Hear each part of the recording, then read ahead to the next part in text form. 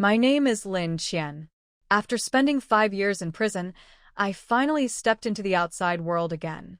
The sun felt foreign on my pale, gaunt face. My body was frail, my old clothes now hanging loosely on me. My leg ached with every step, but I forced myself forward. I was free, yet everything felt unfamiliar. A black Bentley was parked by the road. The window rolled down, revealing Lin Yanshu, my brother. His sharp, cold gaze flickered to my injured leg before he let out a mocking sneer. He hadn't changed at all. I used to crave his approval, trying desperately to win his affection. But when it mattered most, he had chosen to betray me. He testified against me, ensuring my conviction for a crime I didn't commit. Even now, 5 years later, his disdain remained. I didn't respond to his taunts, simply limping forward without acknowledging him. My indifference seemed to unsettle him. He was used to me being eager, desperate for his attention. But I had changed. He told me to get in the car, saying our parents had arranged a welcome dinner. But they were never truly my parents.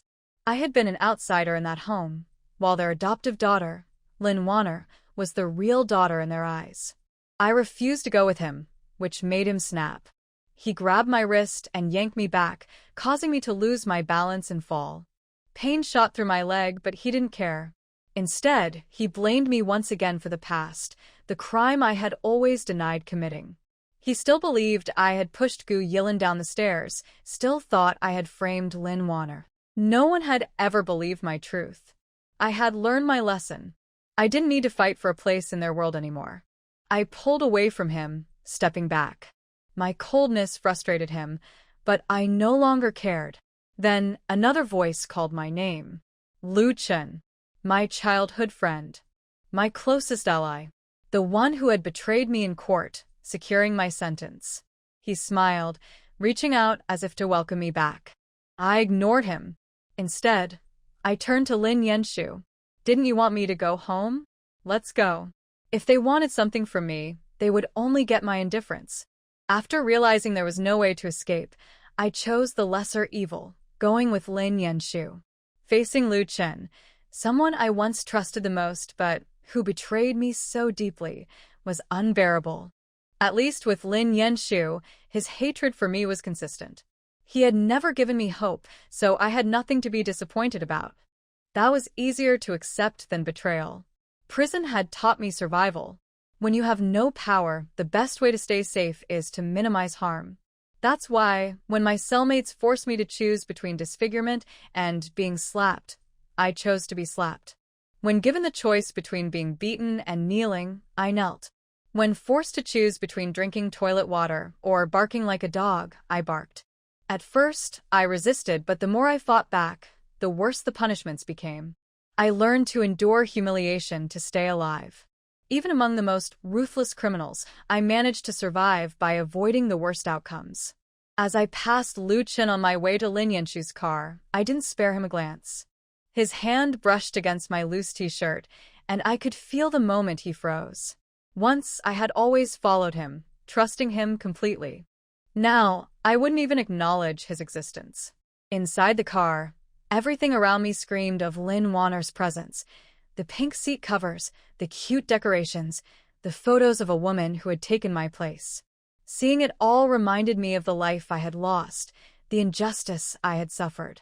I had thought I could be indifferent, but reality still stung. Lin Yanshu spoke, warning me not to cause trouble and to behave for the sake of our parents. He claimed they had missed me terribly, crying over me for years. But if they missed me so much, why had they never visited me in prison?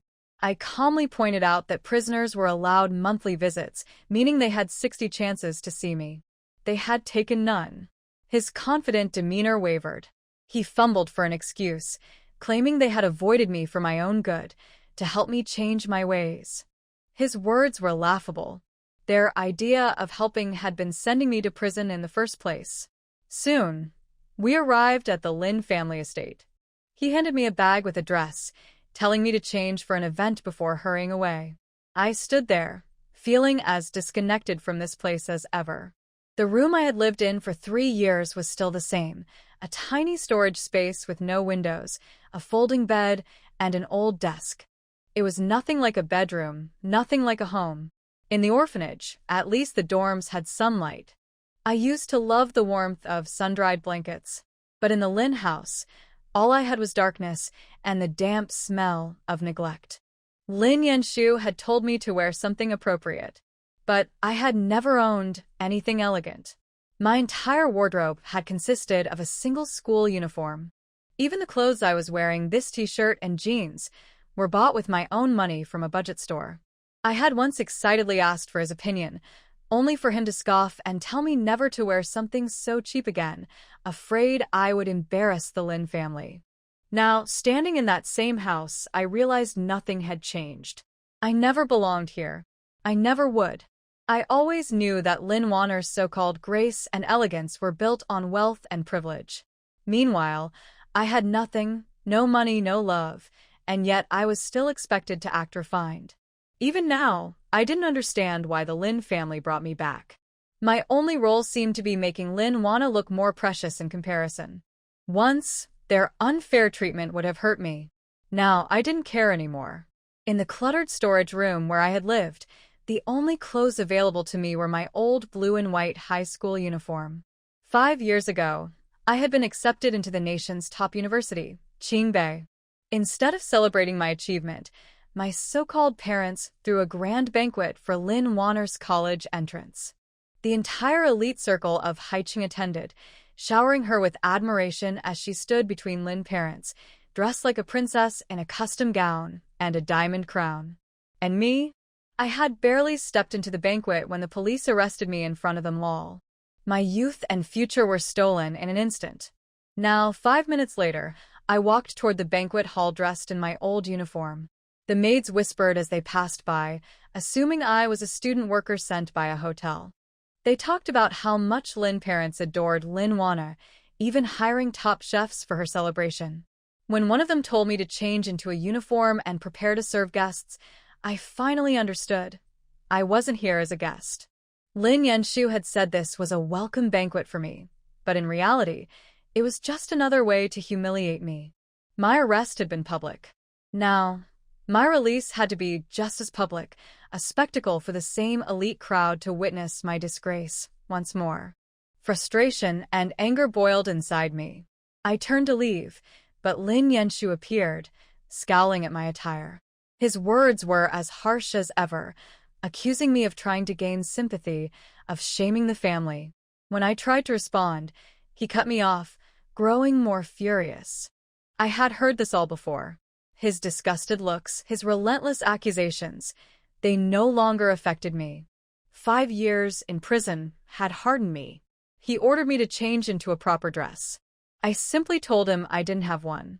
His anger flared. Then why didn't you buy one? I answered truthfully. I had no money. That pushed him over the edge. He sneered, accusing me of being manipulative, of pretending to be a victim. He claimed that for 3 years, I had received a monthly allowance of 50,000 yuan, totaling 18 million. He insisted I could have bought as many dresses as I wanted. I didn't even bother arguing. I knew that no matter what I said, he wouldn't believe me. But then something unexpected happened. Determined to prove me wrong, he called the company's finance department on speakerphone. Check how much money we transferred to Lin Qian over the past 3 years, he demanded. The replies silenced the room. Lin Qian? You mean the eldest daughter? We never sent her any money. The line went quiet. Even I was taken aback. The voice continued. Madam said since Miss Lin Qian came from an orphanage, she lacked proper judgment and would likely waste the money. So, she canceled her allowance.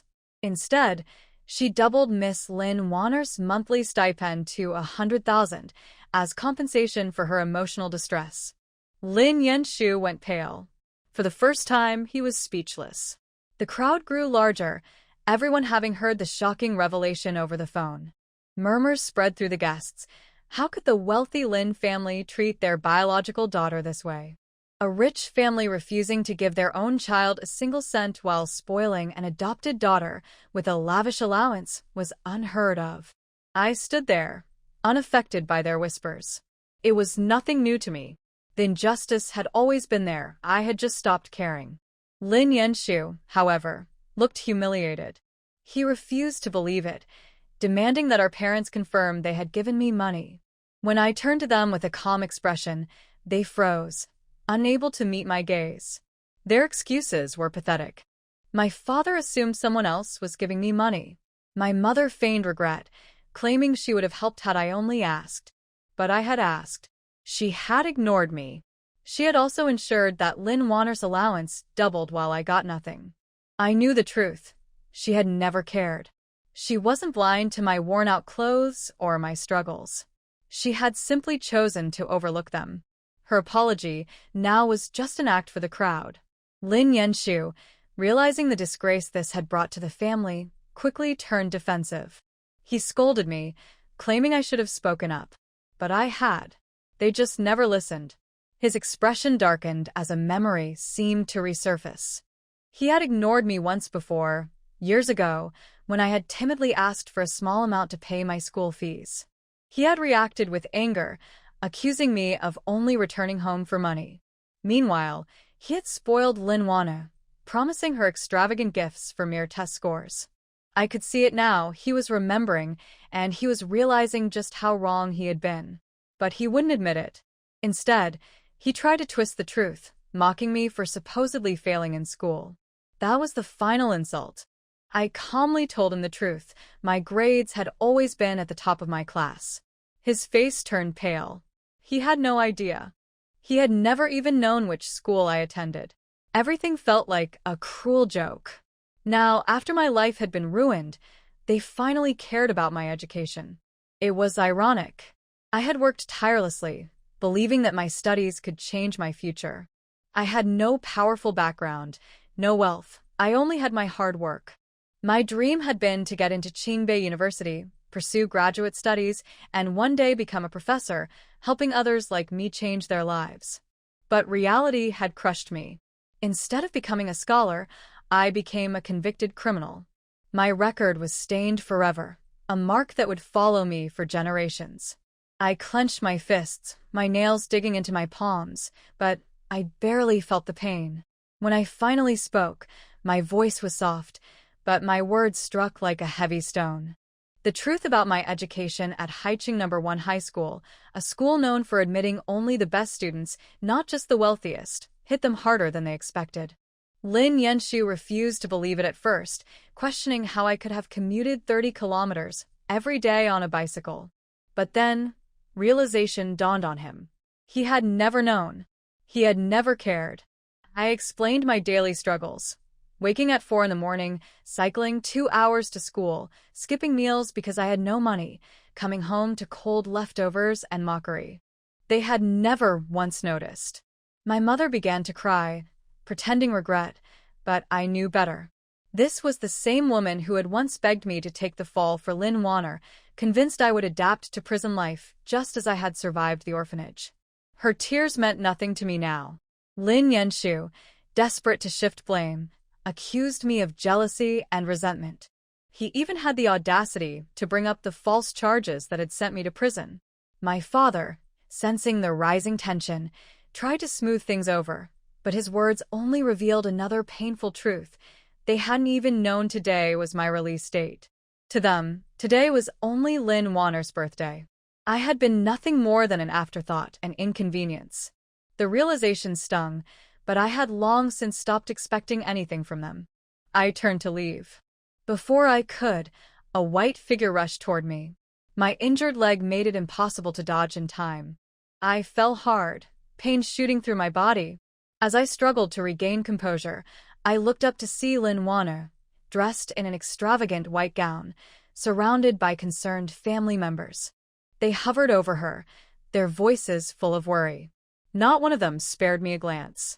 And then, as if on cue, Lin Yenshu turned to me with fury. "Can't you watch where you're going?" I should have expected it. No matter what happened, I was always the one to blame. Lin Xian's anger suddenly rose. She stood up with her hands, but staggered a little because of the pain in her leg. She gritted her teeth and stared at Lin Yenshu fiercely, Young Master Lin is really outspoken. It was obviously she who bumped into me, but you wrongly accused me without any reason. What? You are used to wrongly accusing me, and it doesn't cost anything, right? There are dozens of eyes watching here. Is it me who is blind? Or is it you, young Master Lin, who is blind? Lin Yenshu hurriedly looked around and found that all the guests were looking at him with a subtle look. The guests were all wealthy and noble. Although they looked down on Lin Qian, a labor camp prisoner who had been in prison, their good upbringing did not allow them to confuse right and wrong. Someone couldn't stand it anymore and said something fair. Young Master Lin, it was indeed Lin Warner who bumped into her. We all saw it. One person took the lead, and the others nodded one after another. Lin Yenshu's face turned very ugly, his eyes were cold. He was sure that Lin Qian was deliberately trying to ruin Lin Warner's birthday party and embarrass the entire Lin family in front of the dignitaries of Haiqing. He knew his sister Lin Qian very well. She was the most narrow-minded and vengeful. She could even frame someone. What else could she not do? Lin Yenshu frowned and said sinisterly, "Even if Warner bumped into you, it was accidental. Couldn't you dodge? You clearly did it on purpose." When Lin Qian heard this, she felt her blood rushing up. Her head buzzed. She almost lost her mind. Dodge? She even limped when she walked. She couldn't even walk faster. How could she hide? Oh, right. When she was released from prison, Lin Yenshu looked down on her, thinking that her lame leg was fake. Lin Yenshu only saw Lin Warner being bumped by her. He didn't see that she was also knocked down by Lin Warner. Since they liked to humiliate her so much, she didn't need to care about their face anymore. She lifted her sleeves in front of everyone. Her elbow was bleeding. The glaring red color contrasted sharply with the pale skin around it, which was shocking. Her palm was not spared either. The broken skin was still bleeding. The blood dripped down her fingertips and dripped onto the ground. Lin Qian raised her arms high so that everyone could see clearly. Do I have to deliberately fall like this? I got myself covered with scars just to get a scolding from young Master Lin. Am I a cheap person?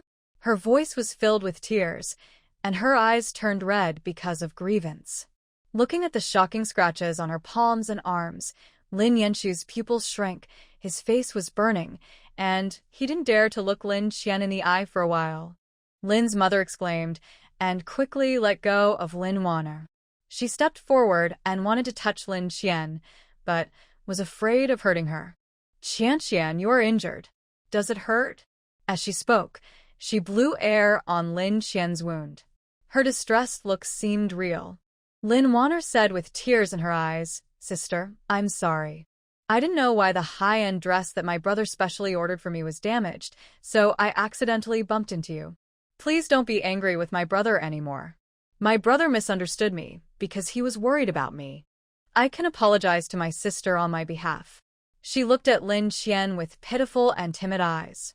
She looked like a pear blossom in the rain when she cried. Even crying was so beautiful. She apologized, but she looked as if Lin Qian had bullied her. During the 3 years in the Lin family, every time Lin Qian was bullied, Lin Warner put on this face of a victim. 5 years have passed, and she has not changed at all. You mean your brother is worried about you so he can frame me at will, right? Lin Qian's expression was as cold as ice. Her eyes were like cold stars, and her whole body was chilling. No, it's not like that. As if frightened by Lin Qian's aggressive momentum, Lin Warner shrank and hid in Lin's mother's arms, tears falling down. "Sister, how could you misunderstand me like this?" Lin's mother hugged Lin Warner distressfully. She sighed helplessly. "Qian, you really misunderstood Wana. Wana has always been sensible. It's not what you said. Today is Warner's birthday. You should apologize to Warner quickly. Say happy birthday, and this matter will be over." Lin Qian raised her eyebrows. "This is not the first time this has happened. Whether I have misunderstood her or not, Mrs. Lin really doesn't know? Do you need me to remind Mrs. Lin that 5 years ago?" "Enough." Lin's mother turned pale and said with guilt, "Don't say any more." "Ha!" Lin Qian sneered. Her laughter was extremely sarcastic. Her biological mother was still the same as 5 years ago, and she chose Lin Wanner without hesitation. Between her and Lin Wanner, she couldn't bear to see Lin Wanner suffer any injustice, but she could cruelly let her own daughter suffer all kinds of injustice and suffering. Lin Qian just felt that it was boring. Enduring the pain in her body, she straightened her spine and limped towards the door. But after taking 2 steps, her arm was firmly grasped by a strong hand. "Explain." Lin Qian turned her head and looked at Lin Yanshu with impatience. "What do you want to explain?" Lin Yanshu wanted to get angry, but when he met Lin Qian's eyes full of hatred, his heart trembled suddenly. After all, he suppressed his anger and tried to speak in a calm tone. "What's the matter with Wanner's dress?" The feathers on the haute couture dress Lin Wanner was wearing were layered and shone slowly in the sun, which was extremely beautiful. However, there was a large piece of feather missing at the hem of the skirt, which was obviously plucked off by someone. Lin Qian clenched her palms into fists, and her body trembled slightly with anger. "So, Master Lin thinks that I deliberately damaged your sister's dress?" she asked back in a cold voice. "During the whole process, you were the only one who got into my car, and you were the only one who had the opportunity to touch the dress." Lin Wanner's tears immediately fell, and her voice choked. "Sister, why did you do this?" Mother Lin couldn't bear to see Lin Wanner being wronged, but she couldn't blame Lin Qian, so she couldn't help but sigh and said softly, "Qian, Mom knows that you have resentment in your heart, so you did this. Let's forget about this today, but you can't do it again in the future. TSK." This cold sneer suddenly interrupted Mother Lin. Lin Qian stared at Mother Lin's eyes and said word by word, "Master Lin's car has a dashcam. Whether I have tampered with Miss Lin's dress, you can check the dashcam to know." After saying that, she faced Lin Yanshu again.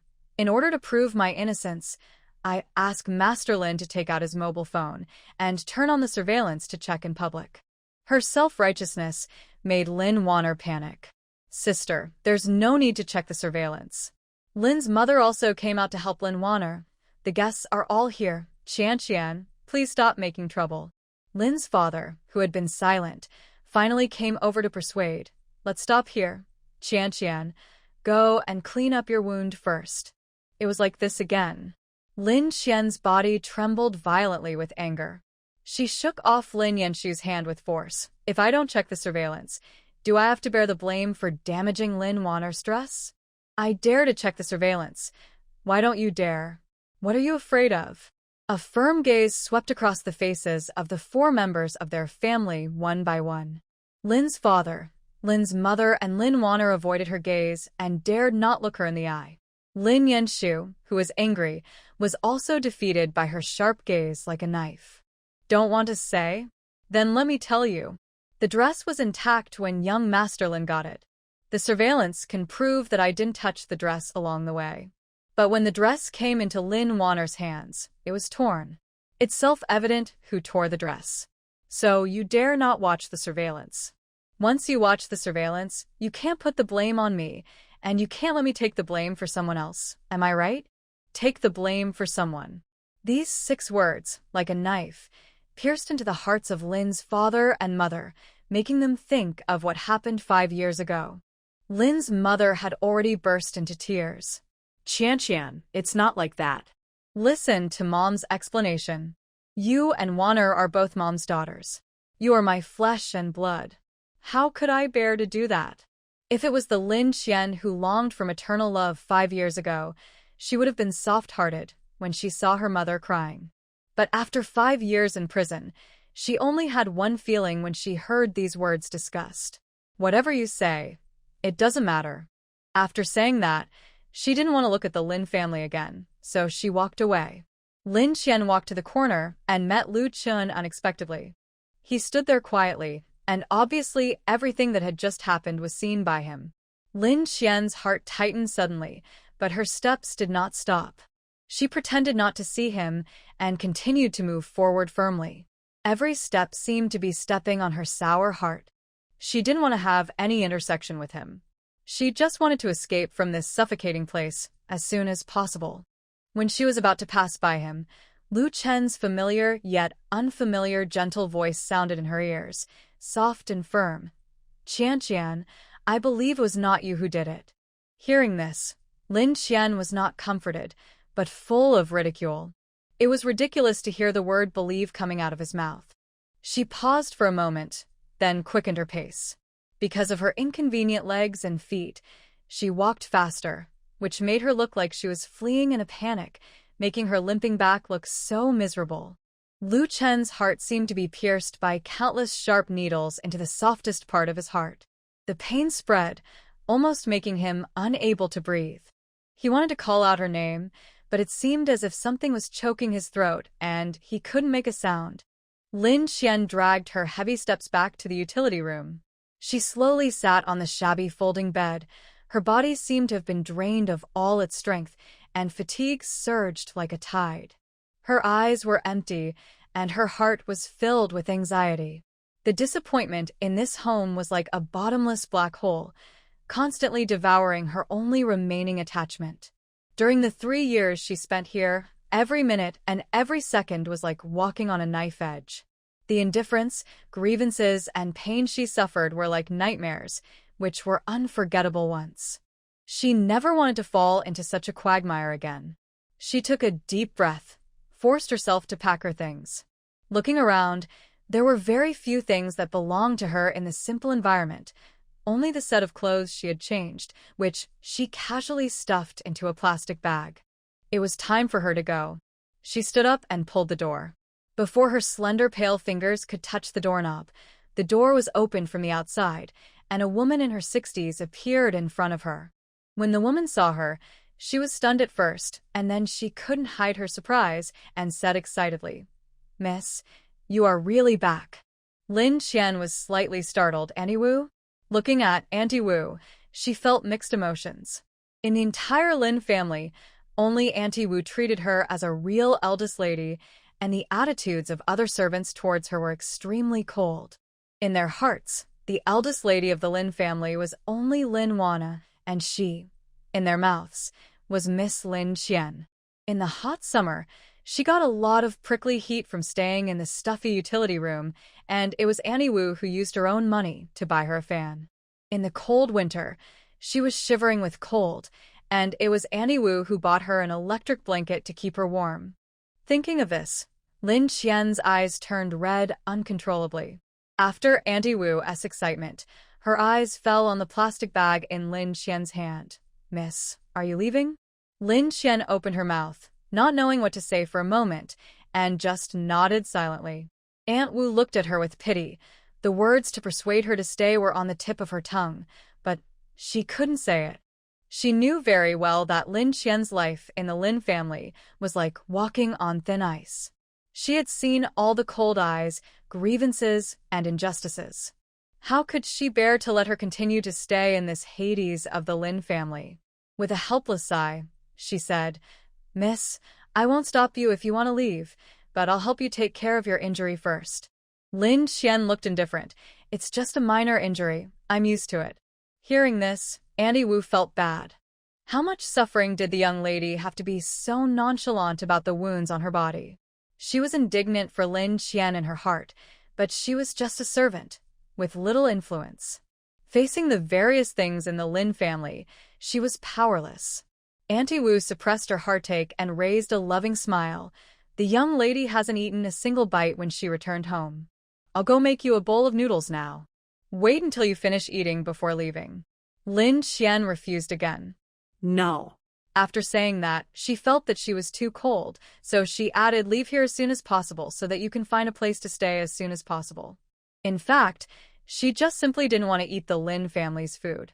Now she is very poor, and in poor health. She has nothing left, and all that is left is her pitiful backbone. Even if she goes out to beg, she doesn't want to stay in the Lin family and be looked down upon. Anyone can make her angry, except the Lin family. The Lin family owes her, and the Lin family doesn't deserve it. "Auntie Wu, I'm leaving." Auntie Wu was very reluctant to let her go. She took out of money from her pocket and stuffed the money into her hand. "Miss, take it for your travels. Take care of yourself when you are out there alone," Auntie Wu said, and finally couldn't hold back her tears and slid down her cheeks. Lin Qian wanted to refuse, but Auntie Wu was firm. You are a girl with no money out there. You can't live under a bridge. Lin Xian gritted her teeth, and tears flowed silently. People who had nothing to do with her knew how to feel sorry for her. Why didn't her biological parents and brother know how to feel sorry for her? Lin family garage. Lin Yanshu sat in the car and checked the dashcam. During the 15 minutes of driving from the prison to home, Lin Xian kept her hands on her legs and her body pressed against the car window, and she kept it like this all the way. Not to mention tampering with the dress. She didn't even look at the dress. Thinking of the scene of them framing her and her cold face confronting them, Lin Yanshu felt depressed, and guilt and self-blame almost overwhelmed him. He looked ahead with empty eyes, and Lin Xian's cold and resolute eyes kept appearing in his mind. In memory, she loved to laugh. Every time he came home, she would greet him with a smile, call him brother affectionately, serve tea and water, and run around saying, "Brother, you have worked hard at work." But now, why is it like a different person? Lin Yanshu just felt a headache, closed his eyes, and leaned tiredly on the leather seat. After an unknown amount of time, Lin Xian's gentle voice suddenly came from a distance. "Annie Wu, you don't need to see me off, just go back. Miss, you must be careful. If you encounter any difficulties, call me." Lin Yanshu suddenly opened his eyes and saw Lin Xian and Auntie Wu standing in front of the villa. The two exchanged pleasantries for a while, and Lin Xian turned to leave. Seeing this, Lin Yanshu hurriedly got out of the car and shouted at Lin Xian, "Lin Xian, where are you going?" This shout sounded like thunder in the silent courtyard, and Annie Wu was frightened and trembled all over. "Young master, why are you here, aren't you?" Lin Yanshu glanced over coldly, frightening Auntie Wu to shut up, and then he coldly ordered Lin Xian, "Lin Xian, stop right there." However, Lin Xian seemed not to hear it, and continued to limp forward. Her attitude of ignoring her made Lin Yanshu's heart tighten. An idea immediately emerged in his mind. Lin Xian was going to leave the Lin family. He was extremely anxious. He rushed to Lin Xian's back with big strides and grabbed her arm. "Are you deaf? Can't you hear me when I told you to stop?" Lin Xian turned around and saw that it was Lin Yanshu. Her face changed.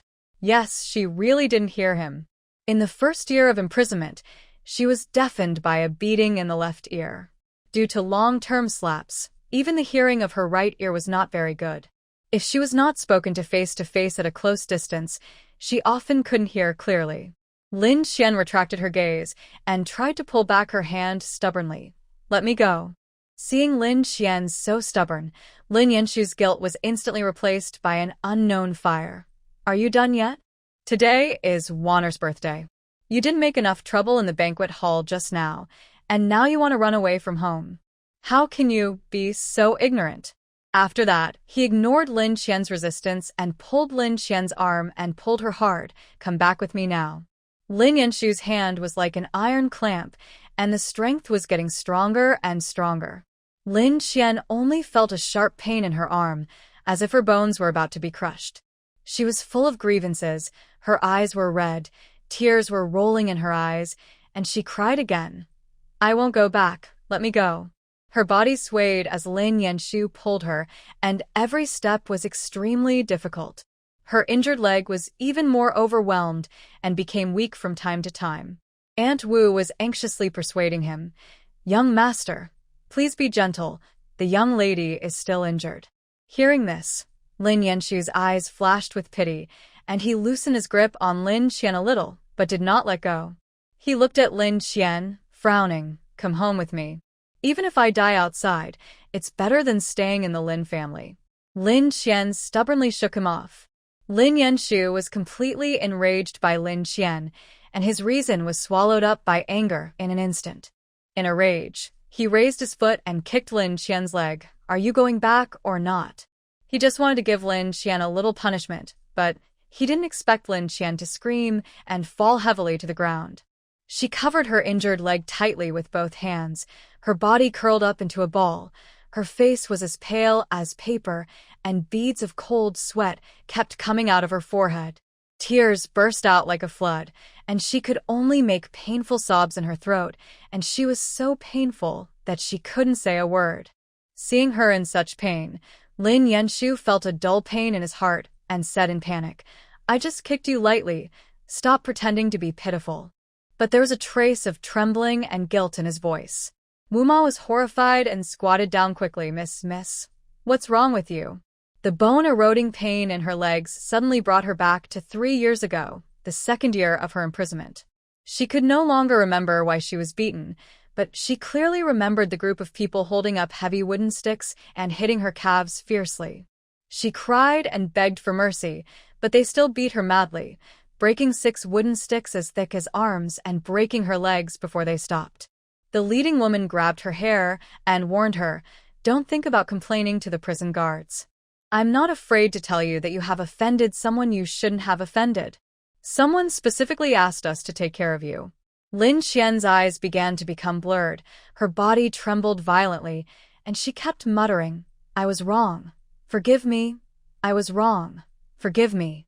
The voice was full of fear and despair, like a wounded little animal wailing helplessly. Wuma had already burst into tears and asked anxiously, "Miss, what's wrong with you?" "It hurts. It hurts so much." These 4 short words were like a steel needle piercing Lin Yenshu's heart. "I didn't use any force. How could it hurt you?"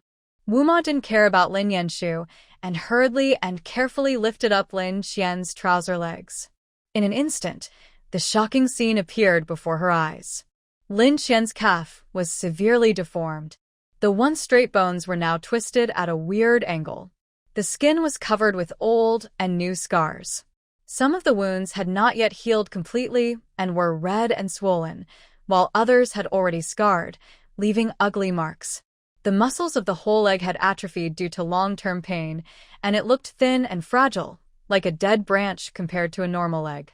Lin Yenshu's eyes were fixed on Lin Qian's horrible legs. His body was frozen in place, as if it had been cast under a spell. His brain seemed to have suffered a heavy and instantly fell into dizziness. How could this happen? He was fine when he was imprisoned. How could he be? He muttered to himself. It seemed that he suddenly thought of something, and then he could no longer speak. That was a prison, a place where criminals were imprisoned. How could the 18-year-old Lin Qian have a good life in it? His heart broke into pieces, and his eyes quickly turned red. He gritted his teeth, endured the severe pain in his heart, stepped forward, picked up Lin Qian, and rushed into the villa, regardless of everything. His steps were hurried and flustered, but when he reached the living room, he was shocked to realize that he didn't even know which room Lin Qian lived in. For so many years, he cared so little about his sister. Lin Yenshu closed his eyes. "Auntie Wu, where is Qianqian's room?" "Young master, this way." Auntie Wu hurriedly led the way. Lin Yenshu followed closely behind Auntie Wu, but the more he walked, the tighter his brows frowned. He never knew there was such a remote room in the house. When Auntie Wu pushed open the door of the utility room, Lin Yenshu saw a cramped, dark, damp, cluttered room without even a window. His pupils gradually dilated, and his eyes were full of astonishment. "Qianqian live here?" In this small space, there is only a worn-out folding bed and a few simple daily necessities. The rest are all sundries. The walls are yellowed and emit a musty smell. There are spider webs in the corners. Seeing such a living environment, Lin Yenshu was furious. "Auntie Wu, how do you do things?" "Qianqian is my biological sister. Who allowed you to let her live here?" Auntie Wu was wronged and helpless.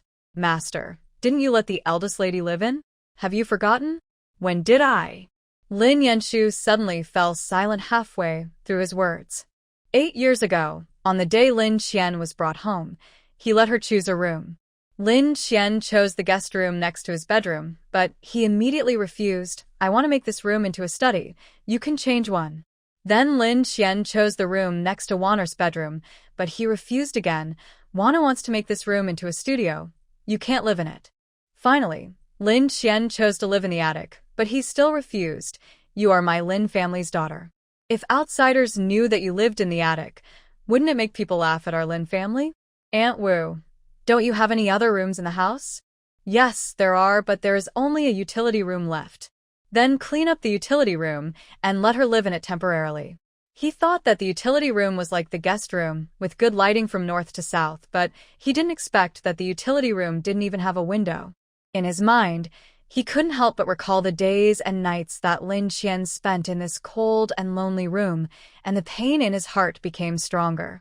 In such a large villa, even the servants had their own independent bedrooms, but his own sister had to live in a dark and damp utility room for 3 years.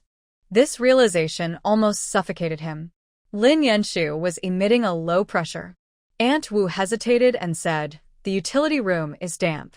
Why don't you send the eldest daughter to my room?" "No need." Lin Yanshu refused.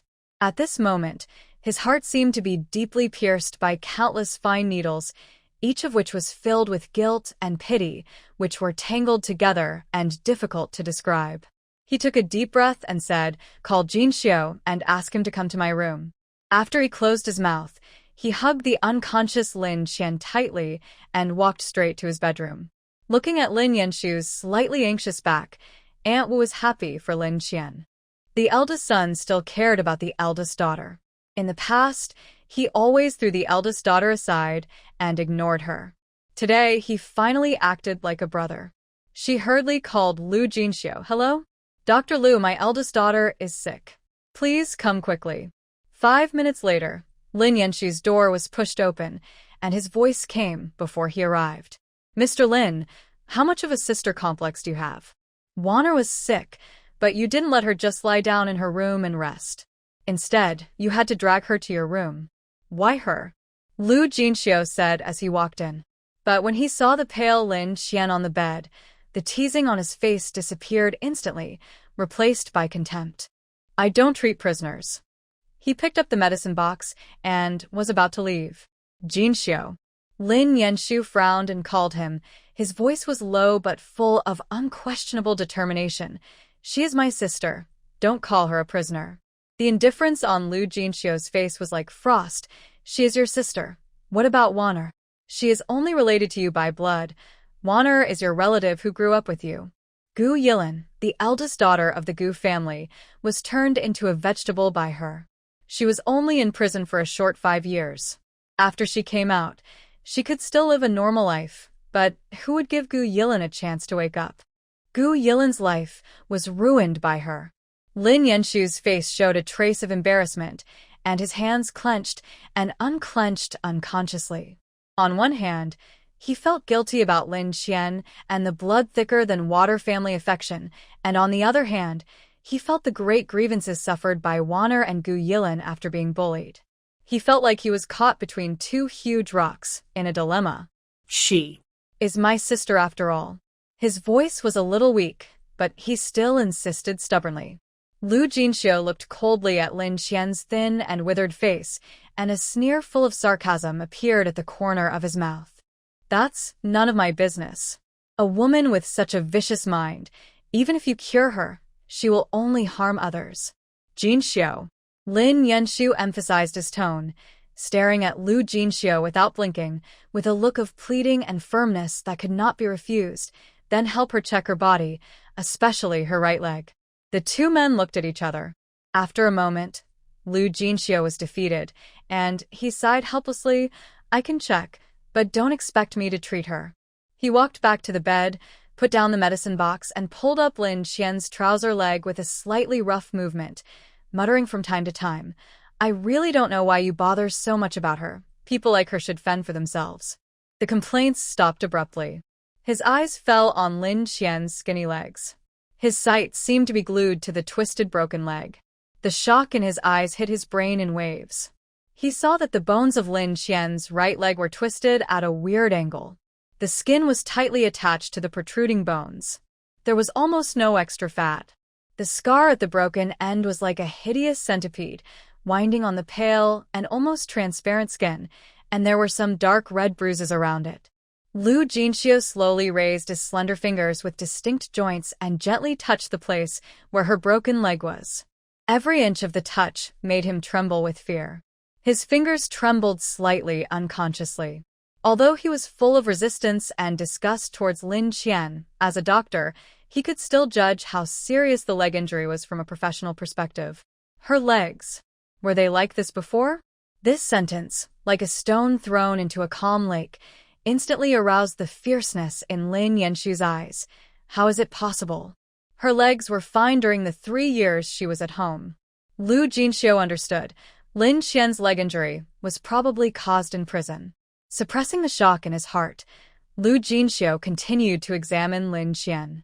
As the examination deepened, his brows furrowed tighter and tighter, and the expression on his face became more and more solemn.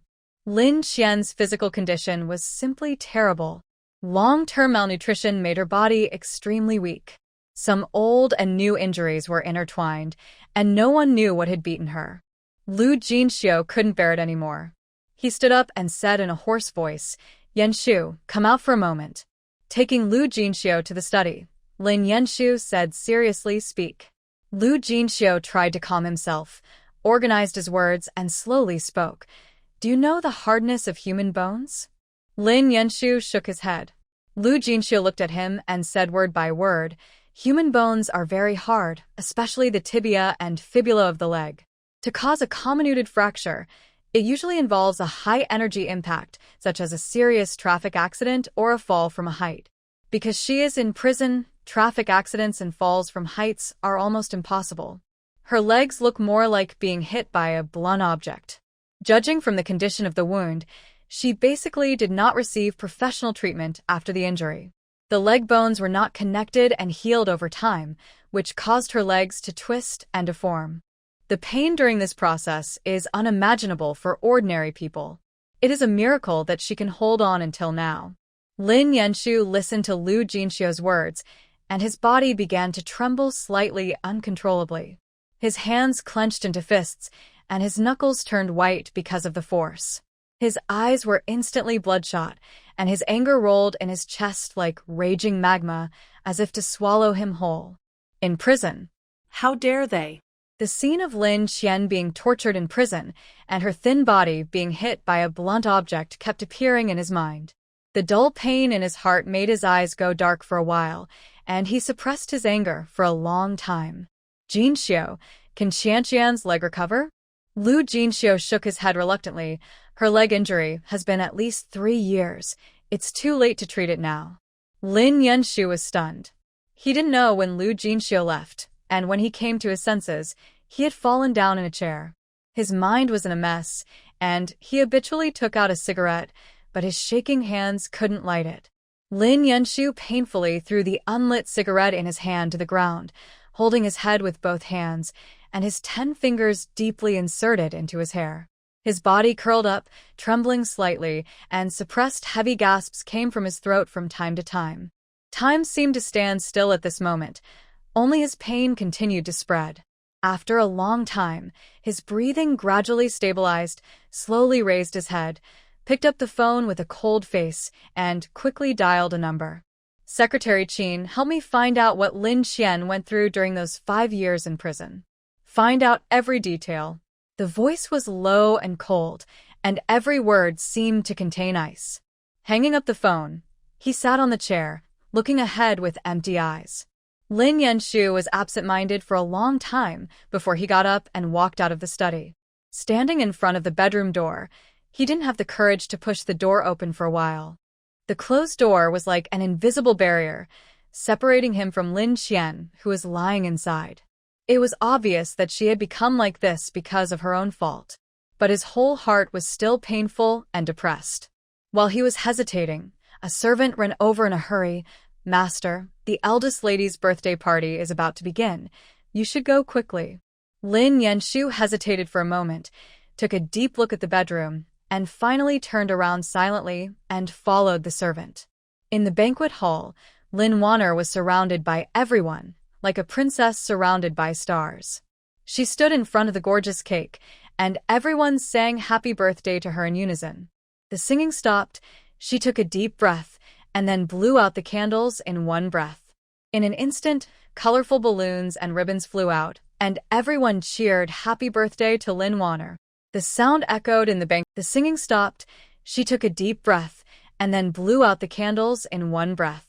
In an instant, colorful balloons and ribbons flew out, and everyone cheered happy birthday to Lin Wanner. The sound echoed in the banquet hall for a long time. Lin Yenshu stood in the crowd, looking at the bright, smiling faces, and his mind would involuntarily emerge the weak and pale appearance of Lin Qian lying on the bed. He wanted the wine flow down the corner of his mouth and wet his collar. He didn't care and drank one glass after another, as if he was fighting against the pain and guilt in his heart. After a while, he staggered and swayed, and the shouts and laughter of the people around him became vague and distant in his ears. With the last bit of vague consciousness, he staggered out of the banquet hall. Before he even walked into the bedroom, he felt a surge of discomfort in his stomach. He rushed into the bathroom and vomited violently while leaning against the sink. After vomiting, he gasped for air, and his chaotic mind finally became somewhat clear. He turned on the faucet and poured cold water on his face. This time his mind was completely clear. He supported himself on the sink with both hands, raised his face full of water droplets, and looked up at the mirror. In the mirror, his hair was messy and stuck to his forehead. Water droplets kept sliding down his hair, and his angular face looked even sharper. He laughed at himself. I'm not wrong. Why torture myself? I'm really crazy. At this time, the phone suddenly rang. He took it out and saw that it was Secretary Qin calling. Lin Yenshu wiped the water droplets on his face and then answered. Hello. President, I have found out everything you asked me to check. Go ahead. Lin Yenshu's voice was cold. Secretary Qin hesitated. Lin Yenshu was displeased. What? President, you have to be mentally prepared. Secretary Qin's voice was unusually suppressed. Lin Yenshu's heart shrank, realizing that Secretary Qin's next words might be cruel, but he still said firmly, well, go ahead. Secretary Qin on the other end of the phone took a deep breath and then told Lin Qian about what happened in prison. President, Miss Lin Qian has been beaten almost every day since she entered prison, including but not limited to slapping, forcing her to drink toilet water, not allowing her to sleep, forcing her to kneel and kowtow to suffer humiliation, and stabbing her with needles if she doesn't obey. Lin Yenshu's fingers gripping the phone suddenly tightened, and even his breathing became disordered. He gritted his teeth and said, Where do we get needles in prison? Because Miss Lin Qian is going to learn embroidery in prison, so. Lin Yenshu's forehead was bulging with veins, and he suppressed his anger. Go on. The worst beating Miss Lin Qian received was when the prisoners broke her legs with 6 wooden sticks as thick as an adult's arm and sent her directly to the hospital. Lin Yenshu's heart felt like it was being dug out. He trembled all over in pain, and his eyes were bloodshot. President, I also found out that someone asked those prisoners to take special care of Miss Lin Qian, and all the prisoners who beat her had their sentences reduced. A year ago, Miss Lin Qian was hospitalized again, but I didn't find out why she was hospitalized that time. She must have been beaten very badly because after she was discharged from the hospital, the prison changed her to a single room, and she was never beaten again. This time, Lin Yenshu's anger was particularly turbulent, and he couldn't suppress it no matter how hard he tried. Who? Secretary Qin has been following Lin Yenshu since he took the position of president. He is the person who knows his boss best and immediately realized what he was referring to. It's President Gu Beichun, Gu Yilin's brother. Lin Warner, es betrothed Fianz. To be precise, it should be Lin Qian's fiancée. After all, Lin Qian is the real daughter of the Lin family. The air seemed to condense, and the silence lasted for a long time. Secretary Qin's cautious voice came, President? Cancel all cooperation with Gu's and do our best to block Gu's industry. Lin Yenshu's voice was hoarse and cold, and Secretary Qin couldn't help trembling in his heart. President, if you do this, our Lin Group's industry will also be affected.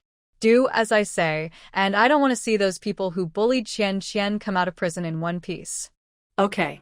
Lin Yenshu slowly put down his phone, his hands hanging weakly on both sides of his body, his mind full of Lin Qian struggling when she was beaten.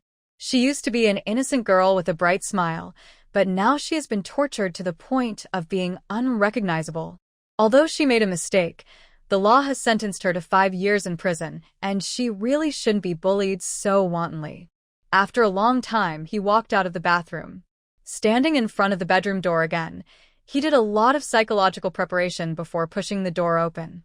However, before he stepped in, he heard Lin Qian's low begging for mercy. "I was wrong. I am guilty." Don't hit me. The nightmares, like knives, stabbed Lin Yanshu so hard that he no longer had the courage to take a step forward. He quickly closed the door to block out the sounds inside and hurried into the study. Late at night, the study was dark. Lin Yanshu's cell phone kept ringing for a long time, but no one answered until it hung up automatically. On the other side, Lin's father, who was sleeping soundly, was awakened by the ringing of the phone. He fumbled around on the bedside table to find his cell phone. "Hello?" He didn't know what was said on the other end of the phone. Lin's father, who was still sleepy a second ago, suddenly sat up from the bed the next second. What? This roar woke up Lin's mother as well. "Why are you making such a fuss in the middle of the night?" Father Lin was so angry that his face turned red and his neck became thick. That rascal Lin Yanshu actually terminated the cooperation with Gu Corporation. In less than one night, Gu Corporation lost 1 billion yuan. Impossible. Why is it impossible? Bei Chen even called in person to ask for an explanation. Father Lin threw off the quilt and got out of bed. He angrily walked to Lin Yanshu's bedroom and kicked the door open. Father Lin began to question Lin Yanshu. "Get out of here. Why did you remove it without permission?" The rest of the words were all stuck in his throat. He stared blankly at Lin Qian on the bed, his brain unable to think for a while. Lin Qian was awakened by his roar. She slowly opened her eyes and was also stunned. She couldn't react to where she was. Mother Lin exclaimed as soon as she came in, "Qian, why are you sleeping in your brother's bed?" Lin Qian was stunned. "Brother? Lin Yanshu? Does he hate her very much? Why did he carry her into his room? You know, during the 3 years of the Lin family, Lin Wanner could enter and exit his bedroom at will, but she was never allowed to set foot in it." Father Lin and Mother Lin's faces were very ugly. They looked around for Lin Yanshu, but there was no sign of Lin Yanshu in the bedroom. Father Lin asked Lin Qian with a sullen face, "Where is your brother?" Lin Qian glanced at him indifferently and said nothing. She got out of bed slowly and then limped out. But Lin's father and mother blocked her way at the door. Seeing that the two had no intention of moving away, Lin Qian frowned slightly and said, "Please make way." Lin's father was angry because Gu and Lin's companies had stopped cooperating. Now that Lin Qian treated him indifferently, like a stranger, he was even more furious. "I'm your father. How can you treat your elders like this? You really have no manners at all. I don't know who gave you all these bad habits." Lin's mother hurriedly tried to smooth things over. "Old Lin, why are you so mean to your daughter? If you have anything to say, just say it nicely." Lin's father snorted coldly. "Then ask her why she ran to her brother's room instead of sleeping in her own bedroom? She's in her 20s, and she's not a child anymore. She started to make trouble on the first day she came back. Even if he's your own brother, you can't run over to sleep in his bed in the middle of the night, right? I'm mean to her for her own good. Why wouldn't I be mean to Wanner? Wanner wouldn't do such a dirty thing. Who knows what she's thinking? Maybe." All right. Lin's mother interrupted him hurriedly. But even if he didn't say it, anyone could guess what he was going to say. Lin Qian's heart ached. She knew that the Lin family didn't like her, but she never thought that her image in her biological father's heart would be so bad. Lin Yanshu is her biological brother. What could she be thinking? Only those who can say such words are truly despicable. She concealed the hurt in her eyes, and when she looked up, her expression was silent. "Are you done? If you are, please make way, I want to go out." Father Lin was so angry that his chest heaved, and he stood there motionless, his eyes becoming colder and fiercer. Mother Lin's worry became even worse. "Qian, why are you so stubborn? Tell your dad where your brother is?" "I don't know." As she said that, she turned sideways and tried to squeeze past the two of them. Suddenly, her arm was grabbed by a cold big hand and thrown back hard. Lin Qian fell to the ground immediately, and her injured leg was twisted again. She was in so much pain that she lay on the ground and couldn't get up. Mother Lin exclaimed, "Old Lin, You're crazy. If you don't make it clear today, don't even think about leaving this door. Lin Qian endured the pain and raised her eyes, and met the fierce eyes of Father Lin. The other party's eyes were full of malice. It was not like the look of a father looking at his daughter, but rather like looking at a prey that he could control at will. She hated this look and couldn't help wanting to escape. She supported herself with her hands and slowly stood up, pretending to be calm, and said, I really don't know where young Master Lin is. Instead of asking me, why don't you call him? Yes, call him. Mother Lin hurriedly dialed Lin Yanshu's number. The next second, they heard the phone ringing from the study next to the bedroom. Father and Mother Lin looked at each other and hurried to the study. As soon as they opened the door, a strong smell of alcohol hit them. Turning on the light, they saw Lin Yanshu sitting on the ground with his back against the wall, with empty bottles at his feet. Stimulated by the light, Lin Yanshu frowned and slowly opened his eyes. Seeing this, Lin's father became even more angry, pointing at him and yelling, Look at what you look like now. Lin Yanshu shook the bottle in his hand carelessly, and when he saw that there was no wine, he threw it aside. Lin's father was very angry. Tell me, why did you suddenly terminate the cooperation with Goose? Goose is our important partner, and Beichen and Warner are still engaged. When you did this, have you ever considered the company? Have you ever considered Warner's feelings? Lin Yanshu raised a mocking smile at the corner of his mouth. His voice was a little hoarse and drunken. When he, Gu Beichen, ordered people to bully Qianqian, did he consider these things? What are you talking about? Lin Yanshu sneered and struggled to stand up. Gu Beichen, he instigated the prisoners in the prison to beat Qianqian, slap her, force her to kneel, fill the toilet with water, and her with needles. Do you know why Qianqian's leg is lame? Because Qianqian's leg was broken. As he counted one by one, Lin's father and mother widened their eyes. Impossible. Lin Yanshu clicked a few times on his phone, and the next second, Lin's father and mother's phones rang. Take a look. This is the information that Secretary Qin found. In the information, lines of cold text and shocking photos ruthlessly exposed the inhuman treatment that Lin Qian suffered in prison. Lin's mother covered her mouth unconsciously with her hands, and tears burst out. Lin's father's eyes became complicated, his brows were furrowed, and he slowly spoke for a long time. Yanshu, you are still too impulsive. Lin Yanshu raised his eyes expressionlessly. Do you want me to watch my sister being abused and do nothing? Lin's father was silent for a long time and sighed heavily. You are hurting the enemy 1,000 times and hurting yourself 800 times. Dissolving the cooperation between the two companies will not benefit our Lin family in any way. As if to confirm his words, his mobile phone rang immediately. After answering the call, Lin's father's face became more and more ugly. Yanshu, because of your decision, our Lin group lost 1 billion. Lin Yanshu's expression changed. His lips trembled slightly, but he finally pursed his lips tightly and remained silent. Lin's mother, who was standing by, had already lost her composure. She paced anxiously on the spot, rubbing her hands constantly. What can I do? What can I do? Lin's father slowly exhaled. The only way is to resume cooperation with Goose. After that, he dialed Gu Beichen's number. The moment the call was connected, the air in the study seemed to freeze. Lin's father's expression kept changing as the call progressed. His brows sometimes frowned and sometimes relaxed. Finally, the call ended, and Lin's father slowly put down the phone. Seeing this, Lin's mother's voice was filled with a trembling expectation. What did Beichen say? He said that he could cooperate with him again, but he asked Qianqian to go to the hospital tomorrow to kowtow to his sister and apologize. At this moment, Lin Warner's voice suddenly rang. Sister, it's so late. What are you doing standing at the door of my brother's study? Lin Qian looked at Lin var närkomlig. Before she did anything, Lin Warner seemed to be frightened. She trembled, stepped back, and her face turned pale. Sister, please don't look at me with such hatred, okay? I'm scared.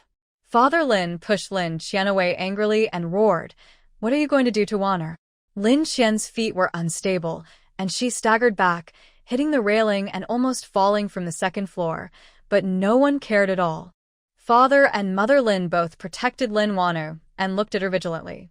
Lin Yanshu opened his mouth to blame her, but when the words came to his lips, he thought of the bullying she suffered in prison, and he couldn't say those hurtful words. Lin Qian's eyebrows were cold, but her slightly raised lips still revealed her sarcasm. This is her family. As long as Lin Wanu showed a little bit of grievance, she would become the target of public criticism. When she cared about this family, their eyes and words could affect her emotions. Now she didn't care anymore. When faced with their misunderstanding, her heart was calm and she could not feel any emotion. She didn't explain and lowered her eyes. This look of not caring about what others said made Lin Yanshu feel heartbroken and couldn't help but care about her. You bumped into something. Does it hurt? Lin Qian looked up at him in surprise. For a moment, she couldn't connect him with the man who used to humiliate her with words. Habits are really terrible. She was not used to him caring about her a little. It doesn't hurt. The pain of a bump was not even 1/10,000th of the pain of a broken leg. Just now. Did you hear everything? Lin Qian was startled at first, then realized what he meant and said softly. So, there was no more news. Is that the end? In order to vent her anger, he interrupted the cooperation with Goose, causing Goose and Lin's to evaporate 1 billion overnight.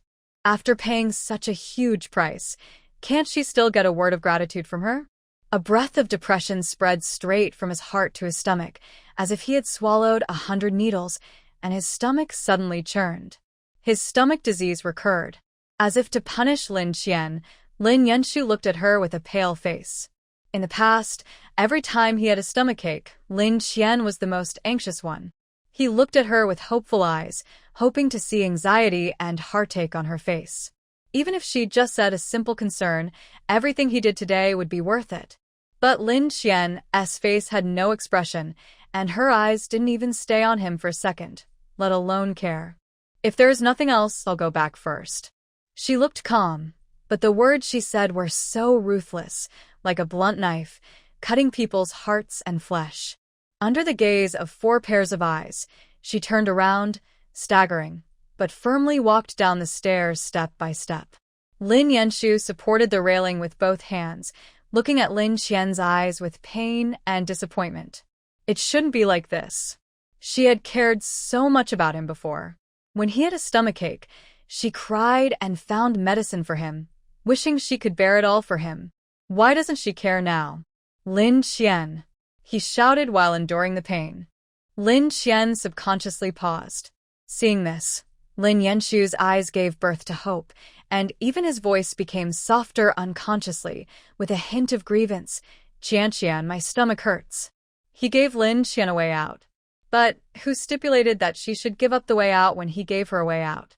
Lin Qian raised her eyes and looked up at Lin Yanshu, with a hint of sarcasm at the corner of her lips. Young Master Lin has a stomachache. You should call a doctor, not me. Lin Yanshu heard the sound of his own heartbreak, and all his expectations seemed ridiculous under her calm expression. The pain instantly swept through his body, and his body could no longer support him, sliding to his knees. But his hands were tightly grasping the railings, and he looked at Lin Qian through the gap between the railings. Lin Qian turned around and didn't care about him. Her ruthlessness made Lin's father furious, and he roared at Lin Qian's back, Lin Qian, get back here and get medicine for your brother immediately. Lin's mother cried and begged her, Qian, you took care of your brother's stomachache before. How can you just stand by and watch this time? We are flesh and blood. Why make such a fuss? Even Lin Wanu began to condemn her with confidence. Sister, I know you have resentment in your heart after being in prison for 5 years, but you can't joke with your brother's life. Don't you know best which medicine is most effective for your brother? Lin Qian stopped again. The Lin family thought she was persuaded, but when she turned her head, they found that she was smiling. However, there was a knife hidden in that smile. It turns out that it's not that you didn't see my efforts, but that you saw them but didn't care at all and didn't appreciate them. In that case, I will take them back. From now on, whether you, the Lin family, are good or bad, dead or alive, it has nothing to do with me. Anyway, you have no feelings for me, and it's a good thing that my feelings for you have also worn out. These words were like A to the head, hitting Lin Yanshu's heart hard.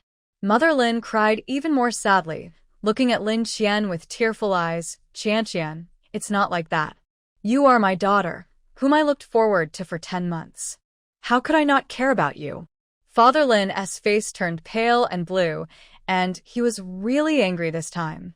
Why did we give birth to a rebellious girl like you, who has no conscience?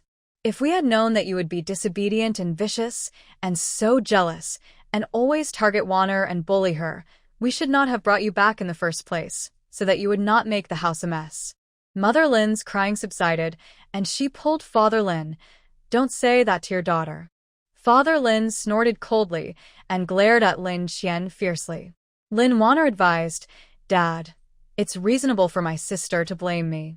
I took my sister's position as the daughter of the Lin family, and I also enjoyed the love of my family that should not belong to me. As long as my sister is happy, I am willing to endure anything. As she spoke, she sobbed softly, Sister, I can go. I just hope you don't make our parents angry again, and don't stand by and watch my brother die, okay? Lin Qian watched their performance calmly. After they finished speaking, she said slowly, Finished? Then I'm going back to sleep. Her indifferent look directly off Lin's father. Lin's father pointed at Lin Qian, his eyes full of disappointment. Didn't you say you have no feelings for this family? Then why did you come back? You are a prisoner, who has been in prison for 5 years. You are a stain on the entire Lin family, who allowed you to come back. You can leave now. No one will stop you. We have been so happy during the years you were away. As soon as you came back, you turned your face to us, as if we owed you anything. Remember, just because your mother and I gave birth to you, we don't owe you anything in this life. Although she knew that they didn't care about her, Lin Qian's heart still ached after hearing what Lin's father said. He didn't even want to pretend that he didn't love her. Fortunately, she hid it very well. From her stubborn appearance, no one could see the hurt in her heart. Okay, she said lightly. Lin's father frowned. What did you say? Looking up, looking at the family of 4 standing on the 2nd floor solemnly, Lin Qian said calmly, Okay, I will leave the Lin family now and sever ties with the Lin family from today. Mr. Lin and Mrs. Lin, rest assured, I will never bother you in the future. Even if I die outside, I will never come back, she added in her heart. After saying that, she no longer had any nostalgia for this family. She had been hurt so badly in those 3 years that she had already learned her lesson. How could she dare to expect the affection that did not belong to her? This time, she walked very fast. Her tight, broken leg hurt a lot, but she gritted her teeth and persisted. There was finally light in her dark eyes, which was the light that was about to remove the shackles and embrace freedom. In a short while, she opened the door of the living room and walked out. She didn't linger at all, and she never looked back. Her back was resolute. Lin Yanshu's pupils shrank suddenly, and he wanted to chase Lin Qian, but he didn't even have the strength to stand up because of the pain in his stomach. He could only roar at the slowly closing door. Lin Qian, come back here! This roar echoed in the huge living room and consumed all his strength. But Lin Qian didn't look back. She only vaguely heard someone seem to be shouting something. She didn't hear what it was exactly. After all, the door behind her was closed, and her right ear was not good. Whatever it was, it had nothing to do with her. The moment she stepped out of the Lin family villa, her suppressed nerves finally relaxed. Her steps were very brisk, and after walking for about 5 minutes, a person appeared on the opposite side. In the middle of the night, Lin Qian's heart couldn't help but rise when she suddenly saw the man. She subconsciously avoided the street lights and stood in the dark shadows. The man was in a hurry, and when he got closer, she recognized him at a glance. Lu Jinxiu, Lin Yanshu's friend. Her deepest impression of Lu Jinxiu can be described in 4 words: sarcastic and mean. She still remembered that when she first met him, he scanned her from head to toe and casually commented, "You are so poor. If you didn't look a bit like Yanshu, you really wouldn't be able to tell that you are from the Lin family." When he said this, Lin Yanshu was beside him. He did not stop Lu Jinxiu's malice towards her, but just snorted with an ambiguous meaning. At that time, what she cared about most was not Lu Jinxiu's deliberate difficulties, but her brother's indifferent attitude. She was only 15 years old at that time. She had a family, but when she was bullied, no family member stood up to protect her. She felt that she was like a stray dog at that time. So miserable. Lu Jinxiu walked past her without noticing her in the shadow of the corner. Her eyes followed his figure until he entered the Lin family villa, and she realized that he was probably treating Lin Yanshu.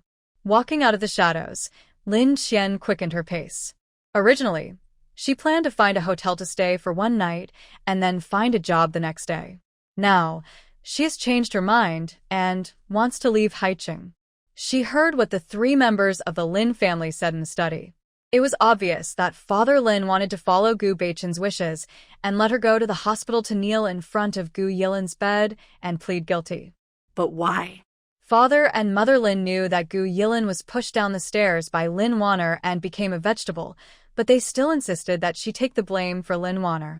She longed for her parents' love and paid the price of 5 years in prison, a broken leg, deafness, and the loss of a kidney. Her body has long been riddled with holes, and she can't bear the burden. Now, they want her to pay for Lin Yanshu's impulse. For the sake of Lin's enterprise, Lin Qian is sure that the Lin family will look for her again. She resents the Lin family and is even more afraid of Gu Beichen. She has experienced Gu Beichen's torture methods in prison. That was the darkest past of her life. She doesn't want to experience it again. Her body can no longer withstand the torture. Therefore, she must leave Haicheng as soon as possible, run away, go to a place where they can't find her, and live the rest of her life in peace. She counted the money in her hand, a full 2,000 yuan, all given to her by Wu Ma. Thinking of Wu Ma, Lin Qian's eyes were wet. She didn't know if she would have the chance to repay her in the future. She stood on the side of the road and stopped a taxi after a long time. "Where are you going?" The driver rolled down the window and asked, "Master, how much does it cost to go to Nancheng railway station? Are you going out of Haicheng? If it's daytime, 300 is enough, but now it's so late, it must be a little more expensive. 550, can you accept it?" Lin Qian got in the car, without hesitation. She had thought it through, leaving Haicheng as soon as possible, and when she arrived at Nancheng railway station, she would take a train to Gangcheng in the northeast of China. It is said that the houses there are the cheapest in the country, only tens of thousands of yuan per set, which is most suitable for people like her to live in. As long as she doesn't go to developed cities, doesn't go to crowded places, and just hides in a remote, cold, and resource-depleted city like Gangcheng, I believe that the Lin family will never find her in her lifetime.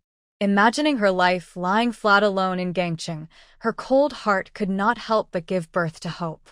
Leaning against the car window, she looked at the beautiful night view of the city center of Haicheng. High-rise buildings are lined up one after another, and the exterior walls of the buildings are decorated with colorful neon lights. Some flash fashionable brand logos, and some display exquisite advertisements, adding color to this prosperous city. The warm yellow halo of the street lamp spreads on Lin Qian's face, adding a touch of softness to her. There are few cars on the road, and the taxi is speeding all the way. 2 hours later, she finally appeared at Nancheng railway station. Lin Qian took her ID card to the ticket office to buy a ticket, and was very lucky to buy a ticket that departed at 1 a.m. She only needs to wait for another hour to embark on her journey to Gangcheng. The waiting room of the railway station is relatively sparsely populated at night, so she found a quiet and deserted corner and sat down to rest.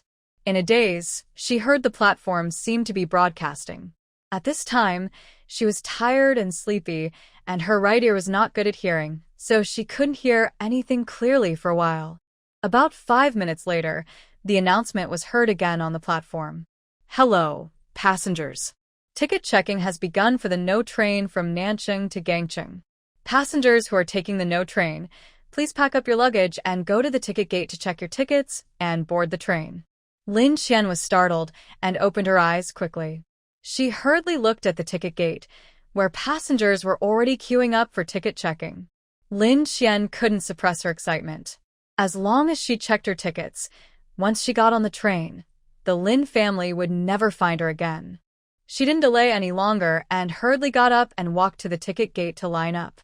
She followed the person in front of her step by step, and when it was her turn, she immediately handed the ticket to the ticket inspector.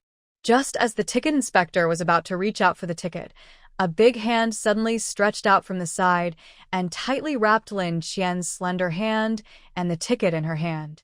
Lin Qian looked back, and her pupils suddenly contracted. Lin Yanshu? How could he be here? The man in front of her had anger in his eyes. His appearance was like a cold snake, tightly wrapping around Lin Qian. Lin Qian was terrified and struggled desperately. But Lin Yanshu's strength was amazing, and he refused to let go. His face was pale, and he gritted his teeth like a living devil. It's so late. Where are you going? Lin Qian didn't care to listen to what he said, and she just wanted to escape. Let me go.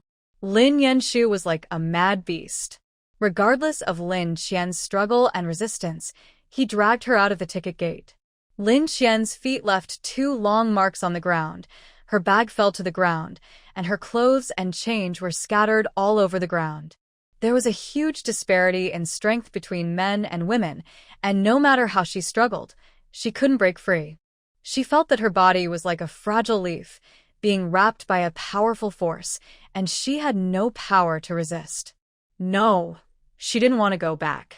Once the Lin family pushed her to Gu Beichen, she would die with that man's cruel means.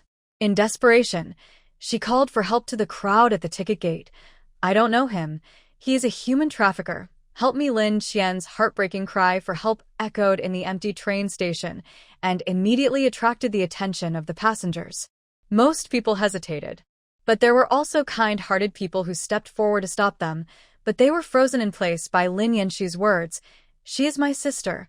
She has some conflicts with her family and wants to run away from home. Are you sure you want to take care of her? The passengers hesitated. Lin Yanshu was tall and straight, wearing a handmade black suit, and his whole person exuded the aura of a superior from head to toe. He didn't look like a human trafficker. I'm not his sister, I'm not. Lin Qian's voice was crying, her eyes were red, and tears kept falling. Even so, no one came forward to save her. Despair rose in Lin Qian's heart. But she still didn't want to give up saving herself. Even if there was a glimmer of hope, she would do her best to pull herself out of the quagmire of suffering. Her eyes quickly swept across the crowd and finally fixed on the face of a woman in her 50s who happened to meet her eyes. Lin Qian's tears burst out, and she cried to the woman with tears in her voice. Mom, the aunt who was originally just standing at the ticket gate hesitating whether to help, heard Lin Qian's mom, and her eyes changed instantly. Hope arose in Lin Qian's heart, and she continued to ask the aunt for help. Mom, save me. The aunt's body seemed to be driven by some kind of power, and she rushed towards Lin Qian, regardless of everything. Not only her, but all the women in the entire station, young or old, all turned their heads when Lin Qian shouted, Mom, save me. The aunt stepped in front of Lin Qian, forcefully opened Lin Yanshu's hand, and shouted, What do you want to do? You are not allowed to take her away. Lin Yanshu staggered after being pushed, and a trace of anger flashed across his face. This is our family affair. Don't meddle in it. The aunt tightly protected Lin Qian with both hands, like a hen protecting her chicks, with a firm look in her eyes. What family affair? I just heard my daughter shouting for help. Lin Yanshu didn't want to waste time talking to her, and was about to grab Lin Qian from her arms. At this moment, a group of women surrounded Lin Yanshu. You look like a decent person, but I didn't expect you to be a human trafficker. Human traffickers should be beaten, beat him, beat him, beat him. At this moment, the maternal brilliance of the woman awakened, kicking and beating Lin Yanshu, and it was impossible for Lin Yanshu to catch Lin Qian again. For the first time in her life, Lin Qian was protected by so many people, and her tears flowed even more fiercely. The aunt patted her back and coaxed her. Don't cry, girl. If you don't want to go with your brother, then we won't go. Lin Qian's crying stopped suddenly. She looked at the aunt in front of her with tears in her eyes and shock. Do you know he is not a human trafficker? The pure handmade custom suit he is wearing is worth at least 6 figures, and the watch on his wrist is a Vacheron Constantine, worth millions. No human trafficker would dress like him. Lin Qian looked at Lin Yanshu. At this moment, Lin Yanshu was surrounded by people and couldn't get away at all. Why? The aunt raised her hand and touched her head. Because you don't want to. Even if he is your biological brother, he has no right to restrict you. Family members don't have to be blood-related. Blood-related members don't necessarily mean they are a good family. If your family makes you unhappy and only brings you pain, then they are not your family, but shackles that bind you. You can abandon them calmly, without any moral burden. Children surrounded by love will not be as skinny as you. Auntie believes that you must have suffered a great injustice, so you want to escape at all costs. Lin Qian burst into tears. Her family could not give her understanding, but she actually felt it from a strange aunt. Annie, thank you, thank you. She had nothing to say except thank you. The aunt pushed her, and her body couldn't help but take a few steps forward. Run away quickly, the farther the better, and never be found by those who hurt you. Lin Qian looked at the aunt deeply, and then ran out of the station with sobs. At this moment, she even forgot that one of her legs was broken. There was only one thought in her mind: run away quickly. If Lin Yanshu could find the Nanqing railway station, he would definitely be able to find out that she was going to Gangcheng. She couldn't go to Gangcheng anymore, and her ID card could no longer be used. She had to hide, pick up trash, beg, or even rely on her own legs. She had to go to a place far, far away from Haicheng. Lin Yanshu's voice was behind her, and she never looked back. This time, she would definitely be able to escape successfully. The exit of the railway station was right in front of her, and hope appeared in Lin Qian's eyes. The moment she stepped out of the exit, a big hand holding a handkerchief suddenly covered her mouth and nose. Before she could struggle, her brain went blank and her consciousness gradually blurred. Faintly, she seemed to hear a teasing voice. Yanshu, your sister is really a worry. Go home. When Lin Qian regained consciousness again, she was already in the car. She just opened her eyes and heard Lin Yanshu's cold and sarcastic voice. She'd woke up. At this moment, her heart sank to the bottom. She tried her best to save herself, but after many twists and turns, she was still caught by Lin Yanshu. This made her previous efforts ridiculous. She didn't make a fuss, nor did she pay attention to Lin Yanshu, but went straight to pull the car door. Why, want to jump out of the car? The door is locked, don't bother. The man's voice rose slightly, as if laughing at her arrogance. Lin Qian looked back at him expressionlessly. Lin Yanshu, do you think you are great at controlling my life? Lin Yanshu looked noncommittal. This look of everything being under control was what Lin Qian hated the most. If you have the guts, watch me every day, otherwise if I can escape once, I can escape a second time. Lin Yanshu's face darkened. You dare. I have nothing left. What else can I be afraid of? Lin Yanshu stared at her, and Lin Qian looked at him, without showing any weakness. For the first time, Lin Yanshu saw Lin Qian's disgust for him in her eyes. She actually hated him? In his impression, Lin Qian should be obedient to him, submissive, and put his feelings first. In those 3 years, he had long been accustomed to her obedience and her unreserved admiration for him. He could not accept that her attitude changed so quickly. For her, he did not hesitate to offend Gu Beichun.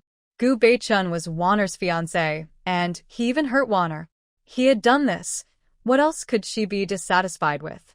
Lin Qian, he said fiercely, if you dare to run away again, I will fire Wu Ma.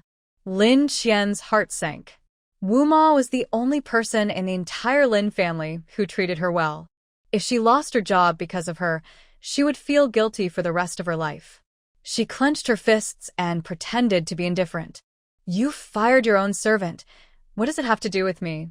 As long as she didn't care, Wu Ma wouldn't be fired by Lin Yanshu, right? Just thinking this in his heart, Lin Yanshu sneered. Really? Then I will not only fire Wu Ma, but also expel Wu Ma's daughter from school? Wu Ma's daughter is called Xinman, and she is a sophomore this year. 5 years ago, she was still in the 3rd grade of junior high school. She rode a bicycle in the rain to deliver her college entrance examination admission ticket. Because of the wet and slippery road, she unfortunately broke her right hand and almost couldn't take the high school entrance examination. When she returned home after the college entrance examination, Wuma told her that someone didn't know who threw her admission ticket into the trash can. If Wuma hadn't found it in time, it would have been taken away by the sanitation worker who collected the garbage and disposed of it. She owed Wuma and Shinman too many favors. If they lost their jobs and studies because of her, it would be more painful than killing her. Lin Xian's whole body was tense, but the anger in her heart was almost uncontrollable. Seeing that she didn't speak, Lin Yanshu thought she was still unwilling to compromise and continued to sneer. I heard that Wuma's daughter is a good student and has been receiving scholarships for many years. If she is expelled from school. Pa loud slap interrupted Lin Yanshu's words and knocked his head off. Lu Jinxiu, who saw all this from the rear-view mirror, widened his eyes. Lin Xian hit Lin Yanshu? He could never dream of such a ridiculous thing, but it actually happened. He thought Lin Xian was a quail, but he didn't expect that she would also show her claws. It really proved the saying that even rabbits will bite when they are anxious. Compared with her humbleness, the rebellious Lin Xian actually aroused his interest. Lu Jinxiu smiled and said, Yanshu, does it hurt? Lin Yanshu's face was so gloomy that it seemed like water could drip. Lin Xian was thin and had not eaten anything for a day and a night. Her slap on the face was light and did not hurt at all. But being slapped was not a question of whether the face hurt or not. Lin Yanshu felt heartache. His sister should not be so disobedient. Lin Yanshu was completely enraged by this sudden slap. His eyes were instantly bloodshot. He stretched out his hands and pinched Lin Xian's neck like a pair of iron pliers, pressing her the seat. Lin Xian only felt a sharp pain in her neck and had difficulty breathing. Her lungs seemed to be about to explode. Every breath became extremely difficult. Slowly, her face began to turn purple. Lu Jinxiu hurriedly said, Yanshu, stop pinching her. If you pinch her again, she will be strangled to death. It's good to die. Lin Yanshu said harsh words, but his hands were weak. Lu Jinxiu was not happy. Don't die in my car. I think it's unlucky. Lin Yanshu suddenly threw Lin Xian away. Lin Xian collapsed on the side of the seat like a broken rag doll and coughed violently. Lin Yanshu glared at Lin Xian fiercely and roared, Listen to me. This is the last time you disobey me. If you dare to do this again, the fate of Aunt Wu and her daughter will be worse than you can imagine. His voice echoed in the small car, carrying an unquestionable deterrence. Lin Xian lowered her eyelids and hid the look of annoyance in her eyes. No one spoke along the way. An hour later, they returned to the Lin family. As soon as they got off the car, Lin's mother hurriedly came up and reached out to hold Lin Xian. Lin Xian quickly pulled back her hand as if she had been electrocuted. Lin's mother's hand froze in midair, and a trace of embarrassment flashed across her face, but she quickly adjusted her expression and said distressfully, Qian, why are you so stubborn? Your father's words were all said in anger. Why did you take them seriously? Don't do this again next time. You don't know how worried your mother is. Lin Wanner also hurried forward, took Lin's mother's arm, and echoed, Sister, you really scared us to death. Lin Xian stood there quietly, with a cold expression. After they finished talking, she walked straight in. Lin Xian's attitude angered Lin Yanshu again, and he shouted, Lin Xian, stop right there. Mom and Wanner care about you. Can't you feel it? Lin Xian paused, turned around, looked at Lin's mother and Lin Wanner's hair that was not completely dry and their pajamas, and sneered, Are Madam Lin and Miss Lin worried about me when I take a bath or when I sleep? It is obvious that the mother and daughter took a bath and prepared to go to bed after she left the Lin family, so they had no time to worry about her. The air fell into an awkward silence. Lin's mother's eyes dodged unconsciously. Lin Yanshu was startled, opened his mouth, and wanted to say something to explain, but found that he could not find any reason at all. Lin Xian had seen the hypocrisy of this family a long time ago, and she was not surprised by such a scene tonight. She walked directly into the villa without looking at anyone. The night was getting darker. Lin Yanshu lay on the soft big bed, tossing and turning, unable to fall asleep. After struggling for a long time, he couldn't help getting up and went downstairs to Lin Qian's utility room. That was not a place for people to live. To put it bluntly, even the doghouse at home was more luxurious than this utility room. Standing in front of the utility room door, he hesitated for a long time and didn't dare to knock on the door, but he didn't want to leave. He hesitated like this, standing in front of the door for half an hour, and finally felt a slight pain in his stomach, so he had to leave. The next day, Lin Qian slept well, not knowing whether it was because she was too tired last night or because she was too relaxed after leaving prison. Compared with her, the faces of the 4 members of the Lin family did not look good.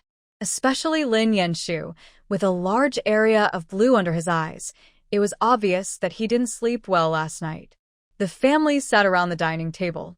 Lin's father said seriously, "Qian, the driver will take you to Haicheng First People's Hospital in a while. As long as Beichen feels your sincerity, I believe he will never embarrass you and will continue to cooperate with our Lin group." Lin Qian lowered her eyes on her nose and her nose on her heart, and remained silent. Seeing this, Lin's father suddenly became furious. "Are you mute?" Lin's mother hurriedly tried to smooth things over. "Eat first, and talk after you finish eating." This morning they had Western food, and the maid placed the prepared breakfast in front of Lin's father, mother, Lin Yanshu, and Lin Wan'er one by one. The only portion missing was Lin Qian's. The atmosphere in the restaurant instantly dropped to freezing point, and everyone's actions seemed to be paused. Father Lin frowned slightly, but said nothing. Mother Lin's face flashed with discomfort, and she couldn't think of a way to ease the embarrassment for a while. Only Lin Yanshu slammed the knife and fork in his hand on the table, and the sound scared the servants. "What's going on?" The maid shrank her neck, lowered her head, and whispered, "Young master, the family's meals have always been made for 4 people, so." Her explanation seemed pale and powerless. Not only did not make Lin Yanshu calm down, but it was like adding fuel to the fire. "So what? Are you blind and didn't see my sister coming back? Or did you see it but deliberately didn't make my sister's portion?" "Young master, The maid wanted to explain, but was interrupted impatiently by Lin Yanshu. "You are fired." The maid looked terrified and looked at Lin Wan'er for help, but saw that Lin Wan'er had been lowering her head, and she didn't know what she was thinking. Father Lin coughed. "Auntie Wu, go make another one." Hey. Auntie Wu had a happy look on her face and hurried into the kitchen. Lin Wan'er's eyes rolled, and she immediately put on a concerned expression and pushed her breakfast in front of Lin Qian. Lin Qian didn't look at her or say anything, but she didn't refuse her good intentions. She was really hungry, so she picked up the chopsticks and started eating. Her movements were neither hurried nor slow, as if all the embarrassment and disputes around her had nothing to do with her. Lin Wan'er looked at her expectantly, as if she was waiting for her to say something to her, but after waiting for a long time, Lin Qian didn't even give her a glance. Her mood slowly turned into loss, and she looked aggrieved. Father Lin knocked on the table to remind Lin Qian, but Lin Qian still ate breakfast by herself without even raising her head. Cough. He coughed hard. Lin Qian was unmoved. Mother Lin couldn't stand it any longer and said with a hint of disappointment, "Qian, look how much your sister cares about you. Why don't you thank your sister quickly? After all this trouble, it's just for this." Ha. They can't even have a break for breakfast. What is this? An obedience test? She has been obedient for 3 years and still can't get their true heart. If she still obeys them obediently, she will only remember the food and not the beating. Lin Qian put down her chopsticks and glanced at them. What should I thank her for? Should I thank her for occupying my life? Or thank her for sowing discord and framing me? Or thank her for the 5 years of jail time she brought me? I just ate her breakfast and you asked me to thank her. Then I couldn't have breakfast or lunch in this family for 3 years. When I came back at night, I not only had to eat your leftovers, but also was verbally humiliated by you. Shouldn't your whole family apologize to me first? They asked her to do something they couldn't do. It was really double standards. Lin's mother's eyes became more and more disappointed. It's all in the past. Why can't you let it go? The hurt was done to me. You tell me it's in the past? Why? Lin's mother covered her chest in grief. Lin's father's anger could no longer be suppressed, and he exploded. Just because I'm your father, you have to listen to me. Lin Qian, let me tell you, don't think you can do whatever you want when you return home. This family doesn't care about you either. If you have any grudges against us, you can just get out right away. I never said that this family welcomes you back. Lin Qian suddenly sneered, her laughter full of sarcasm. Is this the home I want to return to? Mr. Lin has forgotten so quickly what happened last night. You obviously want to use me to resume cooperation with Goose, but you make it seem like I'm the one who's clinging to this family. Why? Are you so noble, and do I deserve to be devalued by you? Shut up. Father Lin was so angry that he was shaking all over. He suddenly stood up from his seat, walked quickly to Lin Qian, and slapped her in the face without saying anything. The slap was so heavy that Lin Qian fell on the dining table. The plate in front of her fell to the ground and shattered. Looking at her face again, it was swollen instantly. The corner of her mouth was cracked. Blood slowly oozed out, dripping on the white tablecloth, which was particularly glaring. The right ear, which was already poor in hearing, became deaf in an instant under this huge impact, and the brain was buzzing, as if countless bees were flying around the ear. Did this slap hurt? For Lin Qian, it didn't hurt at all. After all, she had been used to being beaten in prison. But not hurting doesn't mean she doesn't hate it. Lin Qian turned her head with a cold expression. Lin's father was full of anger, and there was no trace of father-daughter affection in his eyes. Lin's mother looked heartbroken, but did not do anything to stop her. Lin Yanshu frowned, and a hint of complexity flashed in his eyes, but soon returned to indifference. Lin Wanner's gloating in her eyes was too late to hide. The grievances suppressed in her heart for many years erupted like a volcanic eruption at this moment. Lin Qian exerted force with both hands and overturned the dining table in front of her. There was a loud crash, and the dishes and food were scattered all over the floor, and the cups and plates were in disarray. Lin's father and mother were shocked by this sudden action and took a few steps back. Lin Wanner was so scared that she screamed, "Lin Qian, you're crazy!"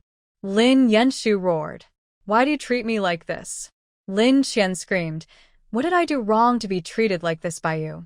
Her tears burst out, mixed with the blood at the corners of her mouth, and slid down her cheeks. Mother Lin took a step forward and tried to hold Lin Qian, but she shook him off. Qian, calm down. We are all family. What can we talk about? Why did we make such a fuss? Father Lin's eyes widened, pointing at Lin Qian and scolding, "You unfilial daughter. Dare you act wild here? Look at how you look now. You are simply a shame to the Lin family." Lin Wanner hid behind Father Lin and whispered, "Sister, don't be like this. It's all my fault. Please don't be angry, okay?" Lin Qian couldn't hear what they were saying at all. She only saw their mouths opening and closing, either angry, disappointed, or aggrieved. She was like a trapped beast, shouting desperately, shouting so hard, but she couldn't even hear the sound of her own shouting. She stumbled out, but the scene in front of her became blurry, and she felt dizzy. She used up her last bit of strength to try to stand firm, but her body shook uncontrollably, her knees bent, and she fell forward. Qian. Lin Yanshu rushed forward and hugged Lin Qian tightly in his arms the moment she fell to the ground.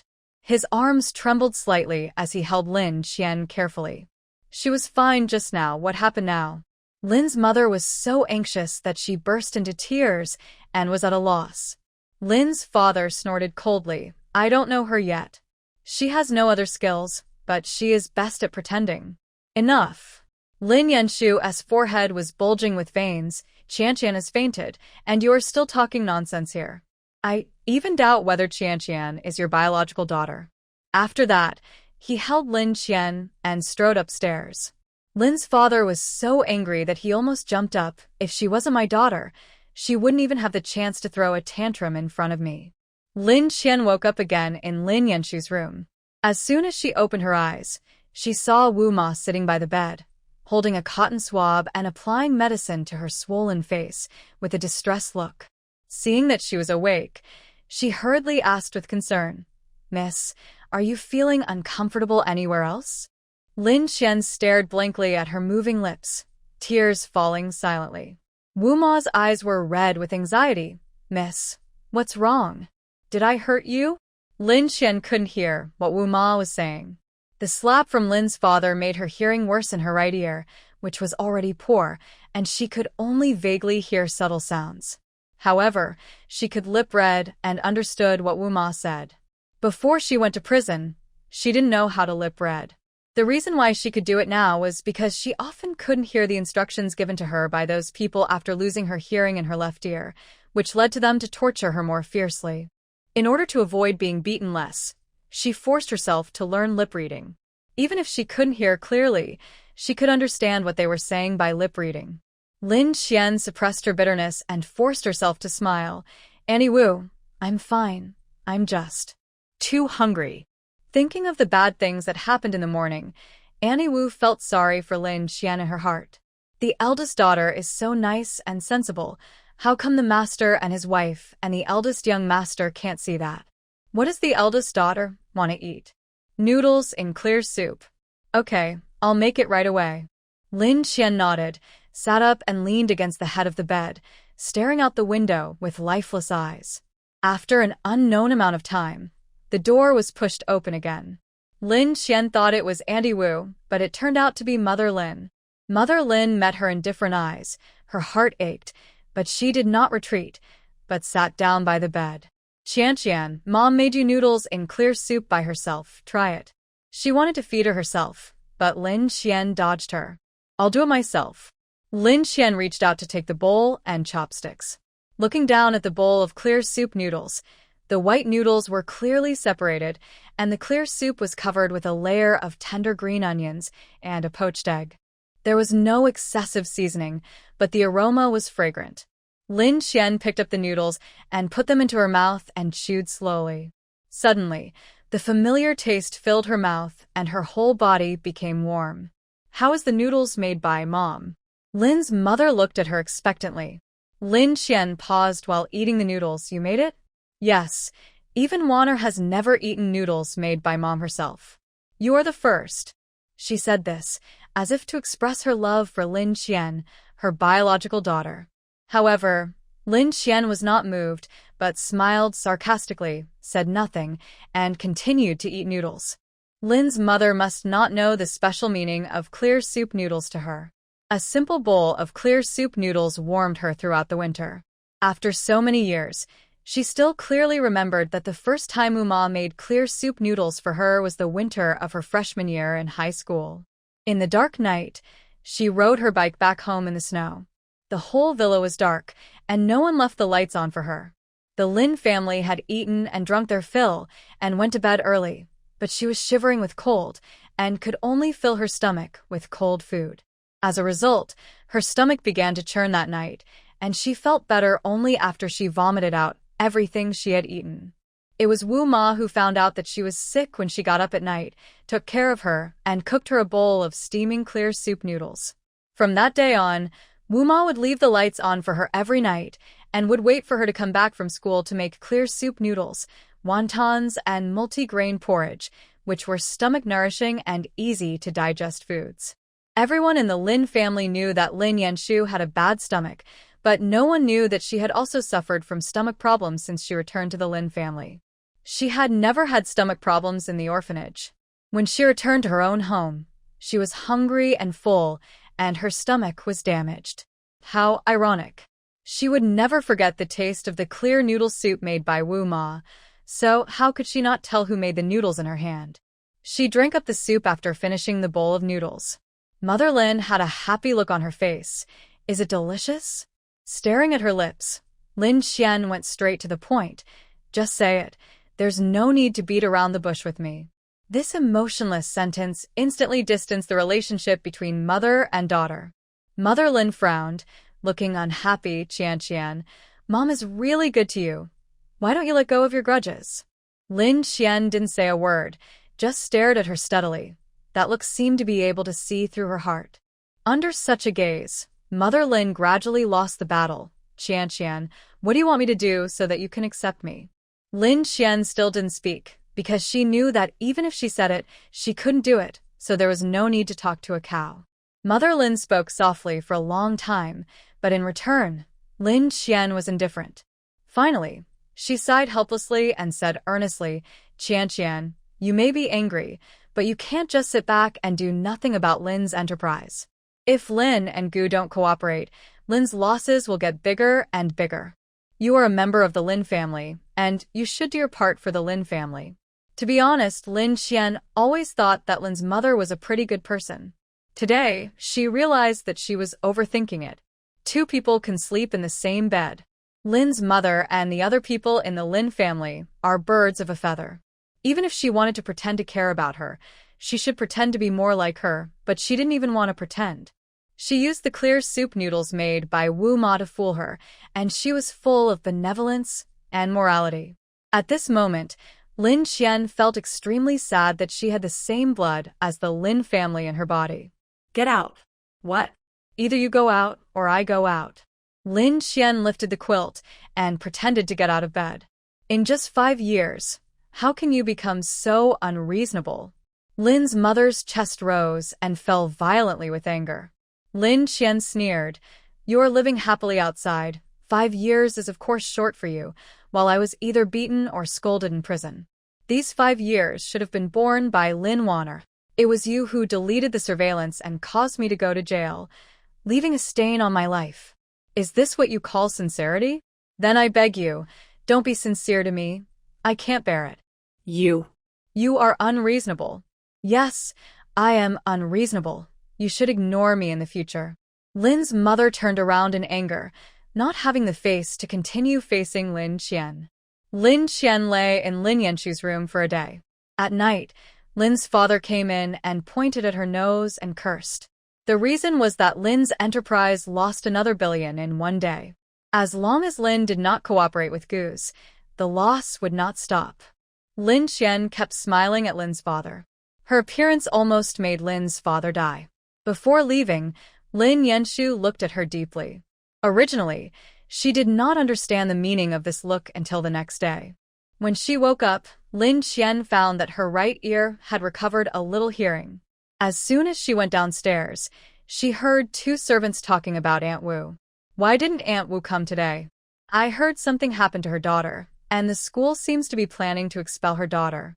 Lin Qian suddenly looked at Lin Yanshu, who was sitting on the sofa in the living room reading a newspaper. As if he had noticed something, Lin Yanshu also turned around to look at her and gave her an ambiguous smile. Those words of warning instantly came to mind. Lin Qian's chest heaved violently, and the strands of hair on her forehead trembled slightly because of her anger. She stared at Lin Yanshu intently. Her eyes seemed to want to cut him into pieces. Did you do this? Lin Yanshu sat up slightly, folded his hands casually on his legs, and his face was expressionless. What do you mean, did I do it? I don't understand what you are saying. Did you order someone to expel Chen Man from school? Lin Qian's voice seemed to be from Lin Yanshu. I warn you, don't touch Wu Ma and Shen Man otherwise. He narrowed his eyes, with danger in his eyes. She was just the daughter of a servant. Lin Qian actually reacted so strongly. She can be so caring towards outsiders, but she is so cold and mean to her own brother. Is this reasonable? Feeling more and more unbalanced, he asked through gritted teeth. What else are you going to do? Lin Qian said fiercely, I will die with you. Lin Yanshu's heart ached. I am your elder brother. Is this your attitude? Lin Qian did not answer, but her ruthless eyes said it all. The two looked at each other, and the air was filled with tension. Suddenly, the ringing of a cell phone broke the silence. Lin Yanshu took a look and saw that it was Wu Ma calling. He curled his lips at Lin Qian and answered the call in Lin Qian's expectation. Suddenly, Wu Ma's anxious and helpless voice came out. Master, please help me. I really have no other choice but to call you. Can you use the Lin family's connections to prevent the school from expelling Man? I only have one daughter, and I raised her with great difficulty. She is about to graduate from college. If she is expelled now, her life will be ruined. Lin Yanshu listened to Wu Ma's crying, but his eyes were always on Lin Qian, on her body, observing her every reaction. Lin Qian's hands unconsciously clenched into fists, her nails digging deeply into her palms. Wu Ma didn't know that the instigator of all this was Lin Yanshu, and she was so foolish as to ask Lin Yanshu for help.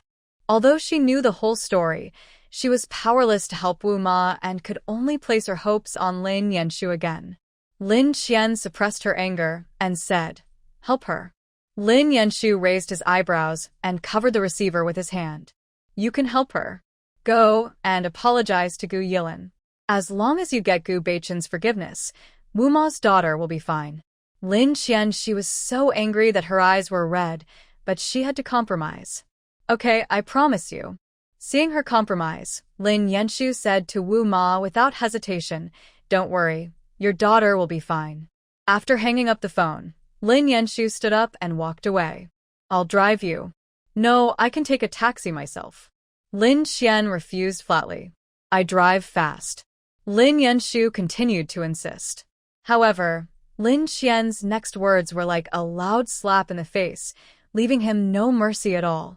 She just said lightly, "Looking at you makes me sick." After that, she turned and left. Lin Yanshu's face turned red, and the veins on his forehead were throbbing. He tried to suppress his anger, but failed. In a rage, he kicked the coffee table in front of him. The tea set was overturned in an instant. The delicate teacups smashed to pieces on the ground. The tea splashed everywhere and wet the surrounding carpet. "Lin Qian, don't go too far." He stared at Lin Qian's departing back. He just didn't understand. He had deliberately shown weakness in front of her, so why couldn't she be more obedient like before? Why did she have to confront him head-on? Lin Qian could always accurately hit the most vulnerable part of his heart and make him feel heartbroken, and she was very good at it. Lin Qian did not stop for a moment and walked out of the Lin family in a moment. At the doorstep of her home, she ran into Lu Jinxiu. Lu Jinxiu looked like a nonchalant young man, and his eyes scanned Lin Qian from head to toe without any hesitation. "Tsk, tsk, tsk, your face is swollen and your leg is lame. You look so pitiful." No matter how pitiful she looked, no one felt sorry for her. Lin Qian ignored him and walked past him indifferently. Lu Jinxiu frowned. Because he was Lin Yanshu's friend, whenever he came to the Lin family, Lin Qian would busy herself around like a servant, serving him tea and water, and was extremely enthusiastic. Why is it like this now? Such a double reversal makes him a little uncomfortable. "Hey, where are you going?" "I'll take you there." Lin Qian still ignored him. Her disregard immediately aroused Lu Jinxiu's competitive spirit. He caught up with Lin Qian and grabbed her wrist. "I'm talking to you, are you deaf?" "Master Lu, if you want, you can not only treat me as a deaf person, but you can also treat me as a mute. As long as Master Lu is happy, you can think whatever you want. I only have one request. From now on, don't pay attention to me and treat me as air, okay?" You. I haven't offended you. Why are you mad at me? Just treat me as a lunatic." Lin Qian pulled her hand back and walked away without looking back. "Are you sick?" Lu Jinxiu stood there in a daze, looking at her limping back. Thinking of the horrific wound on her leg, he felt very uncomfortable. Haicheng First People's Hospital. Lin Qian pushed open the VIP ward where Gu Yilin was and stood in front of the bed. The woman on the bed was very different from what he remembered. As the daughter of the Gu group, Gu Yilin has a sweet appearance, dresses fashionably, and looks as pretty as a doll. But now, she is like a withered leaf in the autumn wind. Her full muscles have disappeared, leaving only a layer of pale skin tightly wrapped around her bones. His cheeks were sunken, his cheekbones were high, his limbs were like skinny branches, and his muscles had all atrophied. Seeing her like this, Lin Qian couldn't help but feel a sense of sympathy, and her heart began to ache bit by bit. In fact, Gu Yilin and she did not have a good relationship. It was Gu Yilin who unilaterally hated her and targeted her. The reason is simple because Gu Yilin and Lin Wanner grew up together and are very good friends. All of Gu Yilin's understanding of her was based on Lin Wanner's narration. She didn't know what Lin Wanner had said to Gu Yilin, but she was sure that it was not something good. Otherwise, Gu Yilin would not have firmly believed that she was bullying Lin Wanner. Until now, she still couldn't understand why Lin Wanner pushed Gu Yilin down the stairs when they were obviously good friends. What she couldn't understand even more was that Lin's father was clearly by Lin Wanner's side, so why did he allow Lin Wanner to commit the crime? And in the end, he framed her. It was also her bad luck that she appeared at that place at that time and witnessed the father and daughter's attempted murder. She was also seen by Lin's mother, who arrived at the scene first. It is precisely because Gu Yilin and Lin Wanner are good friends that Lin Yanshu and Gu Beichen do not believe that Lin Wanner would harm Gu Yilin. They all agreed that she was framing Lin Wanner. Gu Yilin steadily. Gu Yilin, I'm Lin Qian. You hate me so much. You should be able to recognize my voice, right? I heard that some vegetative patients have certain conscious activities. I wonder if you are conscious now? If so, when will you wake up? Lin Qian babbled a lot, but the person on the bed didn't respond at all. The smell of disinfectant in the ward filled the air. The white walls and sheets looked particularly dazzling, making Gu Yilin's skinny body look even weaker. Lin Qian slowly sat down beside the bed, his eyes never leaving Gu Yilin's bloodless face. You know what? Everyone thinks that I hurt you, but I am innocent. No one knows this better than you. You were in a coma for 5 years, and I was in jail for 5 years instead of Lin Wanner. You don't know how painful it is to be in jail. They pricked me with needles, beat me with sticks, and dug out one of my kidneys. These were all things your brother did to take care of me in order to avenge you. The sunlight outside the window sprinkled in through the gaps in the curtains, forming mottled light and shadows on the ground, but it could not dispel the haze in the ward. Lin Qian took a deep breath, forced back her tears, and continued, I still remember the first time I saw you. You smiled so brightly, like a princess. At that time, I envied you so much, with a family that loved you, a rich life, and so many friends. And I obviously returned to the Lin family, but I always felt like an outsider. Now, I have become a labor camp prisoner despised by everyone. But it's obviously Lin Wanner who hurt you, not me. The huge grievance enveloped her, and tears overflowed uncontrollably again. Lin Qian raised her hand to wipe her tears, but she didn't notice that Gu Yilin, who had not reacted, suddenly moved her eyes. After she finished crying, Lin Qian stood up. Gu Yilin, you must get better soon. I'm going back now. I'll come to see you when I have time. As soon as Lin Qian walked out of the ward, she looked up and bumped into a pair of eyes as deep as a cold pond. The man in front of her was wearing a straight black suit, tall and straight, with broad shoulders and narrow waist. His features were as handsome as sculptures, but also revealed cold and hard lines. His sword-like eyebrows flew into his temples, his eyes were deep like the night, his thin lips were tightly pursed under his high nose bridge, his jawline was tight, and his whole person exuded a cold aura. Just a glance at each other, Lin Qian's body began to tremble uncontrollably, her legs were weak, every muscle seemed to be clenched by fear, and her whole body was almost shaking like a sieve.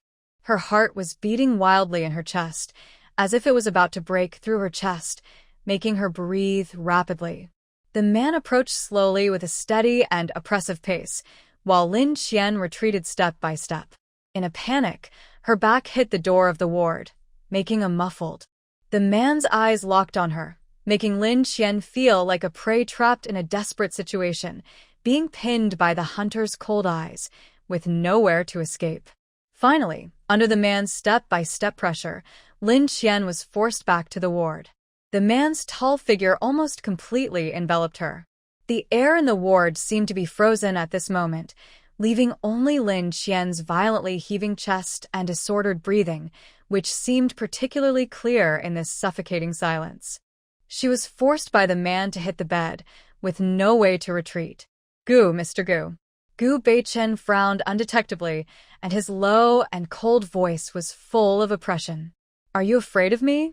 Lin Qian lowered her eyes and didn't even dare to breathe. Afraid? How could I not be afraid? She had experienced all his methods in prison. They could not only destroy her dignity and make her feel miserable, but also keep her alive and lingering. When facing the Lin family, she could still muster up the courage to resist. But when facing him, all her courage disappeared, and fear spread throughout her body.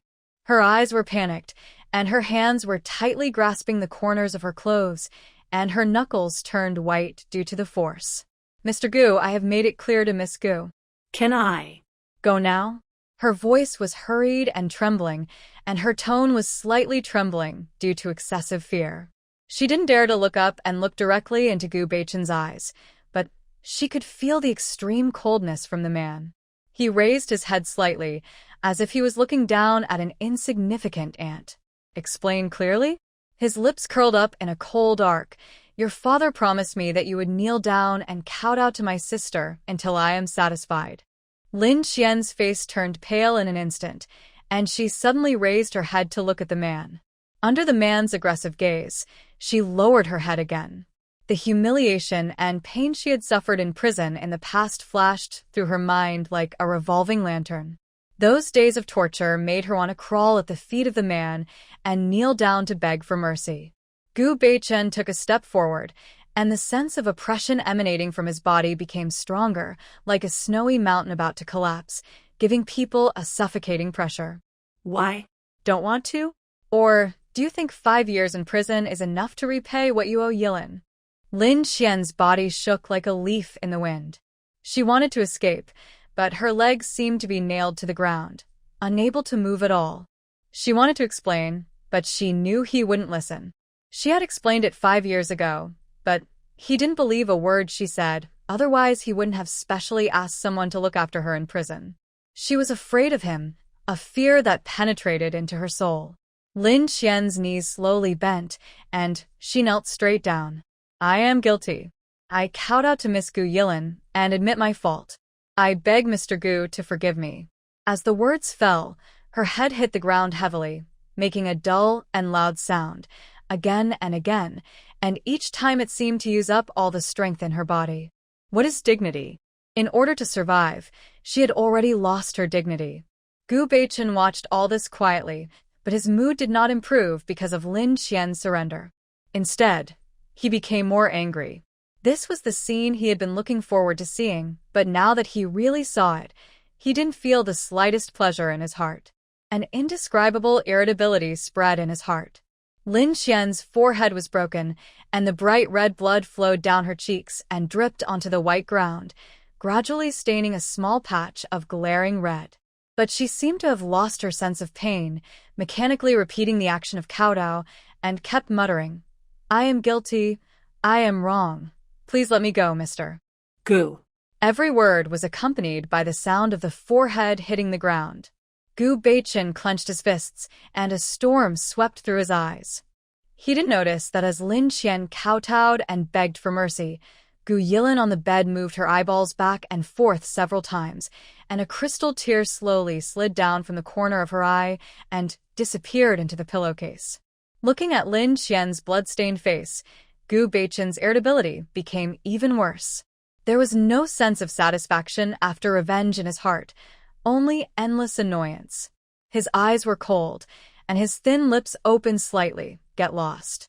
However, Lin Qian seemed to have not heard him and kept kowtowing.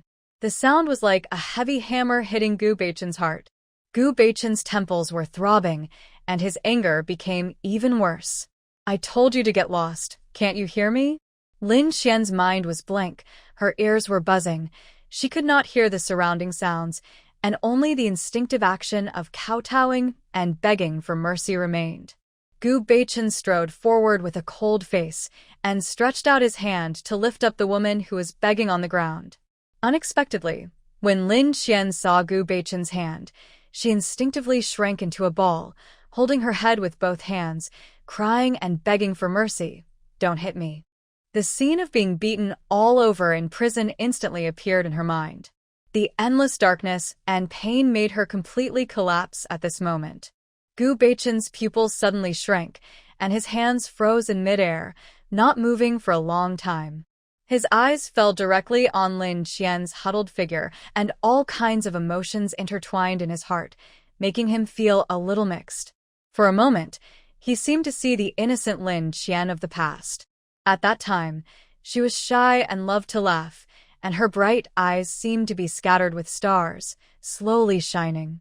The first time he heard about her was from the teacher. The teacher praised her in front of him without hesitation. "Beichen, your biggest competitor in this physics competition is Lin Qian, a freshman in Haicheng No. 1 Middle School. That girl is definitely a natural talent." The 16-year-old boy was full of unwillingness to admit defeat. "My talent is definitely not worse than hers." As a god of study who has always dominated the Shenghui Noble High School, he did not take Lin Qian seriously. Until he lost to Lin Qian in the competition, he couldn't stop from then on, losing again and again. And he, like a demon, would definitely participate in any competition with Lin Qian. As time went by, even he couldn't figure out whether he was doing it to prove himself or to see her.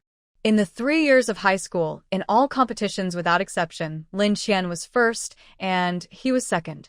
Until now, he still remembers the teacher sighing, "A genius like Lin Qian is a cutting-edge talent needed by the country and is destined to make great contributions to the country's development." Hearing this, he was convinced. In the last competition, he asked her if she was so persistent in participating in the competition just to get the attention of the people above her. But she said, "No, the first place in the competition will get money. I just want the money. My dream is actually to be a teacher, to teach students, and to watch them become talents so that I can realize my value." "You are so talented. It's a pity not to do scientific research." She smiled and asked him, "What about you?" Me? "I want to go back and inherit the family business." "Lin Qian, you are so talented. It's a pity not to do scientific research." The two looked at each other and laughed. At that time, he was even glad that Lin Qian's dream was not to become a scientist. Otherwise, even if he was the heir of the Gu group, he would not be worthy of her. He had fought hard against his arranged marriage with Lin Wanner. He didn't want either Lin Wanner or the real daughter of the Lin family. It was not until he met Lin Qian at Lin Wanner's graduation banquet that he realized that the girl he had been thinking about was the real daughter of the Lin family. It was also Lin Qian who was really engaged to him. When he heard the news, he was so happy that he couldn't help himself. If those things hadn't happened later, how great it would be. In his memory, the lively, cheerful, bright, and beautiful Lin Qian has changed. The woman in front of him can no longer find the shadow of the high-spirited woman in the past. Gu Beichen's eyes changed. His throat seemed to be choked by something. He wanted to say something, but he felt that any words seemed so pale and powerless at this moment.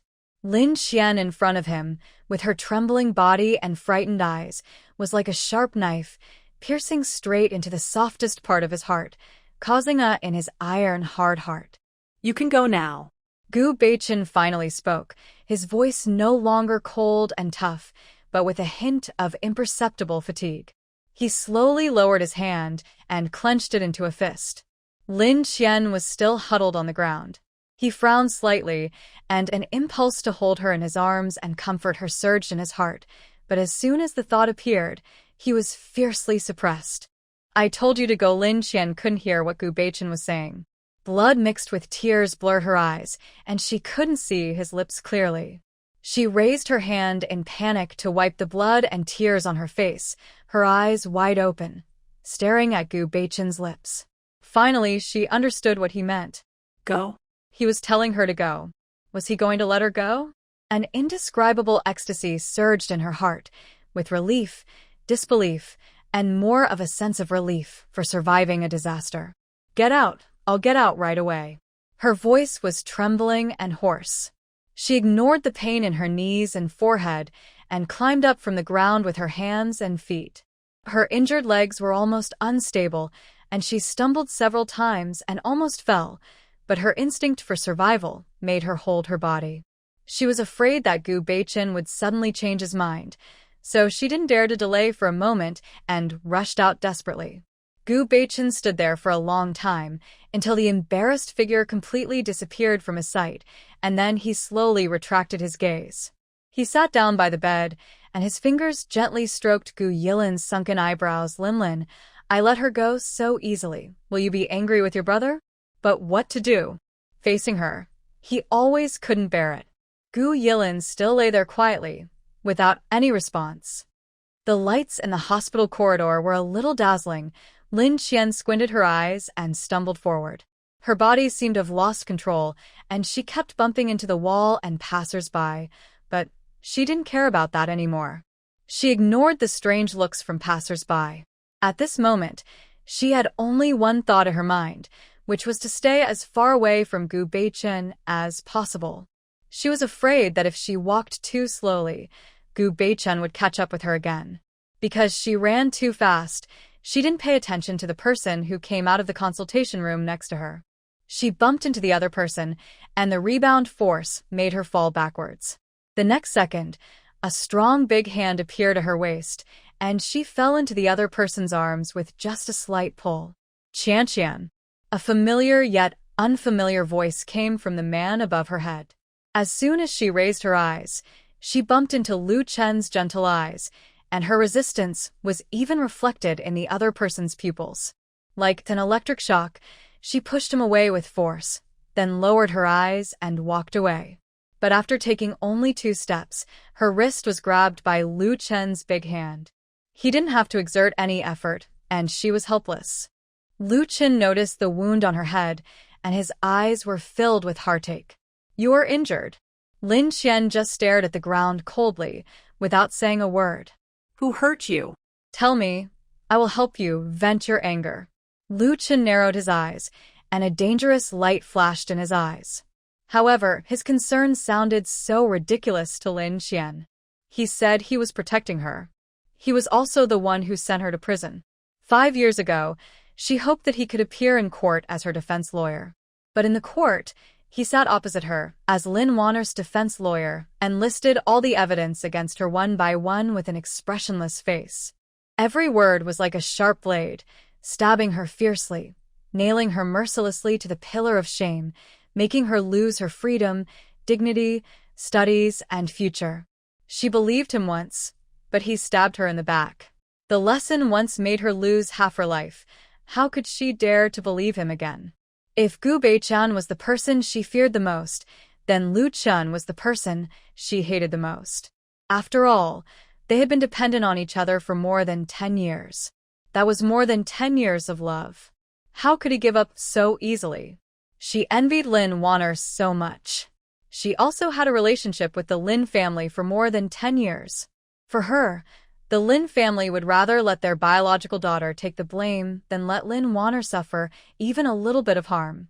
Seeing that she remained silent and had a cold and distant attitude, Lu Chen's face showed pain and guilt. "Qian, are you still blaming me?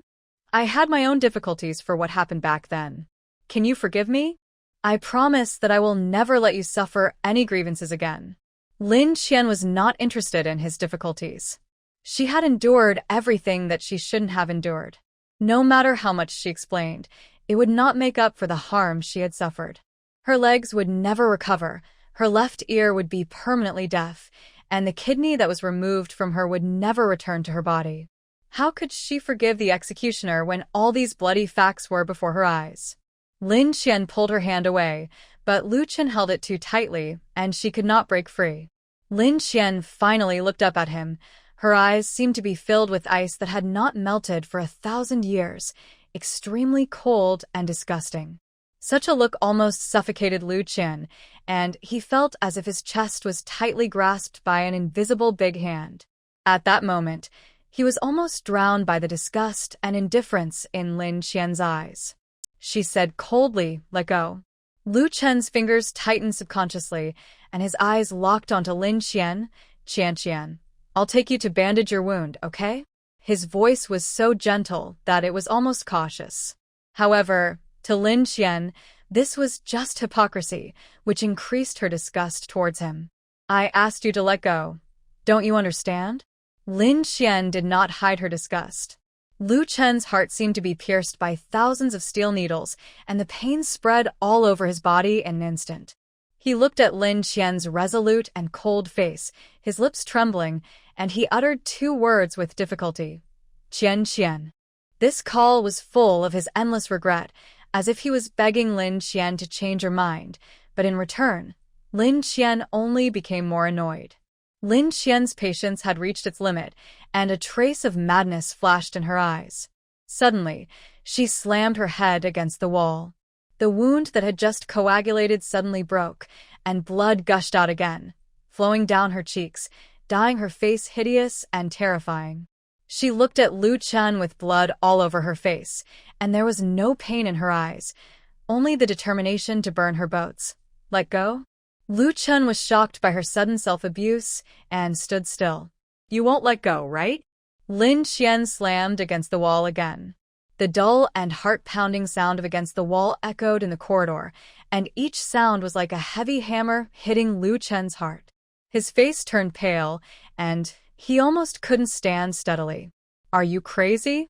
His voice was trembling. Just to get rid of me. Do you even care about your own body? Lin Qian seemed to be in a state of madness. As long as Lu Chen didn't let go, she would continue to repeat the action of against the wall. Blood splattered on the ground, forming a shocking pool of blood, and her face turned pale due to excessive blood loss. Lu Chen was tortured by Lin Qian's crazy behavior and felt so painful that he wanted to die. The pain spread from the depths of his soul to every corner of his body. Why don't you take care of your body? Why do you torture me by hurting yourself? Lu Chen's voice was hoarse and trembling. He hugged Lin Qian tightly in his arms, as if he wanted to rub her into his body. Don't take care of your body? How ridiculous! If it was useful to take care of her body, why would she be deaf and lame? Either let me go, or I'll crash to death in front of you. She struggled desperately, trying to hit the wall again. She had very little strength left, but her stubbornness did not diminish at all. Every struggle affected her wound. Blood kept pouring out of her forehead, sliding down her cheeks, and dripping onto Lu Chen's arm. The warm touch was like boiling magma, burning his heart. Lu Chen looked at Lin Qian in horror. Qian, don't do this. I'll let go now. Lu Chen's hands slowly loosened, and the indescribable reluctance was like millions of ants gnawing at his heart. Lin Qian's body shook after losing Lu Chen's support. But before Lu Chen wanted to hold her again, she stood firm with her tenacious will. Don't touch me. Stay away from me. We'll go our separate ways and never see each other again. Lin Qian's voice was cold and resolute, and every word was like an insurmountable gap between her and Lu Chen. After saying that, she limped towards the exit of the hospital, and her staggering steps were like broken drum beats, hitting Lu Chen's heart again and again. He didn't dare to get closer, but he was worried about her leaving alone, so he could only keep a distance from Lin Qian and follow her step by step. Lin Qian didn't want to go home so early, and after returning, she would also face endless abuse from the Lin family. She sat on a bench outside the hospital, staring blankly at the vehicles passing by on both sides of the road. Lu Chen stood not far behind her, staring at her without blinking. The blood on Lin Qian's forehead was so glaring that it hurt his eyes. Suddenly, he stopped the woman who was walking by and said something to her. The woman first showed a hint of surprise, then nodded and hurried away. Not long after, the woman appeared again, holding a bag in her hand. She walked straight to Lin Qian and said softly, "Girl, your head is bleeding a lot. Let me help you deal with it." Lin Qian looked at the disinfectant, cotton swabs, and gauze in the bag, and her heart moved slightly. She turned around and looked back. Lu Chen hurriedly hid. Lin Qian glanced around and didn't see him, so she smiled at the woman. "Thank you." Lu Chen walked out quietly and saw Lin Qian sitting obediently and letting the woman deal with the wound. He breathed a sigh of relief, but his heart ached even more. Lin Qian sat on the bench for a long time until the sky gradually darkened and the street lights on the street lit up one by one. The dim light shone on her, and she sat there quietly. She looked into the distance with empty eyes. The passing cars whizzed by, and the wind blew her hair, just like her messy life. Lu Chen stood in the shadow not far away, watching her silently. Looking at her thin back, his heart seemed to be deeply pierced by countless fine needles, and the pain spread to every corner of his body. He wanted to go forward, hug her tightly, and tell her that he regretted it. He was willing to atone for the decision he made at the beginning. As long as she gave him a chance, he would do anything to make up for it. But he didn't dare. He was afraid that his approach would provoke her disgust and resistance again, and that the gap between them would become even more unbridgeable because of his actions. He could only stand behind her and watch from afar. As the night deepened, Lin Qian finally got up slowly, dragging her heavy and tired body, and walked towards the Lin family step by step.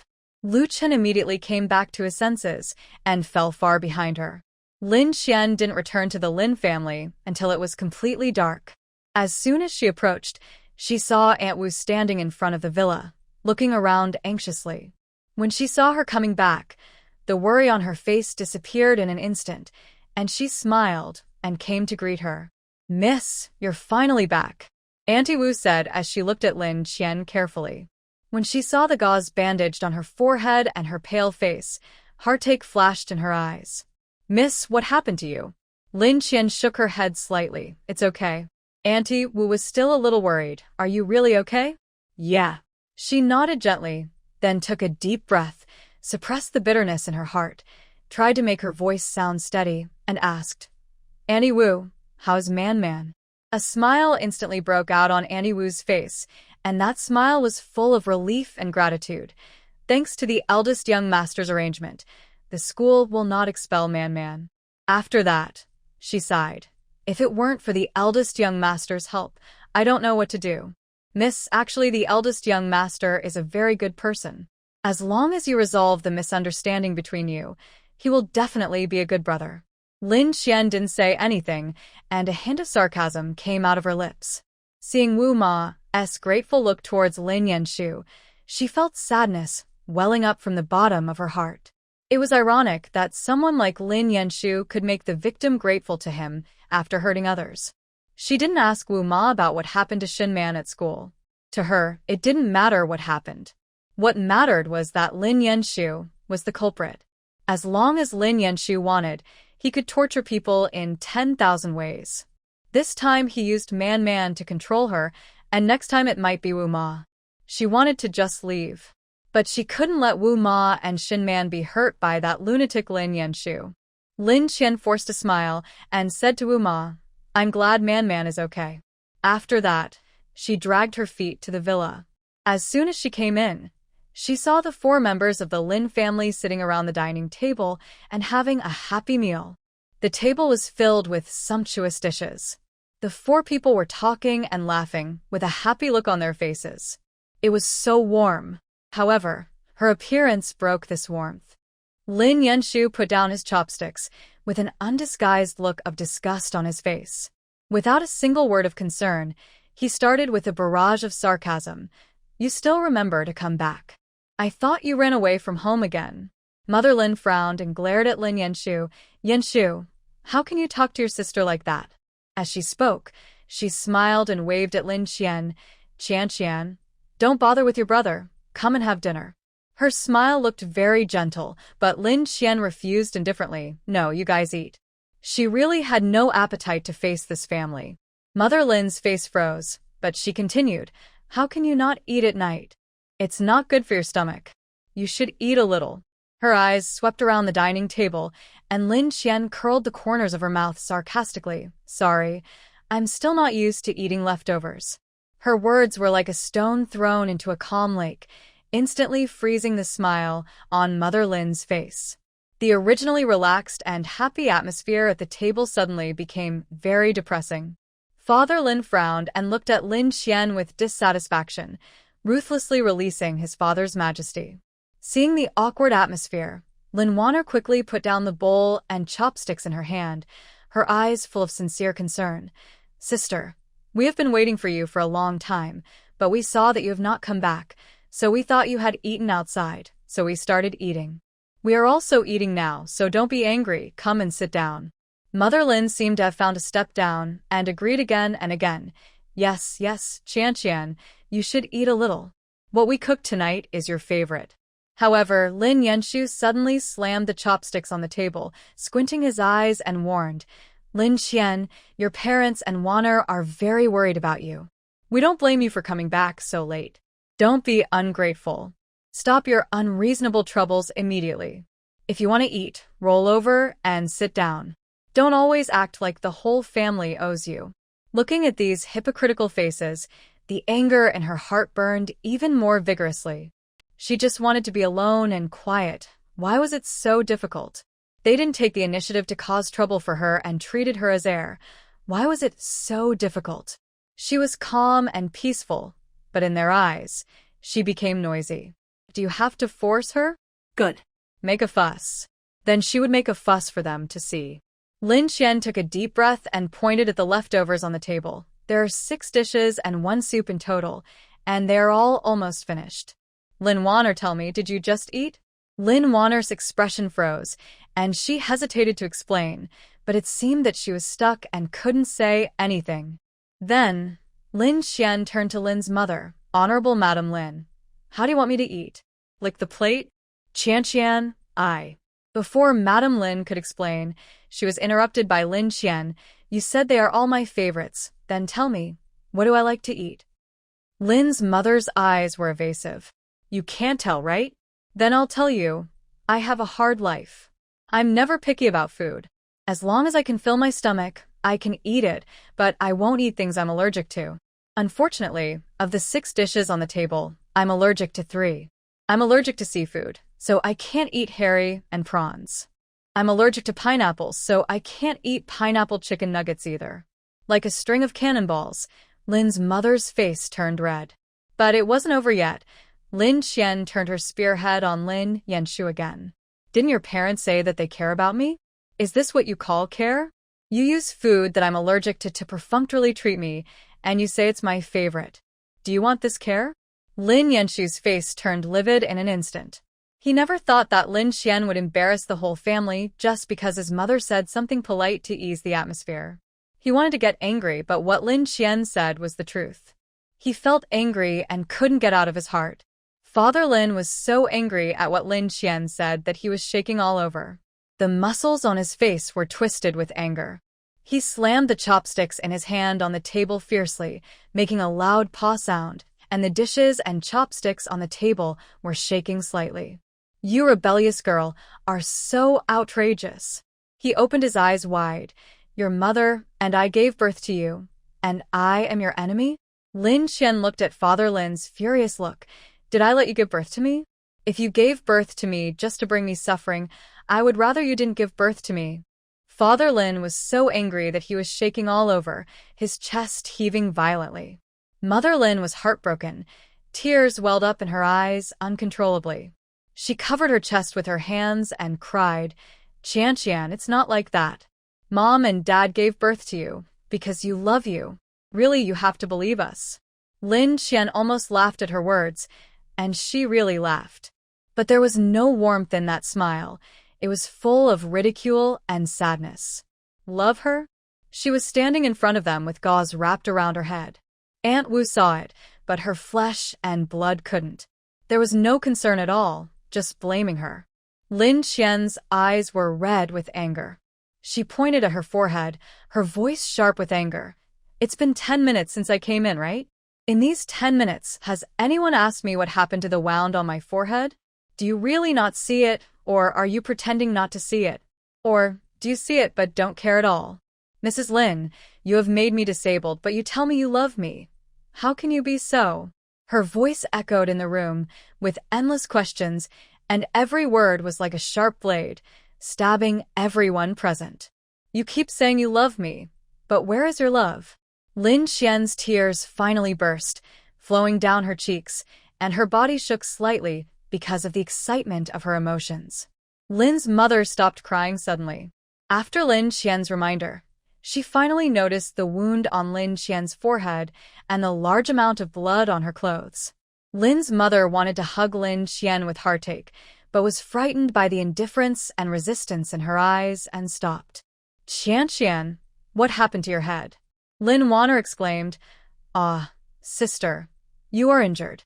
Lin Yanshu's eyes flashed with anxiety, but that trace of anxiety was fleeting, as if he thought of something, and then changed his expression to contempt. He sneered, and the laughter was particularly harsh. No wonder you have been sarcastic since you came in. It turns out that you want to use the self-torture trick to attract our attention. He raised his head slightly, his eyes full of disdain. Lin Qian, put away your little tricks. It will only make people annoyed. Mother Lin's eyes were filled with suspicion and slight disappointment, and her brows were slightly frowned. Qian, is that so? How can you scare us with your injury, child? Father Lin snorted coldly. You are a dog that can't change its nature. Lin Qian never expected to get such a result. Her body froze instantly, as if a basin of cold water was poured from head to toe, and her heart seemed to fall into an ice cellar. She thought that no matter how indifferent this family was, they would not turn a blind eye to her pain, but now reality slapped her hard. Not only did they turn a blind eye, they also suspected that she was using a self-torture trick to pretend to be pitiful and gain sympathy. At this moment, Lin Qian's exhaustion reached its peak. She didn't want to argue with them anymore, because it was meaningless to say more. Whatever you think. Lin Qian straightened her back. Although tears were rolling in her eyes, she would never let them fall. She didn't want to show a bit of weakness in front of these people. She walked quickly towards the utility room. Stop right there. Lin Yanshu stood up suddenly and shouted loudly, with contempt and anger still on his face. Lin Qian paused, looked back at him, and his eyes were unusually cold. Being looked at with such eyes, Lin Yanshu's heart suddenly tightened, his brain went blank, and he completely forgot what he was going to say next. Lin Qian stared at the Lin family for a long time, and the four of them made her scalp numb. Then she turned around and continued to move forward. Lin Wanner held onto her mother's arm in fear. Mom, my sister's eyes were so scary just now. Lin's mother patted her arm to comfort her. She felt scared too, and had a feeling that Lin Qian was determined to die with them. Qian has changed a lot since 5 years ago. No manes. Lin's father snorted coldly. She is far from Wanner. If I had known that I would give birth to something like her, I would not have given birth to her. Lin's mother sighed. You should also say less. After all, she is a girl. If you say such harsh words, she will lose face. Lin's father was furious on the spot. The roar was so loud that even Lin Qian, who had entered the utility room, could hear it clearly. I am her father. How can I give her face? She is so presumptuous because I give her too much face. I should have set rules for her when I first entered the house. You should say less. The restaurant was noisy for a long time before it stopped. Lin Qian leaned against the door and slowly slid down to the ground. The room was dark. She hugged her arms tightly and buried her head between her knees. Tears finally burst out of her eyes. The pain and grievances that had been suppressed for a long time poured out like a flood. She cried silently, and her tears soaked her clothes, but she couldn't wash away the pain in her heart. When she came to this home, her heart was full of longing, imagining that this would be the warmest harbor, but she didn't expect it to become a cold cage that left her covered with wounds. Everything she suffered was caused by these so-called relatives in front of her. Everything she suffered was caused by these so-called relatives in front of her. After an unknown amount of time, her crying gradually became weaker. She groped and lay down on the bed, staring at the dark ceiling with lifeless eyes, and tears continued to fall from the corners of her eyes. Under the interweaving of extreme sleepiness and pain, she finally fell asleep in a daze. However, she did not get peace in her sleep. The horrific images of being beaten in prison came back to her like a ghost. A look of fear appeared on Mom, save me. The cries were filled with fear and despair, as if she had returned to those dark days in Hades. Just as she was immersed in the abyss of nightmares and unable to extricate herself, suddenly, a warm big hand gently fell on her back, patting her rhythmically, accompanied by a gentle coaxing voice. Don't be afraid. Don't be afraid. I'm here. Mom is here.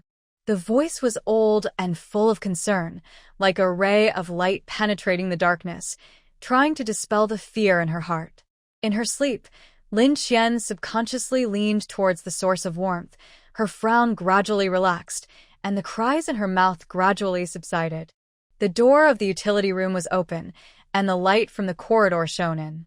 Only then did she see clearly that the person who patted Lin Qian was not Lin's mother, but Wu Ma. Wu Ma sighed silently, her face full of heartache, but she had no way to do anything. She was just a servant.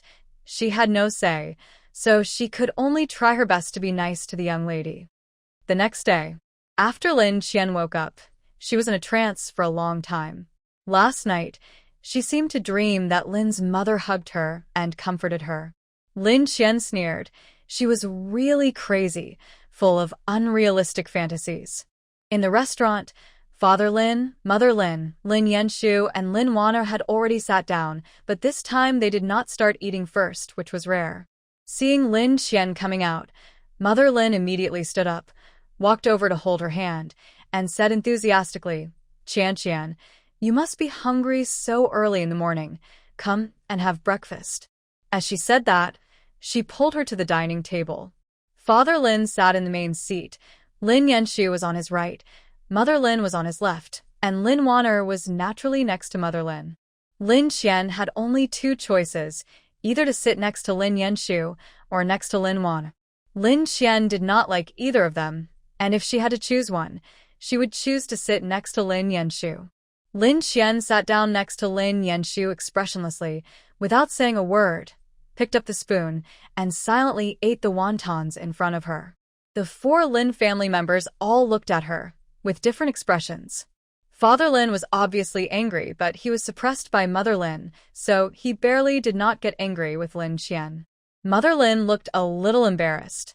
She wanted to remind Lin Qian to greet the elders before eating, but she swallowed the words when she thought of what happened last night. Lin Wanner's eyes flashed with resentment, but she still forced a smile. Sister, these wontons were made by Aunt Wu for you. Are they delicious? Her voice was a little coquettish and flattering, but Lin Qian seemed not to hear it, and didn't even give her a glance, only focusing on the wontons in the bowl. Seeing this, Lin Yanshu took a deep breath, trying his best to suppress the anger that was about to burst out, and pulled a stiff arc at the corner of his mouth. Qian, after breakfast, go and take off the gauze on your head. You are not injured. If you keep gauze on your head, people who don't know will think that you are being wronged in this family. The action of eating paused slightly, and Lin Qian's mouth curled up slightly with a hint of sarcasm, but still didn't say anything. After a moment, he continued to eat as if nothing had happened. This time she ate very quickly, finishing the whole bowl of wontons in a few bites. She picked up the napkin on the table and wiped her mouth, then looked up and said to them, I'm done. You guys take your time. Lin Yanshu could no longer suppress his anger and accused her. Lin Qian, who are you showing your ugly face to when you are innocent? Lin Qian looked at him coldly, without any emotion in her eyes. This made Lin Yanshu even more angry. He suddenly raised his hand to pull the gauze on Lin Qian's head and said viciously, I want to see if your head is really injured or you are addicted to pretending to be weak. The moment the gauze was pulled off, Lin Qian felt a sharp pain in her forehead, and the scar that had just scabbed was ruthlessly torn, and blood gushed out instantly, slowly flowing down her cheeks, staining Lin Qian's face red. I said you were pretending. The following words were all stuck in his throat. Lin Yanshu's pupils suddenly shrank, and he looked at Lin Qian, whose head was bleeding, in disbelief. Seeing this, Lin's mother exclaimed, her eyes red with heartache.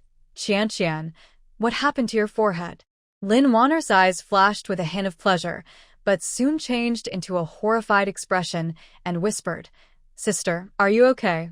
Lin Qian seemed to feel no pain. Her eyes were empty and cold, and the blood that kept sliding down her cheeks was stained blood red in front of her eyes. Her eyes slowly swept over the family of four in front of her.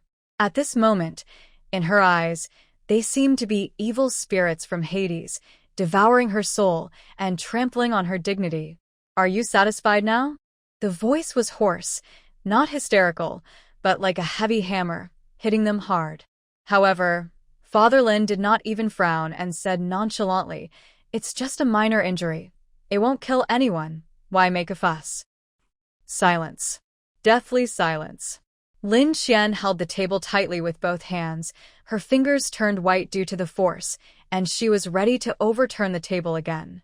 With the lesson of the previous table overturning, Father Lin was shocked and quickly pressed his hands on the table, staring at Lin Qian's every move. Mother Lin, Lin Yanshu, and Lin Wanner also thought that she would go crazy and overturn the table, and they all hurried to hold the table down. Mother Lin's hands were trembling, and her eyes were full of tension and anxiety. Qian, calm down first. Your father didn't mean that. He thinks you are not seriously injured. He is concerned about you. Even she herself felt that the excuse she found for Father Lin was lame and was embarrassed to continue. Lin Qian looked at Mother Lin. Her eyes seemed to her soul, and Mother Lin's face flushed when she looked at her. Her eyes dodged, and she didn't dare to look at her. The atmosphere in the restaurant was extremely tense. The blood on her forehead continued to flow down her cheeks and drip onto the dining table. The scarlet blood was shocking, just like her broken heart. Care about me?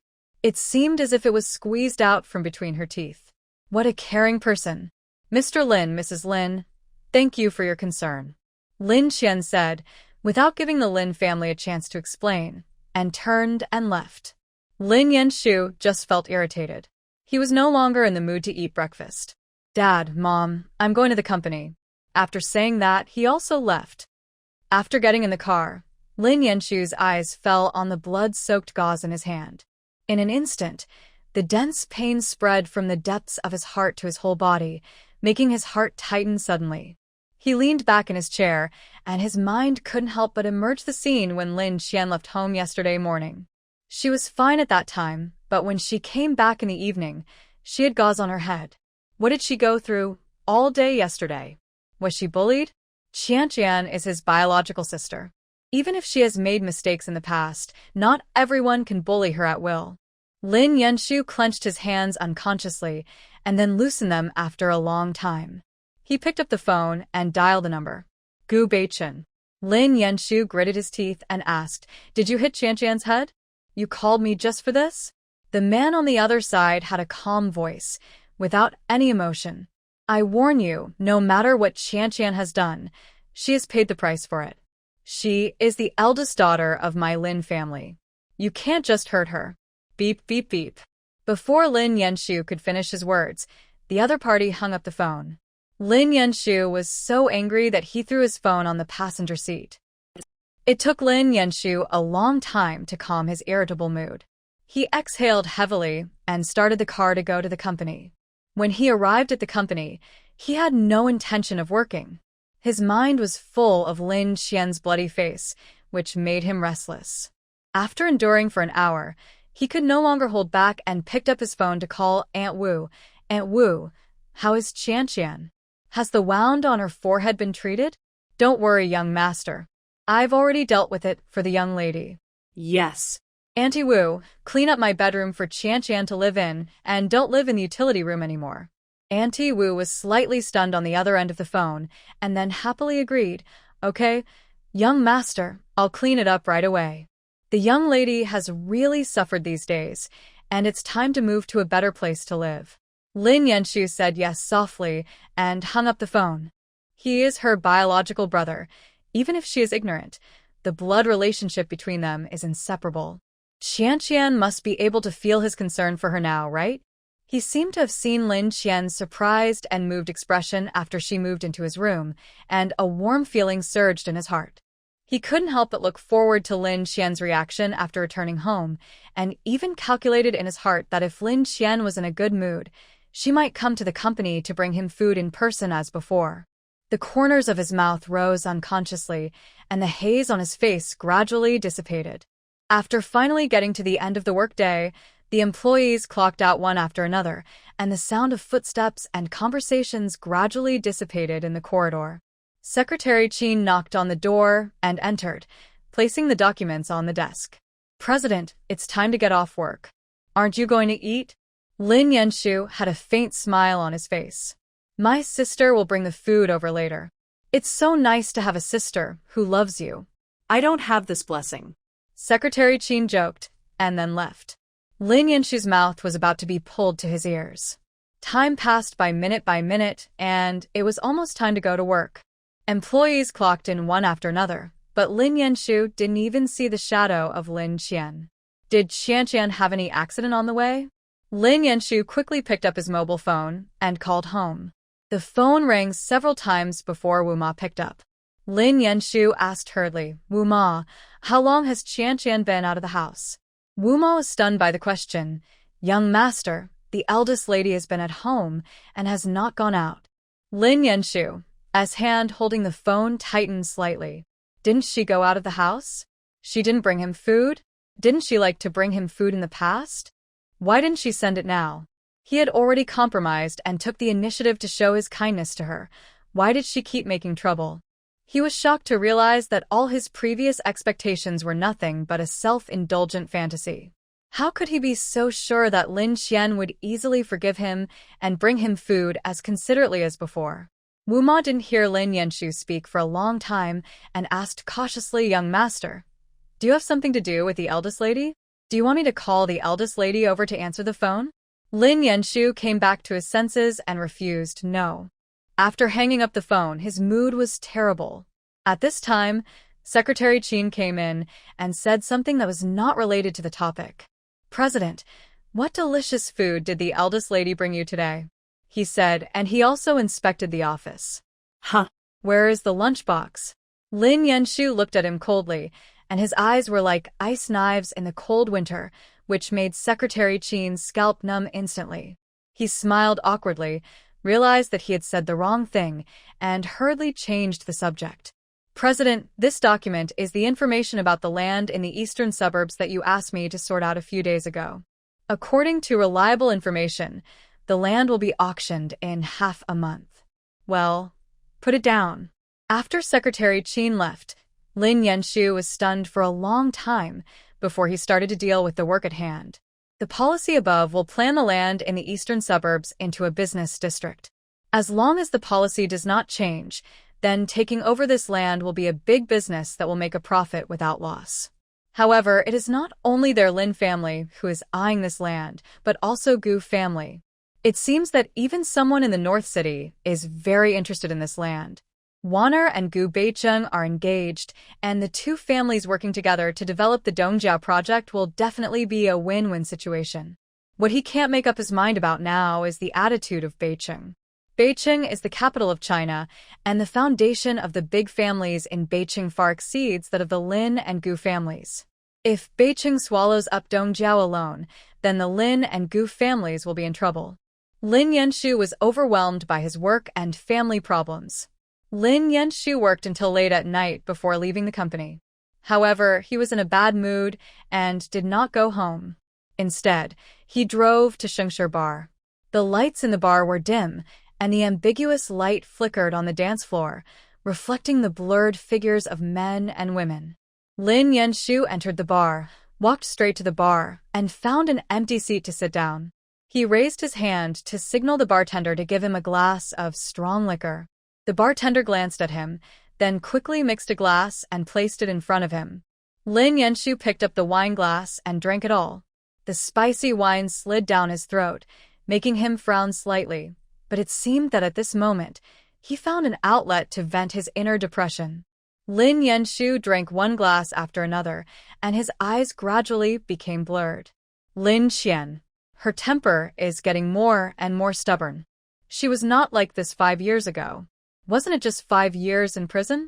Why did she become so ugly every day?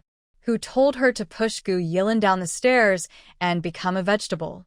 It was her own fault to be in prison, as if he, as her brother, had wronged her. If it weren't for the fact that she was the daughter of the Lin family, with the strength of the Gu family, she would have been in prison for the rest of her life. Not just 5 years. No conscience, really no conscience. Lin Yanshu became more and more angry as he thought about it, and took another sip of strong liquor, and the smell of alcohol on his body became heavier. The bartender mixed another glass of wine and placed it on the bar. Just as Lin Yanshu was about to reach out to take it, a big hand with distinct joints took the glass of wine before him. Lin Yanshu turned his head in anger, his eyes full of anger and impatience, and shouted, "Who the Hades are you?" The man ignored him, but raised his head and drank the wine. Lin Yanshu shook his head, trying to sober himself up, and then he saw that the person who came was Gu Beicheng. It would have been fine if he didn't see him, but when he saw him, Lin Yanshu was even more furious, and the strong smell of alcohol came from his mouth. He pointed at Gu Beichen's nose and cursed, "You beat my sister's head and made her bleed. Are you still a man?" As he said that, he raised his fist and hit Gu Beichen without caring about his shaky body. Gu Beichen frowned unhappily, unwilling to argue with a drunkard, and his body slightly turned to easily avoid Lin Yanshu's unruly punch. Lin Yanshu used too much force and missed the punch. He fell on the bar, and the drinks on the bar were scattered all over the floor. Lin Yanshu glared at Gu Beichen with red eyes and was about to punch him again. Gu Beichen grabbed his hand and pressed at the bar. "If you want to go crazy, go home. Don't go crazy in my store. You rascal, you beat my sister like that. You still think you are right?" Gu Beichen's expression suddenly turned cold. "Lin Yanshu, listen to me. First of all, I didn't hit her, and secondly, even if I really beat her, she deserved it. She owed it to Lin. Lin Yanshu roared, "You're talking nonsense. The law has already sentenced Qianqian to 5 years. She has already paid off what she owes your sister." Gu Beichen's expression was cold. "Paid off? She served 5 years in prison and was able to come out alive and kicking, but my sister will have to stay in a hospital bed as a vegetable for the rest of her life. You tell me this is called paying off? As long as my sister doesn't wake up, the debt Lin Qian owes will never be paid off in her lifetime." "Shut up." Lin Yanshu became more and more agitated, his eyes reddened, and his voice became hoarse with anger. Qianqian was beaten and scolded in prison, pricked with needles, forced to kneel, and had her leg broken. She used to love to laugh, but now she is indifferent and taciturn, like a completely different person. She has suffered so much. Why can't she pay off her debts? He staggered back a few steps, knocking over the stool behind him, but he was unaware of it. He just stared at Gu Beichen, his chest heaving violently. "My sister has become a..." He yelled at Gu Beichen. "Are you satisfied now?" Gu Beichen's heart suddenly ached, as if it was tightly grabbed and torn by an invisible hand. Lin Qian turned Linlin into a vegetable, but he still subconsciously felt sorry for her. He was sorry for Linlin. He was not a good brother. Gu Beichen suppressed the unnecessary heartache. This is what she deserves. How can the little suffering she endured in prison be compared with the pain suffered by Linlin? My sister had a bright life, but she ruined it. He said this with sarcasm. "Lin Yanshu, don't forget, Lin Qian tried to frame Waner at the beginning, and it was you who testified and sent her to prison. You care about her now, but she may hate you so much." Lin Yanshu's heart ached when he heard Gu Beichen's words. He just hoped that Lin Qian could reform herself and start a new life in prison. He never thought that she would be bullied like that in prison. Rage burned his mind, and he punched Gu Beichen again. Gu Beichen dodged easily by moving sideways nimbly. Lin Yanshu fell forward and fell heavily on the bar, supporting himself with his hands, gasping for breath. "Give me a drink," he drunkenly shouted to the bartender. The bartender remained silent and obediently mixed him a drink. Lin Yanshu grabbed the glass and drank it, the wine flowing down the corners of his mouth and soaking his collar. Gu Beichen sat aside, holding the glass in his hand tightly, his knuckles turned white. He seemed to be drinking calmly, but his heart was already in turmoil. "Lin Qian, you are so outstanding and have a bright future. But you just want to hurt Linlin. Really? Hateful." In the bar, the lights flickered and people twisted their bodies to the electronic music, so happy and lively. But they didn't know that the Lin family had already been in a mess. Lin Waner leaned in her mother's arms, tears falling one by one. Her sobs were particularly clear in the silent living room, and every sob seemed to be accusing Lin Qian of her crimes. Lin's mother hugged Lin Waner tightly. Although she didn't say anything, her eyes were full of blame and disappointment for Lin Qian. Lin's father was already furious, and his face turned blue. He raised his finger and pointed at Lin Qian, shouting, "You pushed Waner down the stairs. Did you also want Waner to be thrown into a vegetable? 5 years ago, you were so vicious that you murdered Gu Yilin. You have been in prison for 5 years, but you still don't change your ways. You want to do it again. You are so cruel. Kneel down and kowtow to Wanner to apologize. Lin Qian looked at Lin's father coldly, and an unspeakable sadness surged in her heart. She really didn't understand why her biological father was so mean to her. Lin Qian's heart had been broken, but now facing the condemnation of Lin's father and mother, she still couldn't suppress the anger in her heart. Others may not know, but Mr. Lin should know. When Lin Wanner pushed Gu Yilin down the stairs, you were standing right beside her and watched. How come you've been told so many lies that you even take them seriously? Lin Qian sneered with disdain. Father Lin was so angry at Lin Qian's words that he trembled all over. His face turned from ashen to liver-colored. Shut up. Did you hit Mr. Lin's sore spot? 5 years ago, Lin Wanner pushed Gu Yilin down the stairs but framed me. 5 years later, she staged her own fall down the stairs and framed me. You clearly know how vicious she is, but you still want to frame me. You are not blind, you just turn a blind eye. Sometimes I really doubt whether I am your biological daughter or your enemy. You persecute me against your conscience for the sake of an adopted daughter. Lin Wanner is not the child of you and the mistress, is she? Otherwise, why do you cherish her so much? As soon as these words came out, Father Lin was furious, as if someone had discovered his secret. You rebellious girl, if I don't teach you a lesson today, I'm not your father. Father Lin untied the belt from his waist in a rage, raised his hand high, and slapped Lin Qian all over the face. The belt hit Lin Qian with a sharp sound, leaving a shocking blood mark on her arm in an instant. The pain was like a sharp knife, instantly cutting her skin and piercing straight into her bones. Lin Qian couldn't help but let out a painful groan, and her body subconsciously curled up, trying to avoid the rain of beatings. But Father Lin was already overwhelmed by anger, and each beating was full of force, falling on her back, shoulders, and legs again and again. Mother Lin watched from the side, with reluctance and heartache in her eyes. Her hand unconsciously raised up, as if trying to stop Father Lin.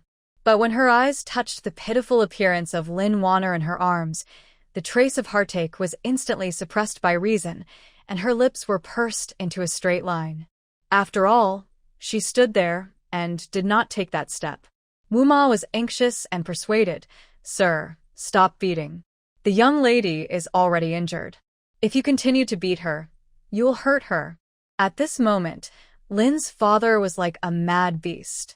The force of whipping Lin Qian not only did not reduce, but became heavier. The belt whistled in the air, making a chilling sound, and whipped Lin Qian's already scarred body fiercely. Lin Qian's body was covered with bloodstains, and new wounds continued to overlap with old wounds. Blood slowly seeped out, staining her thin clothes red. Her face was as pale as paper, her lips were bloodless, and her body was shaking because of the pain. She wanted to dodge, but her broken legs were inconvenient to move, and she couldn't escape at all. She wanted to resist, but she seemed so powerless in front of an adult man like Lin's father. Lin Qian, who had been gritting her teeth to endure the pain, finally couldn't help it and shed tears for her own weakness. When Wu Ma saw her crying, her eyes were red with heartache. She didn't believe that Lin Qian would push Lin Wanner down the stairs. On the contrary, Lin Wanner had ulterior motives and said that she framed Lin Qian, which she absolutely believed. Wu Ma gritted her teeth and rushed over desperately, using her body to protect Lin Qian. The belt hit Wu Ma's back fiercely. With a snap, Wu Ma hugged Lin Qian tightly, muttering, "Miss, don't be afraid." Lin Qian's pupils shrank suddenly, and she cried. Wu Ma smiled weakly at her. "Miss, I'm fine. Don't cry." How could she not cry? Wu Ma was just a nanny. As long as she pretended not to see it, she would have nothing to do with it. But in order to protect her, Wu Ma was beaten by Lin's father, a dog man, and it hurt more than being beaten on her body. Father Lin was enraged by Wu Ma's behavior. His eyes were wide open and he shouted, "Get out of my way. No one can stop me from teaching this unfilial daughter a lesson today." Lin Qian suddenly raised her eyes and looked at Father Lin with a cold and murderous look. "Lin Ziyuan, if you touch Wu Ma again, I will kill you." Lin Qian pointed out the name, and her desperate eyes stabbed at Lin's father like a cold blade. Lin's father was frightened by Lin Qian's eyes, and he was stunned for a while. But soon, his anger overflowed again like a surging tide, and his anger was even stronger. "You rascal dare to threaten me. I will beat you to death." As he said that, he was like a madman, and he wanted to beat Lin Qian without any face. Wu Ma hurriedly used her body to block Lin Qian again. The belt beat Wu Ma mercilessly, and Wu Ma's body shook a few times, but she still stood stubbornly. Lin Qian's tears flowed more fiercely. Kill him, kill him, kill him.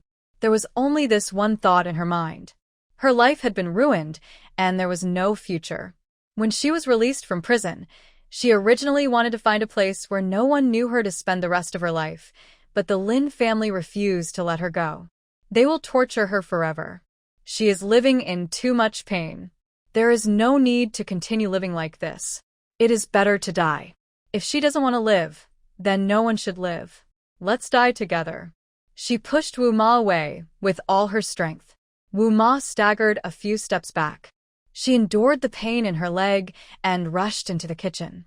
When she came out again, she held a kitchen knife in her hand.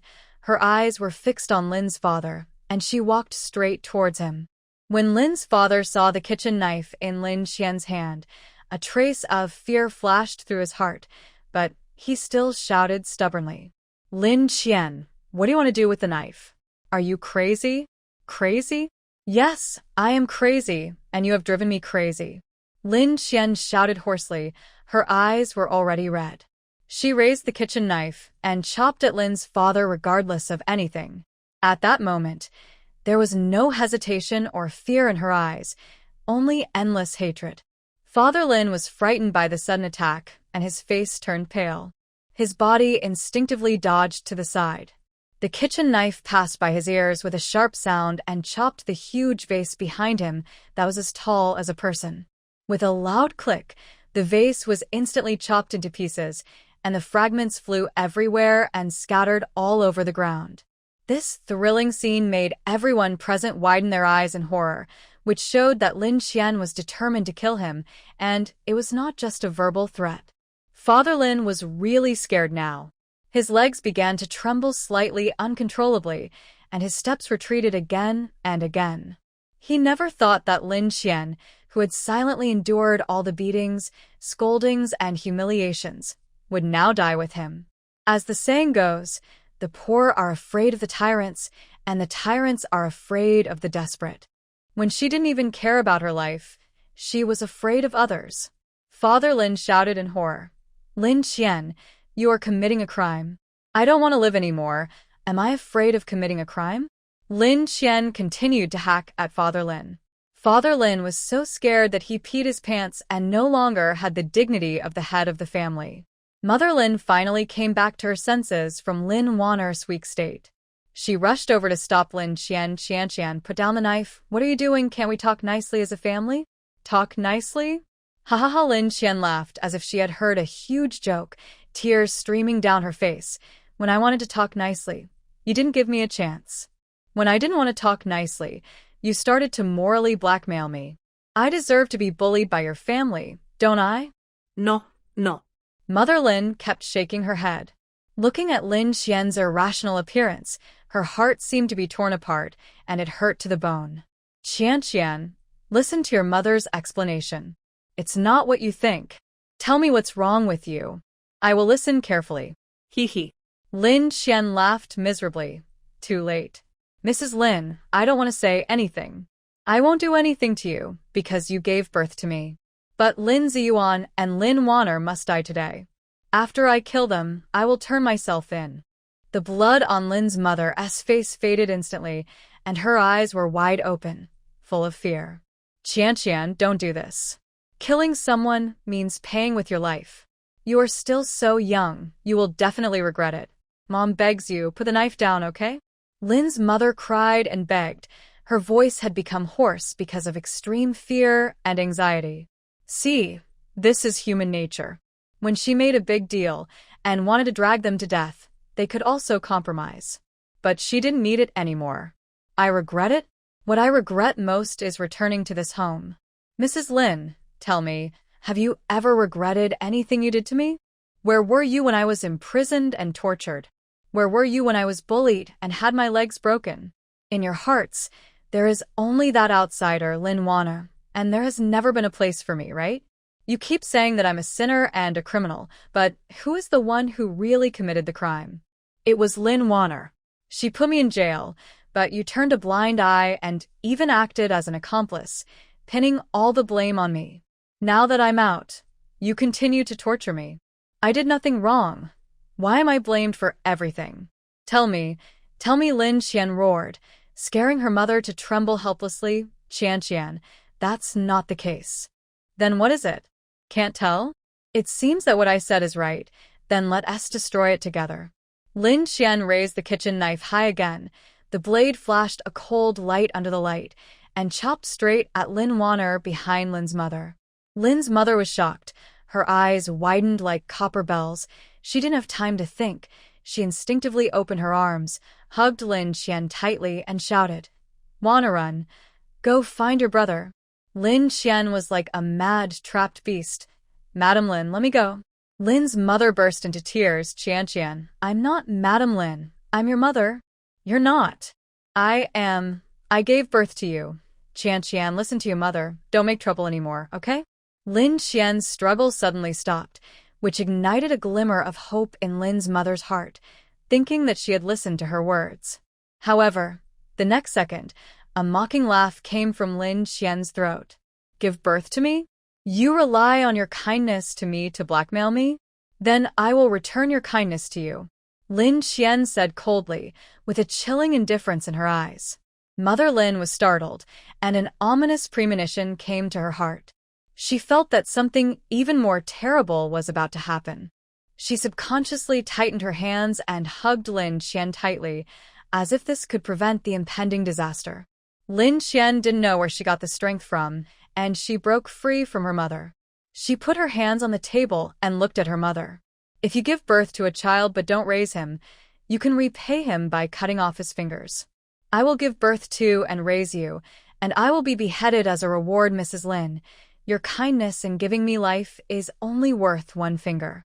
As she spoke, she raised the knife in her hand and pointed it at her finger. Lin Wanner suddenly opened the door and rushed out, but bumped into a hard chest. When she looked up and found that it was Lin Yanshu, she burst into tears. Brother, save me. Lin Qian wants to kill me. Lin Yanshu was drunk, but he was almost sober at this time. Hearing Lin Wanner's words, he frowned and was about to get angry at Lin Qian. But the next second, he heard a sharp scream from Lin's mother. He looked in the direction of the sound and saw Lin Qian raised his knife and cut off the little finger of his left hand. Blood gushed out instantly and dripped onto the ground, forming a shocking blood flower. Lin Yanshu's pupils shrank suddenly. He couldn't believe his eyes. Lin Qian was so cruel to him. There was a sharp pain in his heart, and the alcohol was gone in an instant. He shouted, Lin Qian, what are you doing? He was about to rush over, but Lin Wanner held him tightly. Brother, Lin Qian is crazy. I'm so scared. Lin Yanshu couldn't break free, and his impatience reached its peak. He pushed Lin Wanner away mercilessly. Lin Wanner staggered under the sudden force and almost fell to the ground.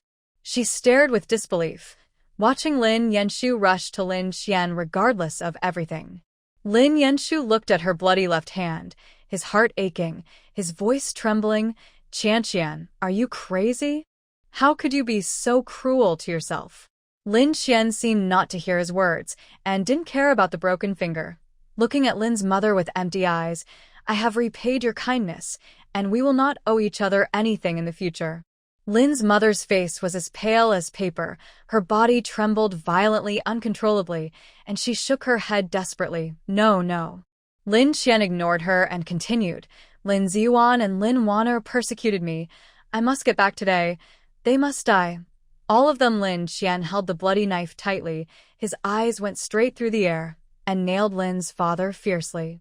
Looking at Lin Qian, who was approaching step by step, Lin's father felt a chill rising from his spine and spreading to his whole body in an instant. His legs seemed to have lost the support of bones, and began to tremble softly, and every tremor was accompanied by the chattering of teeth, and the fear almost suffocated him. Qianqian, Dad knows he was wrong. Dad promises that he will never hit you again and will treat you well, okay? No, you don't know you were wrong. You know you are going to die soon. Lin Ziyuan, you beat me to pieces. There is nothing left for me to live. You should die with me. As soon as the voice fell, Lin Qian suddenly exerted her strength, like a mad beast, holding a knife and rushing towards Lin's father. Seeing this, Lin's father was so scared that he almost lost control of his bladder. In a panic, he shouted at Lin Yanshu, "Yanshu, what are you still doing? Hurry up and subdue this lunatic." Lin Yanshu saw that Lin Qian was out of control and was very anxious. He rushed forward and held her arms tightly with his hands like iron clamps so that she could no longer swing the knife in her hand. Qianqian, calm down. Lin Qian had already fallen into madness at this time. She struggled desperately, trying to get rid of Lin Yanshu's control. Her eyes were red and full of hatred, as if she had lost all her reason. At this moment, Lin's mother suddenly walked in front of Lin Qian. There was no longer any pain or guilt on her face, but a raging anger. She raised her hand high and slapped Lin Qian hard without saying anything. Pa was crisp and loud. It was as if the pause button was pressed, and there was a dead silence in an instant. How long are you going to make trouble? Lin's mother's voice was sharp and cold, like a sharp blade, piercing Lin Qian's heart. Since you came back, this family has not had a peaceful day. Our whole family has to live by your face. You have made trouble. What else do you want? Don't you want to die?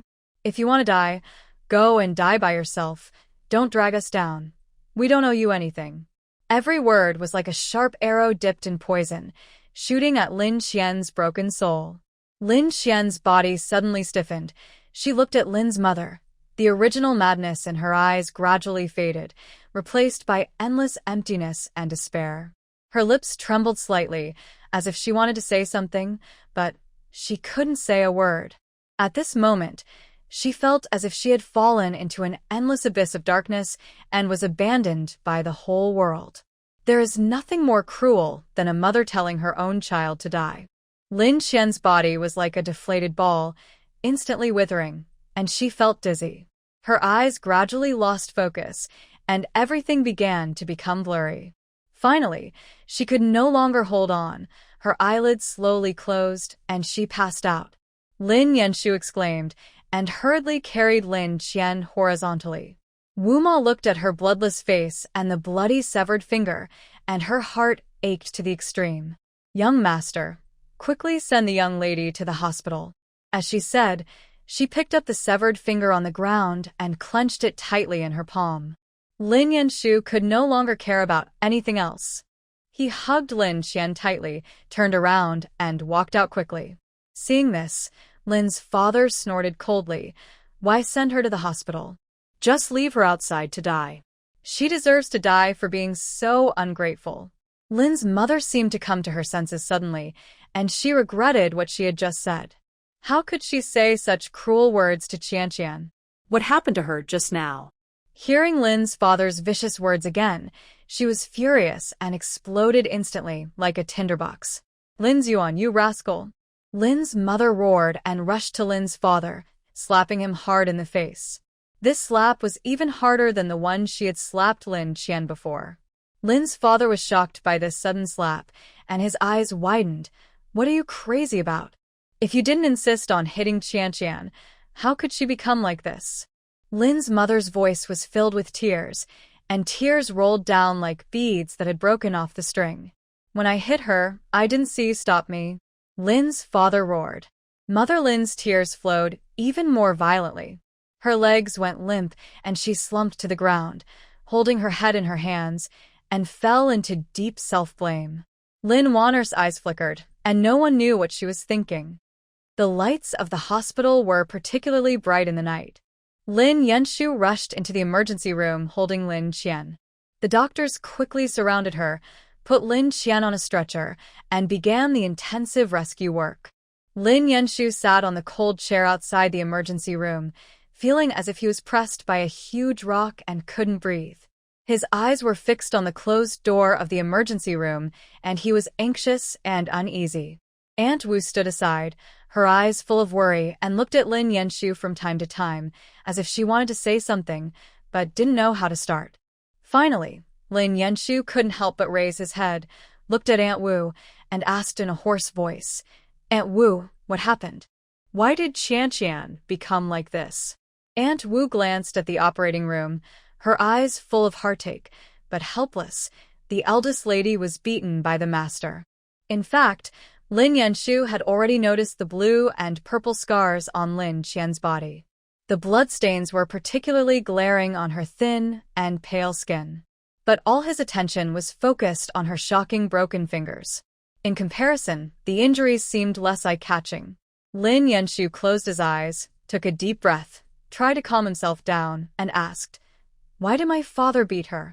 Aunt Wu was silent for a moment, and a hint of hesitation appeared on her face.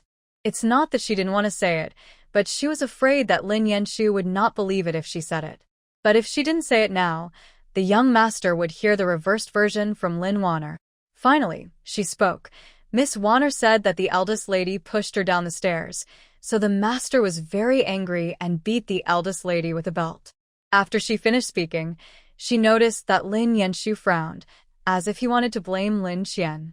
Wu Ma immediately added, "Master, don't blame me for being nosy. I don't think the eldest lady would do such a thing." To put it bluntly, knowing that the master and the mistress were at home, the eldest lady was itching for a beating and had to hurt Miss Wanner? Miss Wanner didn't have any injuries at all, and look at the eldest lady, who was beaten by the master with bruises all over her body. "I feel sad when I see it," Wu Ma said. Her eyes were red, and she gently wiped the corners of her eyes with her hand. Lin Yanshu clenched his fists tightly. He naturally felt distressed when Lin Qian was injured like this, but Wanner had been well-behaved and sensible since she was a child, and he didn't believe that Wanner would deliberately frame Lin Qian. What's more, Lin Qian had a criminal record. Seeing his expression change, Wu Ma couldn't help but say again, "Young master, the prejudice of the sir, the madam and you against the eldest lady seems a little too." Before Wu Ma finished speaking, Lin Yanshu glanced at her coldly. "Wu Ma, you talk too much." His eyes were too scary. Wu Ma's heart trembled, and she quickly shut up. She was afraid that she was confused and actually started to make up stories about the employer. But what happened tonight was really unfair to the eldest lady. As an outsider, she felt distressed to see the eldest lady being tortured. The Lin family. Their hearts were too cruel. Lin Yanshu was upset. He stood up and paced back and forth at the door of the emergency room. After an unknown amount of time, the door of the emergency room slowly opened, and the doctor came out. Lin Yanshu immediately went up and asked anxiously, "Jinxiu, how is my sister?" Lu Jinxiu took off his mask and said to Wu Ma with a serious expression, "Wu Ma, push her to the ward first." Wu Ma nodded and pushed the bed to the ward. At this moment, only Lu Jinxiu and Lin Yanshu were left outside the operating room. Seeing Lu Jinxiu's serious face, Lin Yanshu became nervous. Is Qian's injury particularly serious this time? Lu Jinxiu looked at him and shook his head gently. "They are just some superficial injuries, and the fingers have been reattached. It just looks scary, but it's not too serious." "That's good." Lin Yanshu was relieved immediately, but Lu Jinxiu kept frowning, and he felt something was wrong. What's with that expression? Lu Jinxiu's lips moved slightly, but he swallowed the words back, and his eyes revealed an indescribable solemnity. Seeing that he was hesitant to speak, Lin Yanshu felt more and more uneasy, and his voice unconsciously rose a few notes. "Just say whatever you want to say. Don't hesitate." Lu Jinxiu took a deep breath, as if he had made up his mind. He looked at Lin Yanshu steadily. "When I was treating her wound, I found an old wound the length of a palm on her lower back." Lin Yanshu's eyes suddenly became sharp. He knew Lu Jinxiu too well, and things could never be so simple. "If you have something to say, just say it directly." Lu Jinxiu's Adam's apple rolled up and down, and he spoke with difficulty. "Yanshu, the location of Lin Qian's scar." The left kidney is missing. According to my observation, the scar should be a year old. A year ago, she was in prison. Lin Yanshu felt his head buzzing, as if he was hit by a thunderbolt, and the whole person froze in place. He widened his eyes and stared at Lu Jinxiu, his face full of shock and disbelief. Jinxiu, stop joking. She is in prison. How could she be missing her left kidney? It's impossible, absolutely impossible. Lu Jinxiu pursed his lips, silently took out his mobile phone, called up the photo he had taken, and handed it to Lin Yanshu.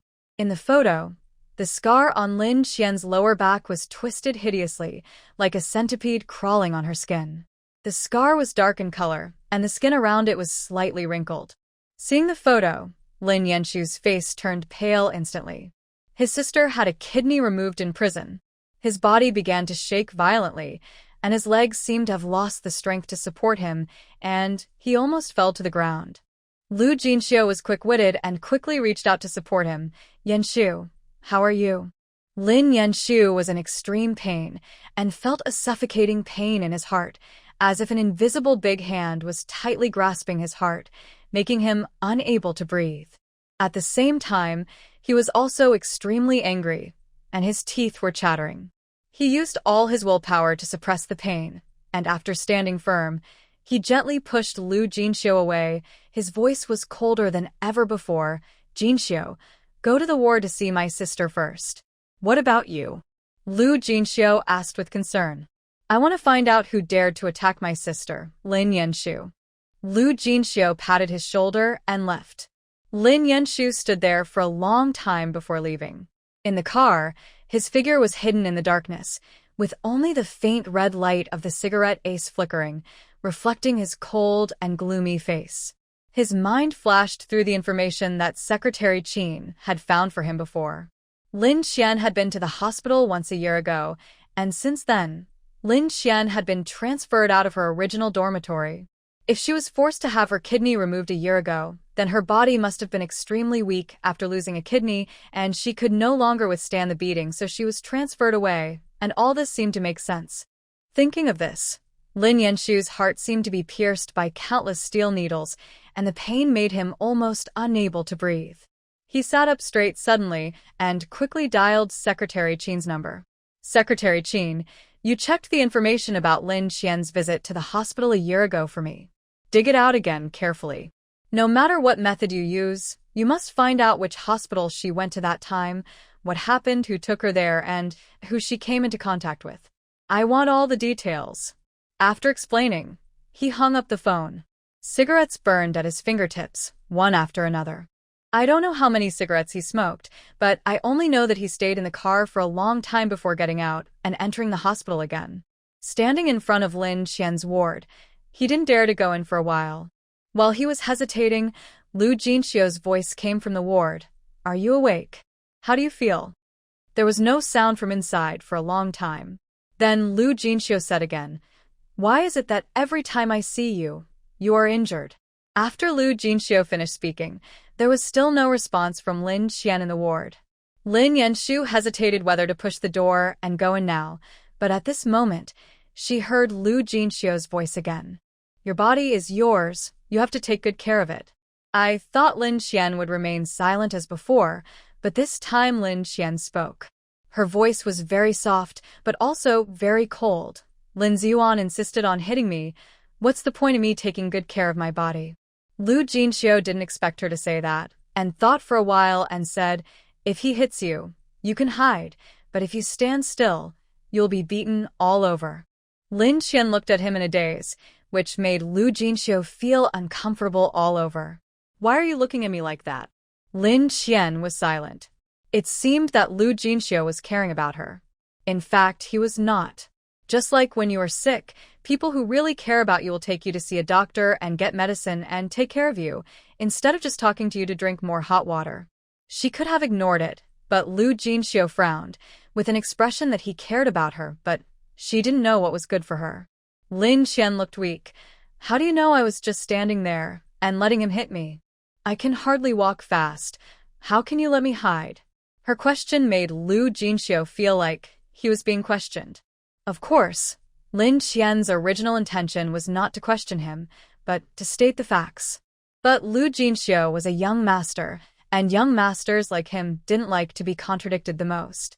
As soon as he was unhappy, he started to speak without restraint. Uncle Lin is easygoing. If you didn't make him unhappy, why would he hit you? You should look for the reason why you were beaten from yourself. Don't blame others for everything. She was beaten, and she was looking for the reason from herself? Lin Qian's heart ached.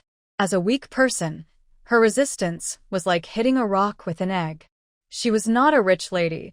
She was just a woman at the bottom of society who was oppressed and tamed. She was obviously the one who was bullied, but she was the one who was taught a lesson in return. She felt so tired in an instant. She didn't want to have any more meaningless arguments and said coldly, "Get out." Lu Jinxiu's face was full of surprise. "What did you say?" "I asked you to get out." Although Lin Qian's voice was still weak after the illness, her attitude was very tough. Lu Jinxiu had never been driven away so rudely, and anger appeared on his face. "You are really ungrateful." After that, he turned and left. But after walking 2 steps, he felt unsatisfied. So he turned his head. "What you have done is worthy of the suffering you have suffered."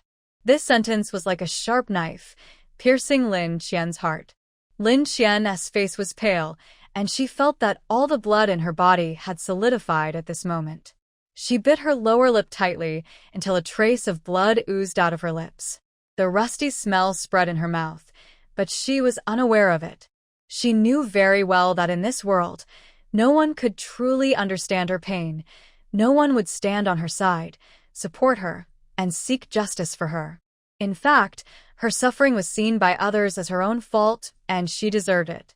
But why? Outside the ward door, Lu Jinxiu and Lin Yanshu bumped into each other and said unhappily, "I advise you not to go in. She is angry, and you will only be scolded if you go in." Lin Yanshu's eyes passed through the glass on the door and stayed on Lin Qian's thin and scarred body in the ward. "How is she?" Lu Jinxiu snorted. "She still has the strength to argue with me, and she is in good health. By the way, why did your father beat her?" To be honest, he did beat her quite harshly. Lin Yanshu did not answer. He just looked at Lin Qian quietly. His heart seemed to be tugged hard, and it hurt a lot. Seeing that he did not answer, Lu Jinxiu continued to mutter, "Is it because she bullied Wanner? So, don't talk nonsense." Lin Yanshu interrupted him harshly, his brows twisted into a deep tone character. "Isn't it?" Lu Jinxiu asked persistently. No. Okay. Seeing that he didn't want to say more, he didn't ask, "I have something else to do, so I'll go first. You should go back and have a rest." Lin Yanshu stood outside the ward, staring at Lin Qian without blinking. After a long time, he slowly turned around and left with heavy steps. The next day, the sunlight shone through the window into the spacious and bright kitchen of the Lin family villa. Aunt Wu stood in front of the cooking table, carefully putting the meals prepared for Lin Qian into the thermos bucket one by one. These meals were specially made for Lin Qian by her early in the morning. Aunt Wu thought that if the eldest lady could eat better in the hospital, she might feel better. Just when she was about to get the bird's nest, a slender and tender white hand suddenly stretched out. Aunt Wu looked up and saw Lin Wanner holding the bird's nest and about to eat it. She didn't have time to think about it and hurriedly stopped her. "Second miss, this is prepared for the eldest lady." Lin Wanner narrowed her eyes, her tone arrogant and disdainful. "Aunt Wu, remember your own identity. You are just a servant of my Lin family, not the master of the Lin family." Auntie Wu was stunned. She knew that she had no right to lecture Lin Wanner, but Lin Wanner seemed to have never recognized her own identity. Auntie Wu said helplessly, "Second miss, the eldest lady is injured, so this bowl of bird's nest should be given to the eldest lady to nourish her body." Lin Wanner's face immediately became sour, and she sneered. "Why? Only she deserves to nourish her body, but I don't, right?" "Second miss, that's not what I meant." Auntie Wu tried to explain. "What I meant was that the eldest lady is very weak now, and there is only this bowl of bird's nest left at home, so I want to give it to her to compensate for the nutrition." "You still mean that I don't deserve it?" Lin Wanner raised her voice and refused to give in, What's wrong with me eating some bird's nest in my own home? Do I need a servant like you to tell me what to do? You just look down on me because I'm not my parents' biological daughter. Auntie Wu quickly shook her head and anxiously explained, Second miss, I really didn't mean that. Lin Wanner seemed to have suffered a great injustice. Her eyes turned red instantly, and tears fell down. At this time, Lin's father and mother just went downstairs to have breakfast. Hearing the quarrel coming from the kitchen, they couldn't help frowning. What's wrong? What a quarrel. Lin's father's voice was majestic and powerful. Mother Lin hurried over and saw Lin Wanner crying. She asked distressfully, What's wrong with Wanner? Why are you crying? Lin Wanner saw her mother and seemed to have found support. She threw herself into her arms. Mom, Auntie Wu looks down on me. She actually said that I am not my parents' biological daughter and don't deserve to eat bird's nest.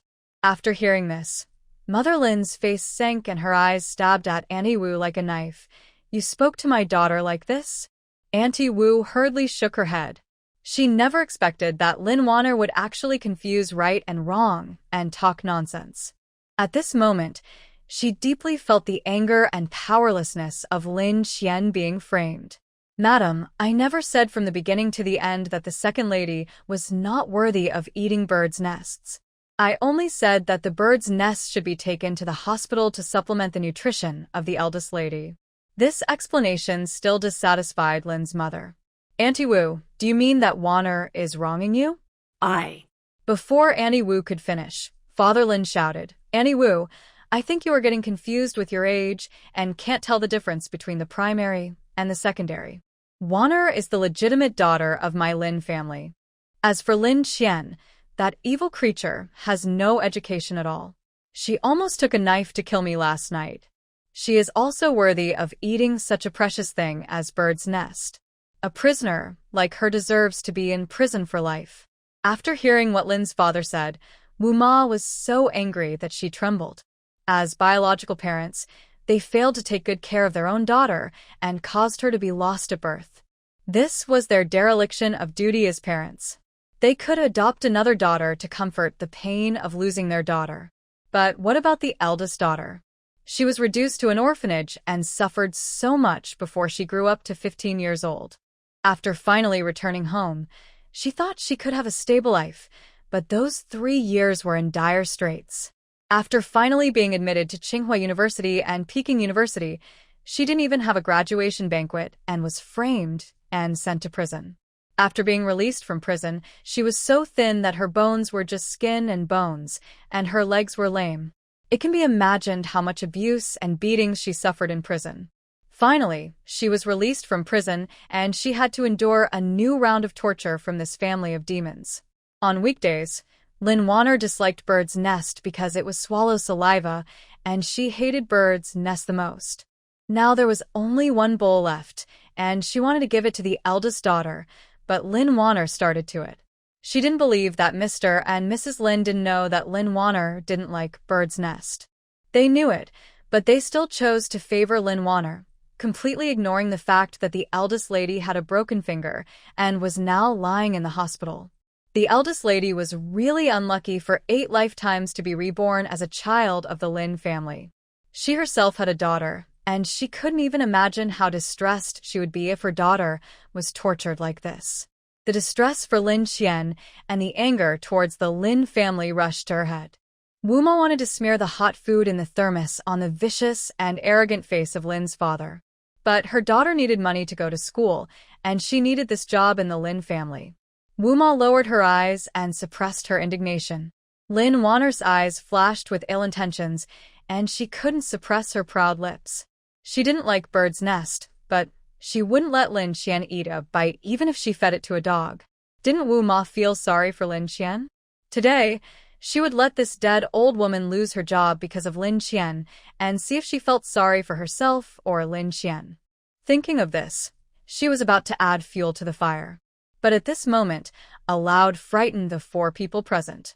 After calming down their pounding hearts, 4 pairs of eyes looked at the same time and found that a vase was smashed on the floor in the middle of the living room, and Lin Yanshu was standing on the 2nd floor, looking at Lin Wanner with a cold expression. Meeting his gaze, a trace of panic flashed across Lin Wanner's face, and she quickly put away her smug look. Lin Yanshu glanced at her coldly, then walked down the stairs, with every step carrying a full sense of oppression.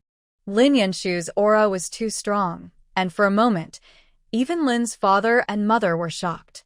His steps were steady and powerful, and every step he took was like a heavy hammer hitting the floor, making the people present nervous. He walked in front of Lin Wanner, without any hesitation, snatched the bird's nest in her hand, and smashed at the ground. The bowl was broken all over the floor, and the bird's nest was also splashed everywhere. Lin Wanner was frightened by his sudden action and cried out, hugging Lin's mother's waist tightly. "What were you laughing at just now?" Lin Yanshu's eyes were fixed on Lin Wanner's face. Say it. Lin Wanner trembled even more. "Brother, I didn't laugh." Lin's mother was shocked and angry. "Yanshu, you're crazy. You scared your sister." Lin Yanshu looked directly into Lin's mother's eyes. "Mom, is there only Wanner in your eyes? Isn't Qianqian your biological daughter? She was forced by you to chop off her fingers to repay you last night, and you don't feel sorry at all?" Lin's mother turned pale and stammered, Of course I feel sorry." Her voice was as light as a gust of wind, without any persuasiveness. Lin Yanshu roared, "If you feel sorry for her, why would you rather give the bird's nest to Wanner than to Qianqian when you knew she didn't like it? Qianqian is so thin, Mom, can't you really see that? Don't you know who needs more nutrition? Do you know that Qianqian lost more than just a finger, and—" He suddenly paused here. Whenever he thought of what Jinxiu said last night about Qianqian's missing left kidney, his heart ached as if it was stabbed. Qianqian was only 23 years old. She was so young. She had been in jail for 5 years, her leg was broken, and she lost one kidney. Her future was foreseeable at a glance. Lin Yanshu's eyes were bloodshot, and he was in great pain. "Mom, Qianqian is your biological daughter. Can't you just pity her and be nice to her?" Mother Lin was speechless. Facing Lin Yanshu's questioning, a deep sense of guilt flashed across her face, and tears couldn't help falling. "Enough!" Lin's father suddenly shouted. His face was frighteningly gloomy. "You are becoming more and more disrespectful. How can you talk to your mother like that? What sin did I commit to give birth to a daughter like Lin Qian with corrupt character? Lin Qian has a vicious mind and is disliked by others. She deserves it. She wanted to cut off her fingers, and no one forced her. In my opinion, both of her hands should be chopped off. She will not push people down the stairs at any time." Lin's father was furious. She told so many lies that even he believed them. He put the blame on Lin Qian one after another without blinking an eye. Lin Yanshu met his father's gaze, his face full of disappointment. "When my mother gave birth to Qianqian, she repeatedly told you to take good care of Qianqian, but you fell asleep and Qianqian was stolen away. If Qianqian hadn't been lost, she would have received a good education since childhood and would definitely not be worse than Wanner. After all, we owe her, so why do you say that she deserves it? She was stolen at birth. Is that what she deserves? Does she deserve to grow up in an orphanage? A rich girl lives like a stray dog. Is that what she deserves?" Listening to Lin Yanshu's sharp and merciless accusations, Lin's father felt his head buzzing, and his blood rushed to his forehead. The anger in his eyes seemed to burst out, which was the shame and anger after his dignity was swept away. You rebellious son." Lin's father suddenly raised his hand and slapped Lin Yanshu in the face. Lin Yanshu's head was tilted to one side by the strong force, and blood instantly oozed from the corner of his mouth.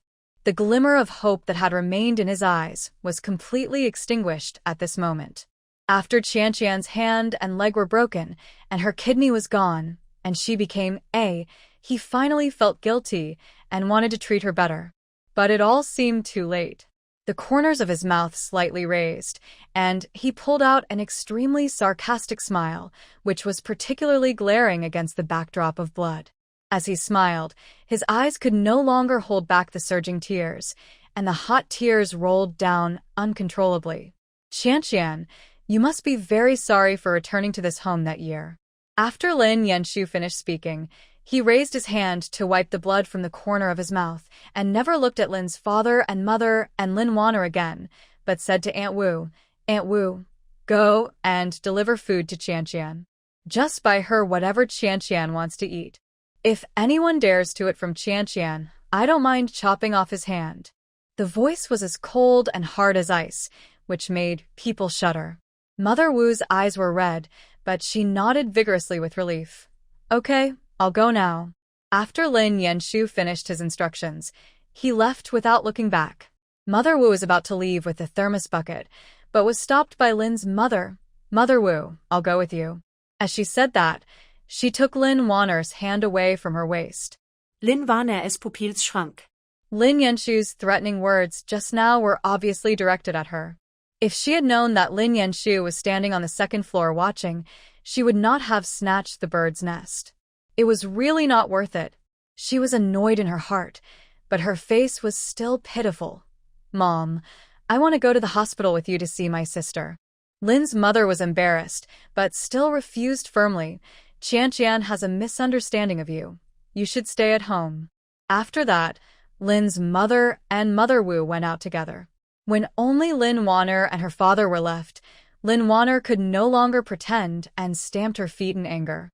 Since that which Lin Qian came home, my brother's attitude towards her has changed. He was so mean to me just now because of her. Dad, you must help me teach Lin Qian a lesson. Otherwise, she will stand on my head when she steals the hearts of Mom and brother. Her voice was sharp and piercing, and she had completely lost her usual well-behaved appearance in front of others. At this moment, she was like a peacock with its feathers plucked, furious and ugly. Lin's father sat on the sofa with a gloomy face, his hands crossed in front of his chest. His face was so gloomy that water could drip out. Not knowing what he was thinking of, his gloomy face slowly relaxed, and he comforted her. Don't worry. That little rascal won't be able to make any waves. Lin Wanner's eyes suddenly lit up. Dad, have you thought of a way to deal with her? Father Lin curled his lips. In a few days, people from the Fu family in North City will come to our Haiqing to bid for the project in the eastern suburbs. If the Fu family is determined to take over that piece of land, even if our Lin family and Gu family join forces, they may not be opponents. If we want to get a share of that project, the best way is marriage. Lin Wanner frowned. Dad, you don't want Lin Qian to marry someone from the Fu family, do you?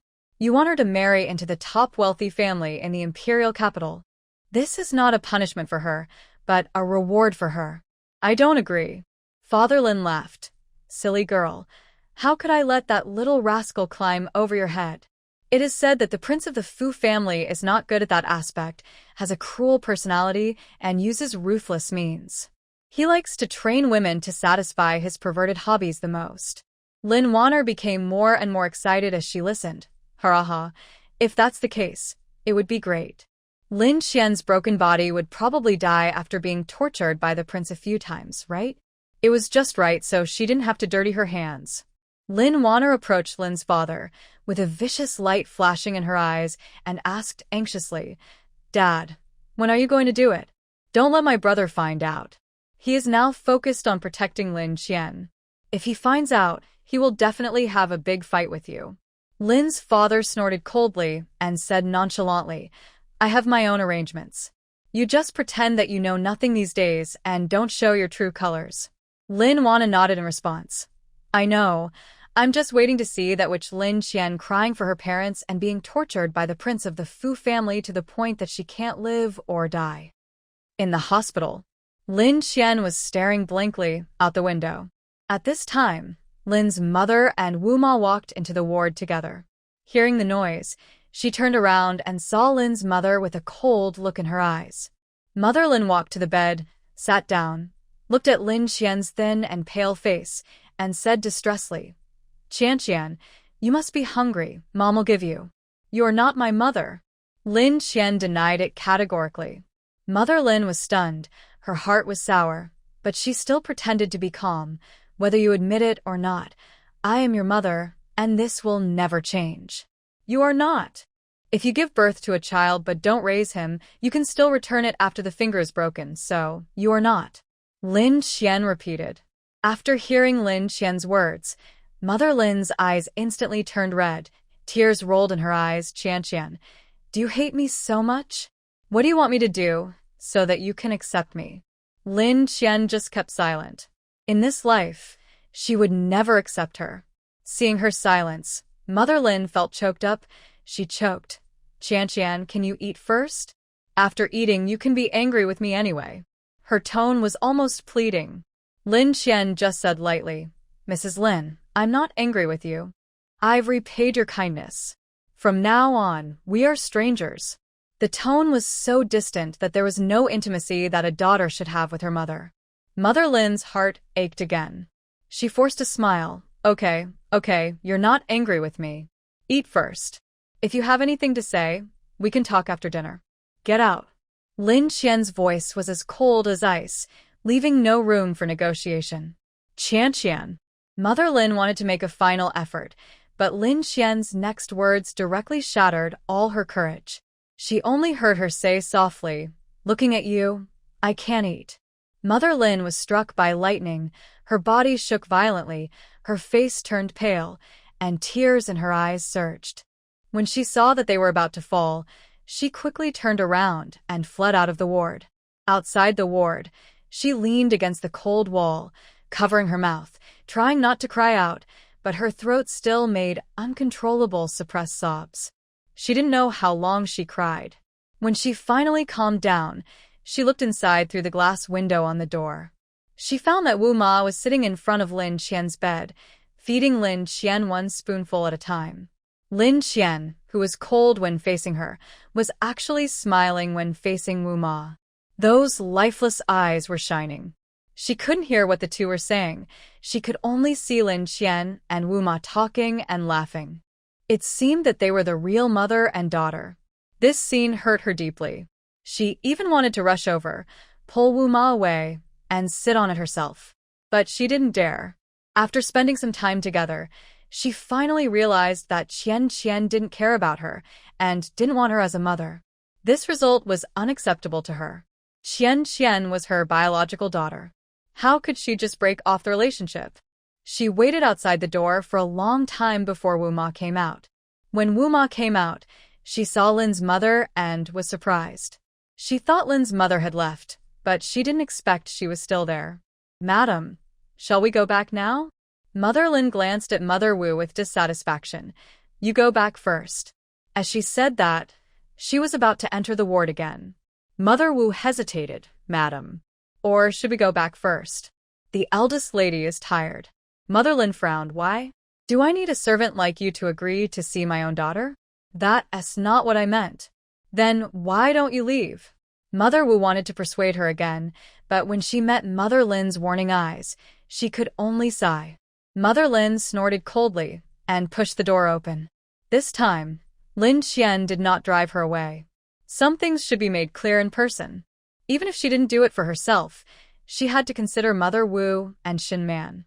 Before Mother Lin sat down by the bed, Lin Qian pointed to the chair opposite. Sit over there. Mother Lin paused.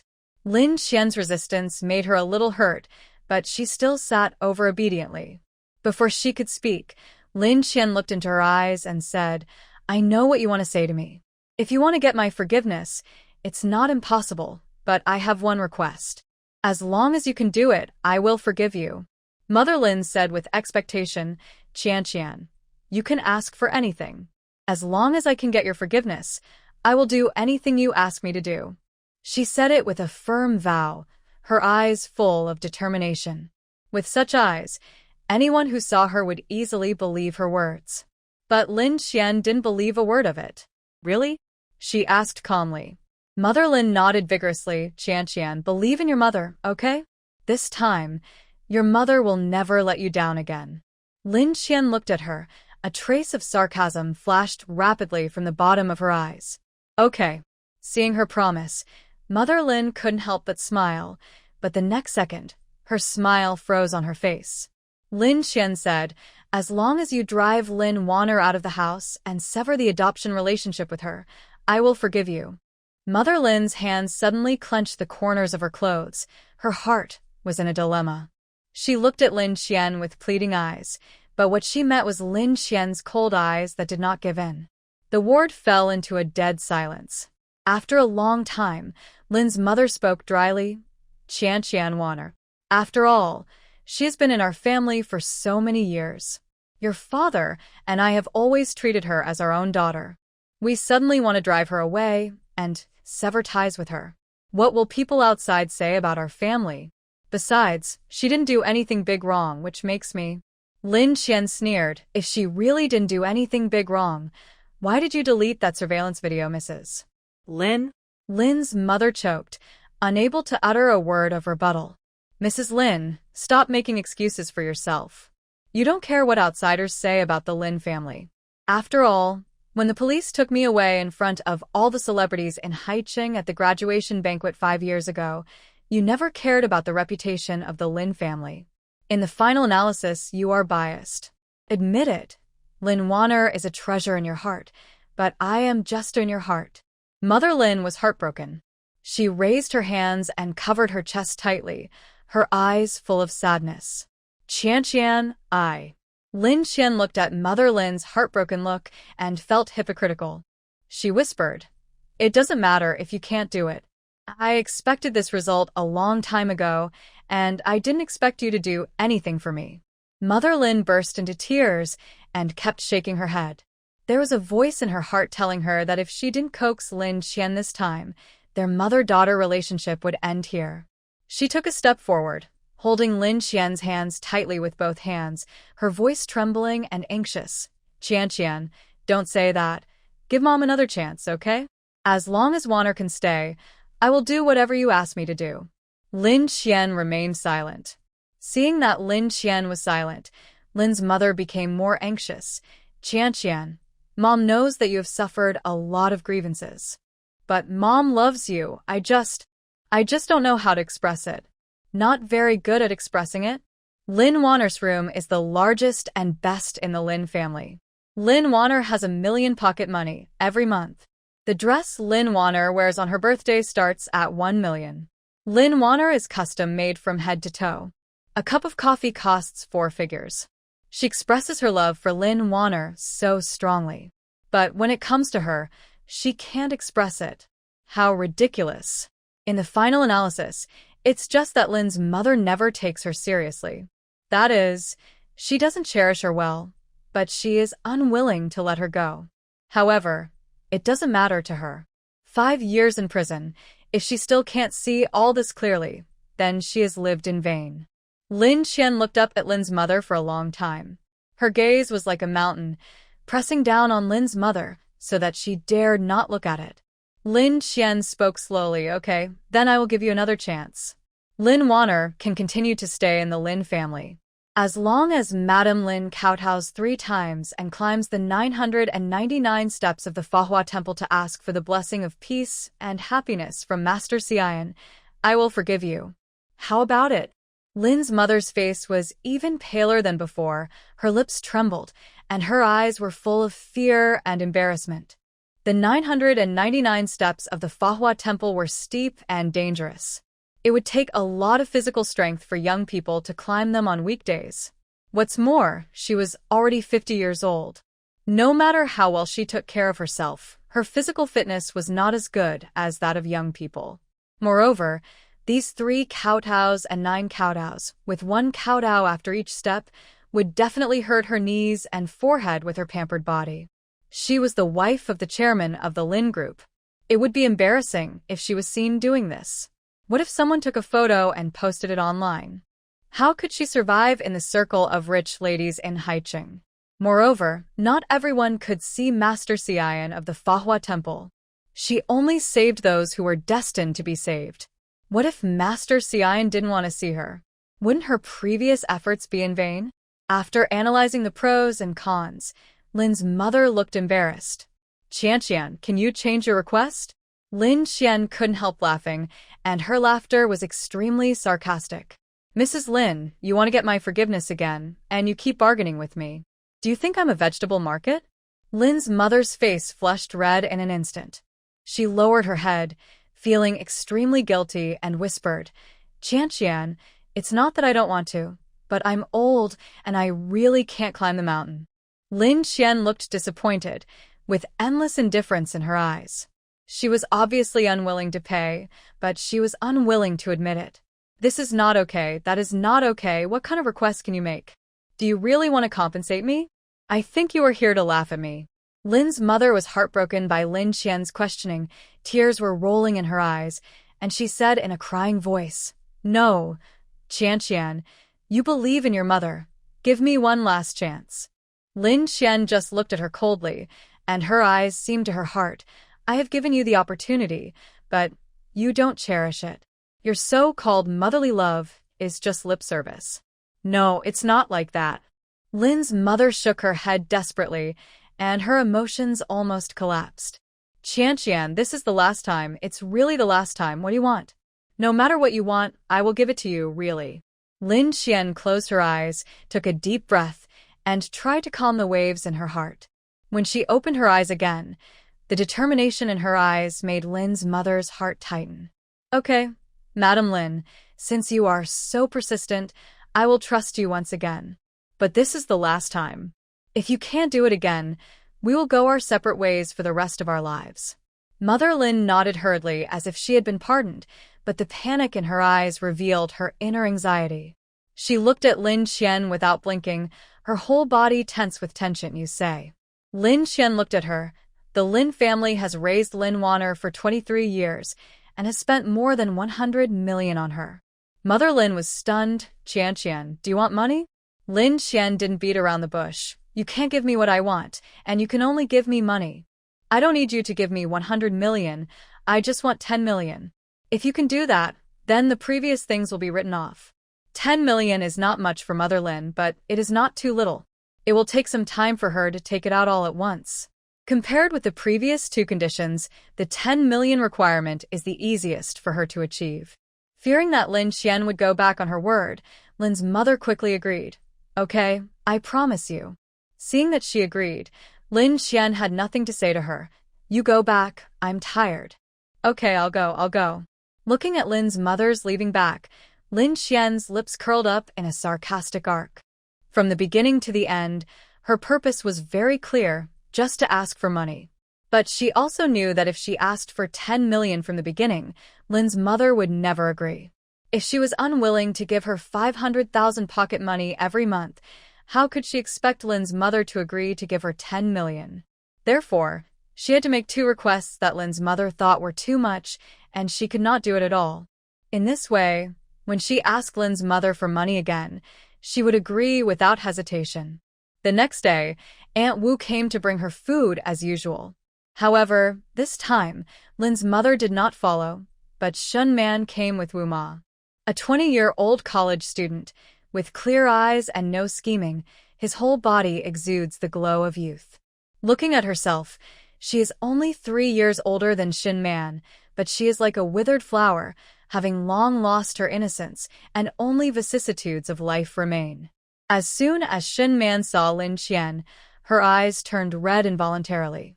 She held up Lin Qian's injured left hand. Not only were Lin Qian's fingers broken, but the back of her hand and arm were also covered with marks from being beaten by Lin's father with a belt. The bloodstains turned purple, which was shocking. Chun Man said distressfully, "The Lin family is really too much. How could they beat you like this? Qian, you should leave the Lin family and stop staying with that family of demons." Chun Man really cared about Lin Qian, could feel this about her.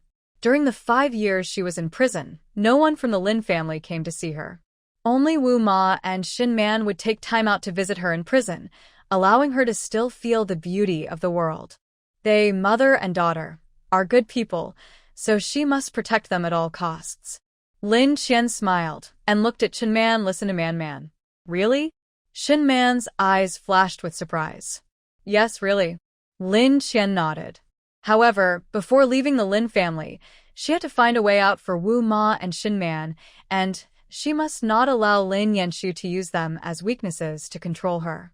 Thinking of this, Lin Qian changed the subject and asked about Chun Man's situation at school. Man, how are you doing in school?" "Not bad. I get a scholarship every semester." Seeing her confident face, Lin Qian comforted her. Man, do you want to study abroad? Shunman asked. Suddenly, desire appeared in his eyes. But her family has no money.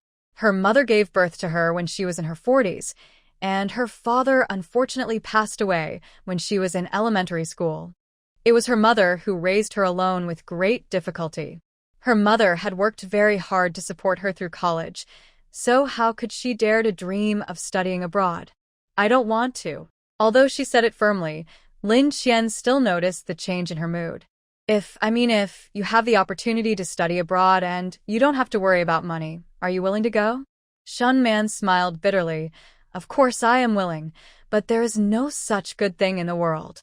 I can think about it in my heart now. After hearing this answer, Lin Qian's heart finally calmed down. It's easy for Man to go abroad if she wants. As soon as she gets the 10 million, she will immediately send Wu Ma and Shunman abroad. Shunman completed her studies abroad, and Wu Ma was able to take care of her daughter. As long as he sent the mother and daughter away, Lin Yanshu would no longer be able to control her. She wanted to leave the Lin family, and no one could stop her. Even if the Lin family didn't let her go, the worst that could happen to her was that she would die with them and leave all her money to Wu Ma and Shunman. This is why she asked Lin's mother for 10 million. Her fate was already bitter enough, and she couldn't let the people who cared about her fall into her same situation. For the next 2 days, Lin Qian's life was very peaceful. That morning, after Lin Wanner washed up and went downstairs to have breakfast, she unexpectedly did not see Lin's father, Lin's mother, and Lin Yanshu. Lin Wanner looked at the breakfast already prepared on the table and asked in confusion, "My parents and brother haven't gotten up yet?" The servant said, "The master and the eldest master didn't even have time to eat breakfast in the morning and hurried to the company." Madame ate a few mouthfuls and went out. Lin Wanna knew that her father and brother had been very busy in recent days because of the Dongjiao project, leaving early and returning late every day. But it was rare for her mother to get up so early today. "Do you know where my mother is doing?" she asked again. The servant shook his head. "I'm not sure about this, but the madam took a lot of bags." Lin Wanner was even more confused, but she didn't think much about it. After taking a look at the breakfast, she lost her appetite. After going upstairs to change her clothes, she drove away from home. In a few days, the land in the eastern suburbs will be auctioned. Most of the celebrities in Haiqing will attend the auction, and she will also be invited. She has to buy some dresses and jewelry for herself. She must not be compared with other women. Go down. Lin Wanner drove to the most luxurious shopping mall in Haiqing. She walked into a top-notch custom dress shop. She often came to the shop, so the clerk knew her. When he saw her, he immediately smiled and said, "Ms. Lin, you came at a coincidence. We have a few new clothes in our shop today. This limited edition dress flown in from Paris is uniquely designed and made of top-grade luxury materials. Wearing it on you will definitely make you the focus of the whole audience." Lin Wanner raised her lips with a proud arc, like a proud peacock.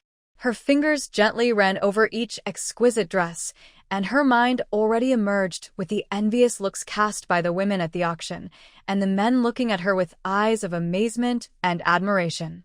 The more she thought about it, the happier she became, and she finally chose a floor-length dress inlaid with Swarovski crystals. The hem of the dress sparkled as she walked, like a starry sky. The salesperson's eyes were full of amazement, and he could not stop praising the product, not forgetting to promote other products. "Ms. Lin, our store not only has dresses, but also handbags that go with them. Would you like to take a look?" Lin Wanner was already flattered by the compliments and said without thinking, "Where is the bag?" Take me to see it. Look. "Ms. Lin, this way, please." Lin Wanner followed the salesperson to the bag area. When she arrived, she noticed several big brand bags at a glance. Her eyes widened instantly, full of disbelief. "These bags." The salesperson saw her stop and followed her gaze. "They're all second-hand bags. A noble lady just brought them here to sell. Miss Lin, do you like them?" Lin Wanner didn't like them, but she recognized the bags. Most of those bags are Hermes and are limited editions worldwide. The cheapest one costs less than 1 million yuan when you buy it. The reason why she knew this so clearly was because these bags clearly belonged to her mother. At this moment, she finally realized why the maid said her mother took a lot of bags with her when she went out. It turned out that she was selling them. But why is this? As the wife of the chairman of the Lin Group, she shouldn't be short of money, right? Since you are not short of money, why sell bags? Are these the bags that she usually doesn't want to carry? There must be something fishy going on here. An ominous premonition arose in Lin Warner's heart. Countless thoughts flashed through her mind in an instant. There has been no news of any financial crisis at home recently. Although the competition for the East Suburbs project is fierce, given the Lin family's financial situation, they do not have to rely on selling bags to raise funds. If it wasn't for the family or the company, then the only possibility was. She suddenly thought of something, took out her cell phone, and hurriedly called Lin's mother. The call was connected, and the gentle voice of Lin's mother came from the other end. "My dear daughter, are you up?" "I'm up, Mom. Where have you been?" "I'm driving to the hospital to see Qian. Are you okay?" Lin Warner's fingers gripping the phone kept tightening. She went to see Lin Qian right after selling the bag, so she had to suspect that her mother wanted to secretly give the money from selling the bag to Lin Qian. She would never allow this to happen. Everything in the Lin family belongs to her, and that which Lin Qian is not worthy of taking a single penny. "It's okay, Mom. Be careful on the road." Lin Warner pretended to be calm and said. After hanging up the phone, she immediately called Lin's father. As soon as the phone was connected, she said anxiously, "Dad, go to the hospital quickly. My mother actually sold her own bag and is now going to the hospital to give the money to that which Lin Qian. Wanna? Don't worry. Dad will rush over to stop it now." Lin Warner raised her eyebrows proudly and continued to choose bags and jewelry. Hospital. When Lin's mother faced Lin Qian again this time, she was obviously more confident. Lin Qian was the best at reading people's faces. Seeing her happy eyebrows, she knew that Lin's mother had probably gathered the 10 million she wanted. She was a little impatient, but still pretended to be indifferent. Lin's mother sat directly beside the bed, pulled Lin Qian's hand intimately, first asked about her physical condition with concern, and then took out a card. "Qian, Mom said that as long as it is your request, I will do my best to fulfill it. Here is 10 million. After you take it, we will let bygones be bygones and never care about the past again." Lin Qian was happy in her heart, but she remained calm on the surface. As long as she had this 10 million, she would no longer have to worry about the threats of the Lin family. Lin Qian was about to take the card from Lin's mother, but at this moment, the door of the ward was kicked open from the outside. Lin Qian and Lin's mother were both frightened by the sudden loud noise. Lin's father rushed in, slapped Lin Qian's hand without saying anything, and then snatched the card from Lin's mother's hand. Lin's mother was confused. "Duan, what are you doing? Why didn't you discuss it with me before giving her the money?" Lin's father was furious, and he looked at Lin Qian as if he was an enemy. Mother Lin rolled her eyes at him. "Oh, it's not much money, just 10 million. I owe Qian all these years, so I should give her some money." 10 million? Does she deserve so much money? She's not good at anything, and only brings shame to our Lin family. If she was as sensible as Warner, I would have given her the 10 million. But she never changed, and almost chopped me with a knife. I can't let an ungrateful person like her get the money I worked so hard to earn. Father Lin said angrily, and put the card in his pocket. Lin Qian's hands were red from being beaten. She stubbornly endured the pain, saying nothing, just staring at Father Lin. Father Lin looked at her fearlessly and sneered, "Want money? It's not impossible. As long as you are willing to marry to consolidate the Lin Group status as a wealthy family in Haicheng, I can give you the 10 million as a dowry. If you don't agree, then you can't get a penny." After that, Father Lin pulled Mother Lin out. Lin's mother was tangled, but she couldn't get over Lin's father. As soon as she left the ward, Lin's mother shook off Lin's father. "Why are you so mean to Qian? If you give her the 10 million, she will let bygones be bygones, and we'll still be a family in the future. Why do you have to go against your daughter?" "It's not that I want to go against her, it's that she doesn't really regard us as a family. If she dares to attack her own father once, she might do it a second time. Are you really comfortable leaving a time bomb like her at home? She might explode one day and kill us all. Instead of keeping this uncertain factor around, it's better to marry her off quickly to form an alliance, which can also promote cooperation between the Lin group and the North City Fu family. But Lin's mother was hesitant to speak, and Lin's father continued. The North City Fu family wants to compete with our Lin family for the East Suburb project. We have no chance of winning. If we can use Lin Qian as an alliance to get a win-win cooperation between the two families, that will be the best result. If you are unwilling to sacrifice her, then you can only sacrifice our Warner. Are you willing to marry Warner to North City? Lin's mother shook her head without even a second thought. Although Warner is not her own daughter, she is better than her own daughter. She raised her with all her heart and soul. She didn't want her precious daughter to marry to another province. If she was bullied by her husband's family, there would be no one to support her. She couldn't bear the thought of Warner being wronged. She took a deep look at Lin Qian, who was pale on the bed, pursed her lips, and finally just sighed and said nothing. In the ward, Lin Qian heard all this and was so angry that she trembled all over. Her hands were clenched into fists, and her nails were embedded in her palms. She never thought that Lin's father would be so cruel and treat her as a commodity, fiddle with her at will, and use her for commercial interests. Lin's mother, who cried for her forgiveness 2 days ago, chose to sacrifice her biological daughter as soon as she encountered something involving Lin Warner. Ha ha ha. These people really say one thing and do another, so ironic. After a while, she suppressed her anger. If you want to send Man abroad, you need money. But what she lacks most now is money. What should she do? Now, it seems that she has no choice but to obey the arrangements made by Lin's father. Perhaps, marriage is a good way for her to leave the Lin family in her current situation. She doesn't know what kind of family the Fu family in Beijing is, but no matter how difficult it is to get along with them, it will always be better than the Lin family. Not only can she leave the Lin family, but she can also get a dowry of 10 million. With the money, she can send Wu Ma and Man abroad, and the Lin family will not be able to control her in the future. In this way, it can be regarded as the best of both worlds.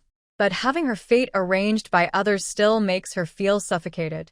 Lin Qian got out of bed, limped out of the ward, and planned to go to the stairwell to get some fresh air. In the stairwell. President, I've seen that piece of land. It's very suitable for planning into a business district to develop the economy. If we take this piece of land, we can not only expand the company's business, but also gain a foothold in Haicheng. The business exchanges between Beijing and Haicheng will also become smoother. However, we are not the only ones who have set their eyes on this piece of land.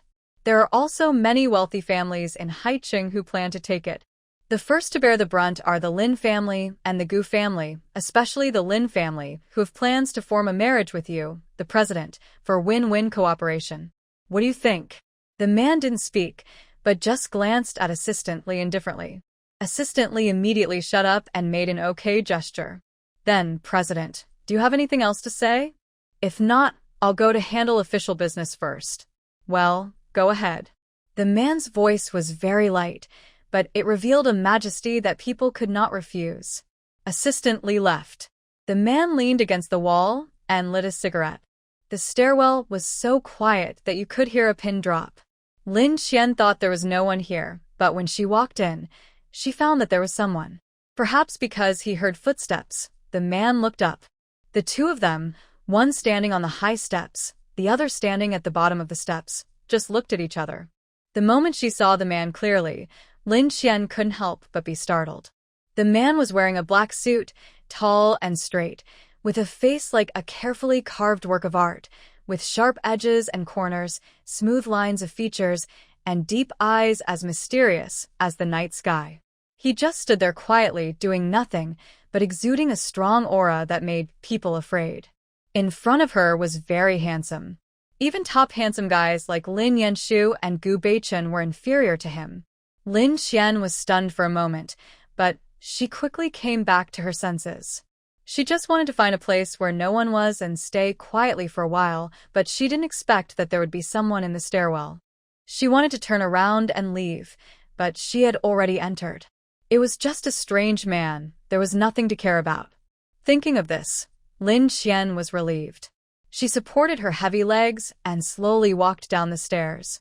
When she passed by the man, the cigarette in his hand just floated over, and a strong smell of tobacco domineeringly penetrated into her nose, making her brain dizzy for a moment. Lin Qian paused and looked at the man. Coincidentally, the man was also looking at her. Seeing that she frowned slightly, he said, "Very well, sorry."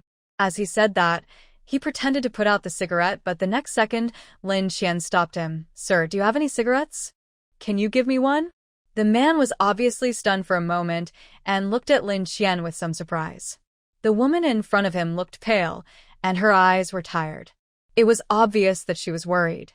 He didn't say anything but took a cigarette from the cigarette box and handed it to Lin Qian. Thank you.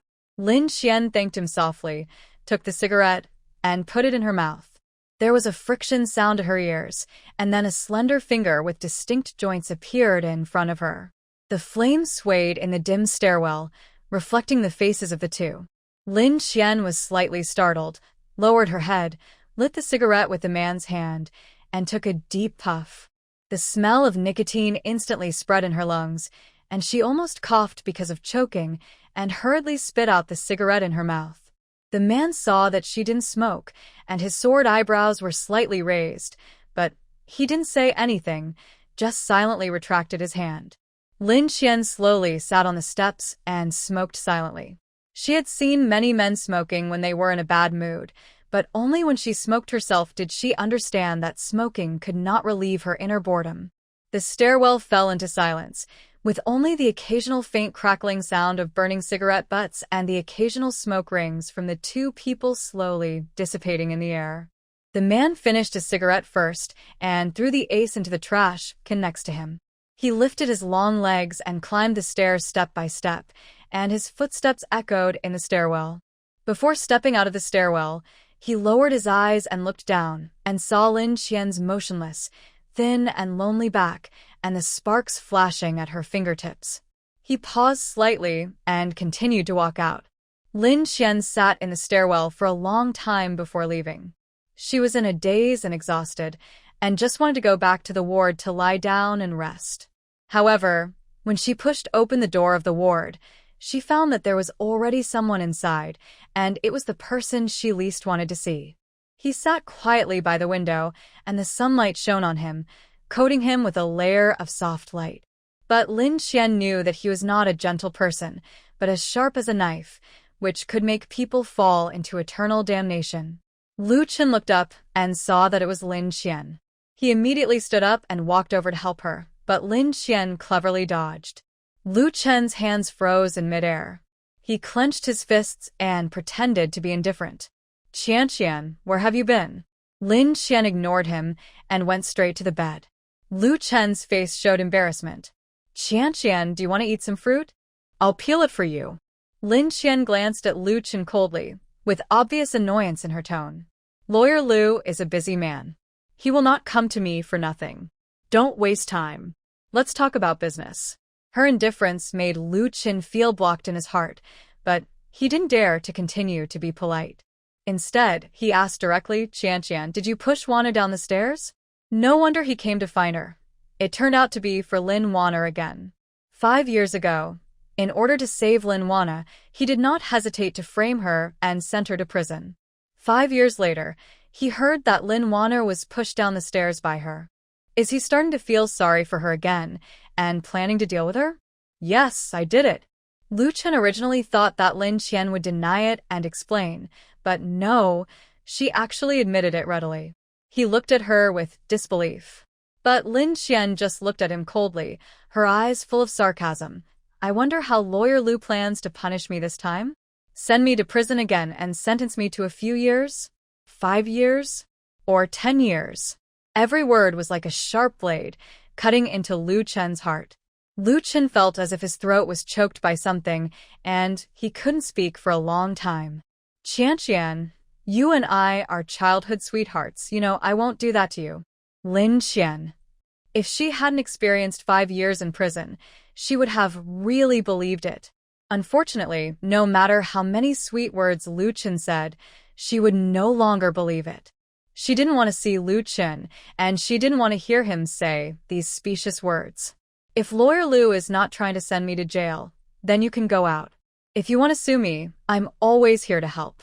Lu Chen said with a heartache, Qian Qian, I'm here just to care about you. Lin Qian was very indifferent, no need. Her repeated rejections made Lu Chen's reason close to collapse. He took a step forward, his eyes full of anxiety and pain. Qian Qian, what do you want me to do to make peace with me? Can't you feel my concern for you at all? Since you were released from prison, I have found opportunities to see you whenever I have time. How many times have you ignored me? What do you want? Tell me. Lin Qian finally looked at him straight in the eye, and her eyes were like two ice blades. I have been wrongly imprisoned for 5 years, and I haven't felt wronged.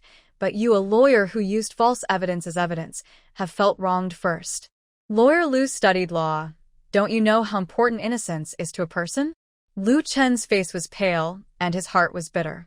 He didn't want this to happen, but he had no choice. Lin Wana was kind to him. If it weren't for Lin Wana sponsoring him to go to college, he wouldn't have been able to graduate successfully. From this point, we can see that although Lin Wana is a rich girl, she is not as arrogant as the rich people. She is a kind-hearted girl. He didn't believe that Lin Wana would push Gu Yilin down the stairs. Under the condition that the Lin family and his wife pointed out Lin Qian, even if he didn't believe that it was Lin Qian who did it, only Lin Qian could do such a thing. He looked at Lin Qian with a sad face, hoping that she could understand his difficulties. There was helplessness and struggle in his eyes. Qian Qian, no matter what happened in the past, people always have to look forward. Why do you keep holding on to the past? Lin Qian heard his words, as if she had heard a big joke. If the whip doesn't hit you, you will never know the pain. She only saw clearly today that Lu Chen was such a person, a fool who wrongly accused her without knowing right or wrong. She was wronged, and she couldn't care about it. If she cared about it, it would be her narrow-mindedness holding on to the past. She hated it so much. She hated herself for not seeing his true face until now. If she had known he was this kind of person, why would she work so hard for money and participate in various competitions just to make more money so that Lu Chen could concentrate on his studies during college? She was also afraid that Lu Chen would worry, so she never dared to give him money in person and could only help him in the form of anonymous donations.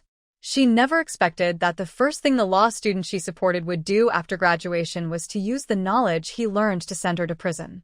In the end, he also asked her to look forward. Lin Qian thought Lu Chen was ridiculous, and she really couldn't help laughing. He said he cared about her, but the real purpose of his visit was to ask her if she pushed Lin Wana down the stairs. When he asked this question, he didn't want to hear her explanation. He already had the answer in his heart.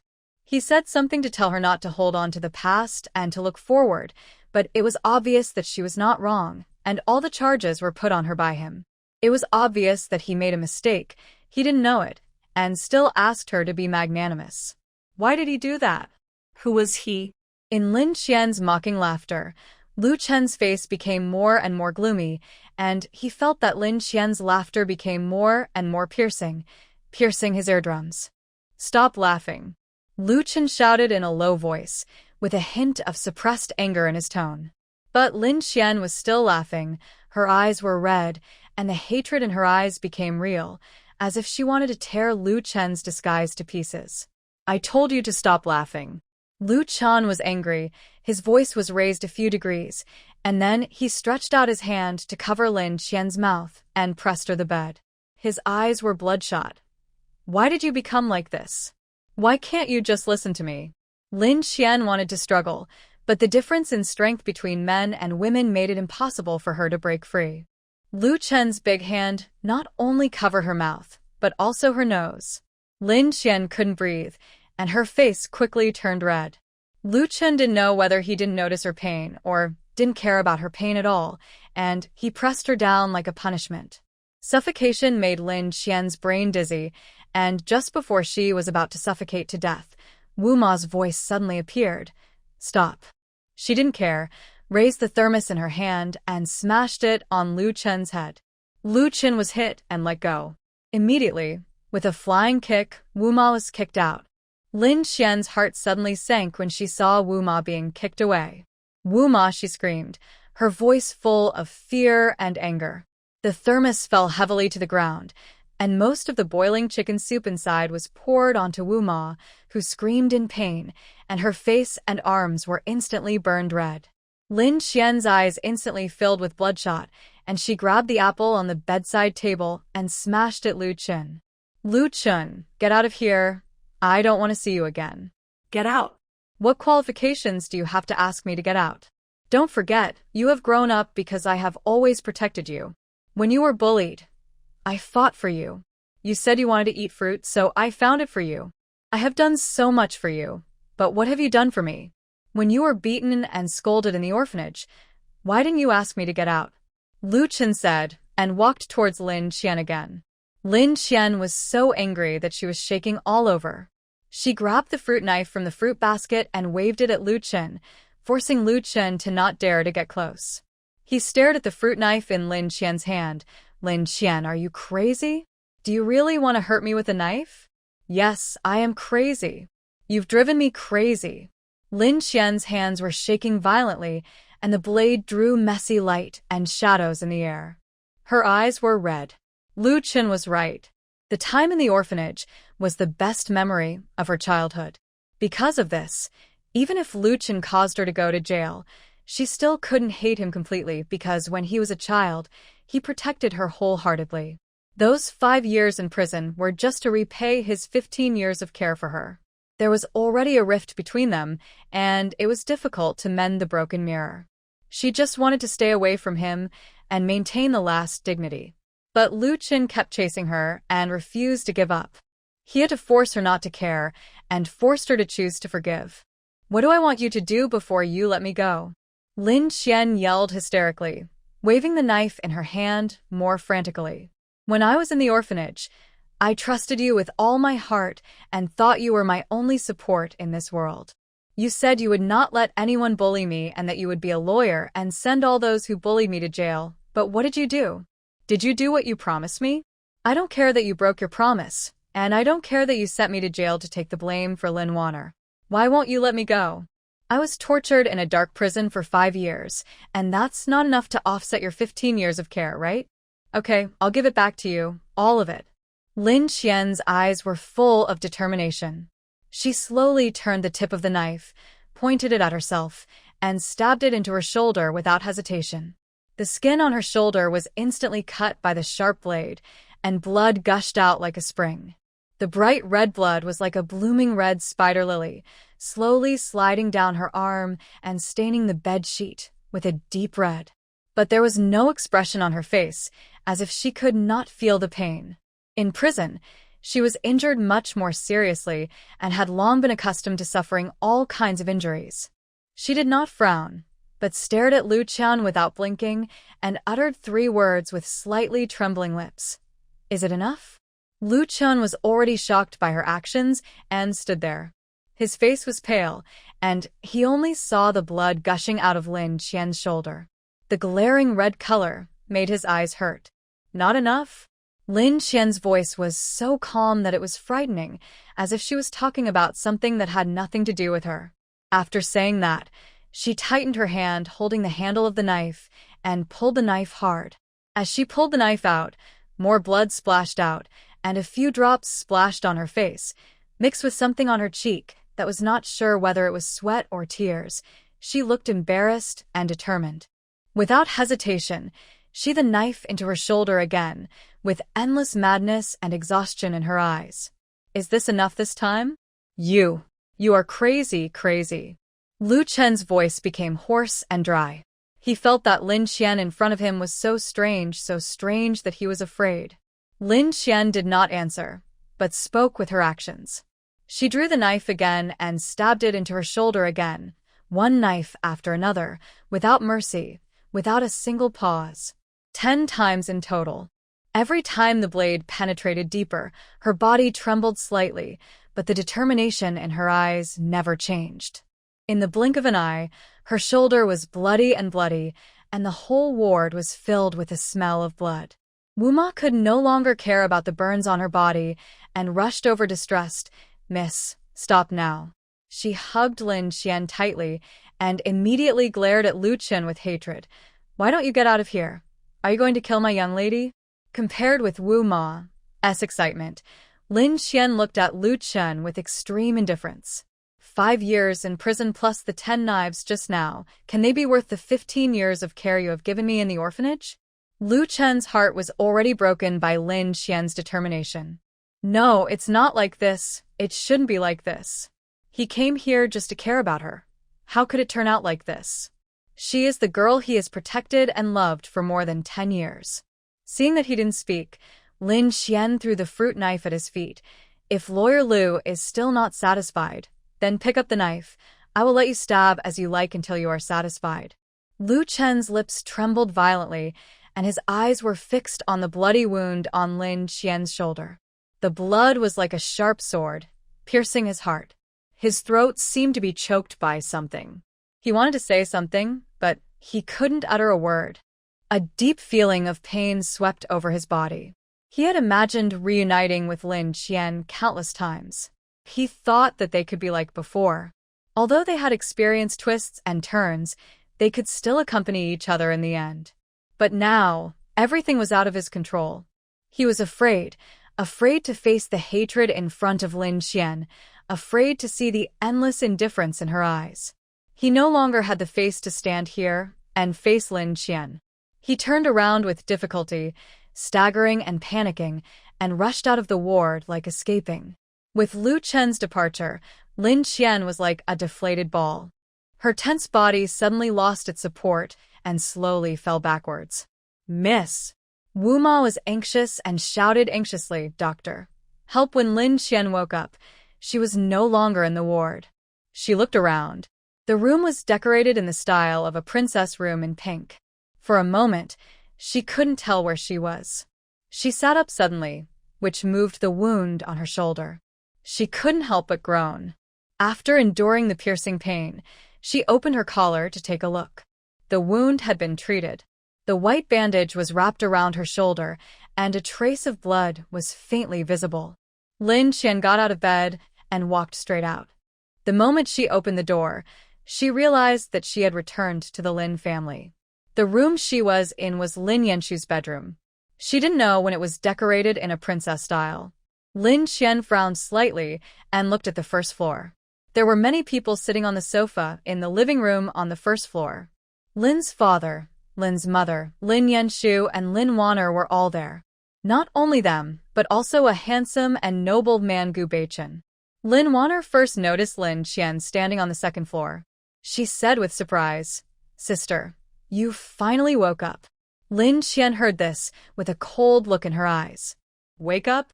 She was clearly in a coma, and she didn't even know how she was discharged from the hospital and returned to the Lin family. But when Lin Wanner said her coma, it became her sleepiness. Lin Qian looked at Lin Wanner coldly, with a surge of disgust in her heart. Lin Wanner seemed to be frightened, and her whole body shrank, timid, and her eyes instantly turned red. Sister, did I say something wrong?"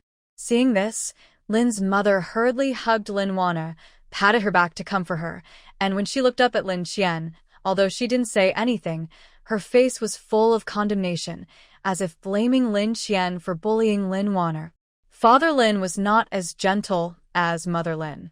Without saying anything, he began to scold Lin Qian. "How dare you glare at your sister? You are in your 20s, but you are either eating or sleeping all day. You were sleeping when I picked you up yesterday, and you were still sleeping when we got home. After a night, it was already noon when you woke up. What else can you do besides eating and sleeping? Why did I give birth to such a useless daughter like you?" Father Lin scolded her, without caring that there were outsiders at home. Apart from eating and sleeping? Oh, ridiculous. He couldn't even see that his own daughter was injured and unconscious, so he was not worthy of humiliating her. He had seen through the nature of their family, so this insult was no longer a pain to Lin Qian. She looked at Father Lin's face, which was flushed with anger, without any emotional fluctuations in his eyes. "Have you scolded enough, Mr. Lin?" Lin Qian said in a cold voice, without a trace of emotion on her face. Father Lin was choked by her sudden question and forgot to speak for a moment. He just widened his eyes and stared at her fiercely. Lin Qian curled her lips, sneered silently, and was about to go back to her room. But she heard Father Lin yelling at her, "Stop right there, come down. I have something to discuss with you." The voice was full of unquestionable majesty and habitual command. She didn't want to get close to this hypocritical family for a second. The disgust that rose from the bottom of her heart made her want to escape from this hypocritical space immediately, the farther the better. However, thinking of the 10 million, she compromised. She slowly walked down the stairs, walked to the sofa, and sat down. Her eyes swept coldly over everyone present. Father Lin picked up the teacup in front of him, blew gently on the tea leaves floating on the surface, took a sip. "You are not a child anymore. It is not a good idea to stay at home all the time. Your mother and I have discussed it. The Fu family of Beiqing is the top wealthy family in Kyoto. You will marry into the family to enjoy a good life. Although you have a low character, you are our biological child after all. We, as your parents, still think about you, and your dowry will naturally not be missing."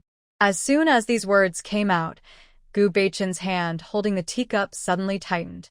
It turned out that this was what Lin Ziyuan meant when he said that there was a way to cooperate with the Fu family of Beiqing. However, this was not what he wanted to see. An indescribable feeling of confusion in his heart intensified.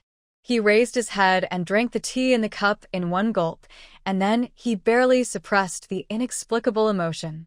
Mother Lin's face was full of smiles. She leaned forward, took Lin Qian's hand and patted it gently. "Qian, your father and I are reluctant to let you go, but girls cannot stay at home. You will get married sooner or later. You can still choose the best one while you are young. If you are older, there will be others who will be picked out. The Fu family in North City is a well-known and aristocratic family, even better than our Lin family." Lin Qian withdrew her hand imperceptibly, lowered her eyes, and said nothing. Well-known and aristocratic? If it was so good, would it be her turn? They just wanted to use her marriage to consolidate the Lin family status as a wealthy family. They would not allow her to refuse, and she had no reason to refuse. Lin Qian was silent, but Lin Yanshu reacted fiercely. "Dad, Mom, you want to marry Qian to the prince in the Beijing circle? Why didn't you discuss it with me in advance?" "No, I don't agree." Father Lin's face sank. Mother Lin immediately tried to smooth things over.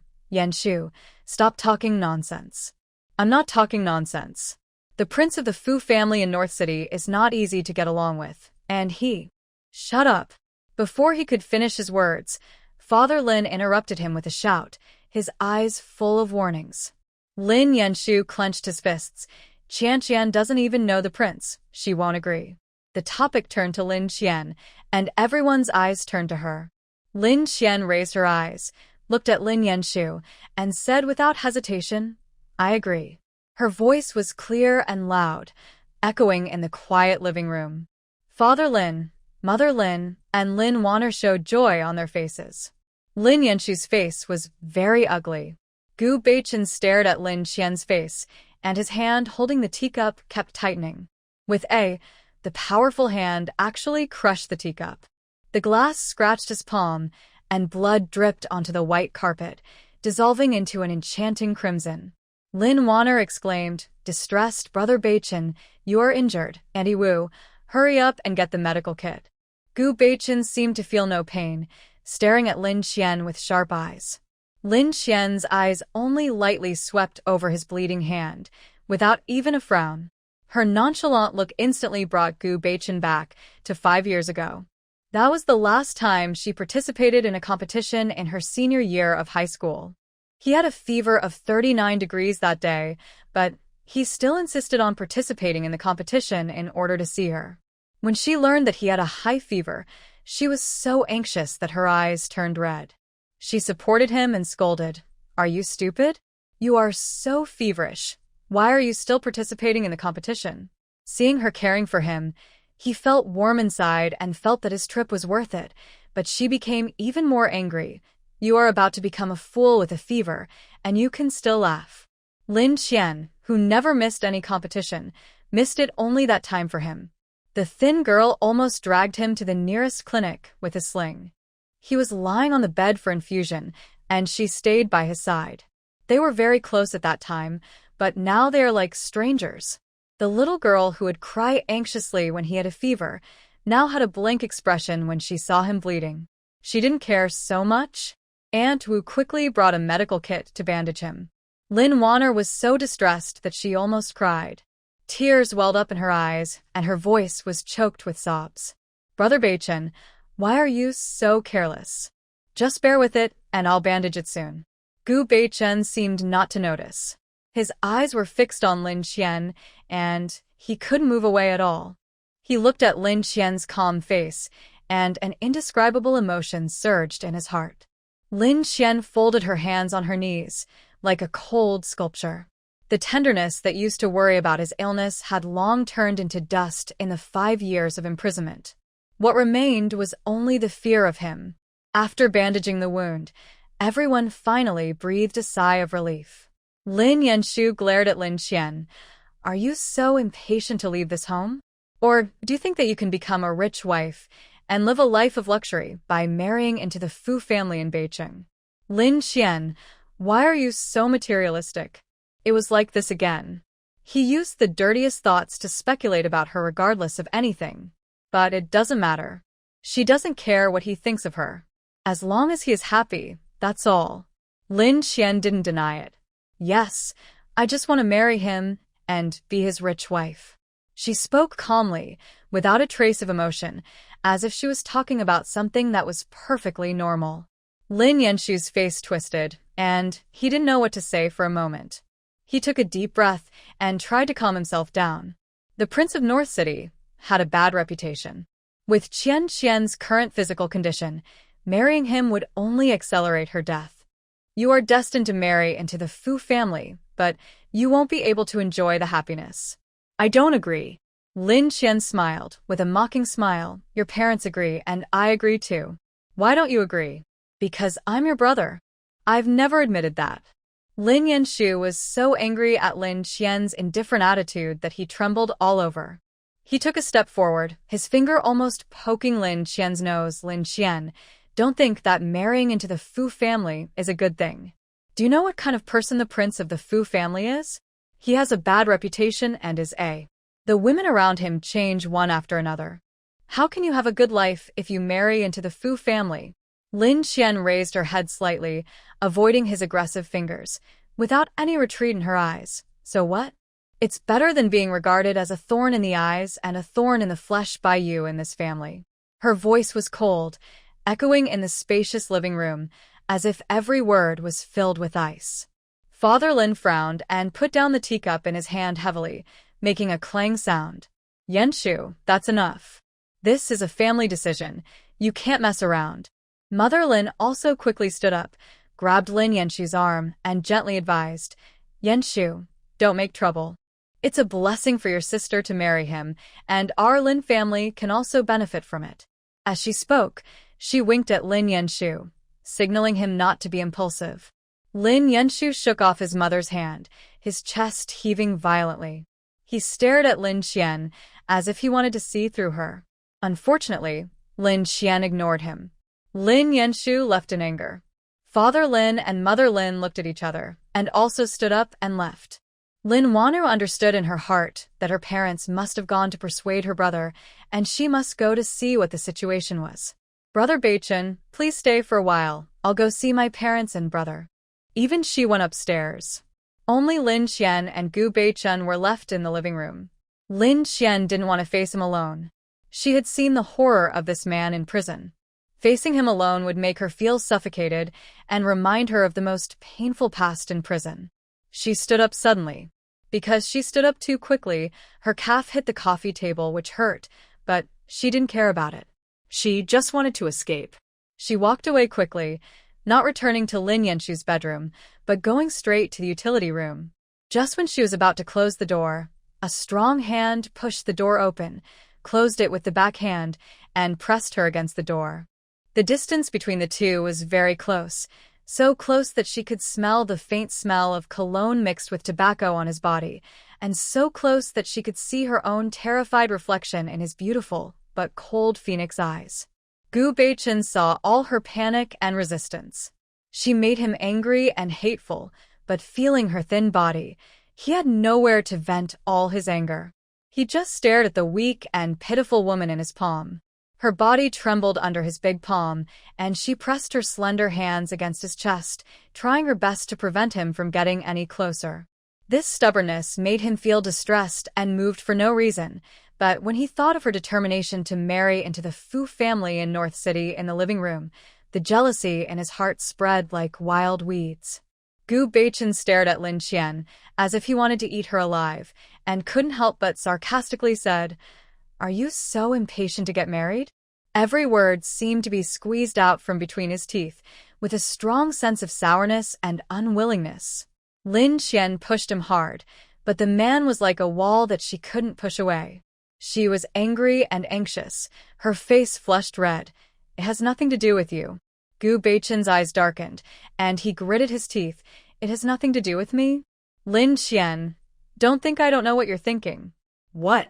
You want to leave after hurting my sister like that? Have you asked me if I agree?" When he thought about Lin Qian marrying another man, the jealousy was like a blazing fire, almost swallowing him up. "Lin Qian, don't be silly. The Fu family is not a place you can stay, and the prince of the Fu family is not someone you can provoke." Gu Beichen's voice softened a little, but the anxiety in his eyes became more intense. Lin Qian was very afraid of him, but at this moment, she just looked at him quietly. After a long time, she spoke. "I can't provoke him? Can I provoke you?" Gu Beichen's heart choked at Lin Qian's words, as if she had hit him in the most vulnerable part.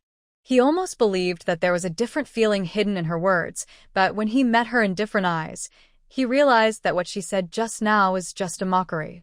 But even so, he took it seriously for a moment and was moved. Realizing that she had never had different feelings for him, his eyes, which were hiding complex emotions, turned unusually red.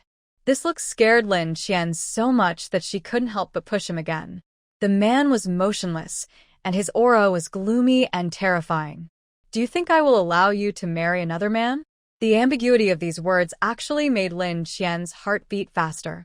Lin Qian met his paranoid eyes and quickly lowered her eyes anxiously. "Who I want to marry is none of your business." Gu Beichen frowned slightly and suddenly sneered, and the laughter echoed in this small utility room, with a creepy sense of oppression. "It's none of my business?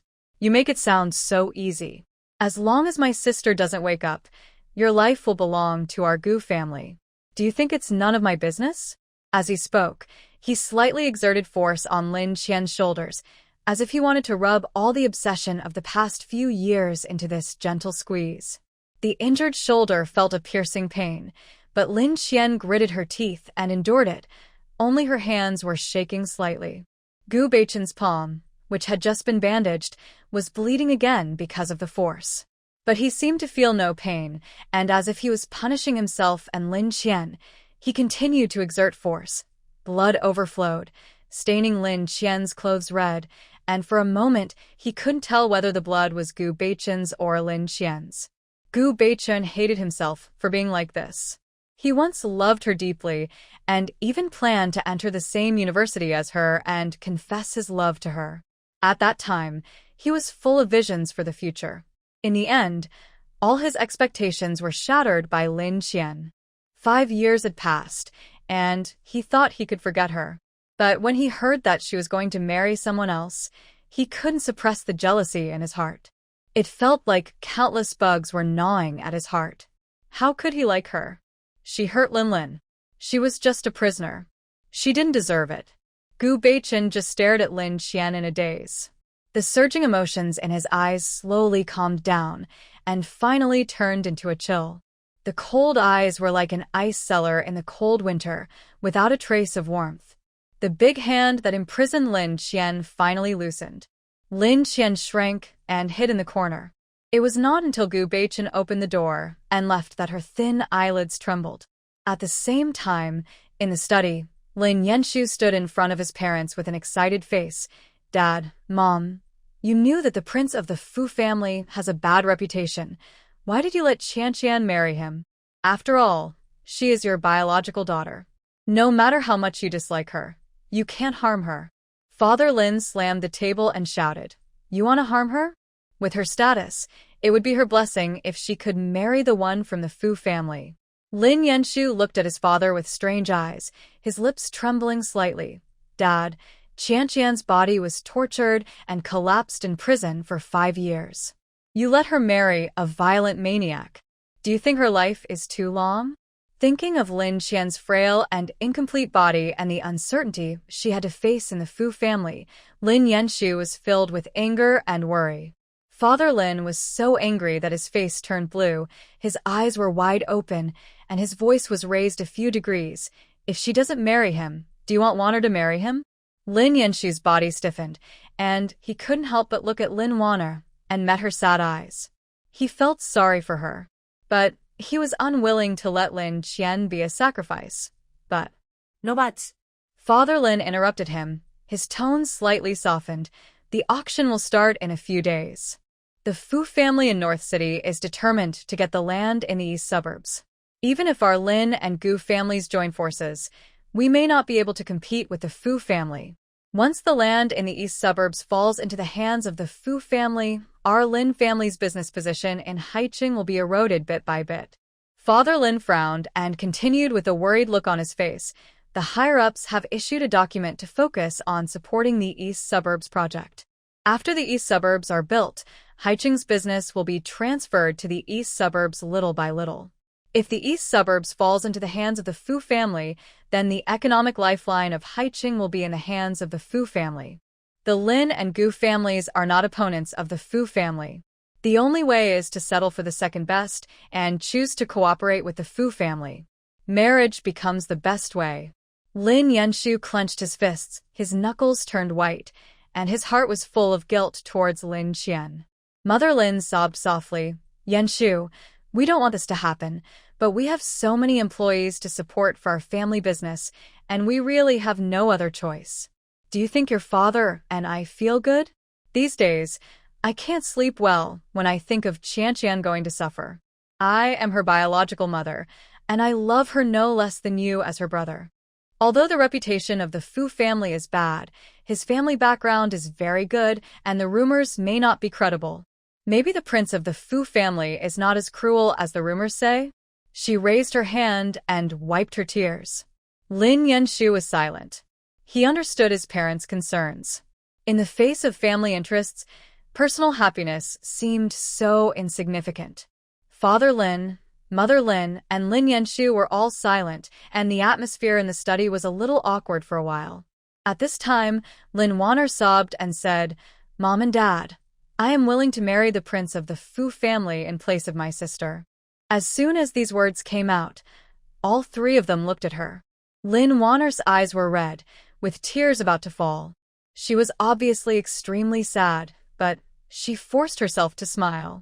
As long as I can contribute to the development of the Lin group, I'm willing to do anything. I'm not my parents' biological daughter. I should have left when my sister came back to this family, but I was still young at that time, and I loved my parents and brothers so much that I was reluctant to leave. But now I'm grown up and can contribute to the Lin group. I'm willing to marry for the benefit of the family. After she said this sensibly, she couldn't hold back her tears anymore, and her voice became more hoarse. Mom and Dad, will you disown me after I get married? Lin's mother also burst into tears, hugged Lin Wanner in her arms, and cried, Silly child, what nonsense are you talking about? In my heart, you will always be my biological daughter. How can I bear to let you marry such an unstable person? We won't marry. Looking at the picture of the deep love between mother and daughter, Lin's father was also moved. He sighed and looked at Lin Yenshu. Wanner is so sensible and beautiful. We have raised her in our hands for more than 20 years. Do you really have the heart to let her go to marriage? Lin Wanner turned her head. Dad, it doesn't matter to me. As long as it can help our family, I can do anything. While speaking, she sniffed her red nose and smiled again. The more she did this, the more Lin Yanshu couldn't bear it.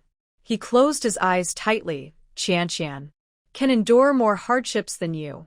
The meaning of this statement couldn't be more obvious. Just because Lin Qian can endure hardships and has been enduring hardships since she was a child, she deserves to be in a marriage and suffer all her life. If Lin Qian heard this, even if she had no expectations for this family, she would still feel angry and unfair at being manipulated as a. Mother Lin burst into laughter and gently stroked Lin Wanner's hair. Wanner, don't be sad. You have an engagement with Beichen, so we definitely can't let you marry into the Fu family. Just be Beichen's fiancé, with peace of mind. When the Dongjiao project stabilizes, your father and I will go to the Gu family to discuss your marriage. Hearing this, Lin Wanner's face turned red, and she felt a little shy and expectant. Looking at their loving mother and filial son, Father Lin finally smiled. Beichen is still outside. You and your daughter should go and accompany Beichen first. Yanshu and I have something to discuss. Mother Lin and Lin Wanner left. Lin Yanshu looked at their backs as they left, and then thought of Lin Qian's marriage alliance. He felt an inexplicable uneasiness in his heart. He wanted to say something, but he opened his mouth and said nothing. After they left, the study fell into a dead silence. Father Lin sighed heavily, sat back in his chair tiredly, raised his hand and rubbed his eyebrows. Yanshu, I know you feel sorry for Qian, but there is nothing we can do about it. The rise and fall of the Lin family depends on this, and we are all helpless. I know. Lin Wana looked in the direction of the sofa, but she didn't see Gu Beichen or Lin Qian. While she was wondering, Gu Beichen walked out from the deep corridor of the first floor. Lin Wanner, was stund? Why would Brother Beichen go there? Suddenly thinking of something, Lin Wanner's eyes showed surprise. The utility room at the end of the corridor is Lin Qian's room. Could it be? There was a vague guess in her heart, and a strong hatred surged in her heart. Lin Qian, you witch, you dared to Brother Beichen right under my nose. It seems that the lesson I gave you is not enough. Thinking so in her heart, Lin Wanner's face was full of smiles. Brother Beichen, where have you been? Gu Beichen said perfunctorily, just taking a walk. It's getting late. I'll go back first. He looked normal, and there was no sign of anything unusual. Lin Wanner said reluctantly, let's have lunch first. No. With that, Gu Beichen left the Lin family, without looking back. Lin Wanner's eyes followed the direction of Gu Beichen's departure until his back completely disappeared. Then she looked at the closed door at the end of the corridor, narrowed her eyes, and jealousy was like a poisonous snake, winding in her heart. She turned her head and smiled at Lin's mother. Mom, it's time to eat soon. I'll go upstairs to call my sister. Lin's mother, who was sitting on the sofa, nodded with satisfaction, watching Lin Wanner run upstairs happily, with eyes full of doting. Lin Wanner's main purpose was not to call Lin Qian downstairs for dinner, but to see if Lin Qian was in Lin Yanshu's bedroom. As expected, after pushing open the door, Lin Qian was not inside. Looking at the high-end princess style in the room, Lin Wanner gritted her teeth. Since Lin Qian was admitted to the hospital, her brother immediately asked someone to decorate the bedroom. She underestimated Lin Qian. She had only been home for a few days, and she had already taken away her brother's attention. There was a fierce flash in her eyes. Since Lin Qian was not in the bedroom, she must be in the utility room. Once she thought of what would happen between Lin Qian and Gu Beichen in the utility room, her hatred was like a raging fire, almost burning her reason. Her brother's love is hers. Brother Beichen is also hers. Lin Qian, you shameless thing, you dare to touch something that does not belong to you, you deserve to die. Lin Wanner's hatred for Lin Qian was as strong as fire. In just a moment, she thought of how to deal with Lin Qian. She went downstairs. Seeing that she was alone, Lin's mother couldn't help but ask, Wanner, where is your sister? Lin Wanner looked disappointed. My sister is not in my brother's bedroom. She must have returned to her own room. Lin's mother's face froze. She already knew that the room where Lin Qian lived was the utility room. When Lin Yanshu brought her to the utility room, her heart ached so much that she could hardly beat. She couldn't imagine that Lin Qian had lived in a dark and damp utility room without windows for 3 whole years. So, when Lin Yanshu wanted to change his bedroom into a princess style that girls like, just to give Lin Qian a surprise, she agreed very much and hoped to ease the mother-daughter relationship between them. However, from the time Lin Qian woke up until now, she had not thanked him or been touched. That would have been fine, but she actually returned to the utility room again, which was clearly a rubbing of salt in her heart, deliberately making her restless. Lin's mother looked sad, but also a little angry. She was angry that Lin Qian's actions were too chilling, and she was angry that her temper was so stubborn. Just as she was about to get up and go to the utility room, Lin Wanner called her back. "Mom, let me go. My sister and I are of the same age, so I am more appropriate to say some things." Mother Lin sat back on the sofa. Wanna was right. Lin Qian was just a junior. Did she, as an elder, have to beg him to come? It was getting more and more outrageous. Thinking of this, Mother Lin motioned Lin Wanner to go and call Lin Qian. The moment Lin Wanner turned around, the look on her face became fierce. She walked step by step to the door of the utility room, without even knocking, and pushed the door open and walked in. Oh. Sleeping in broad daylight, sister is really comfortable. Lin Qian suddenly opened her eyes. Her eyes were as cold as ice. "Get out." Lin Wanner seemed to have heard a big joke and sneered with disdain. "Let me go." You are worthy. She folded her hands in front of her chest, her eyes full of contempt. "Don't think that you can show off to me just because you are my parents' biological daughter. Don't you see who is the daughter they care about most in their hearts? So, what if you are a real daughter? You are still a rascal who is not loved by anyone."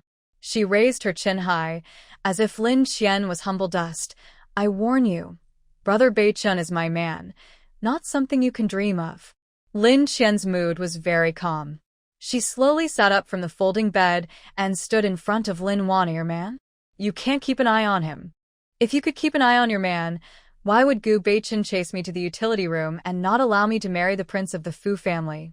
She moved her lips slightly closer to Lin Wanner and said jokingly, "Do you want to know what Gu Beichun said to me?"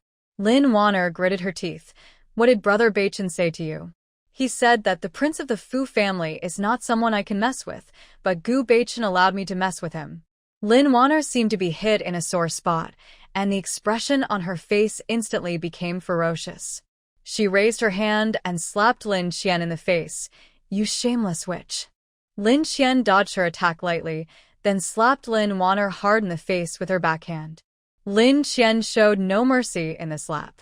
She had been used to doing dirty and tiring work since she was a child, and the strength of her hands was not comparable to that of a spoiled young lady like Lin Wanner. After this slap, the corner of Lin Wanner's mouth was broken, and blood immediately flowed out. The blood beads slowly slid down her chin, staining her carefully selected white dress red. Lin Wanner's mind was blank. She stared at Lin Qian in disbelief. When she reacted, the surging hatred in her heart overwhelmed her like a surging tide, and she wanted to kill Lin Qian right now. "Witch, you dare to hit me, I will make you pay a heavy price." After saying that, she screamed and ran out of the utility room. Lin's mother was sitting in the living room leisurely drinking tea, and Lin Wanner's scream startled her, and she stood up suddenly.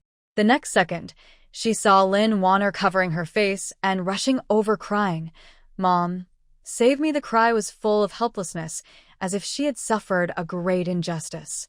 Mother Lin rushed forward with a distressed look, supported the shaky Lin Wanner, and checked her injuries with a distressed look. When Lin Wanner put down her hand covering her face, the bright red slap marks immediately came into view. "Wanner, what's going on?" Mother Lin's voice was a little trembling, her eyes were full of anger, and she had already determined that it was Lin Qian who did it. Lin Wanner cried and complained with sobs, "Mom, it's my sister. I went to call her for dinner with good intentions, but she hit me without saying a word. What did I do wrong? Why did she target me like this? Woo woo woo." Mother Lin was so angry that she trembled all over. Lin Qian, come out. Hearing Mother Lin's roar, Lin Qian was not surprised at all. She thought of this result the moment she slapped Lin Wanner, but she did not regret it. She walked out slowly and faced Mother Lin's anger. Qian, how could you hit Wanner? She is your sister. Mother Lin was talking about how to hit Wanna, not why she hit Wanner. From this sentence, we can see that Mother Lin doesn't care why Lin Qian hits Lin Wanner. She only cares about the fact that Lin Wanner was beaten. She didn't ask the reason and pushed all the faults onto Lin Qian. Lin Qian looked at Mother Lin with a smile in her eyes. Madam Lin, don't you ask me why I hit her? Madam Lin's breath was choked, and she was speechless for a moment, but when she saw Lin Wanner crying in her arms, she made up her mind. No matter what the reason is, you can't hit people. Look at your sister's face after you hit her. Qian, don't be willful anymore, okay? Apologize to your sister quickly. What a good no matter what the reason is. Knowing that Mother Lin favors Lin Wanner, she didn't ask her. In order to protect Lin Wanner, she didn't hesitate to frame her own daughter to take the blame. Didn't she feel how cruel Mother Lin was to her a long time ago? However, Lin Qian still refused to accept and refused to give up. What if I say that she attacked me first and I just fought back in self-defense? Impossible.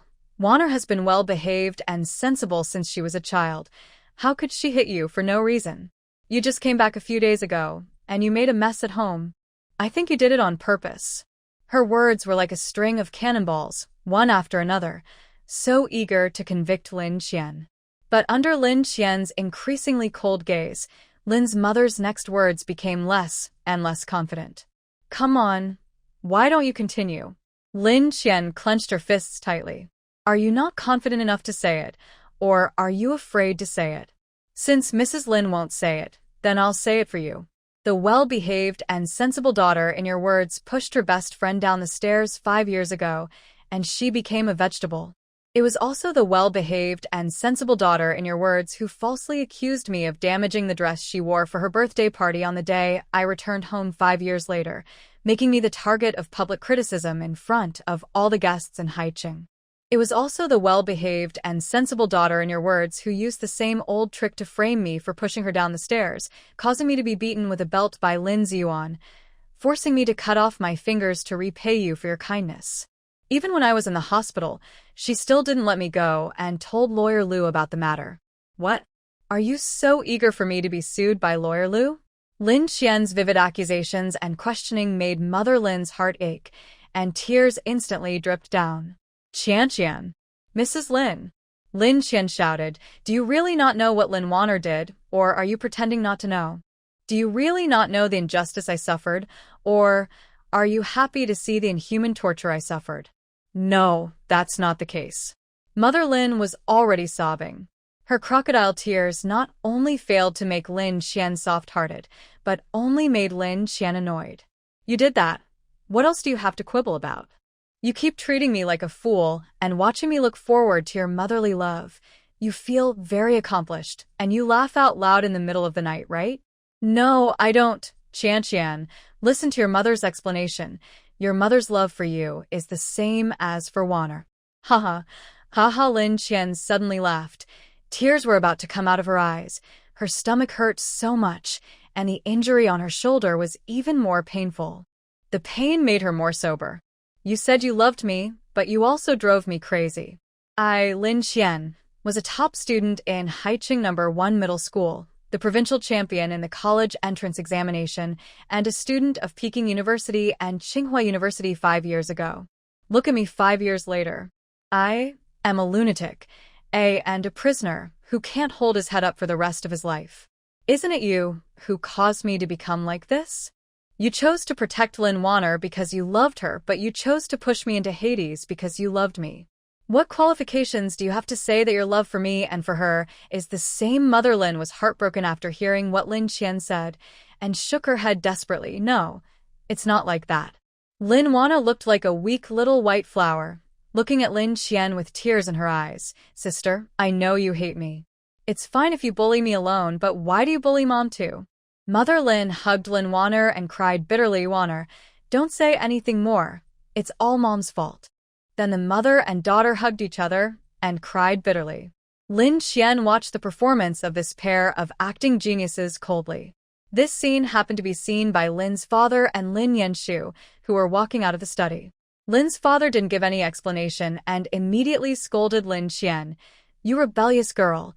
You just came home, and you started to make trouble again. When you were in the hospital, your mother and your sister were worried about you all day long and lost their appetite. Don't you have a heart, and can't you feel it at all? Lin Qian raised her eyes and glanced at Lin's father coldly. There was no respect in her eyes, only endless ridicule. Her cracked lips curled up slightly. Although she didn't say a word, her half-smile expression was more powerful than saying it. Lin's father was so angry at her appearance that his face turned blue and veins popped on his forehead. He strode downstairs and raised his hand to hit Lin Qian. Lin Yanshu hurriedly stopped Lin's father. Dad, don't be impulsive. Let's talk it over. Lin's father glared at Lin Qian. Yanshu, let go. Today I must teach this disrespectful guy a lesson. Lin Yanshu held Lin's father tightly, not letting him get close to Lin Qian. Lin Qian looked at Lin's father coldly and was extremely annoyed with this nominal father. This old man really didn't remember to eat but to be beaten. When she fought him with a knife, she was so scared that she almost wet her pants. Only a few days later, he dared to attack her again. She could feel Lin's father's malice towards her. This malice was different from that of Lin's mother and Lin Yanshu. It was a deep disgust from the bottom of his heart. He was obviously her biological father, but every time he saw her, he was like seeing an enemy. Under Lin Qian's cold gaze, Lin's father scolded, "Why don't you apologize to your mother and Wanner?" Apologize? Why should I apologize? Lin Qian asked back. Father Lin's eyes were wide open with anger. You hurt Wanner and made your mother cry. Shouldn't you apologize? I beat Lin Wanner because she deserved it, and as for Madame Lin crying, it was because she did too many shameful things. It has nothing to do with me. Lin Qian showed no weakness, and every word was powerful. Upon hearing this, Father Lin was so angry that he trembled all over and was about to pounce on Lin Qian again. Lin Yanshu held Father Lin tightly and said to Lin Qian anxiously, Qian, can't you say less? Lin Qian crossed her arms and sneered, Your father's going to beat me, and I can't even talk back? Qian. Lin Yanshu frowned and looked disapproving. That's your father too. Lin Qian sneered coldly, My father died a long time ago, and I'm an orphan. When Father Lin heard Lin Qian's rebellious words, the anger in his heart was like a volcanic eruption. His eyes widened, the blue veins on his neck were clearly visible, and his cheeks bulged like a toad. With trembling fingers, he pointed at Lin Qian and cursed, You unlucky star, there has not been a single peaceful day in the family since you came back. You are here to collect debts. After hearing this, Lin Qian curled up the corners of her mouth with a sneer and retorted, I can't bear the title of unlucky star. I think Mr. Lin is more suitable for this title. If you hadn't slept like a dead pig and ignored me when I was just born, how could I be stolen and become an orphan? If you hadn't proposed to adopt Lin Wanner, I wouldn't have been repeatedly schemed against by this fake daughter after I returned to the Lin family. The family is disturbed, and it is obviously you, an old witch, who caused the situation today, but you put all the faults on a weak woman like me. You are not only an unlucky star, you are also an irresponsible coward. Lin Qian cursed heartily, venting all the resentment and grievances that had been accumulated for many years. These words were like sharp blades, and every word stabbed at Lin's father fiercely. As the chairman of the Lin group, Father Lin is used to being high and mighty and has always been flattered. Although he is over 50 years old, he is well-maintained, with a slender and tall figure. He doesn't look like a man who is obsessed with money and money. He is simply the best in the uncle circle, and he has nothing to do with old women. But such an outstanding man was scolded by his own daughter. He was so angry that his heart ached, his chest rose and fell violently, and his breathing was rapid. You. He opened his mouth, and his throat seemed to be choked by something, and he couldn't say a complete sentence for a long time. What do you mean, you? If I were you, I would have no face to die in front of others to apologize the moment I lost the child. Look at you don't feel guilty at all. Not only are you alive and energetic, but you also have the nerve to beat and scold me. What's your reason? Because you're old, you are right?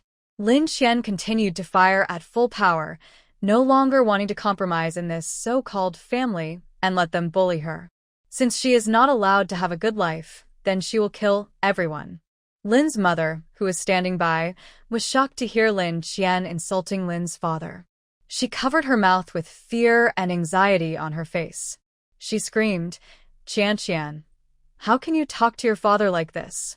You're too much. Lin Wanner also stopped crying, hiding behind Lin's mother, whispering, Sister, how can you curse Dad to death? You're too unfilial. Lin Qian seemed to have heard a big joke. I'm too much? I'm unfilial. Ask yourself if you are worthy. How have you treated me for so many years? Have you ever considered me a family member? I treat you the same way as you are. Understand? Hearing these outrageous words, Lin's father was completely furious, his eyes full of bloodshot, like an enraged bull. He struggled to break free from Lin Yanshu, raised his fist, and was about to hit Lin Qian. This time, Lin Yanshu and Lin's mother actually looked at her coldly, as if they wanted Lin's father to teach her a lesson. Just when Lin's father's fist was about to fall, Wu Ma suddenly rushed over and protected Lin Qian. Master, you can't hit me. The eldest lady is still injured. Lin's father roared, Get out of my way. I will beat this uneducated witch to death today. As he said that, he punched Wu Ma in the face. Wu Ma closed her eyes and waited to be hit. However, after waiting for a long time, Lin's father's fist did not fall. Wu Ma was puzzled and slowly opened her eyes. What she saw was that Lin Qian had taken out a shiny wallpaper knife at some point, and the tip of the knife was pointed directly at Lin's father. Lin Qian's eyes were as cold as 1,000-year-old ice. She held the knife tightly, and her hands did not tremble at all. As long as Lin's father dared to make a move, the knife would pierce into his fist without mercy. The air froze instantly, and everyone took a breath of cold air. The anger on Lin's father's face had not yet faded, but it was a little more horrified. Lin Qian used a knife on him for the second time. How dare she? Lin Qian looked at Lin's father coldly, as if she wanted to cut him into pieces. Try to move again? Don't you want to hit me? Today I want to see whether your fist is faster or my knife is faster. She found this knife in a utility room and put it in her pocket for self-defense. She didn't expect to use it so soon. Lin's father's anger was like ignited gunpowder, but he had no way to deal with Lin Qian. He could only keep panting and making a wheezing sound, like a broken blower. With the violent and rapid breathing, not only did it not relieve his anger, but it became more and more difficult to breathe. His brain was dizzy, his heart rate accelerated, and soon his limbs were numb. He fell heavily to the ground with a plop. At this moment, Lin's mother, Lin Yanshu, and Lin Wanner were all scared. Old Lin, what's wrong with you? Don't scare me. Lin's mother rushed to Lin's father, shaking his body with trembling hands. Lin Wanner really cried this time. She looked at Lin Qian fiercely, her eyes full of resentment. It's all because of you that Dad became like this. Lin Qian looked indifferent, even with a smile in her eyes, just watching coldly. Wu Ma was also frightened. Miss, what's wrong with the gentleman? Lin Qian explained nonchalantly. Due to excessive pulmonary ventilation, excessive carbon dioxide is discharged, causing a primary decrease in plasma H2CO3 concentration or PaCO2, which leads to a pathological state of increased blood pH. Wu Ma didn't understand. What do you mean? It's respiratory alkalosis. Wu Ma knew that Lin Qian was smart, but she didn't expect that she even understood all this, and said anxiously, Miss, what should we do? What do you mean? If it can be cured, then cure it. If it can't be cured, then let him die. Seeing Lin Qian being so indifferent, Lin Yanshu couldn't help but whisper, Lin Qian. But Lin Qian pretended not to hear him. She walked straight to the restaurant, sat down, picked up her chopsticks, and started eating. This attitude of not caring about Lin's father's life or death chilled the hearts of Lin's mother and Lin Yanshu. Lin's mother cried and said, Qian, do you still have the heart? Your father is like this. How can you still have the heart to eat? Lin Qian picked up a piece of braised pork and put it in her mouth to chew.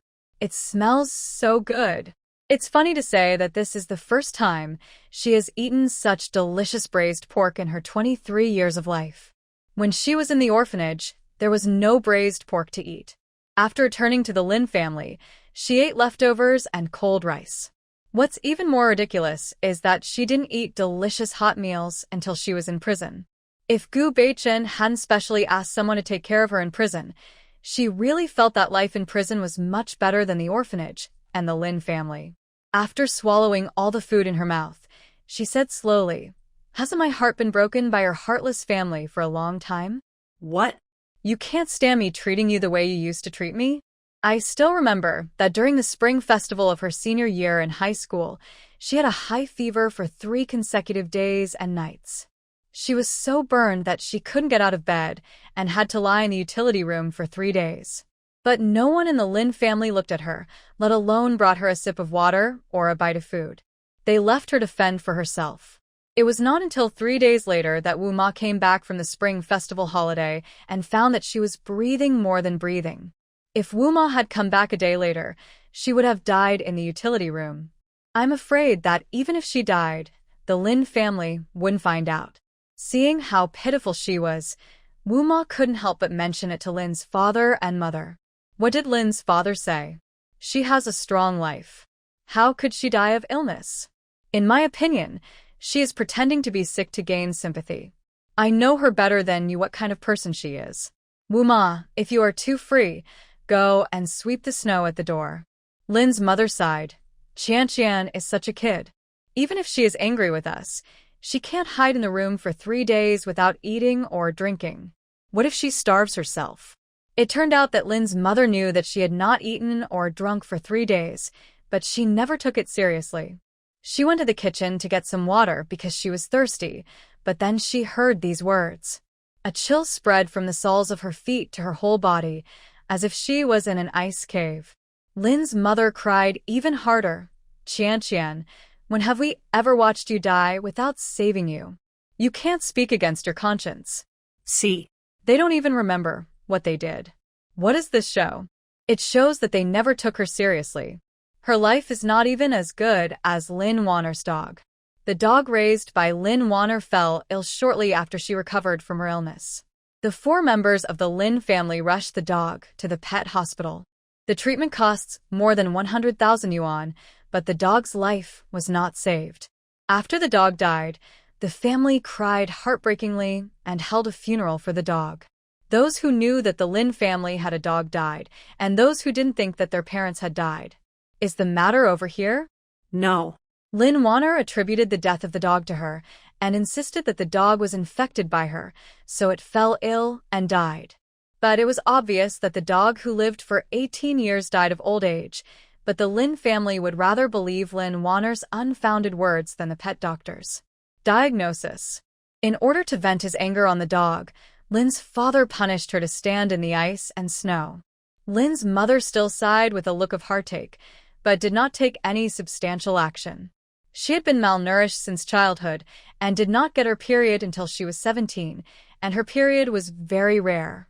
The day she was punished to stand was the day of her period, and her frozen period was pulled back.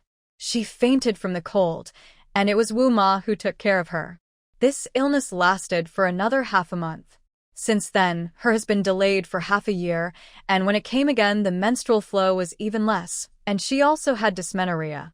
All of this was all thanks to the Lin family. She was so stupid before, and she was treated so cruelly, but she still had hope for them despite lacking love. It was not until she was sent to prison that she finally accumulated enough disappointment and saw through the true faces of this family. Lin Wanner's heart was filled with hatred, and she cried to Lin Qian, "If anything happens to Dad, I will not let you go." Lin Qian paused while eating, and with a paw sound, she slammed the chopsticks on the table. "You won't let me go?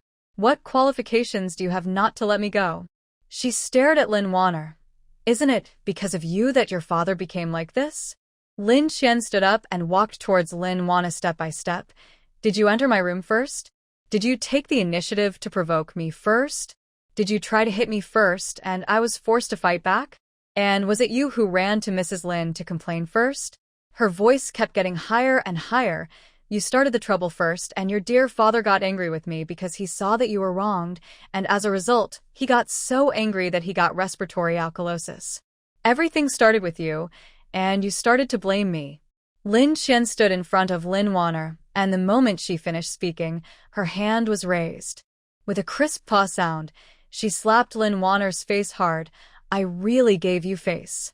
After the slap, a red palm print instantly appeared on the other side of Lin Wanner's cheek, and now the left and right sides were symmetrical.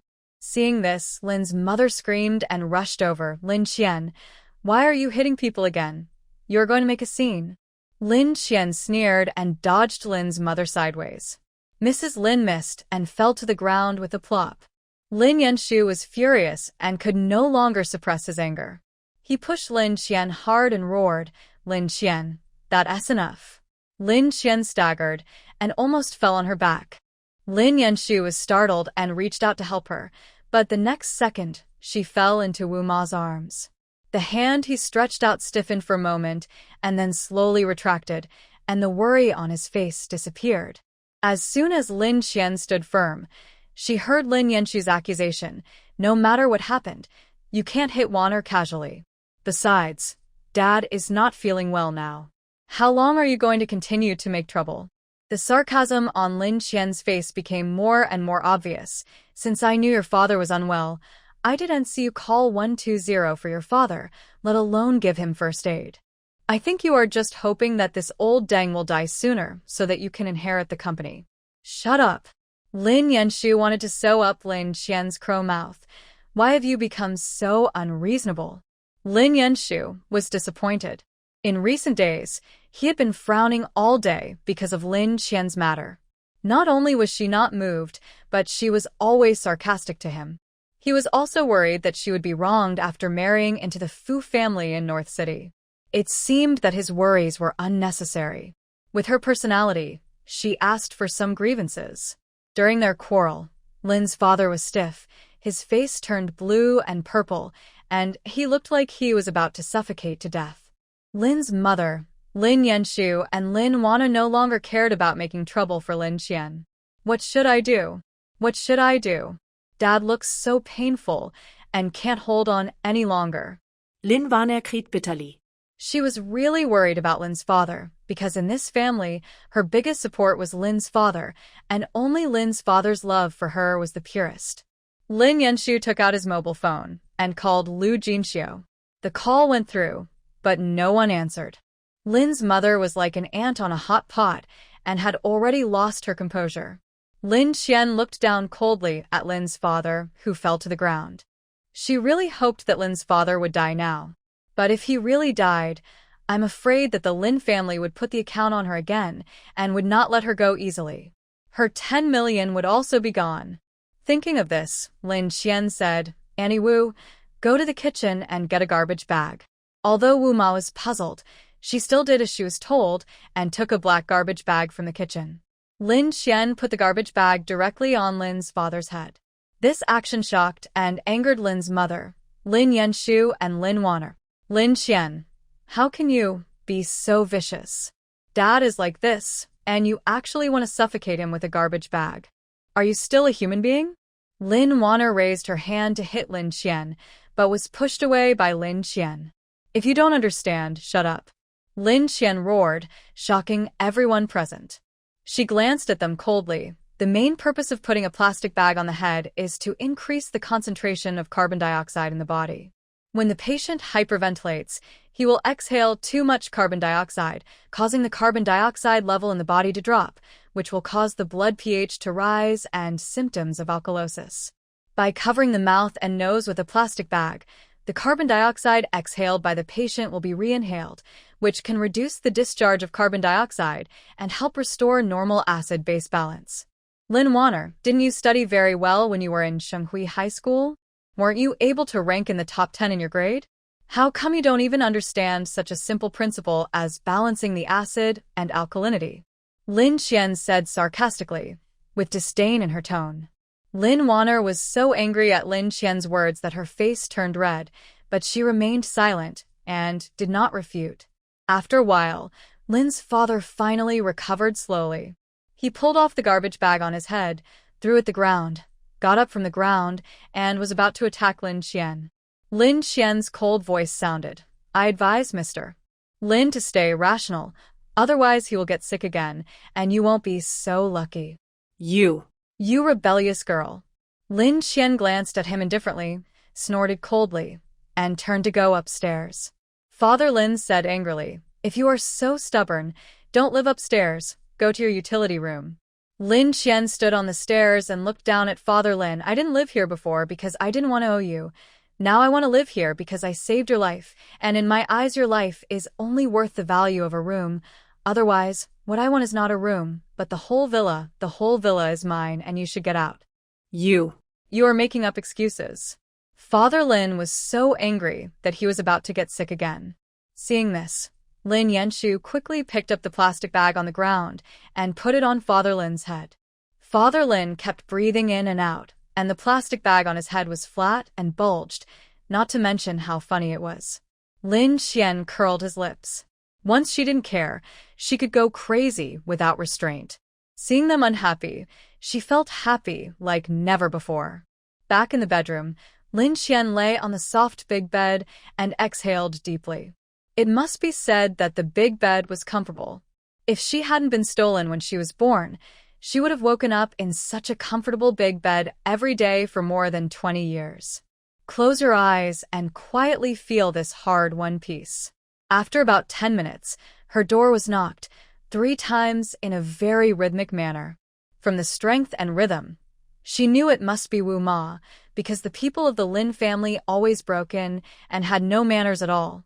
Come in. It was indeed Wu Ma, holding a bowl of steaming noodles in her hand.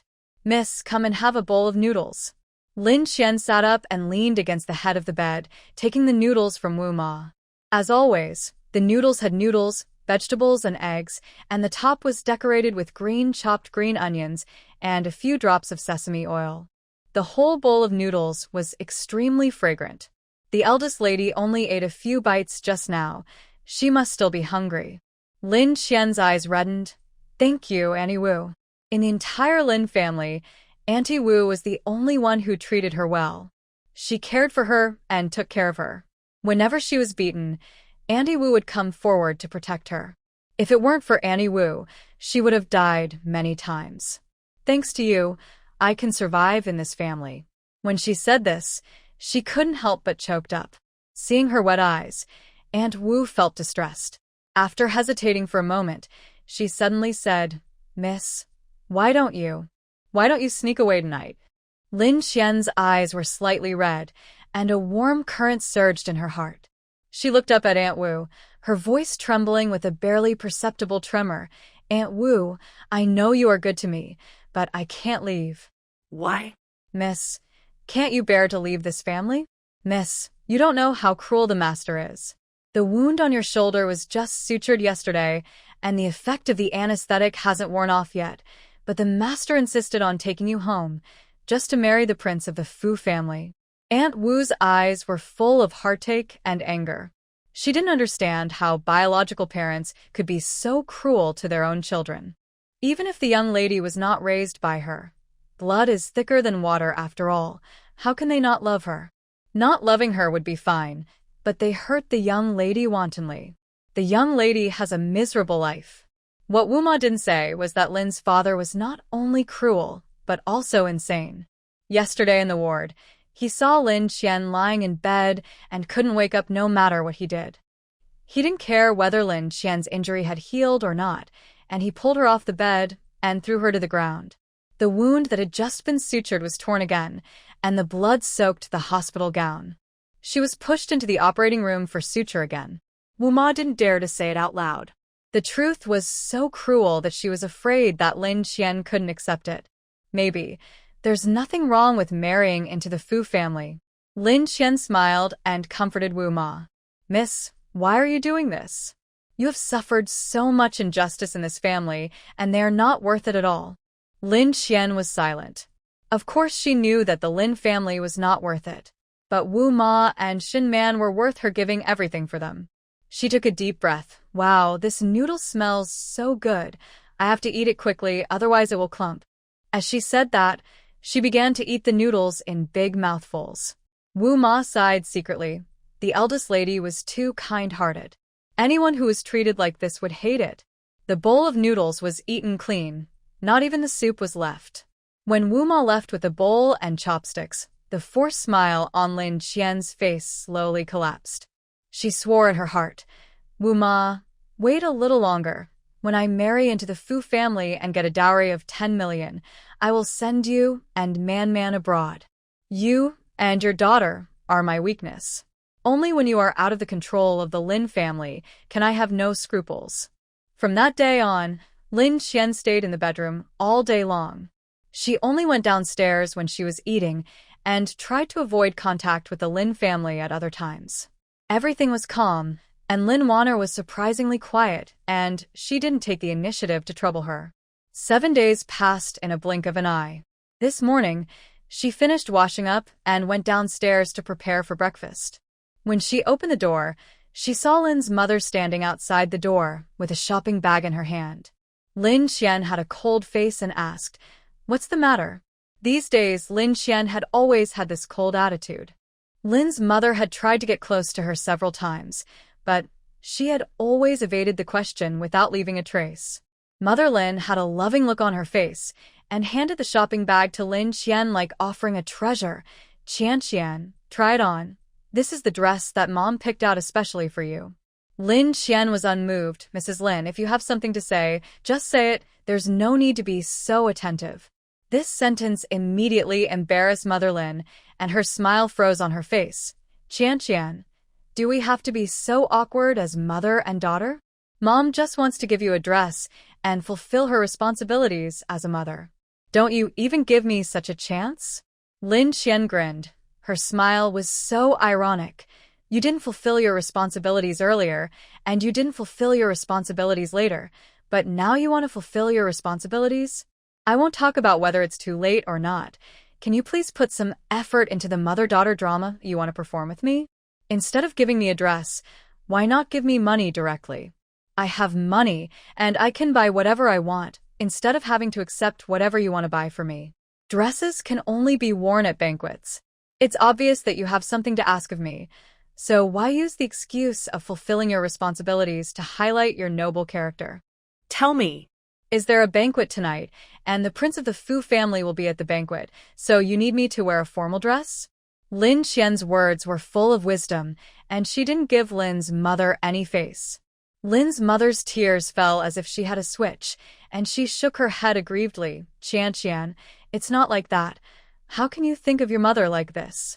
Oh, "So I misunderstood you? Since it's not to introduce me to the prince of the Fu family, then there is no need for me to wear this dress. You take it, I don't like it, you should give me the money."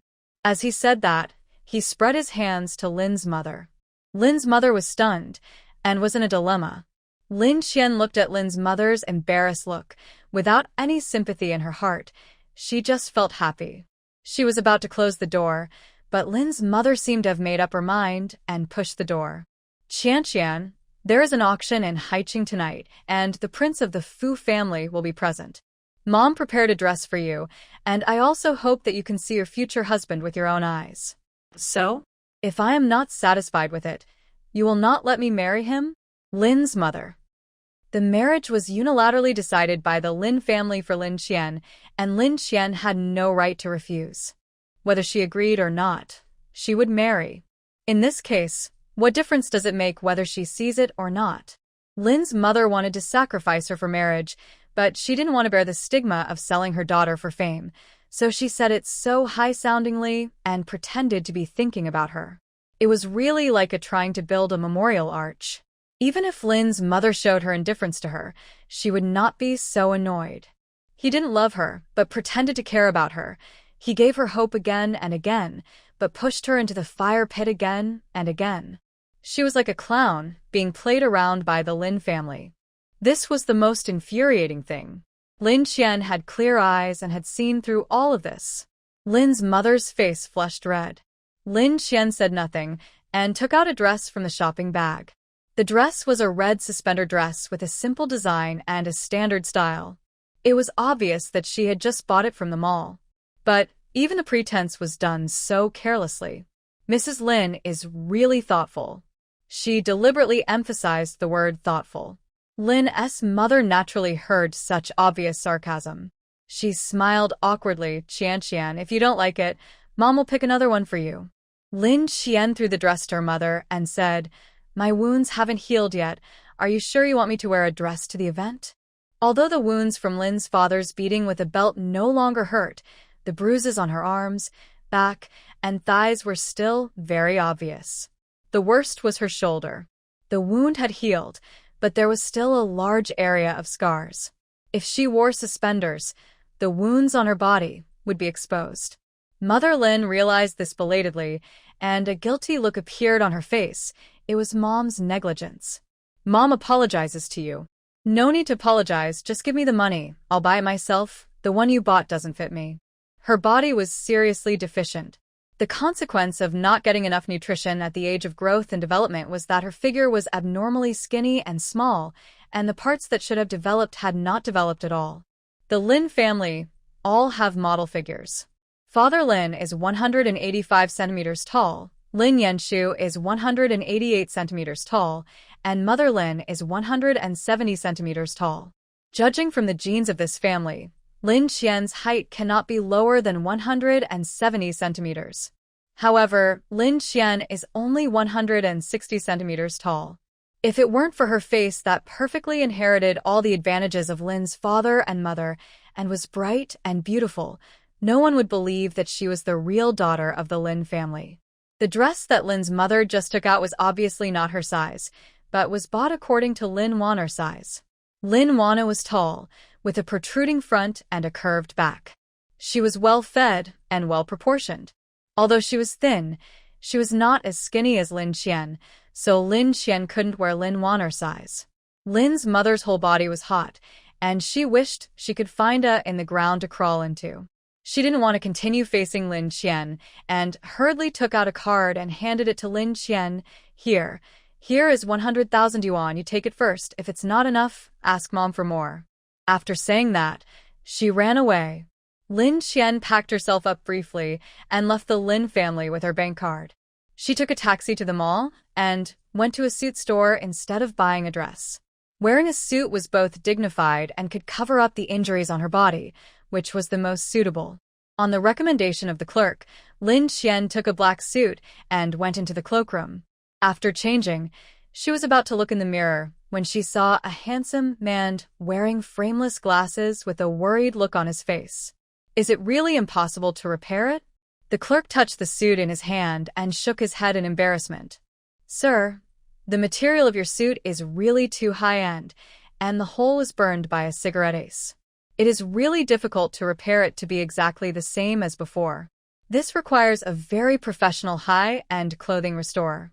The man's face fell when he heard it. It's over. Our president will attend a very important banquet tonight. This suit was specially tailored for this banquet. It's too late to go back to Beijing to repair it now." The clerk regretted. "Sir, I'm really sorry. We can't repair it. Why don't you ask other stores? I've asked all the famous suit stores in Haicheng." Lin Qian glanced at the suit in the man's arms. Having lived in the Lin family for 3 years, she has seen many high-end customizations, but the suit in the man's arms is much more advanced than what she has seen before. Whether it is fabric or tailoring, it is top-notch. This kind of suit is tailor-made according to the wearer, and there is no other one on the market. Even if it needs to be repaired, it will not be repaired in a short time, and the repair price is expensive, starting at least 5 figures. Perhaps because Lin Qian looked at it for a long time, the man with glasses noticed her. Lin Qian was wearing a black suit that she had just put on. The tailoring of the suit just outlined her slender waist. Although her shoulders were thin, they were modified by the shoulder pads of the suit to make her look more powerful. The black fabric made her skin white as snow, and the smooth neckline extended to her slender neck. The whole person exuded a simple and capable temperament. The man thought Lin Qian was the manager of the store, so he hurried over and asked eagerly, "Is it really impossible to repair it?" "As long as it can be repaired before dark, any price is fine." Lin Qian was startled and realized that this man mistook her for the manager. She wanted to refuse, But when she met the man's hopeful eyes, the feeling of being needed suddenly made it difficult for her to refuse for a while. As if possessed by some unknown force, she asked Embroidery, "Is it okay?" The man was a little embarrassed. It would be a bit awkward to have an extra embroidery on the chest of a good suit. But now it seemed that there was no other way except this. He gritted his teeth and asked, "What kind of embroidery can you do? How good is it?" "I can do Suzhou embroidery and my level should be okay." She learned Suzhou embroidery skills in Haiqing prison. No matter how the people in the prison beat her, they never destroyed her hands, because the embroidery made by her hands was the best in the prison. It seemed that the prison guards also valued her hands. But she didn't know how good they were. Maybe they were just relatively better than other prisoners. The man looked at her doubtfully. "Suzhou embroidery? That's the first of the 4 famous embroidery styles. Can you really do it?" It's not that the man looked down on Lin Qian, it's just that Lin Qian was too young. As the saying goes, 10,000 taels of gold are not as good as a box of Suzhou embroidery. The embroidery process is extremely difficult, the craftsmanship is complicated, and the cost is high. It is called soft gold. The girl in front of her is only in her early 20s. It is not easy to embroider Su embroidery well. Lin Qian was not arrogant, but just said, "I don't know if I can do it, but your clothes with a hole burned on them will definitely not work for the banquet." "Isn't that the truth? It seems that we can only try it out." The man gritted his teeth and handed the suit to Lin Qian and kept praying in his heart. "Amit Ba, God bless.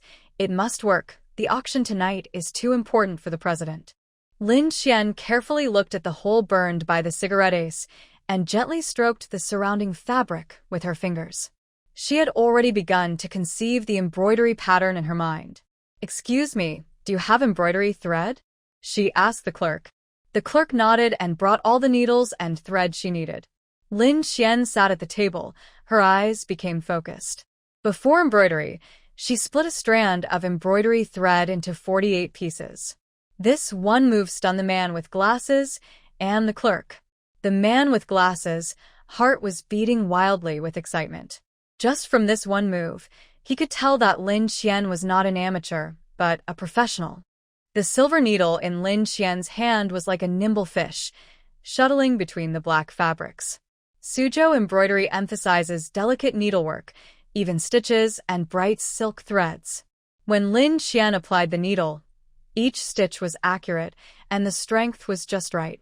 The embroidery thread wrapped around her fingertips, or laid flat, or intertwined, gradually outlining a delicate peony. The petals were stacked layer by layer, lifelike, and the stamens were slightly embellished with gold thread, which shimmered under the light, as if hiding the morning dew, making the whole flower instantly come alive. After a long time, Lin Qian finally put away the needle. She carefully examined her work, and after confirming that it was correct, she showed it to the man. The man couldn't wait to meet him, and when he saw the embroidery on the suit, his eyes widened instantly, his mouth slightly opened, and his face was full of shock and amazement. This is so beautiful. This is not a repair, it is clearly the icing on the cake." The surrounding shop assistants also exclaimed in admiration, looking at Lin Qian with eyes full of admiration. Lin Qian raised a faint smile. "As long as you are satisfied." The man nodded repeatedly and was so excited that he was a little incoherent. "Thank you so much, you helped a lot. I don't know how to repay you. You can ask for any amount of money." Lin Qian waved her hand. "No need. It's just a small favor. Just consider it as a good deed from me. I have too many worries recently, so I'll just consider it as a change of luck." After thanking Lin Qian profusely, the man left in a hurry. Lin Qian came out of the suit shop and found that it was dark outside. The street lights were on, giving the street a soft halo. She took a taxi back to the Lin family again, but no one from the Lin family was waiting for her. They had already left for the auction. Lin Qian didn't care. Since they were unwilling to wait for her, she simply didn't go. Unexpectedly, the driver stopped in front of her, rolled down the window, and said impatiently, "Get in the car. The sir and the madam asked me to take you there." Lin Qian stood still and looked at him expressionlessly. "Get down. Open the door for me." The driver's scalp numbed at Lin Qian's unblinking gaze, but he still refused to accept it. You don't have hands, can't you drive by yourself? Lin Qian narrowed her eyes. A driver dared to look at her coldly. Needless to say, it must be the Lin family who benefited. It seems that the group of idiots in the Lin family have not figured out the situation. Now, it's not her who is begging them, but they are begging her. For the benefit of the Lin group, she was asked to marry the prince of the Fu family, but she still couldn't get her attitude right.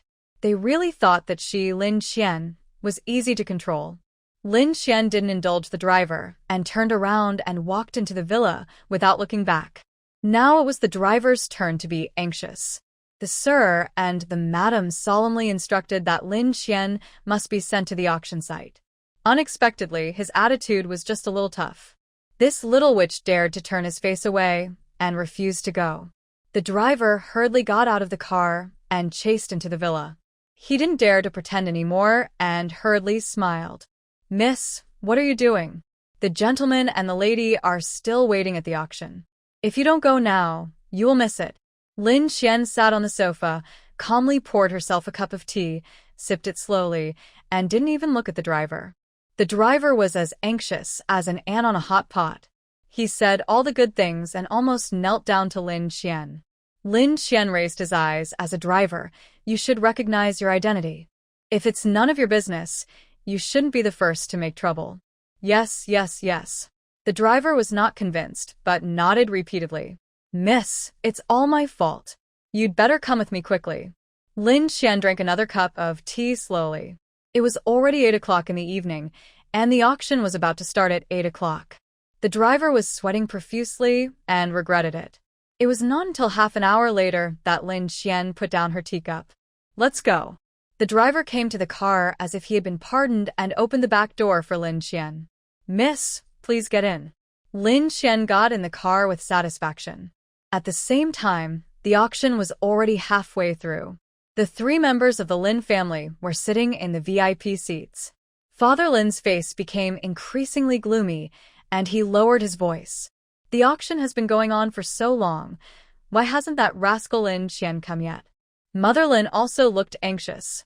Old Lin, do you have Qian's phone number? Call her and ask. How could I have her phone number and you don't? Father Lin replied unhappily. If I had, I would have called her a long time ago. Mother Lin stamped her feet anxiously. How could this child be so frivolous? Didn't we tell her that tonight's banquet was very important?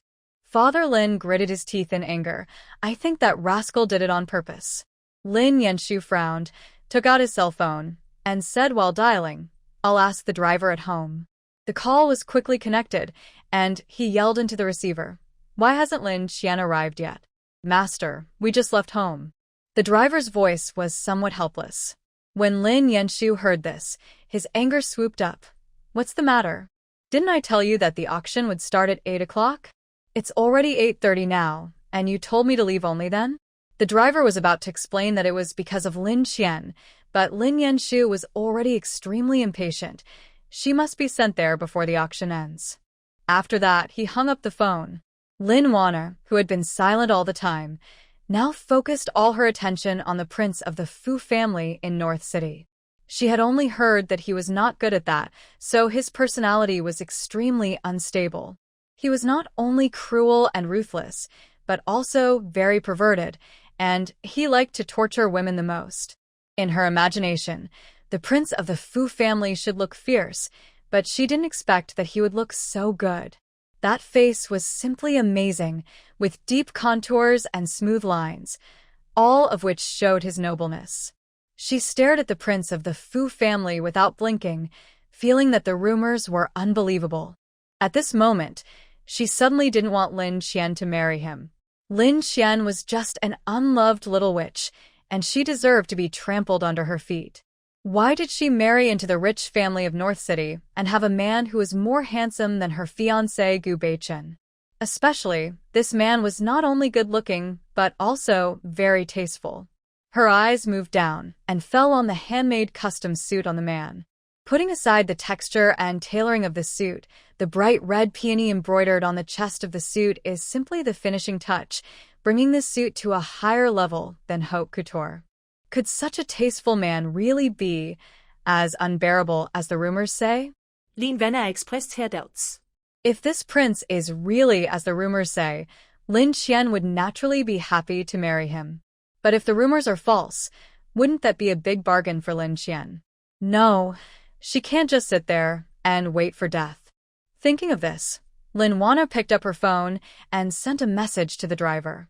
After seeing this, the driver secretly glanced at Lin Qian from the rearview mirror and found that she was leaning back in the seat with her eyes closed to rest. A dark light flashed in the driver's eyes. The atmosphere at the auction site was tense and heated. The planning map and detailed introduction of the Dongjia land were projected on the big screen, and everyone's attention was attracted to it for a while. The host's voice rang out in the venue. Next, we will auction the heavyweight item of this auction, the Dongjia land. This land has a unique geographical location and huge potential for future development. The reserve price is 1 billion yuan, and the minimum bid must not be less than 10 million each time. Please bid enthusiastically. Everyone knew that once this piece of land was auctioned, it would undoubtedly be a hen that lays golden eggs. Lin Yanshu took the lead in raising his hand, and his voice was steady and powerful, 1.5 billion. His eyes were firm. As a representative of the Lin family, he was determined to win this auction. Taking over this piece of land would not only expand the industrial map of the Lin Group, but also make him proud in the Haiqing business circle. Before he finished speaking, Gu Beichen was not to be outdone. 1.1 billion. Gu Beichen was dressed in a dark suit, and his hair was meticulously groomed. With these two people opening the bidding, others were more enthusiastic in bidding, and the price soared all the way. The atmosphere in the venue was as tense as a fully drawn bowstring, ready to explode at any moment. Seeing this, some small families and enterprises shook their heads and sighed, knowing that they were no longer able to participate in this competition and could only be spectators, watching the business giants fight with their eyes wide open. Soon, the price soared to 2 billion, and at this point, fewer and fewer people bid. At this time, Li, the special assistant who had been silent beside the prince of the Fu family, slowly raised the sign and said in a calm voice, 3 billion. His expression was indifferent, but the price he shouted out was like a heavy bomb, which made the noise in the venue stop. The faces of the Lin family were very ugly. They thought that the Fu family in Beicheng was powerful, but they did not expect it to be so powerful. Others raised the price by 10 million or 100 million, but the Fu family raised the price by 1 billion. 3 billion. This money has almost exceeded the budget limit of the Lin family, but at this moment, it is difficult to back down. If he retreats, all his previous efforts will go to waste. Lin Yanshu looked at Gu Beichen beside him. Gu Beichen frowned slightly, tapping the armrest of the chair with his fingers. After thinking for a moment, he nodded to Lin Yanshu. There was no other way. The two families could only cooperate. Once the land in Dongjia was acquired, it would be developed by the two families together. With the financial support of Gu Beichen, Lin Yanshu was confident again, raised the sign again, and directly called out 3.5 billion. He did not forget to raise his eyebrows provocatively to the prince of the Fu family. As a result, the Fu family did not even give him a glance. Even Li Tezu remained calm and calmly bid again, 4.5 billion. Still raising the price by 1 billion. Lin Yanshu did not believe in evil, 5 billion. Li Tezu, 6 billion. Lin Yanshu, 6.5 billion. Li Tezu, 8 billion. What? Lin Yanshu and Gu Beichen stood up suddenly, looking at the Fu family prince and Li Tezu in disbelief. 8 billion. This is almost more than the value of the land in Dongjia. Lin Yanshu glared at the man fiercely. Fu Shiya, are you crazy? Fu Shiye. The Fu family prince in Beicheng. He finally turned his head to look at Lin Yanshu and said lightly, "Make an offer." The man's face was calm, as if to say, "No matter what price you offer, I will continue to raise the price." This calmness made Lin Yanshu feel uneasy. The funds of the Lin family and the Gu family combined are, at most, 10 billion. Once it exceeds the Lin family, It may fall into a crisis of broken capital chain. Father Lin sat aside. His face was so gloomy that water could drip out. His lips were tightly pursed, but he could do nothing and could only watch. Gu Beichen was not much better. Although he remained calm on the surface, the anxiety in his eyes became more and more obvious. The Gu family had mobilized a large amount of funds for this auction. If they failed, it would be a huge to the group. Lin Yanshu gritted his teeth and said, 8.5 billion. Before he could finish his words, Li Tezu raised his sign and said, 10 billion. The venue fell into a long silence. Lin Yanshu and Gu Beichen looked at each other and saw helplessness and dejection in each other's eyes. They knew that they had lost this contest. 10 billion once, 10 billion twice, 10 billion 3 times. Deal.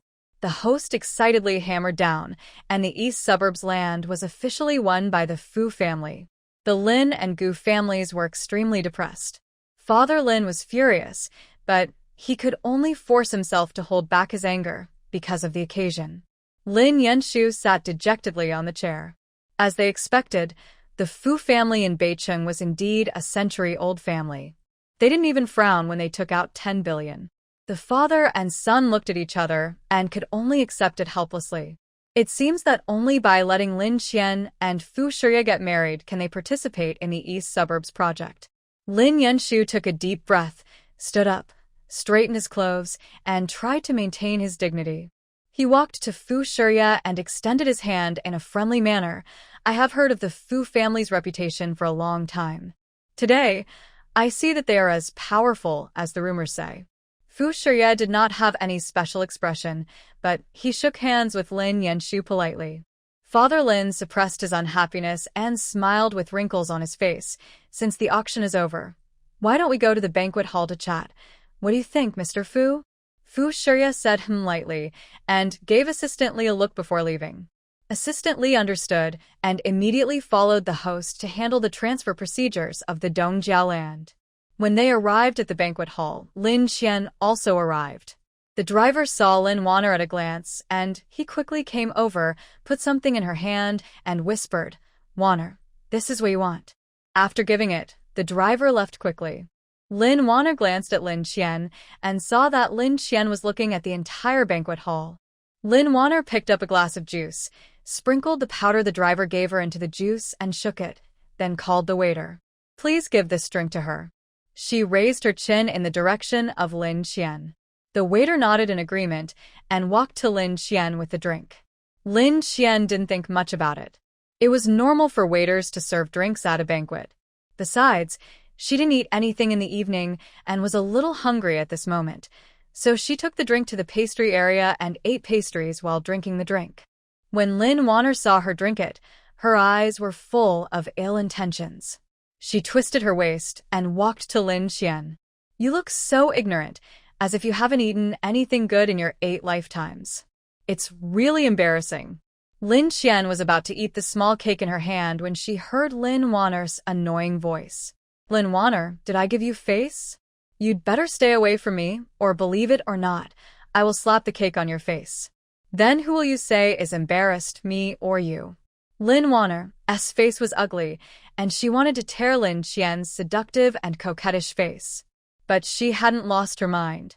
Thinking of the glass of juice with added ingredients that Lin Qian drank, her mood instantly improved. "Which, you can only be proud now." Lin Qian heard the hidden meaning in her words. "What do you mean? Speak clearly."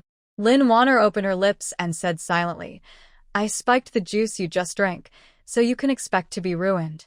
She thought Lin Qian didn't understand, but in fact, Lin Qian could read lips, so she understood. Lin Qian's pupils constricted. At the same time, her body began to heat up, and the heat was urgent and fierce, like a tide, hitting her only remaining rational defense line. Her cheeks quickly flushed abnormally. Facing Lin Wanner's malicious eyes, Lin Qian was furious and rushed over to hit Lin Wanner, but Lin Wanner easily dodged her, hugged her chest, and looked at her with a smile. "Little witch, haven't you been very proud these days? Are you going to marry Fu Shiya, the prince of the Fu family? I want to see if Fu Shiya is still willing to marry a like you after you in front of everyone." I want to ruin your reputation in front of the celebrities in Haicheng and let everyone see your lowly appearance. Ha ha ha ha. Lin Qian felt that the scenery in front of her began to shake, and the lights in the banquet hall, which were originally gorgeous and dazzling, now looked like ghosts flickering. The heat made her want to take off all her clothes. Lin Qian hugged her arms tightly with both hands, her nails almost embedded in the flesh, trying to awaken some clarity through the pain. Her eyes swept around in panic, and the guests were immersed in conversation, and no one noticed her. She couldn't lose her mind in front of so many people. She had to leave the banquet hall immediately.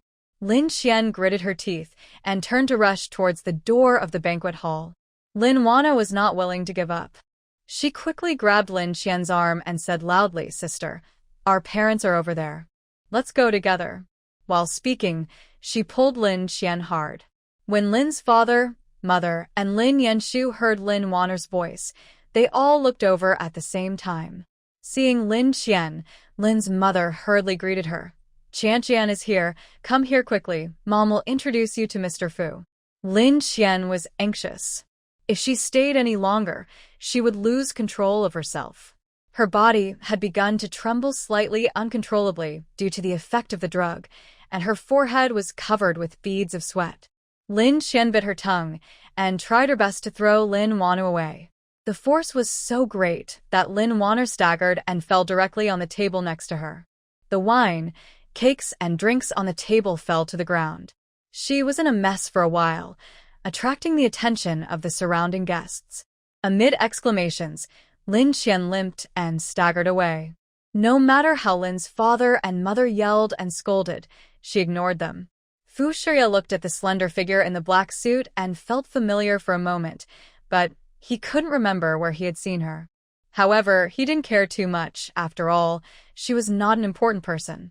Lin Qian stumbled out of the banquet hall. Her legs seemed to weigh 1,000 pounds, and her body swayed uncontrollably from side to side, knocking over several pots of delicate decorative flowers along the way. There was a mess behind her, but she had no time to care.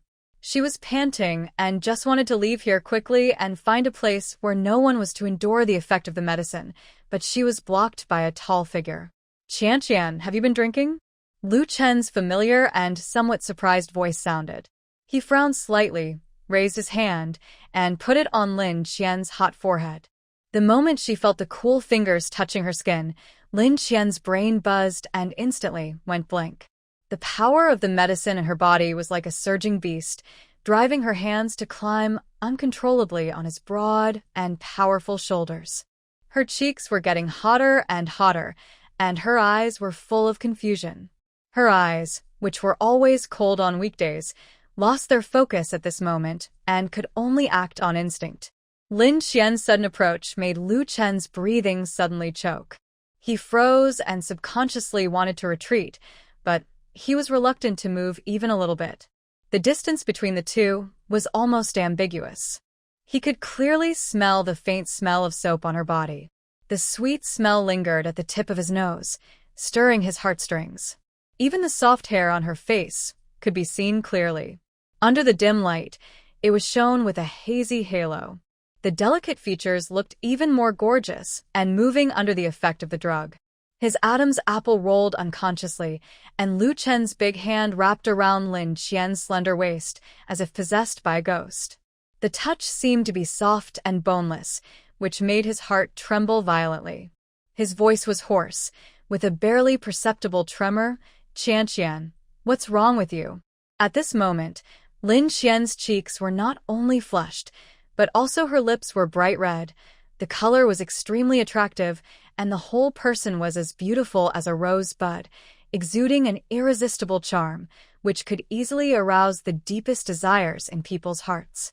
Lin Qian had no idea how seductive she looked at this moment. The heat in her body was like a raging fire, and only instinct drove her to keep getting closer to Lu Chen, wanting to absorb that bit of coolness. Her breathing was rapid and disordered, spraying on Lu Chen's neck with a scorching temperature, which gradually showed signs of collapse in Lu Chen's reason. The hand holding her waist exerted force, and she was strongly encircled in his arms. The breath on his body was like a key, instantly prying open the gate of memory. Once upon a time, this breath accompanied her through countless warm moments, but later, it turned into a sharp blade, stabbing her heart again and again. The familiar feeling made her brain a little clearer. Lin Qian struggled to open her heavy eyelids and saw Lu Chen's handsome face close at hand. His eyebrows, his features, and the past love and hatred rushed into her heart. Lin Qian pushed him away suddenly, raised her arm, and slapped him hard. "Stay away from me." The hatred and disgust in her eyes hurt Lu Chen's heart and made him pale instantly. He opened his mouth and wanted to explain, but his throat seemed to be blocked and he couldn't make a sound. Lin Qian turned around and stumbled towards the elevator. Her steps were weak but determined. Her figure disappeared behind the elevator door, leaving Lu Chen alone, standing there blankly, his palm still on the cheek that was slapped, his eyes full of loneliness. The elevator descended rapidly, and Lin Qian leaned against the wall, breathing heavily. The effect of the drug became more and more violent, and her vision became more and more blurred. After getting out of the elevator, she moved almost instinctively. The noise in the hotel lobby was like a thick barrier in her ears. After leaving the hotel, the world in front of her seemed to be covered with a layer of mist, and blurry lights and shadows were shaking everywhere. Lin Qian felt dizzy, stumbled, and fell forward, crashing into a hard embrace. The rebound force made her fall backwards, and her body instinctively grabbed the man's collar. The man was pulled down by her, and surprise appeared in his cold phoenix eyes. "President, I have handed over the land in Dongjiao." Assistant Li walked to his boss's car with documents and a happy face, and saw the explosive scene of his cold and ruthless boss pressing a little the hood of the car. The second half of the sentence was instantly stuck in his throat, and the whole person was stunned.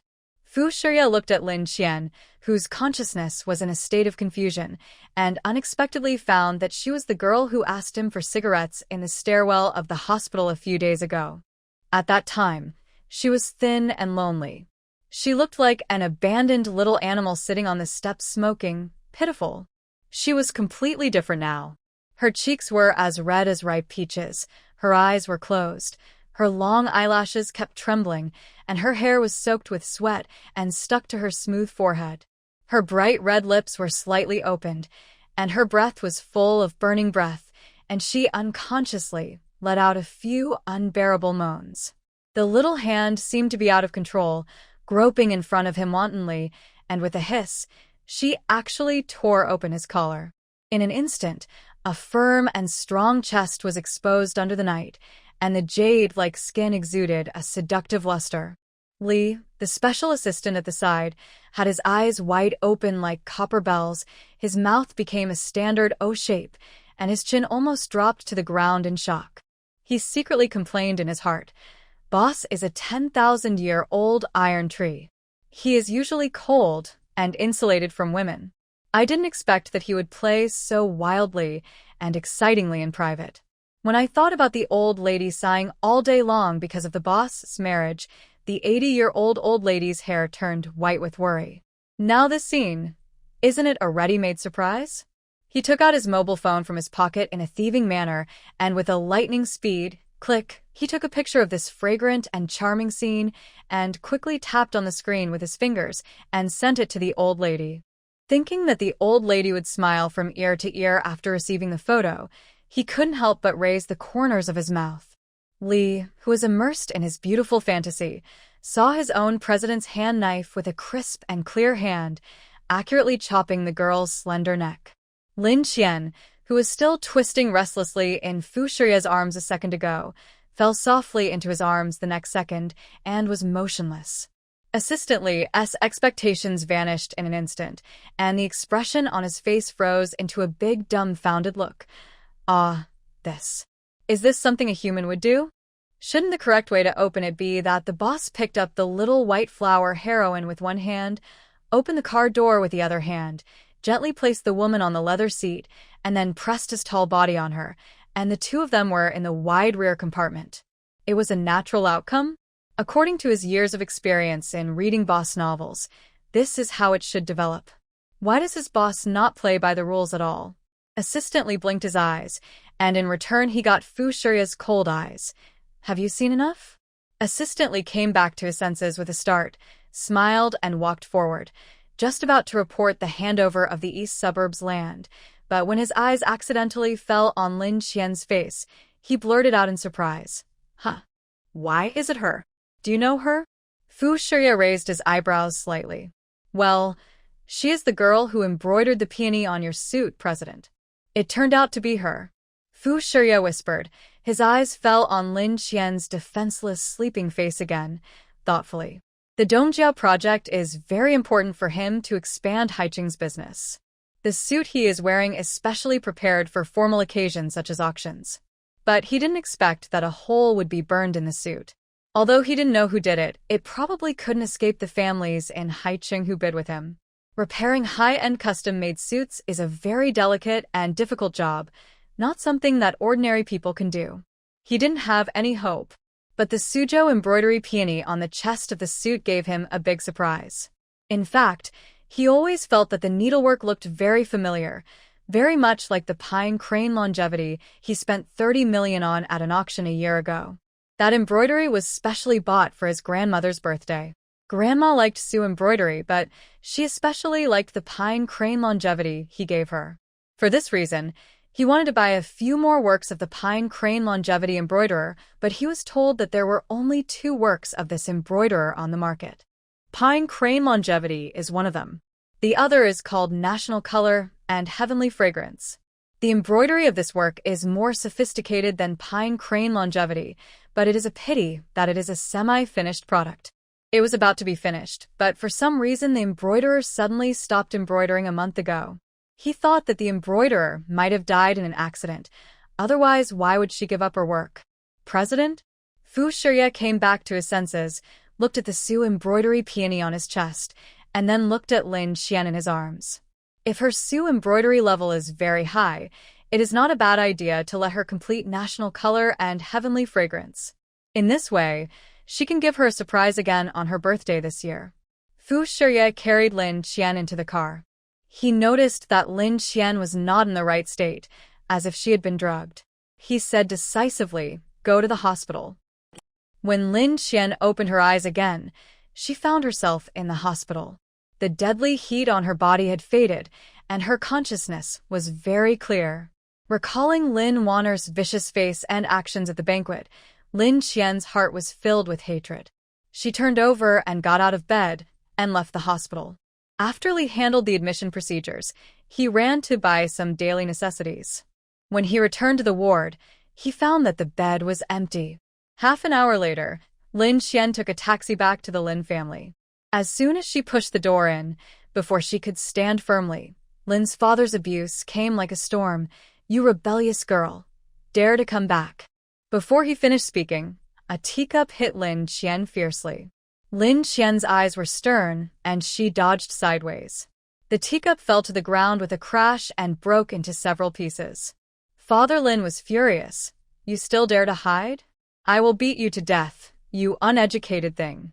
Lin Wanner acted as if she was thinking about Lin Qian and tried to persuade him. "Dad, calm down first. I believe that sister definitely didn't mean it. She pushed you down at the banquet and made you dirty and embarrassed in front of everyone. She did it on purpose. She just couldn't bear to see you do well and wanted to retaliate against our Lin family by hurting you." Father Lin's eyes were wide open, and it was obvious that he was furious to the extreme. "Lin Qian, kneel down." Lin Qian looked coldly at the father and daughter who were singing the same tune. She straightened her back, staring at Lin's father with a sharp gaze. Her voice was so cold without a trace of warmth. "Why should I kneel? It was obviously Lin Wanner who drugged me at the banquet and wanted to ruin my reputation." Instead of questioning her, "You blame me?" Lin Wanner's eyes were instantly filled with tears, and she choked and said, "Sister, you pushed me down and embarrassed me in front of everyone. I can let it go, but you can't slander me." Hearing Lin Qian's rebuttal, Lin's father shouted, "You dare to quibble? Wanner has always been well-behaved and sensible. How could she do such a despicable thing? If you don't apologize to Wanner today, I will teach you what the rules are. Lin's mother was on the side. Although there was a hint of hesitation in her eyes, she still followed Lin's father's words and echoed, Qian, just give in and admit your mistake. Don't make things so awkward as a family. Lin Yanshu also frowned. Qian, you really went too far today. Apologize to Wana quickly. Lin Qian looked at these familiar yet unfamiliar faces, and the hatred in her heart erupted like a volcano, reaching its peak in an instant. All her forbearance was completely out of control at this moment. The grievances and anger that had been accumulated for many years surged out like a flood. Her eyes were instantly filled with bloodshot, and her eyes were filled with endless madness. You all side with her and force me. Good, very good. Lin Qian was like a trapped beast that had lost its mind. Since they couldn't give her justice, she would seek justice for herself. She rushed over, grabbed the ashtray on the coffee table, pressed Lin Wanu under her body, and smashed it down. Lin Waner screamed miserably, her eyes full of fear. Lin Qian was full of hatred, and hit Lin Waner's head again and again. Die, all of you die. Father Lin was so distressed when he saw this. He was furious and yelled, Stop. He rushed forward to hit Lin Qian, and the raised palm made a sound of wind. Aunt Wu saw that the situation was not good and instinctively rushed over to stop Father Lin. Sir, you can't hit her. If you hurt Miss, you won't be able to marry Mr. Fu. Get out of here. I will beat her to death today.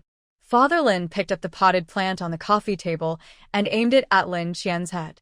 It can be seen that as a father, he has no affection for his biological daughter Lin Qian. Every time he attacked, he was determined to beat Lin Qian to death. Aunt Wu stood between Lin Ziyuan and Lin Qian and said that he would not let him hurt Lin Qian no matter what. The ashtray in Lin Qian's hand kept hitting Lin Waner's head, and after a few hits, Lin Waner's head was broken and bleeding. Lin Yanshu was anxious and rushed over to pull Lin Qian. How long are you going to go crazy? Lin Qian threw the ashtray in her hand and hit Lin Yanshu's forehead. Suddenly, blood poured down his cheek.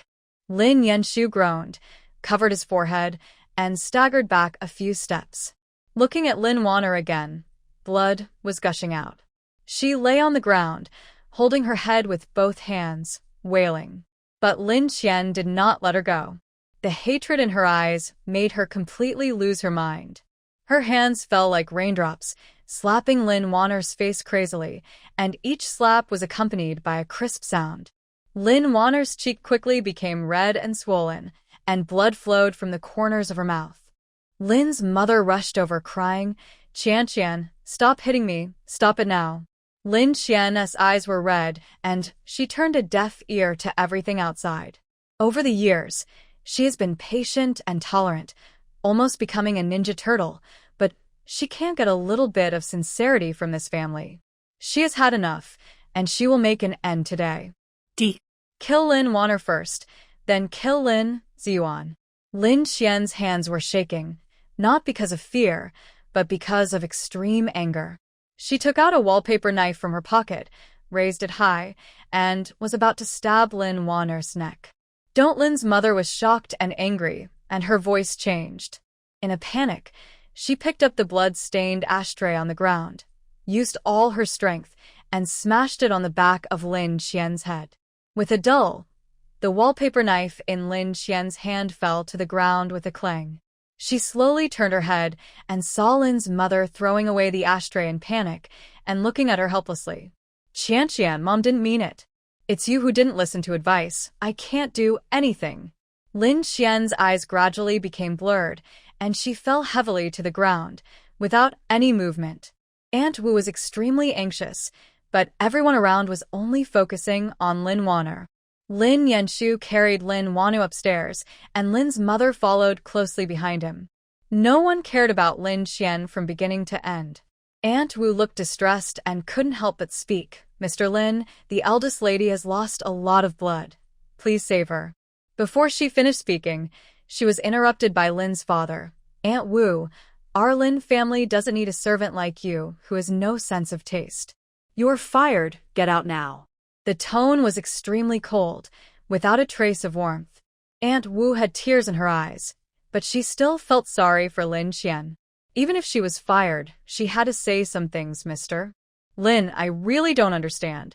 The eldest lady is your biological daughter. Why are you so mean to her? The eldest lady didn't grow up with the master and the lady since she was a child. She finally came back home. Shouldn't she be cherished? Do you have a heart? Shut up. It's not your turn as a nanny to point fingers at my family affairs. Get out, Lin's father roared, his voice full of anger and unquestionable. Wu Ma didn't move. Her expression was firm. I can leave, but I have to bandage the young lady's wound first. Mrs. Lin was merciless, and she hit Lin Qian's fragile back of the head with the sharp edge of the ashtray. A large triangular hole was smashed on the back of the head, and blood was pouring out, staining the carpet red. Wu Ma was about to get the medicine box, but Lin's father ordered someone to drag her out and throw her outside the villa. Lin's father looked at Lin Qian, who was unconscious on the ground with blood gushing out of the back of her head. There was no guilt or heartache in his eyes, only annoyance. He kicked again in disgust, and the blood stains on his leather shoes. He frowned and cursed in a low voice. What a jinx! All he does is cause trouble all day long. Lin Qian lay on the ground. No one cared about her, leaving her to fend for herself on the cold floor. Outside the villa, it started to rain at some point. At first the rain was light, but it became heavier and soon soaked Wu Ma's thin clothes. Wu Ma held the iron gate outside the villa tightly with both hands, tears and rain intertwined on her face, and she shouted desperately, Mr. Lin, Mrs. Lin, please, for the sake of the eldest daughter being your own flesh and blood, please have pity on her. The big cut on the back of her head has been bleeding. If it is not treated quickly, she will die.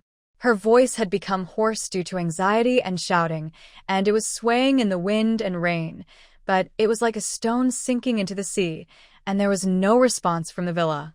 Every drop of rain that fell on the ground seemed to hit Wu Ma's broken heart. She was full of sorrow, and the image of Lin Qian lying lifeless in a pool of blood kept appearing in her mind. My eldest daughter, how could you suffer so much? After an unknown amount of time, Lin Qian woke up slowly, with a severe pain in the back of her head and dizziness. What she saw was an empty, dim and cold living room. Her family had long disappeared. Only a large pool of shocking blood indicated the tragic conflict just now. She slowly tightened her fingers and clenched her fists. The hatred in her eyes was like a burning flame. I will pay you back 1,000 times what you owe me. She supported her exhausted body and left the Lin family villa.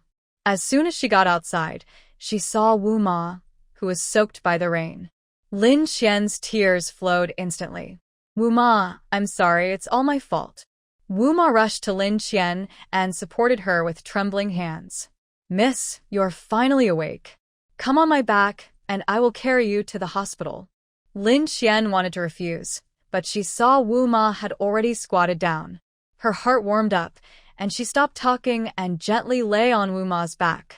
The rain curtain was like a weave, and the big raindrops fell cracklingly. Wu Ma took one deep step and one shallow step and struggled to move forward in the mud. She was old, and her back, which was not strong to begin with, was bent further by Lin Qian's weight. Every step she took seemed to use up all her strength, but she clenched her teeth and held Lin Qian's legs tightly with both hands, fearing that she would fall accidentally. Lin Qian's eyes could not help but turn red again. The rain kept sliding down Wu Ma's hair and dripping on the back of her hand. It was icy cold, but her heart was filled with a warmth she had never felt before. The cold memories of being ignored and hurt by her family in the past formed a sharp contrast with Wu Ma's ardent care at this moment, making her cherish this rare warmth even more. Wu Ma carried Lin Qian on her back and staggered to the side of the road. She was anxious, stretched her neck, and waved desperately at the speeding vehicles, shouting loudly, "Stop. Please stop." The rain poured into her mouth, choking her and making her cough repeatedly, but she did not dare to stop for a moment. Cars drove past them quickly, splashing large amounts of water. The freezing cold water poured down on their heads, soaking the two of them, making them look even more miserable. Wu Ma's body swayed, and she was almost knocked down by the impact. She gritted her teeth, used all her strength to stabilize her body, and lifted Lin Qian up with both hands. "Miss, hold on a little longer." Lin Qian's consciousness became increasingly blurred, her hot forehead pressed tightly against Wu Ma's cold neck, and she uttered a few painful murmurs from time to time. She felt cold all over, the chill seeping out from her bones, and the scene in front of her gradually became illusory and unclear. Just when Wu Ma was almost in despair, a black Rolls-Royce slowly stopped in front of them. The car window rolled down, revealing the man's iconic cold phoenix eyes, which swept over the two of them and fell on Lin Qian's pale face. Wu Ma seemed to have grasped a life-saving straw, her eyes full of pleading. "Sir, please save our eldest daughter. She is injured, and her life will be in danger if she is not treated." Lin Qian's had flowed to the ground under the rain, forming shocking red marks. Fu Xie frowned. How could she make herself look so miserable after just a while? He didn't say anything, and his face was expressionless as usual, but he opened the car door and motioned for Wu Ma and Lin Qian to get in. The car drove quickly to the hospital. Fu Shirya didn't say a word the whole time, and it was impossible to tell what he was thinking. After arriving at the hospital, Lin Qian was quickly pushed to the emergency room by medical staff. The lights in the corridor were pale, reflecting Wu Ma's anxious and tired face. After a while, the doctor came hurriedly with a serious face. "The patient has lost too much blood due to a severe head injury, and he has an infection after being caught in the rain. The situation is very critical." "Who is the patient's family member?" "The patient needs to undergo surgery now, and the family members need to sign the consent form for the surgery." Aunt Wu stammered. "Can a babysitter be available?" The doctor shook his head and said firmly, "It must be the patient's family member. Please contact them as soon as possible. Time is running out, and we cannot afford to delay." Aunt Wu took out her mobile phone in a panic and dialed Lin's father's number with trembling fingers, but she couldn't get through. Lin's father had blocked her. She didn't give up and called Lin's mother again. When the call was connected, Wu Ma cried out anxiously as if she had grabbed a life-saving straw. "Madam, the young lady." Before she could finish, she was interrupted by Lin's mother. "Wu Ma, you are getting more and more confused about your identity. Lin Qian is our daughter. We educate our own children. It is not your turn as a nanny to meddle in other people's affairs. You are fired. Don't call me again in the future." After she finished speaking, the phone was hung up mercilessly. The beep sound was like a heavy hammer hitting Wu Ma's heart hard. Wu Ma was almost going crazy, but she still stubbornly called Lin Yanshu. Lin Yanshu's head injury had just been bandaged. When he saw Wu Ma calling, he guessed that it was for Lin Qian. He answered the call impatiently. "What's the matter?" Wu Ma pleaded in a crying voice. "Master, the young lady is in danger of life now. Can you come immediately?" Thinking of the injuries on his and Lin Wanner's heads, Lin Yanshu's anger swooshed in his heart. Wasn't he good enough for her? What on earth is she still making a fuss about? Either threatening her father with a knife or hitting Wanwan with an ashtray, Lin Qian has become more and more ignorant. With this temper, if she is not treated, she will probably die. Lin Yanshu immediately said in a cold voice, "Her life or death has nothing to do with me." After that, he hung up the phone mercilessly. His resolute attitude shattered Wu Ma's last glimmer of hope. Wu Ma stood helplessly in the corridor of the hospital. She looked at Fu Shirya with a look of help. "Sir, please be a good man and save my young lady. She has been a servant in the Lin family for more than 10 years, and she can tell at a glance that the gentleman in front of her has a good family background. A rich and powerful man can solve her predicament with just one sentence." She looked at Fu Shirya as if she was looking at a life-saving straw. Seeing this, the doctor urged again, "The patient's condition is very critical. If she delays any further, her life will be in danger. Where are the family members? Sign quickly." The tone was anxious and serious, and the corridor was filled with a tense atmosphere. Fu Shirya frowned slightly, glanced at the peony on his chest, and thought of the unfinished embroidery, heavenly fragrance, and national beauty. He looked at the doctor. I'll sign it. The doctor looked at Fu Shiya. He was tall and straight, with a transcendent temperament. His every move exuded an innate nobleness and majesty. Such a demeanor seemed out of place in the hospital corridor full of the smell of disinfectant, but it was extremely eye-catching, as if it had its own light. The doctor couldn't help asking, "Who are you to the patient?" This question stumped Fu Shiya for a moment. He and she were strangers who had met twice. In order to let Lin Qian have the operation as soon as possible, Wu Ma said without thinking, "He is my lady's fiancé." After that, Wu Ma looked at Fu Shiya with a pleading look. Fu Shiya's eyes stayed on Wu Ma's face for a moment and finally said nothing. He picked up the pen and signed his name fluently on the consent form for the operation. When the doctor entered the operating room, Aunt Wu thanked Fu Shiya profusely. Her eyes were red. "Sir, thank you so much. If it weren't for you, my daughter would have been hopeless today." Fu Shiya's expression was always indifferent. He crossed his legs and sat on a bench in the corridor. The operation took a very long time. The sky was turning pale, and the door of the operating room had not been opened yet. Fu Shiya's cell phone suddenly rang, breaking the oppressive silence. He slowly opened his eyes, not tired at all because of not resting for a long time. He still exuded that kind of noble aura that was completely different from the surrounding environment. He took out the phone from his pocket with his bony fingers, and the word grandma on the caller ID was particularly eye-catching. Grandma. Fu Shiya's voice was still indifferent. The old lady on the other end of the phone was smiling. "You stinky boy. When did you find a granddaughter-in-law for me? And why didn't you tell Grandma?"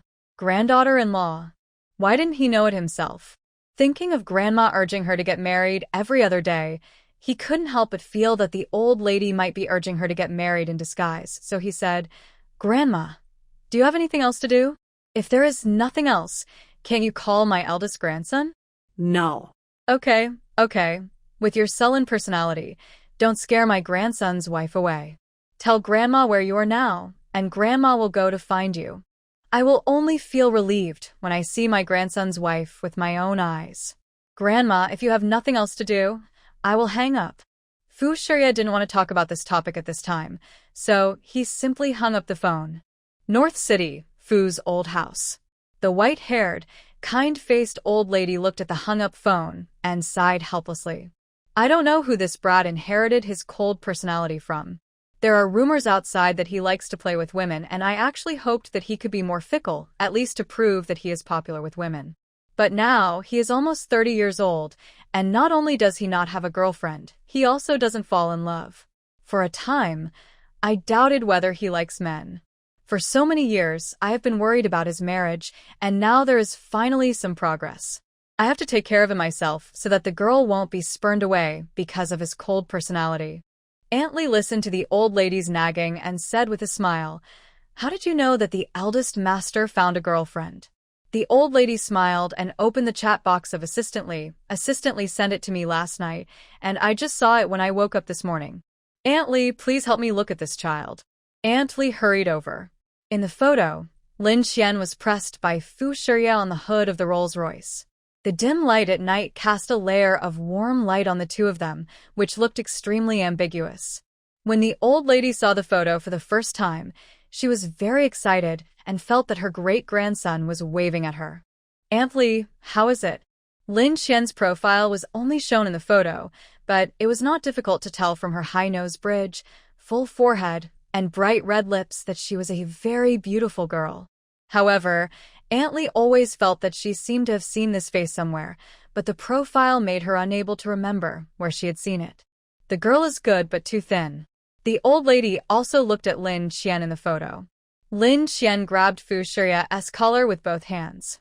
The slender bones of her arms were clearly visible. She did look a little thin.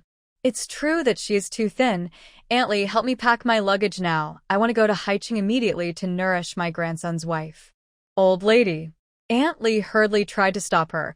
"I just checked the weather forecast. Haicheng is going to have heavy to torrential rain these few days. If you go there now, the road is slippery and unsafe, and your clothes will get wet, which won't seem solemn enough. After all, this is a big event, meeting your future granddaughter-in-law." The old lady thought Aunt Lee was right and said, "Well, I'll go after the rain stops. I can't let my granddaughter-in-law think that I, as a grandmother, don't value her." The granddaughter-in-law she had finally gotten could not be scared away. "Oh, right. Aunt Lee, go see if there are any donkey hide gelatin, cordyceps, deer antlers, etc. at home. If not, go buy some more.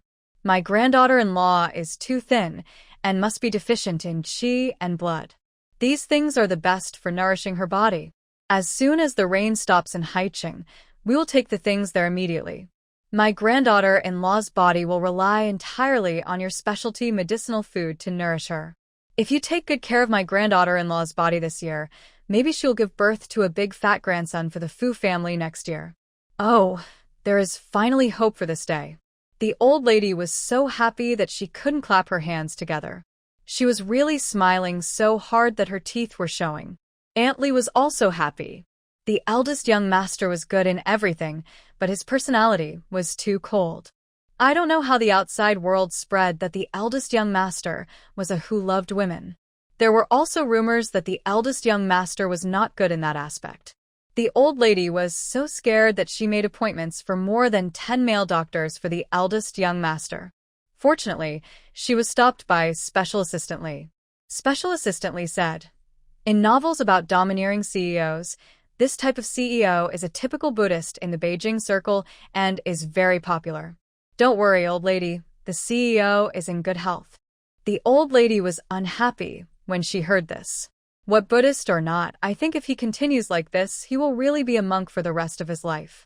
A normal man has children running around at the age of 30. If he is not sick, how can he not touch women? Special Assistant Lee, tell me the truth. Does Sure Yi like men? Special Assistant Lee felt a chill and ran away quickly because he could make sense with the old lady. Aunt Lee glanced at the old lady sitting on the sofa and shook her head. It is true that an old person in the family is like a treasure. Now that she knows that the eldest young master has a girlfriend, the old lady is relieved. Haicheng Lin family. After a night, Lin's mother finally remembered Lin Qian belatedly. Thinking of Lin Qian fainting due to continuous bleeding in the back of her brain yesterday, her heart began to ache. Qian is such a stubborn girl. Why can't she like Wanner, who has such a good personality? It seems that she is still blaming Wanner for her status as the daughter of the Lin family. This child is really hard to explain. Mother Lin sighed and walked downstairs. The carpet stained with blood last night had been pulled down by the servants. The whole living room was clean, as if what happened last night had never happened. Mother Lin walked straight to the utility room and hesitated before knocking on the door gently. After waiting for a long time, no one answered. "Qian, are you awake?" Still no one answered. She pushed the door gently and found that the utility room door was not locked. The door opened with a creak. There was no figure of Lin Qian in the utility room. Mother Lin's heart sank suddenly. She didn't care about much. She picked up her skirt and went upstairs. She pushed open the princess room specially arranged for Lin Qian. Everything in the room was neatly arranged, and there was no sign that the bed had been moved. Mother Lin's heart suddenly rose to her throat, and she suddenly regretted what she did to Lin Qian yesterday, regretted that she did not control her emotions, and regretted that she did not care about Lin Qian's injuries in time. The image of Lin Qian fainting kept appearing in her mind. The blood on her head and the pale face made her heart ache like a knife. She called a servant in a panic and asked anxiously, "Where is Qian?" The servant shook her head. "Madam, we didn't see Miss Lin Qian when we woke up in the morning." Mother Lin was in a state of disarray, and she leaned against the wall weakly as if all her strength had been drained away. Lin Yanshu came out of the bedroom and saw the distraught look of Mother Lin. He asked with concern, "Mom, what's wrong with you? Are you feeling unwell?" Mother Lin looked up at Lin Yanshu, her eyes red and her voice trembling. "Qian is missing." This time, even Lin Yanshu began to worry. How could she be missing? Wasn't she still at home yesterday? Mother Lin collapsed against the wall, tears pouring out like a flood. Her body couldn't stop shaking. She covered her face with her hands and cried, "It's all my fault. I forced Qian away. If anything happened to her, How could I live? Lin Yenshu suddenly remembered the call from Wu Ma last night. He quickly took out his mobile phone and dialed it, but it prompted that the other party had blocked it. His face sank. Mom, call Wu Ma. Mother Lin dialed the number with trembling hands, but the result was the same as Lin Yenshu's, and she was also blocked. Lin Yenshu calmed down and said, Mom, let's check the surveillance. The two hurried to the monitoring room. As the surveillance footage played, their expressions gradually changed from confusion to horror. In the surveillance video, Lin Qian dragged her bloody body out of the villa, and the 60-year-old Wu Ma carried her bloody body on her back and walked slowly in the heavy rain. When Lin's mother saw this scene, she covered her mouth with her hands and burst into tears. Qian Qian, my Qian Qian. Lin Yenshu stared at the screen closely, and the scene was like a sharp knife, cutting his heart again and again. Wu Ma must have sent Qian Qian to the hospital. Let's go to the hospital to find her now. Along the way, Lin Yenshu drove very fast, and the wipers swung frantically, but it was still difficult to clear the pouring rain. Lin's mother sat in the passenger seat, looking out the window with empty eyes, her hands clasped tightly, her nails almost embedded in her palms, and she kept repeating in her mouth that Lin Qian was safe. Hospital. Lin Qian woke up slowly, her head was dizzy, and there was a dull pain in the back of her head, but this pain seemed insignificant compared to the pain in her heart. Her eyes stared at the snow-white ceiling of the ward with empty eyes, and the scenes of last night flashed through her mind like a revolving lantern. Especially the cold and heartless way that Lin's mother hit her back of the head with an ashtray, which made her extremely heartbroken and almost unable to breathe. Tears slid down from the corners of her eyes uncontrollably, first 1 drop, 2 drops, and then burst, soaking the pillow in an instant. She was obviously the biological daughter born by Lin's mother after 10 months of pregnancy. Why did her life become so worthless in front of Lin Wana, the adopted daughter? She had obviously long been accustomed to the indifference and ruthlessness of the Lin family. But her heart still hurt so much. Lin Qian took a deep breath and forced herself to hold back all the grievances and tears. There was nothing to cry about. They were just some insignificant people, and they were not worthy of her tears. Just as she wiped away her tears, the door of the ward was pushed open. She thought it was Aunt Wu, but when she turned around, she met Lin's mother's red eyes. Seeing Lin Qian, Lin's mother cried even harder. Qian Qian, are you going to scare your mother to death? Why did you leave secretly? It was raining so hard, and the weather was so cold at night. Do you know how worried your mother was about you? If anything happened to you, how would I live? She rushed over and was about to hug Lin Qian's thin body, but before she touched Lin Qian, she was pushed away by Lin Qian. Lin Qian's heart was full of ridicule and indifference. She felt extremely disgusted watching Lin's mother acting like this. Last night, Lin's mother hit her mercilessly with an ashtray. She looked so cruel. How could she have the slightest concern? She didn't care about her life or death, and let her lie in a pool of blood. Now pretending to be a loving mother, doesn't it feel too fake? Lin Qian's rejection made Lin's mother feel heartbroken. Qian Qian, Mom really knows she was wrong this time. Can you forgive Mom again? Seeing that Lin Qian was unmoved, Lin Yenshu hurriedly said, Qian Qian, Mom was indeed impulsive yesterday, but she regretted it afterwards. She didn't close her eyes all night to find you, and almost searched all over Haicheng. We are a family. Blood is thicker than water, and broken bones are still connected. Look at Mom's current state. She is really afraid of losing you. She didn't believe a word of Lin Yenshu's words. They kept saying that they searched all over Haicheng to find her, but they were full of energy and didn't look tired at all. It was obvious that they had a good rest last night and found out that she was missing early in the morning.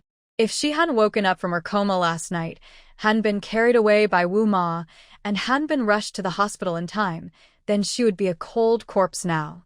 She was alive because of her good fortune, not because of the Lin family's concern for her. Lin Qian didn't look at them, and her expression didn't show any emotion.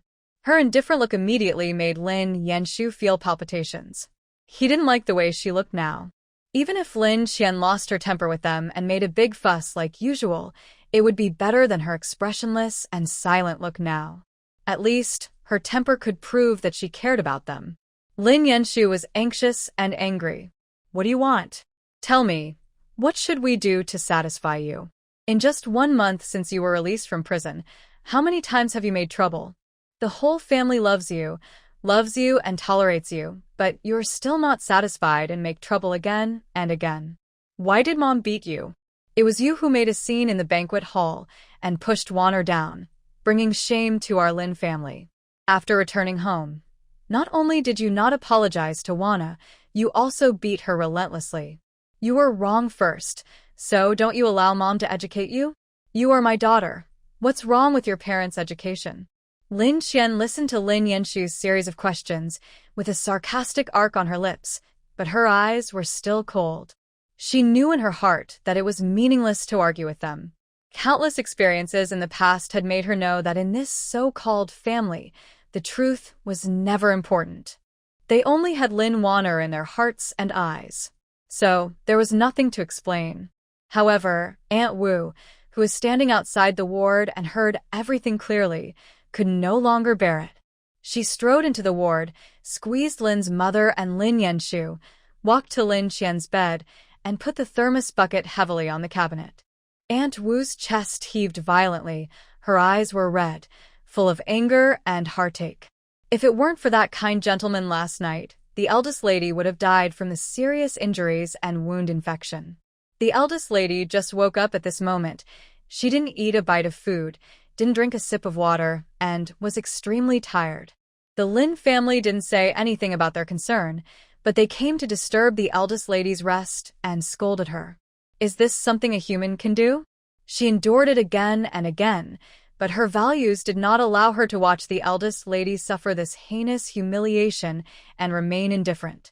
Anyone with normal values would not be able to turn a blind eye. Young master, please speak with conscience. What kind of life has the eldest lady been through all these years? In prison, she was bullied and bruised all over. Has any of you visited her in prison? Did any of you stop Mr. Lin from beating her with a belt that time? Mrs. Lin protected Lin Wanu everywhere and forced her own daughter to cut off her fingers to repay you for giving birth to her. Can you understand her pain?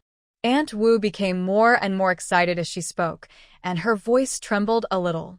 They keep saying that the whole family dotes on, loves, and tolerates the eldest lady, but why don't I see it? Mother Lin's face turned pale in an instant. She opened her mouth, as if she wanted to refute, but couldn't say a word.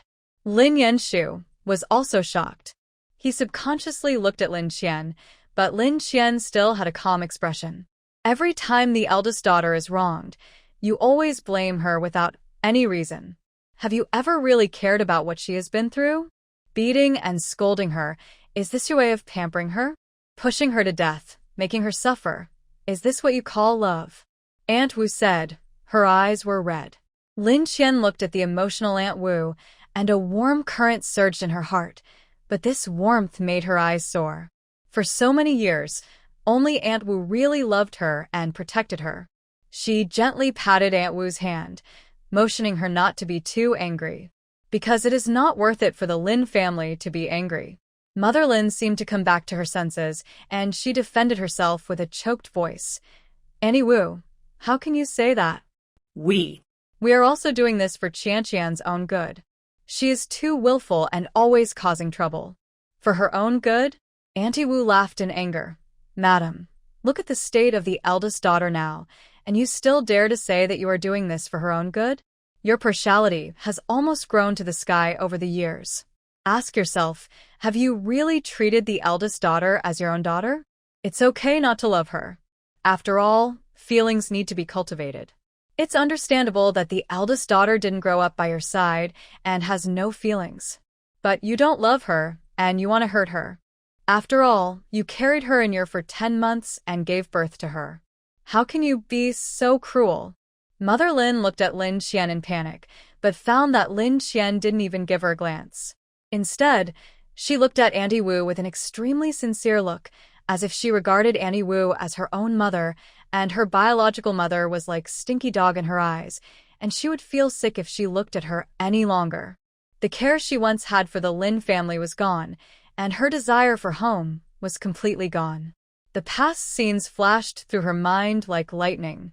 The cautious look when Lin Qian tried to get close to her, and the moments when she was ruthlessly ignored, all became the sharpest thorns at this moment, piercing her heart. At this moment, Lin's mother even forgot to cry. She realized that Lin Qian really didn't care about them this time. She didn't quarrel or make a fuss. They were really not important to her. Lin's mother panicked and grabbed Lin Qian's slender hand. Qian.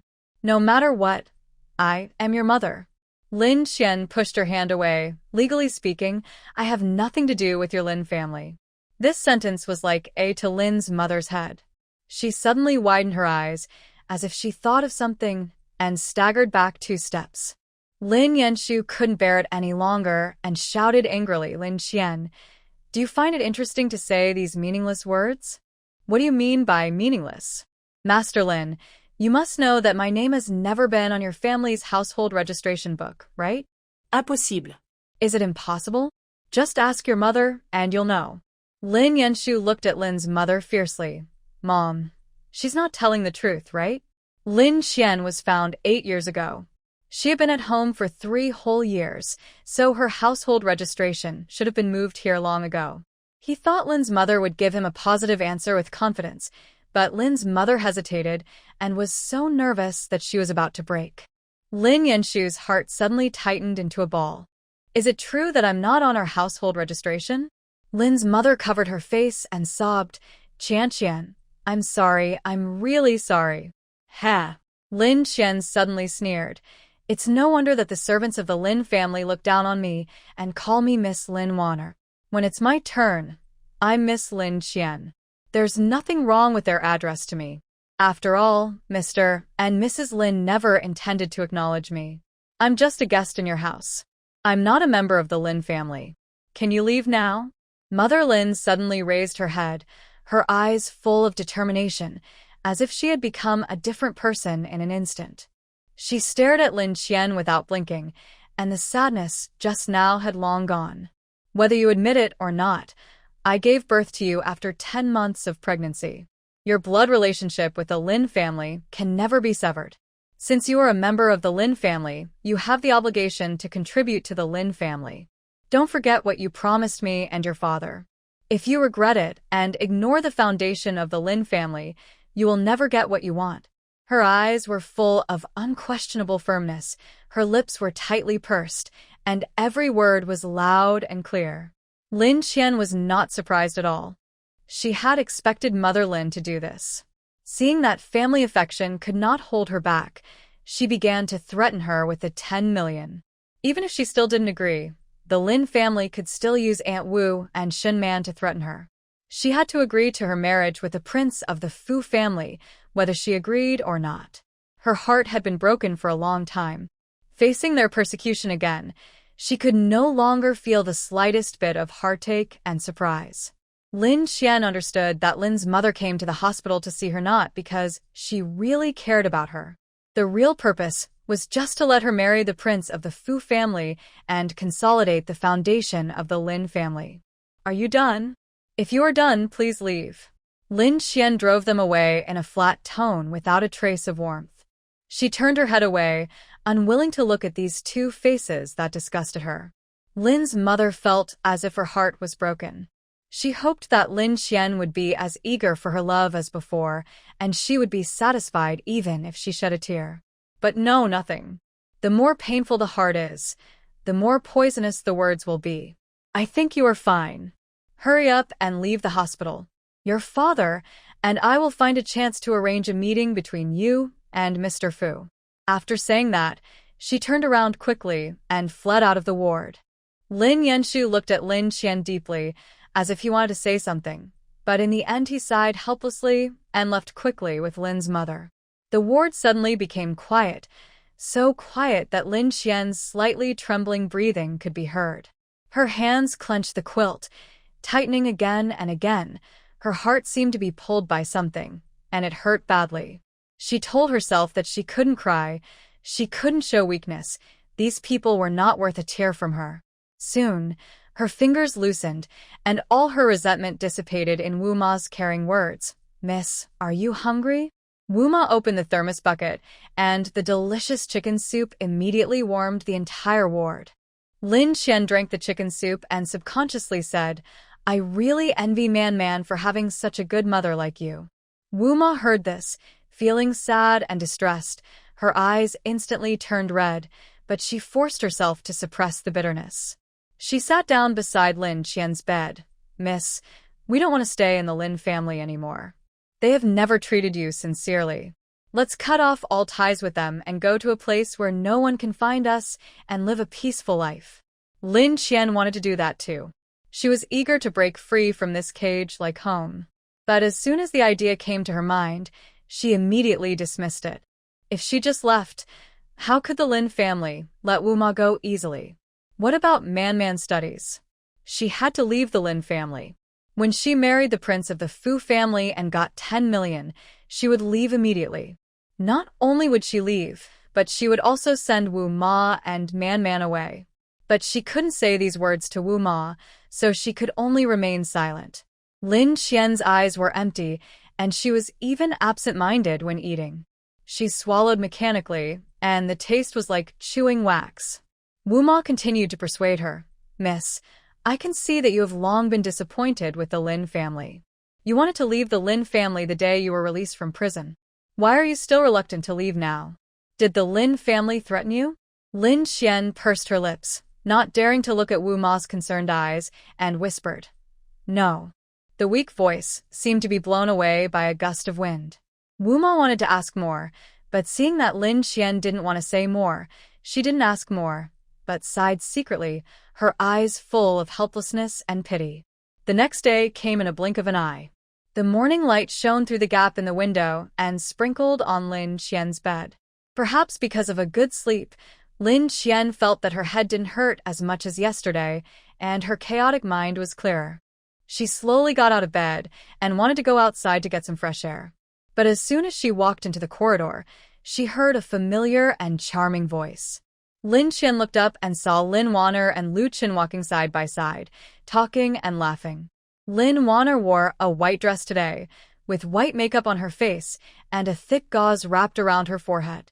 She exuded the temperament of a pure and flawless little white flower from head to toe, so delicate that people couldn't help but want to protect her. Seeing Lin Qian, the smile on Lin Wanner's face froze instantly. Panic flashed to her eyes, her body trembled, and she timidly called out, "Sister." Lu Chen seemed to have not expected to meet Lin Qian in the corridor. He was slightly stunned, with guilt in his eyes and a trace of unspeakable pity. Lin Qian looked calm. These two people, one hypocritical and artificial, the other heartless, are really matched. She only paused for a moment, and then continued to move forward, as if she had never seen them. Lin Wanner bit her lip, looking scared, but pretending to be calm. She spoke softly. "Are you feeling better? Brother Lu and I came to see you. Where are you going?"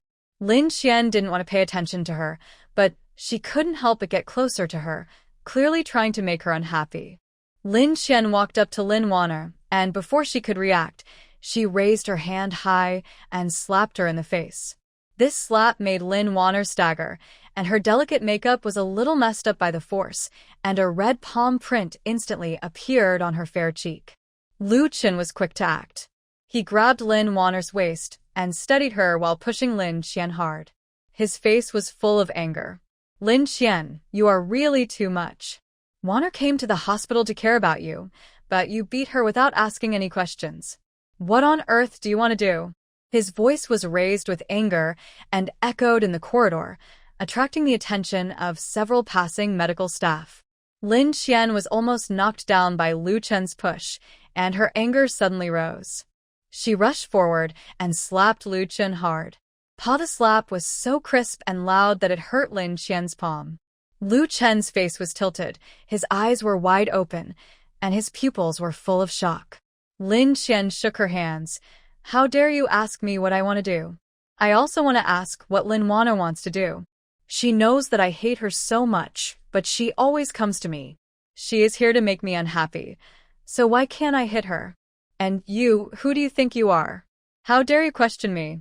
Lu Chen turned around and looked at Lin Qian with extremely unfamiliar eyes. The Lin Qian in his memory was a simple, kind, sunny, and cheerful girl. She liked to chase after him the most, calling him Brother Lu Chen all the time. She said, "Brother Lu Chen is a great hero in my mind. With you by my side, I am not afraid of anything." But now, the same mouth said completely opposite words. The great hero in her mouth became, "Who is a nobody?" Lu Chen stared at Lin Qian as if he was meeting her for the first time, his eyes full of shock and unfamiliarity. "Qian Qian, how could you become so unreasonable? 5 years in prison, hasn't it made you realize that beating people is illegal?" He seemed to be trying to suppress Lin Qian with the law, but his voice was trembling slightly. "Really?" Lin Qian raised her chin provocatively. "Without fear. Then Lawyer Lu, go to court and sue me." Lin Qian's unmoved attitude made Lu Chen feel like he was punching cotton with nowhere to put his force. All the anger and accusations in his heart were silently resolved by her calm and nonchalant appearance. He felt so uncomfortable when he kept them in his heart. When Lin Wanner saw Lu Chen being beaten, her eyes immediately turned red. "Brother Lu Chen, how are you?" Without waiting for Lu Chen to answer, she pointed the finger at Lin Qian. "Sister, it's fine if you hit me, but why did you hit Brother Lu too? Do you know that Brother Lu was very worried when he heard that you were injured, so he came to the hospital with me to see you. Is this how you treat people who care about you?" Her tears rolled in her eyes, and she looked pitiful, as if she was the victim who had suffered all the grievances, and Lin Qian was the unreasonable villain. Lin Qian was most annoyed by Lin Wanner's hypocritical concern. Her pretentious appearance made her stomach churn. She knew what Lin Wanner was thinking, and she just wanted to use Lu Chen to deal with her. In the past, she would be so distressed that she couldn't breathe if she was misunderstood by her childhood sweetheart. But now, Lu Chen meant nothing to her. Lin Qian raised her palm and pretended to hit him. Lin Wanner was so scared that her face turned pale. She shrank and immediately hid behind Lu Chen. She only dared to stick out her little head and looked at Lin Qian timidly, muttering in a low voice, "Sister, you are really too much." But there was clearly a gloating in her eyes. "Enough." Lu Chen grabbed Lin Qian's hand, and the strength in his hand unconsciously increased. His eyes were full of suppressed anger. "You have to know a limit when you want to go crazy. No one is obligated to tolerate your bad temper. If you hit people at every turn, don't blame me for you." "Pa." Lin Qian slapped Lu Chen's face with her other hand again, interrupting all his subsequent preaching. Lu Chen was completely stunned. He stared at Lin Qian with eyes wide open in disbelief. It took him a long while to come back to his senses. He gritted his teeth and roared, "Lin Qian." Pa." Another slap came down, this time with more force than before, causing Lu Chen's head to tilt to one side. 3 slaps in a row made Lu Chen's originally fair and handsome face red, with fingerprints clearly visible. The elegant appearance of the past was no longer there. Lin Qian looked at him fearlessly, without a trace of retreat in her eyes. How much she trusted him before, how much she hated him now. Those beautiful memories had long turned to ashes after he hurt and betrayed her time and time again. Now all that was left was endless hatred. "I said, who are you? How can an outsider like you manage our affairs? Even if I am not well received, I am still Lin Wanner's sister in name. As a sister, I should teach my sister a lesson. This is a family." Lawyer Lu has extended his hand too far. Lu Chen's lips trembled slightly, his eyes were full of sadness, and there was a kind of confusion as if he had lost something very important in his life. After a long time of stammering, he finally squeezed out a sentence with grievance. "Qian Qian, you hit me." The voice was full of endless loneliness. They grew up together and had a relationship for 15 years. He would stand up for her when she was bullied by other children. She would share her share of food with him when he was sick. Those scenes of laughing and playing together in the orphanage, those moments of sharing and warming each other, have they all disappeared like smoke? How could she be so decisive and abandon him just like that? Did she really not care about him at all? Wasn't he her brother Lu Chen? How could he be considered an outsider? He didn't want to be an outsider who had nothing to do with her. Obviously, the two of them should be the closest relatives. But Lin Xian just looked at him coldly, without any expression. Her eyes were like two cold swords, piercing Lu Qin directly. In her opinion, what Lu Qin asked was really absurd. Just hitting him a few times, you can't accept it? Then how did he treat her? When she needed him the most, he sent her to prison without hesitation for Lin Wanner. What kind of life did she live in prison for those 5 years? Every day was endless darkness and despair, and the initiator of all this was him, Lu Qin. He did so many excessive things to her. Shouldn't he be beaten? Lu Chen's eyes gradually turned red. He tried to find a trace of the past warmth in Lin Xian's cold eyes, but he only saw disgust like the abyss. Lin Wanner stood aside, secretly proud in her heart. She wished that the relationship between Lu Qin and Lin Xian would be completely broken. But on the surface, she pretended to be worried, pulled the corner of Lu Chen's clothes, and said softly, "Brother Lu Qin, don't be sad, sister may still be angry." After comforting Lu Qin, her eyes were full of tears, and she looked at Lin Xian aggrievedly. "Sister, don't blame brother Lu Qin. Blame me if you want to blame. Everything is my fault. It's my fault. You should hit me." Her voice was crying, and it sounded pitiful. If someone didn't know the truth, they would be fooled by her appearance. Lin Xian snorted coldly. "Put away your hypocrisy. Lin Wanner, I remember everything you did." Now she didn't touch her, and when she made Wu Ma and Man Man settle and compromise and there was no worry, she would drag Lin Wanner to die. Anyway, her broken body would not live for a few years. Before she died, she would drag Lin Wanner to die with her. Lin Xian said to Lu Qin and Lin Wanner with disgust on her face, "I feel sick when I see you. Please don't disgust me in the name of visiting me in the future." "Sister, how can you do this?" Lin Wanner wanted to pretend to argue a few more times, but when she saw Lin Xian's raised hand, the words that were just on her lips were instantly scared back. She could only shut up obediently, but a trace of resentment flashed in her eyes. Lu Qin looked at Lin Xian, wanting to get closer to her, even if it was just to say a few more words, but he didn't dare to get closer and could only look at her with eyes full of pain and helplessness. After hesitating for a long time, he spoke with difficulty. "Qian, you are emotionally unstable today. I will come to see you in a few days." Lu Chen's voice was a little hoarse, and after speaking, he took Lin Wanner away. As soon as they left, Lin Xian finally breathed a sigh of relief. It's really unlucky. The mood that was originally quite good became terrible at this moment. Lin Xian just wanted to get out of the hospital quickly and breathe the fresh air outside. However, as soon as she looked up, she was met with a pair of deep and cold black eyes. The man looked at her like an eagle staring at its prey, with a full sense of oppression. He approached her step by step. Lin Xian's pupils suddenly shrank, and a strong sense of uneasiness surged in her heart. Gu Beichen. Why is he here? What is he going to do?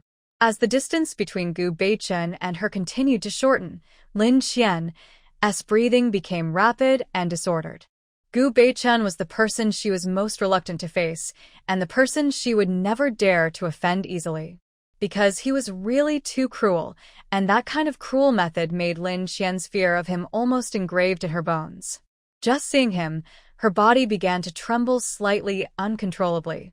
She wanted to escape, but her legs felt as heavy as if they were filled with lead.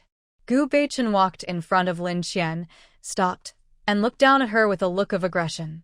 Seeing Gu Beichen, Lin Xian's mind kept replaying the scene of being beaten in prison. They grabbed her hair with hideous faces and forced her to look up. "Don't blame us. Mr. Gu promised that as long as we take good care of you, he will find a way to reduce our sentence." They didn't say who Mr. Gu was, but she knew that this Mr. Gu must be Gu Beichen. Only he had the ability to reach out to the prison. The 3 years of high school competition made her mistakenly believe that Gu Beichen was a gentle and elegant young master from a wealthy family. But when she entered the prison, she found that gentleness was just the protective color of this young master, and ruthlessness and revenge were the real him. She suddenly stepped back as if she had just woken up from a dream. As if she was avoiding a flood and a beast, The fear in her pupils almost turned into substance.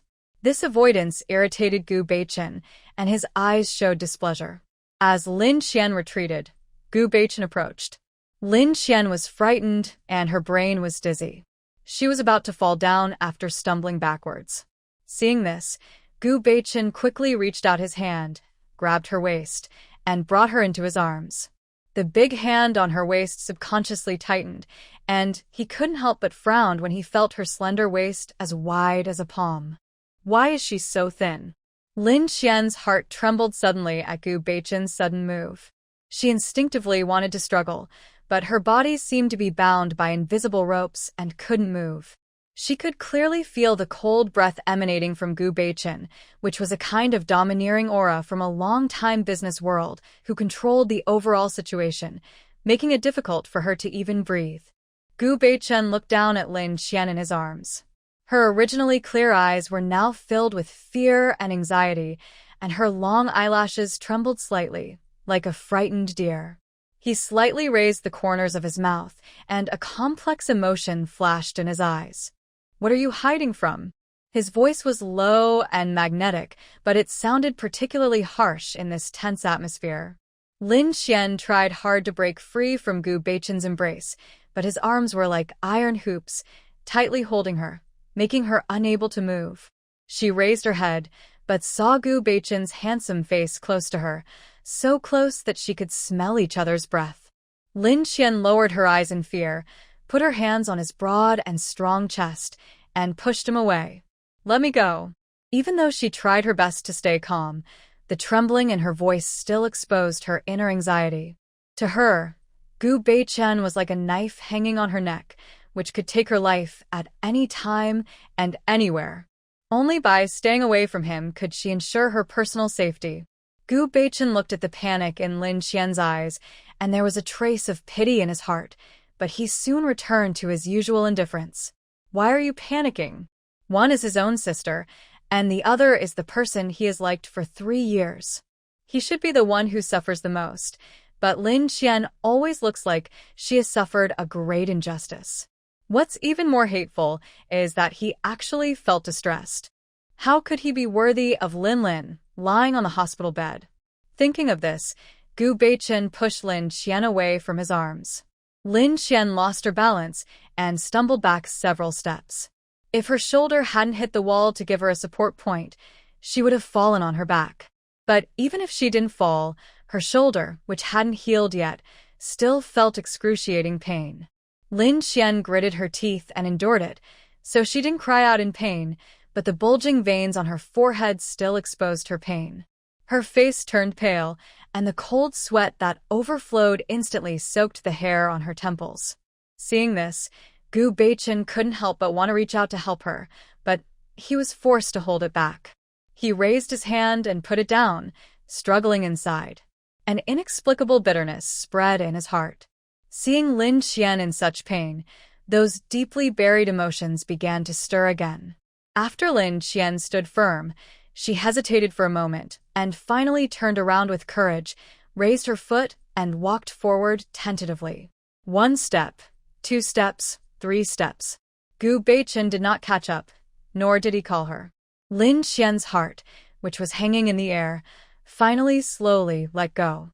She felt like she had walked through the gates of Hades, and she did not dare to look back, but just kept speeding up her pace.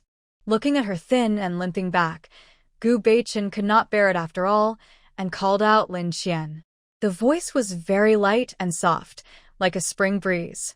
Lin Qian did not hear Gu Beichen's voice. Since being hit on the head by Lin's mother, her hearing has become worse. The only remaining ear also loses hearing from time to time.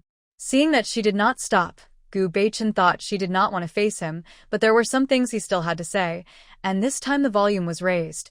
"Fu Shiye is not easy to get along with. You'd better not marry him. Fu Shiye is very fickle in the business world. If he did not have an iron-blooded hand, it would be impossible for him to control the huge family business of the Fu family. The Fu family is a top wealthy family. No, to be exact, it is a chaebol family. There are the most rules in such a family, and Lin Qian will never be happy if she marries into it." He thought that this time Lin Qian would finally look back, but she didn't. Lin Qian couldn't hear anything, and at this moment, there was only a buzzing sound in her ears. She no longer cared about leaving the hospital to get some fresh air, and just wanted to hide back in the ward as soon as possible.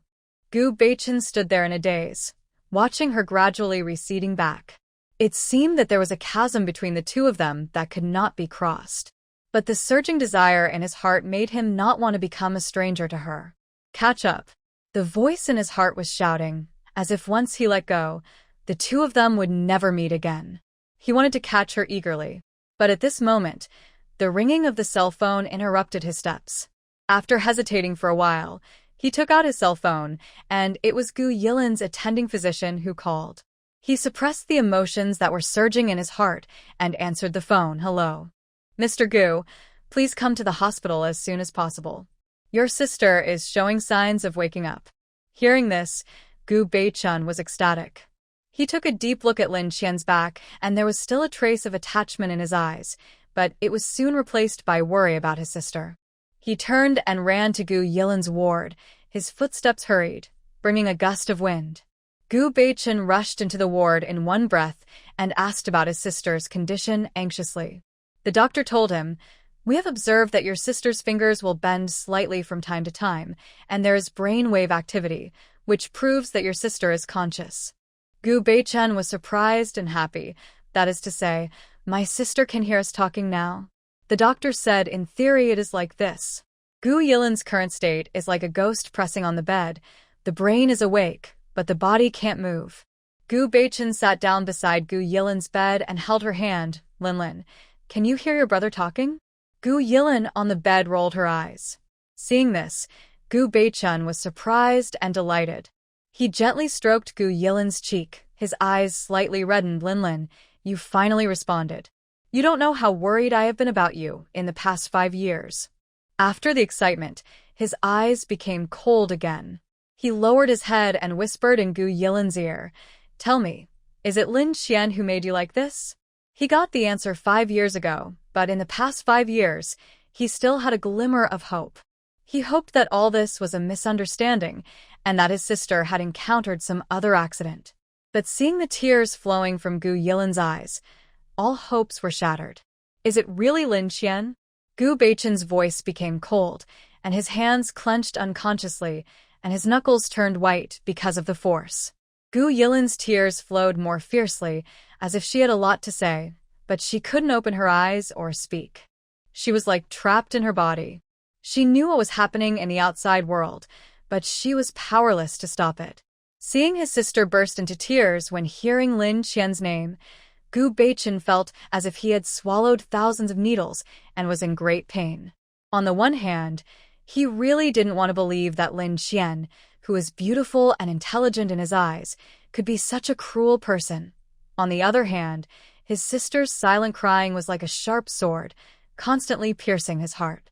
His eyes were fixed on Gu Yilin's tearful face. He gritted his teeth, his throat seemed to be blocked, and he said with difficulty, Lin, don't be sad. Brother will not let anyone hurt you again. Even if Lin Qian has been in prison for 5 years for this, it is difficult to atone for the crime. Brother will definitely seek justice for you. Having said that, his heart seemed to be torn in half. No, it's not Lin Qian, it's Lin Warner. Gu Yilin's tears kept flowing. She wished she could speak at this moment, even if she could open her eyes. But she was trapped in this immobile body and could only let the misunderstanding continue to deepen. A few days passed in the blink of an eye, and this morning, the rain in Haicheng finally stopped. Mrs. Fu, who was in Beicheng, could no longer sit still. Aunt Li, is it still raining in Haicheng? No. Aunt Li saw that the old lady was anxious and said with a smile, "Then let us go to Haicheng quickly and try to arrive at noon so that we can see our granddaughter-in-law in the afternoon." The old lady was happier and happier. She wanted to appear in front of Lin Qian immediately and take a good look at her granddaughter-in-law. She believed that the granddaughter-in-law must be a very well-behaved and sensible child, as she could make sure Ye's iron tree bloom. "Madam, the luggage has been packed a long time ago. We can set off now," Aunt Li said while supporting the old lady. The two set off immediately. The old lady kept talking about Lin Qian along the way.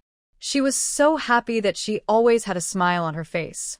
However, she was so happy when she went there, but she was disappointed when she arrived in Haicheng because the old lady was not used to the climate. The old lady was old, and her body could not bear it after such a tossing. Aunt Li saw that this was not a good idea. "Madam, why don't we call the young master first and have him pick you up?" The old lady was stubborn and stopped her immediately. "No. What if my granddaughter-in-law comes along and sees me looking so sick? It will be so bad. If the child comes to take care of me, how can she date Shiyi? Only. If my granddaughter-in-law misunderstands that Shiyi is a baby boy and stops dating him, Shiyi will be alone. With his personality, he will be single for the rest of his life. I finally have a granddaughter-in-law. I have to hold on to her and not let her run away." Only. Oh. That shouldn't be the case, right? Let us go to the hospital first. When I feel better, I'll call Shiyi. I must look my best when I see my granddaughter-in-law. So, Aunt Li helped the old lady to go to Haicheng First People's Hospital. Along the way, the old lady kept blaming herself. "It's all my fault that my old bones are not strong enough to meet my grandson's wife." Lin Qian has been very quiet these days. The injury on her head is no longer serious, and she should have been discharged from the hospital long ago, but she doesn't want to go back to that suffocating home. The longer she can stay in the hospital, the better. Lin Qian leaned on the bed, staring out the window, in a daze. At this time, 2 nurses came in to change her dressing. When removing the gauze, Lin Qian didn't even frown, as if she didn't feel any pain. Over the past few days, the nurses have become accustomed to Lin Qian's endurance. The nurse chatted with Lin Qian while changing her dressing. "It's really a miracle." Who said it wasn't?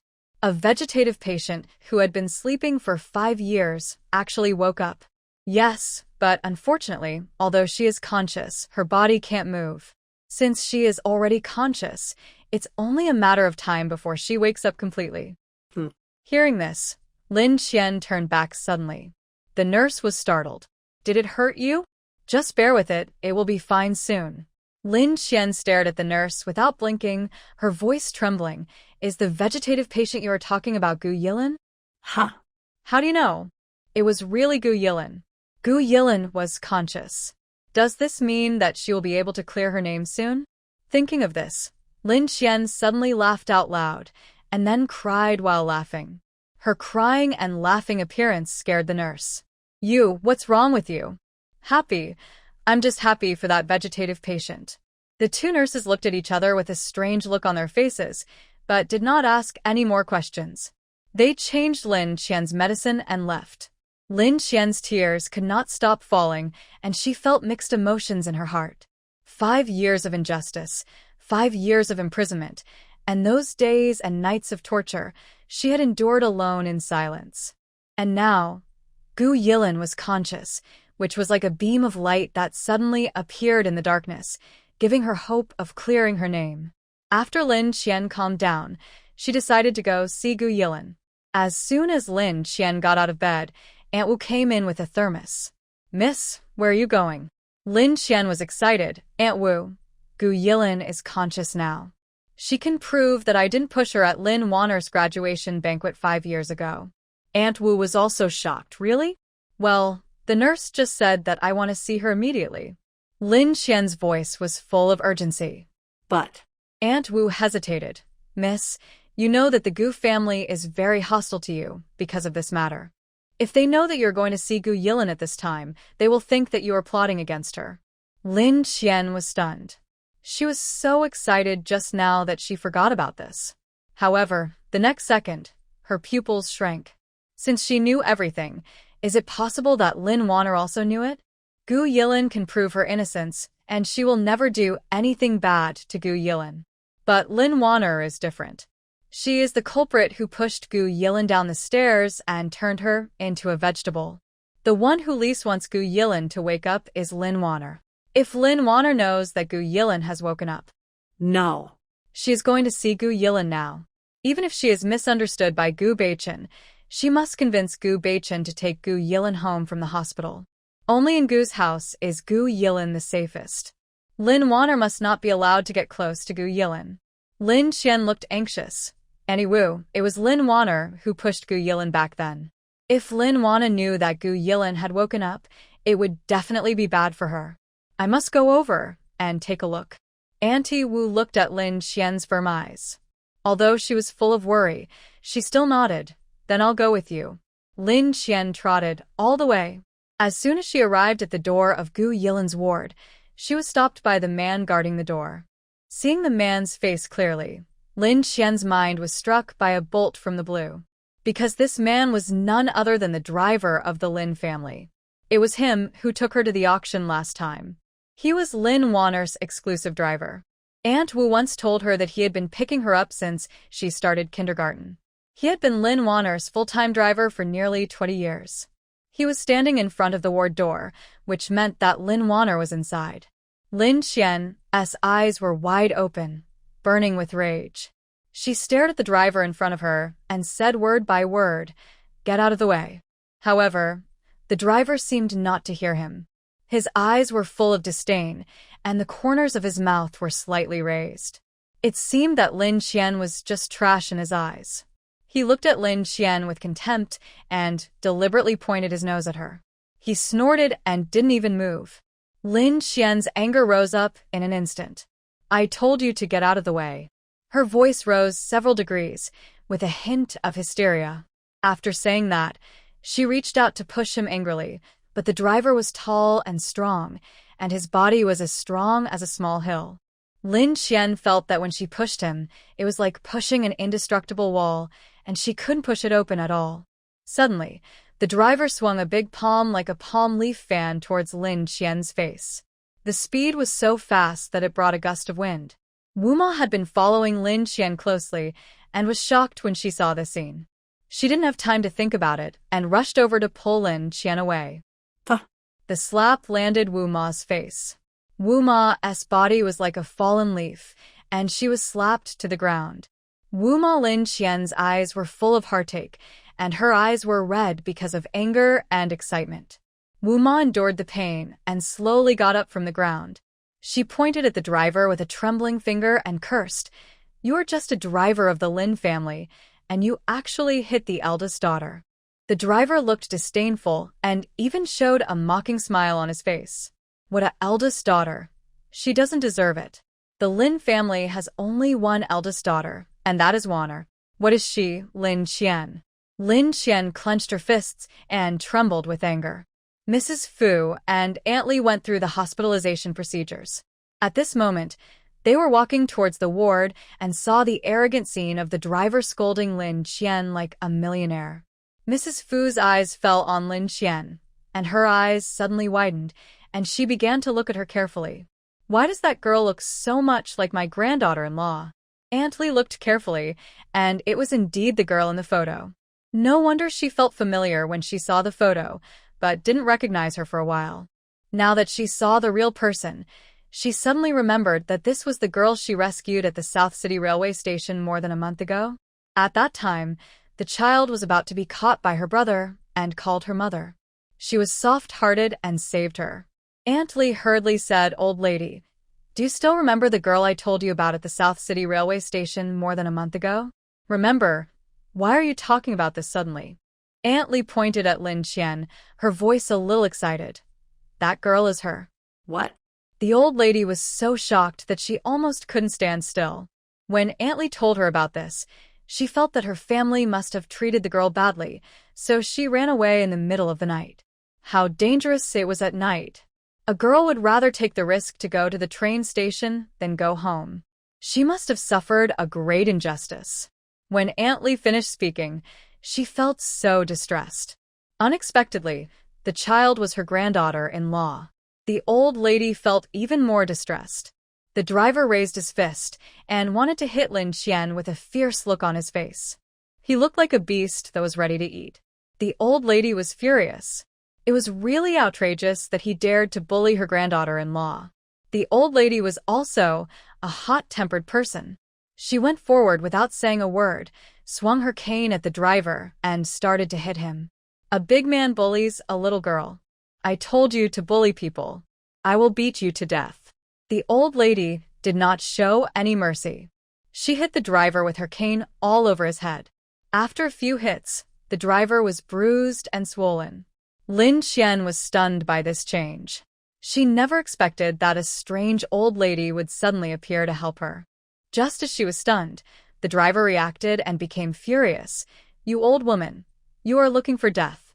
He grabbed the old lady's cane, and with a slight pull, he easily snatched the cane from the old lady's hand, raised it up, and smashed it down on the old lady's head. Lin Qian came back to her senses. Her pupils shrank suddenly, and without time to think, she rushed over and hugged the old lady tightly. The cane hit Lin Qian's back hard. Lin Qian groaned, and her body trembled involuntarily due to the severe pain, but she still protected Mrs. Fu tightly and asked weakly, "Grandma, are you okay?" Before meeting Lin Qian, the old lady was full of love and pity for this granddaughter-in-law. Now seeing this child protecting her so desperately, the old lady was moved to tears and her heart melted. "Grandma's fine. How are you, kid?" I'm fine. Lin Qian gritted her teeth, endured the burning pain in her back, and tried to make her voice sound steady, but her face had already turned pale. Seeing that he failed to hit the old lady, the driver became even more angry and raised his walking stick high again, ready to hit her again. Aunt Li was quick-witted and rushed forward, pushed the driver away, opened her arms to protect Lin Qian and the old lady, and shouted, "You dare to move again." The driver's eyes were red. "You old meddler, you dare to meddle in our Lin family's affairs.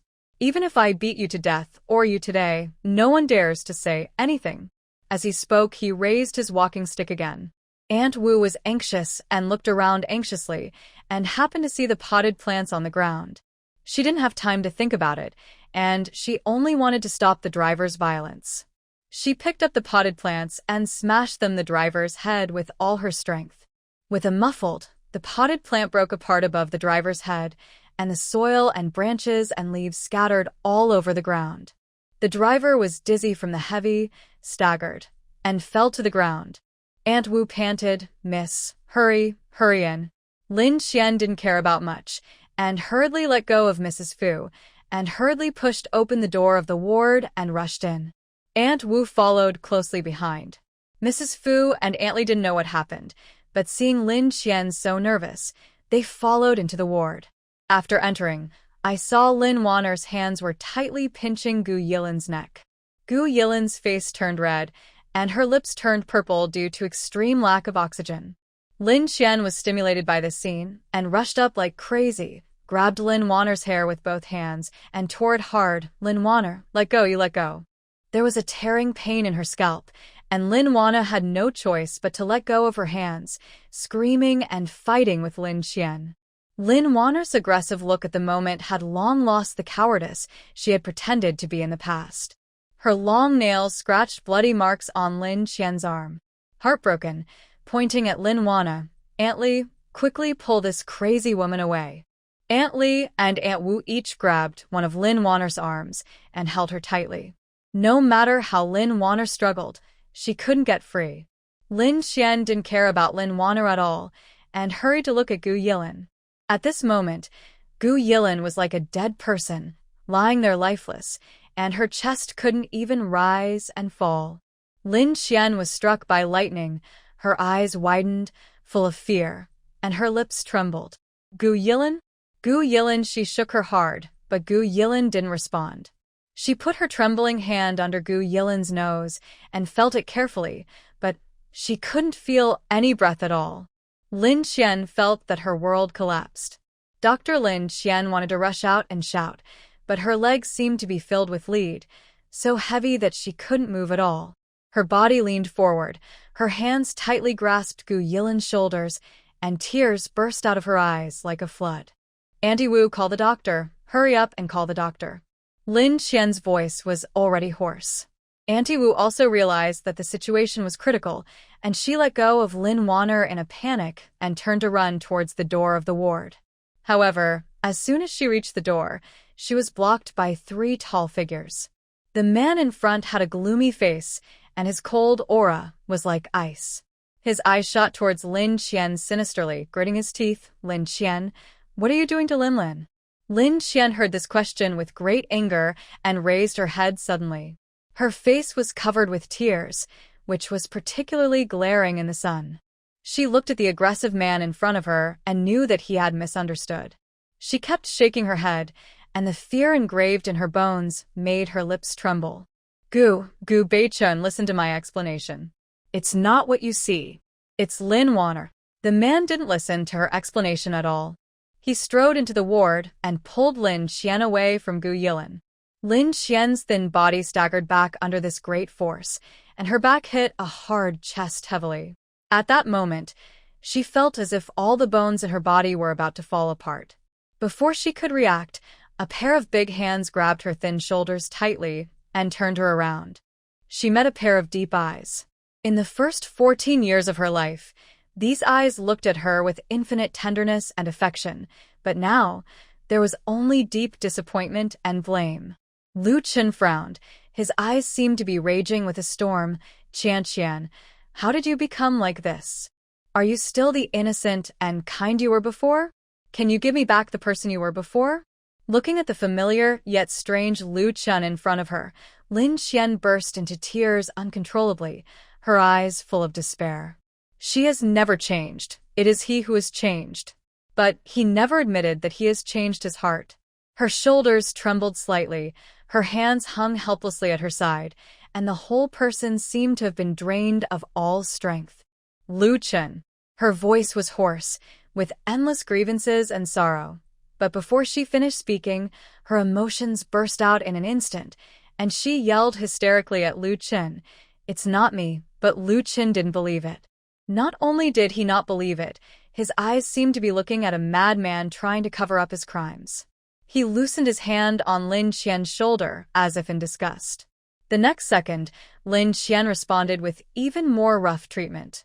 A big hand suddenly grabbed her head, forcefully twisted her head, and forced her to look at Gu Yilin, who was lifeless on the bed. Lin Yanshu's face was full of anger, and he asked loudly, we all saw it, and you still dare to quibble? If it weren't for you, where did the marks on Lin's neck come from? Lin Qian, why are you becoming more and more vicious? Linlin just regained consciousness, and you can't wait to strangle her to death to silence her, right? Lin Yanshu's heart twitched in pain. How could his sister be such a person? He was indignant because she was bullied in prison. It seems that he was too naive. Even if she was beaten, scolded, and bullied, Lin Qian could not change her vicious nature. Perhaps for people like her, it is best to stay in a place as cruel as prison. Every word Lin Yanshu said was like a sharp knife, stabbing Lin Qian's heart fiercely. Lin Qian's body was shaking violently. She shook her head desperately. It wasn't me. It really wasn't me. It was Lin Warner. She strangled Gu Yilin.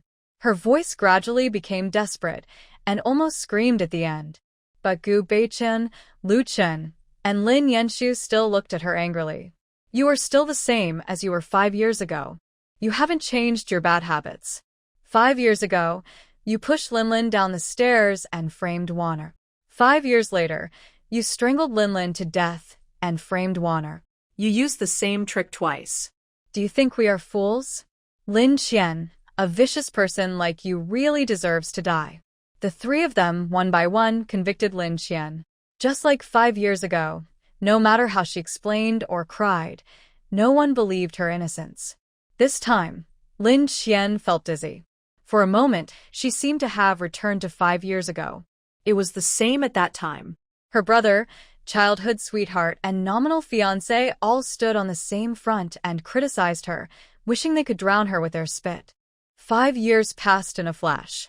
The time and place were different, but these people still accused her of murder in the same way. Mrs. Fu was furious when she saw these men treating her granddaughter-in-law so rudely and putting the blame of murder on her. She stepped forward and opened Lin Yanshu's hand and stood in front of Lin Qian like a hen protecting her chicks. What's wrong with you people? You make random accusations without knowing right from wrong. It was obviously that woman who wanted to strangle the patient on the bed. Mrs. Fu pointed the finger at Lin Warner. Aunt Li and Aunt Wu also echoed. Yes, we all saw it. Gu Beichen, Lu Chun, and Lin Yanshu looked at Lin Wanner at the same time. No, it wasn't me, it was Lin Xian who pinched Lin. I was trying to protect Lin. Lin Wanner defended herself anxiously, with tears in her voice. Lin Wanner's hair was messy at the moment, with a few strands of hair scattered around her cheeks, soaked by tears and sticking to her face, making her look miserable. The bloody marks on her face caused by Lin Xian were particularly eye-catching and set off against her tearful appearance, making her look even more pitiful. She sobbed, her body trembling slightly, her voice full of tears. It wasn't me. It really wasn't me. Lin is my good friend. How could I hurt Lin? It was obviously Lin Xian. She suddenly rushed in and attacked Lin. I tried my best to stop her, and she even scratched me. As she spoke, she sobbed again. And anyone who saw her like that would feel pity. Gu Beichen's angry eyes were now even more bloodshot. He turned around, grabbed Lin Xian's neck, and threw her against the wall. You dare to quibble. Lin Xian felt as if her back was struck by lightning, and the pain spread all over her body. Her head was dizzy after the impact, and her vision became blurred. She couldn't breathe because her neck was pinched, and her face gradually turned blue and purple. But she didn't care about her pain, and she squeezed out a weak voice from her throat. Call a doctor, help. Mrs. Fu was so angry that she was almost dead. She had never seen such an unreasonable and ignorant person in her 80 years. No wonder the granddaughter-in-law tried her best to escape, because there was such a group of brainless and violent idiots around her. If it were her, she would have to escape. The old lady was anxious and angry, and hit Gu Beichen's arm with a cane. Gu Beichen felt pain, and the hand that was pinching Lin Xian's neck instantly lost its strength. Mrs. Fu took the opportunity to pull Lin Xian into her arms, hugged her tightly, and said angrily, if you don't call a doctor, the patient will really be beyond help. Gu Beichen's body trembled, and he glared at Lin Xian fiercely. He no longer cared about anything else and rushed out to find a doctor. Lin Xian looked at Gu Beichen's receding back. It was not until this moment that she realized that something was wrong. There was such a big commotion in the ward, it was impossible for the doctors and nurses not to notice it.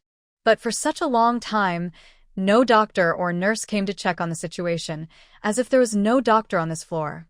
It is absolutely impossible that there is no doctor, unless the doctors and nurses were sent away in advance.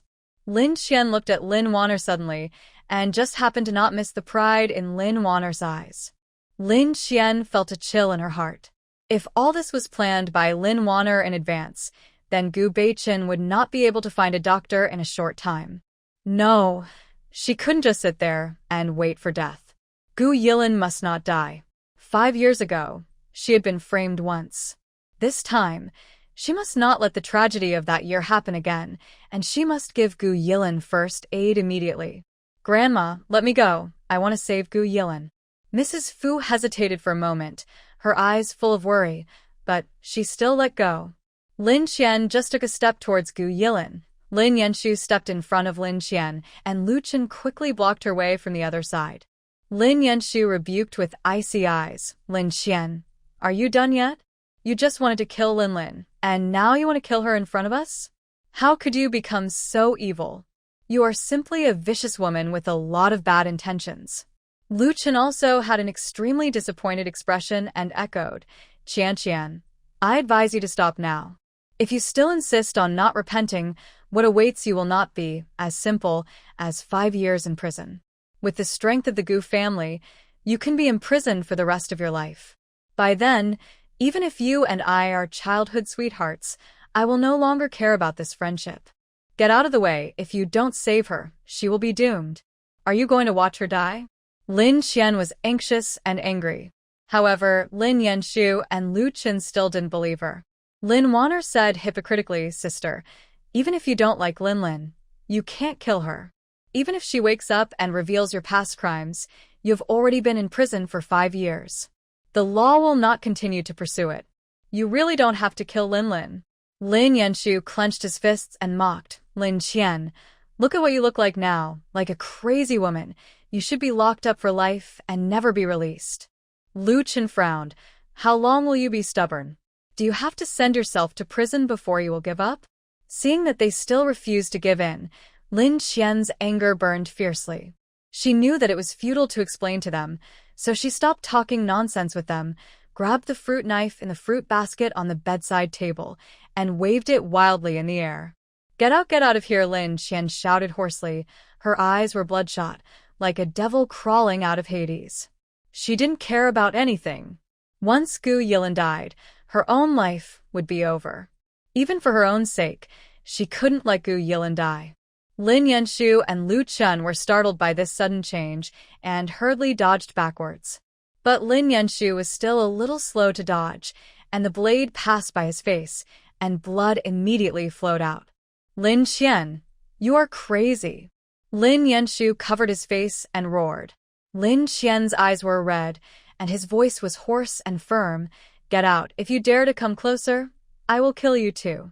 Lin Yanshu was angry and upset. His own sister actually pulled a knife on him. He had no doubt that Lin Qian had shown no mercy just now. If he had dodged slower, it would not be his face that was injured, but his neck. Lin Yanshu looked at Lin Qian with lingering fear and never dared to get close again. Lu Chen was also shocked by Lin Qian's crazy behavior. He stood there blankly, looking at Lin Qian in front of him carefully. He felt that she was so strange.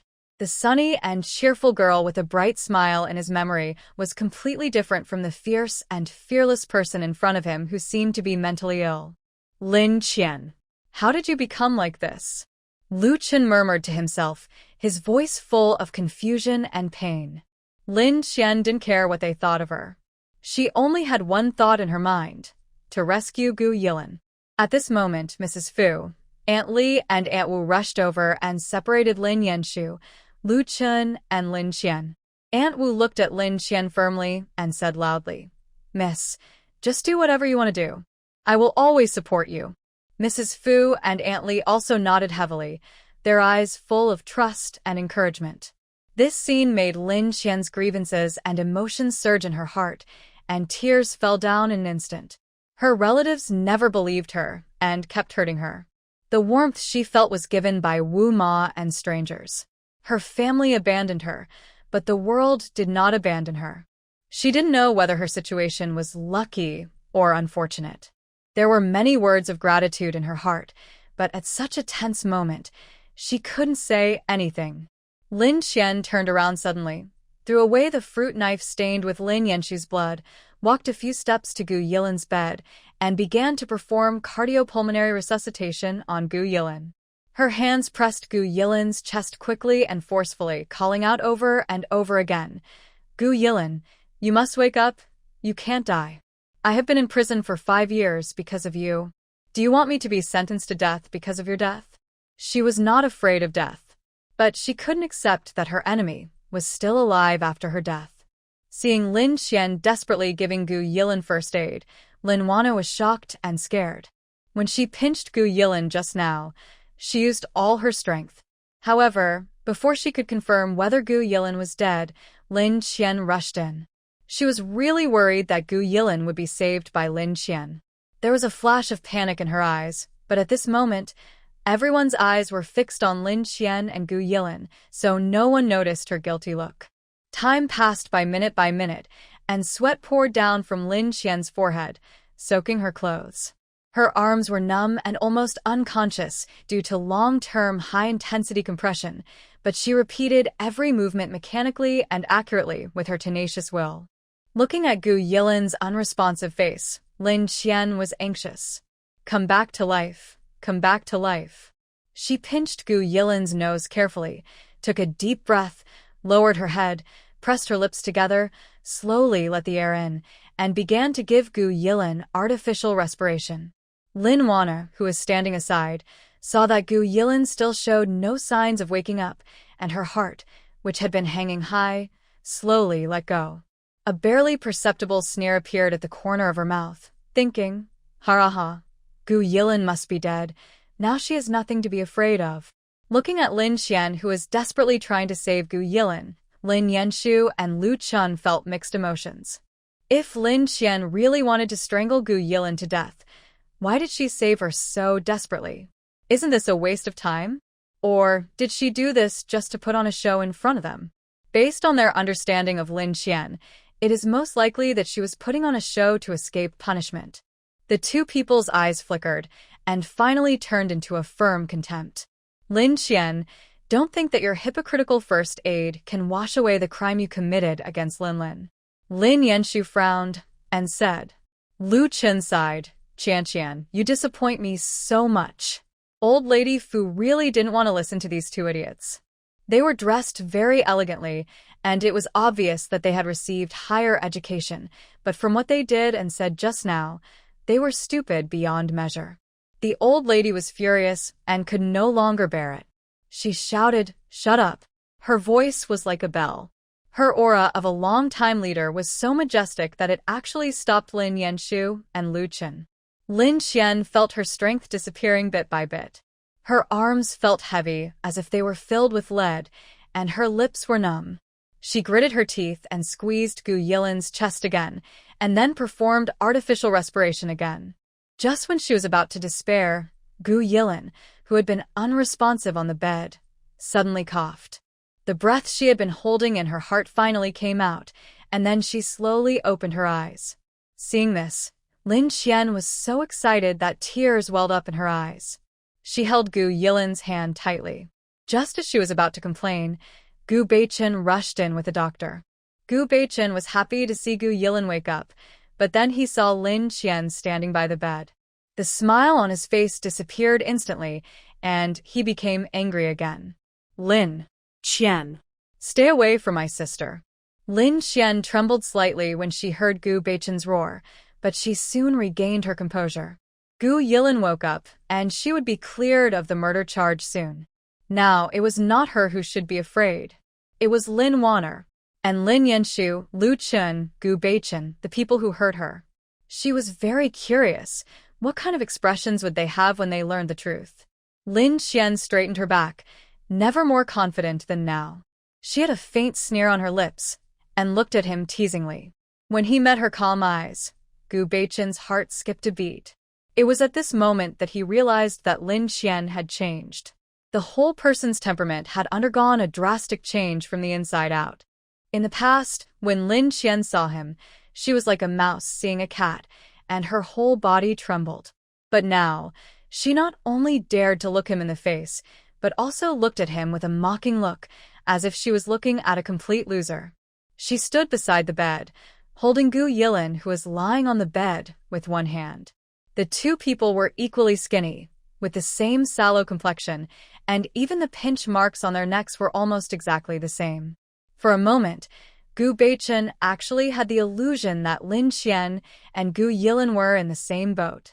Dense fear spread in his heart, and he didn't dare to think about why he was afraid and what he was afraid of. It seemed that after figuring out everything, he would fall into an irretrievable state. Gu Beichen withdrew his gaze from Lin Qian, suppressed some emotions that were about to burst out, and asked the doctor to examine Gu Yilin. The ward suddenly fell into a deathly silence. Almost everyone's eyes fell on Gu Yilin, except Lin Qian, who looked straight at Lin Wanner with a sharp gaze. Lin Wanner was terrified at this time, and her whole body was like a frightened bird, and her body was shaking slightly uncontrollably. She shouted wildly in her heart, "Why wasn't Gu Yilin strangled to death? Why can't she die?" What frightened her was not only that she pushed Gu Yilin down the stairs, but also that Gu Yilin had heard everything she and Lin's father had said. Once Gu Yilin spoke out, neither she nor Lin's father would have a good ending. That was why she wanted to push Gu Yilin down the stairs and kill her. While everyone's attention was focused on Gu Yilin, she wanted to leave and inform her father as soon as possible, and then the three of them had to escape immediately. But as soon as she took a step towards the door, Lin Qian's teasing voice sounded like a ghost. "Miss Lin, why are you leaving? Don't you want to see with your own eyes that your best friend is safe and sound?" Lin Wanna was startled and looked at Lin Qian in horror. Lin Qian's words also attracted everyone's attention to Lin Wanner. Lin Wanner's face turned pale, and her eyes were full of panic and fear. Lu Chen and Lin Yanshu also noticed something strange and cast doubtful eyes at Lin Wanner. Lin Yanshu asked with concern, "Wanner, What's wrong with you? Why do you look so bad? Lin Wanner twisted her hands nervously, her eyes wandering around, hesitating. I suddenly feel uncomfortable. Lu Chen stepped forward and gently supported her.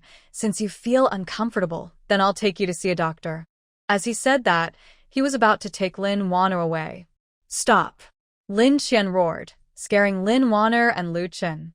Lu Chen frowned unhappily and was about to preach when he was interrupted by Lin Qian with a cold face. There is a ready-made doctor here. You take her out and have to queue up for registration. It's so troublesome. With just one sentence, Lu Chen dared not even. He didn't like Lin Qian's strong attitude, but what she said was not unreasonable. At this time, the doctor finished examining Gu Yilin. Congratulations, Mr. Gu. Your sister has turned a disaster into a blessing. When someone was strangling her neck, it stimulated her strong desire to survive. Originally, she was just conscious, and it would take a long time for her to wake up completely. However, under the stimulation of dying, her brain kept issuing resistance commands to her body, which led to her waking up early. However, thanks to the timely rescue, otherwise Miss Gu Yilin would have suffocated to death. The doctor's easy-to-understand explanation made everyone present understand. In other words, when Gu Yilin was strangled, she woke up early because of her resistance consciousness. However, she had been a vegetative person for 5 years after all, and her body functions had long been degraded. Although she woke up, she could not resist at all, so she could only let others strangle her neck and strangle her to death. Gu Beichen breathed a sigh of relief and turned his gaze to Lin Qian again, suppressing his anger, and said, Lin Qian, what else do you have to say? Lin Qian smiled. Mr. Gu, you shouldn't ask me this. You should ask Lin Wanner. Also, I forgot to tell you that I was the one who rescued Gu Yilin because no one wanted her to be alive more than me. Aunt Wu also chimed in. Mr. Gu, during the time you went to see the doctor, it was my eldest daughter who is desperately trying to save your sister. If you don't believe me, you can ask young Master Lin and Lawyer Lu. Gu Beichen looked at them, and the two men didn't look very good. Ha! Lin Qian snorted coldly at this point. Do you still think that I want to strangle Gu Yilin? If I wanted to strangle her, I would not save her at all costs. It has always been Lin Wanner who hurt Gu Yilin, and only you 3 idiots would be fooled by her. Lin Wanner was so scared that she stepped back again and kept saying, It's not me. It's really not me. Don't listen to her nonsense. Lin Qian sneered. You still want to quibble now? Whether it is true or not, just ask Gu Yilin, and you will know. Lin Qian no longer paid attention to the flustered Lin Wanner, walked to Gu Yilin with steady steps, leaned over slightly, and asked softly, Gu Yilin, I am Lin Qian. Do you still recognize me? Gu Yilin has been a vegetable for 5 years, and Lin Qian is really worried that she will have symptoms of amnesia, so she asked this question. Her eyes were fixed on Gu Yilin, not missing any subtle expression on her face. As a result, when Gu Yilin's eyes met Lin Qian, tears burst out of her eyes like a flood, falling down in big drops. Her lips trembled slightly, as if she had accumulated thousands of words and was eager to confide in Lin Qian, but her mouth opened and closed, and she couldn't utter a clear syllable in her throat. Only the painful sobbing echoed in the ward. Lin Qian was stunned. Gu Yilin's performance didn't seem like she didn't know her. But if she knew her, why would she cry? Gu Yilin, don't cry. Make things clear first. Lin Qian was a little anxious. She was not afraid of Gu Yilin crying, but with Gu Beichen's personality, he would definitely misunderstand her again. Sure enough, as soon as this thought came to her mind, Gu Beichen gnashed his teeth and roared at her. Lin Qian, Linlin was scared to tears by you, and you still dare to say it wasn't you? As soon as the words fell, Gu Beichen's big hand grabbed her slender wrist and threw her away. How long are you going to bully Linlin? Gu Yilin watched her brother treat Lin Qian so roughly, and her tears flowed even harder. Gu Beichen not only failed to notice Gu Yilin's abnormality, but also comforted her. Linlin, don't be afraid. Just say whatever you want to say. With your brother here, Lin Qian won't dare to hurt you. Lin Qian was thrown aside by Gu Beichen and stumbled a few steps before she could steady herself. Seeing this, Gu Yilin was extremely anxious, and her hands tightly grasped the quilt. She wanted to tell her brother the truth, wanted to tell Lin Wanner's evil deeds, and wanted to defend Lin Qian. However, her throat seemed to be choked by something, and all the words she wanted to say turned into painful sobs in her throat, and she couldn't say anything. Her eyes moved back and forth between Lin Qian and Gu Beichen, and her heart was clenched. Lin Qian had done nothing, but was framed and imprisoned for 5 years, while the real murderer was at large and almost strangled her to death. Lin Qian was already so miserable, but she was still misunderstood by her brother. Obviously, 5 years ago, her brother liked Lin Qian so much, but now, he has become an enemy. She wanted to roar, to break through this unspeakable barrier, but her body would not obey her. The more anxious she was, the more tears she shed. This made Gu Beichen feel so distressed that he just wanted to find an outlet to vent all his anger. He ignored her and pointed his spearhead at Lin Qian again. Lin Qian, what did you do to Lin Lin again? Why can't she speak? Lin Qian also wanted to know why. Gu Yilin had clearly woken up. This was what she had been looking forward to for a long time. She was about to be cleared of all charges, but Gu Yilin just kept crying and didn't say a word. Gu Yilin, say something. Tell them that it wasn't me who pushed you back then, and it wasn't me who pinched you today. It was all done by Lin Wanner. Speak. Say something enough. Gu Beichen stared at Lin Qian. He wanted to hate her, but his whole heart couldn't help liking her. Struggling between hate and love, he was full of pain. Lin Lin was scared by you. How long are you going to pretend? Wah! Gu Yilin cried sadly. Brother, you rascal. Don't yell at Lin Qian. Don't hurt her anymore. Sooner or later you will regret it. She had 1,000 words to say, but the words all changed when they came to her mouth. The scene in the whole ward was very chaotic for a while. Lin Qian took a deep breath and forced herself to calm down. She looked at the doctor for help. Doctor, why can't Gu Yilin speak? The doctor did a simple examination on Gu Yilin. She had no problems except the degeneration of her body functions, so he comforted her. The patient has been in a vegetative state for 5 years. Her body functions, including the language system, have degenerated. It is normal for her to be unable to speak for a while. As long as she works rehabilitation, she will have no problem speaking. So that's what happened.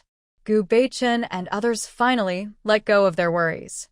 But Lin Qian was struck by lightning. She could wait, but Lin Wanner would never wait for Gu Yilin to recover. She would definitely find a way to kill her before Gu Yilin fully recovered. If Gu Yilin had an accident during this period, she would become the biggest suspect again. No matter what method she used, she would let the truth come out today. Lin Qian went to see Lin Wanner, and sure enough, she heaved a sigh of relief. Her drooping eyes kept moving, and it was obvious that she was trying to find a way to deal with Gu Yilin. Lin Qian gritted her teeth. Lin Wanner, today, I will make sure you are doomed. Her brain was working rapidly, and, the next second, she thought of a way.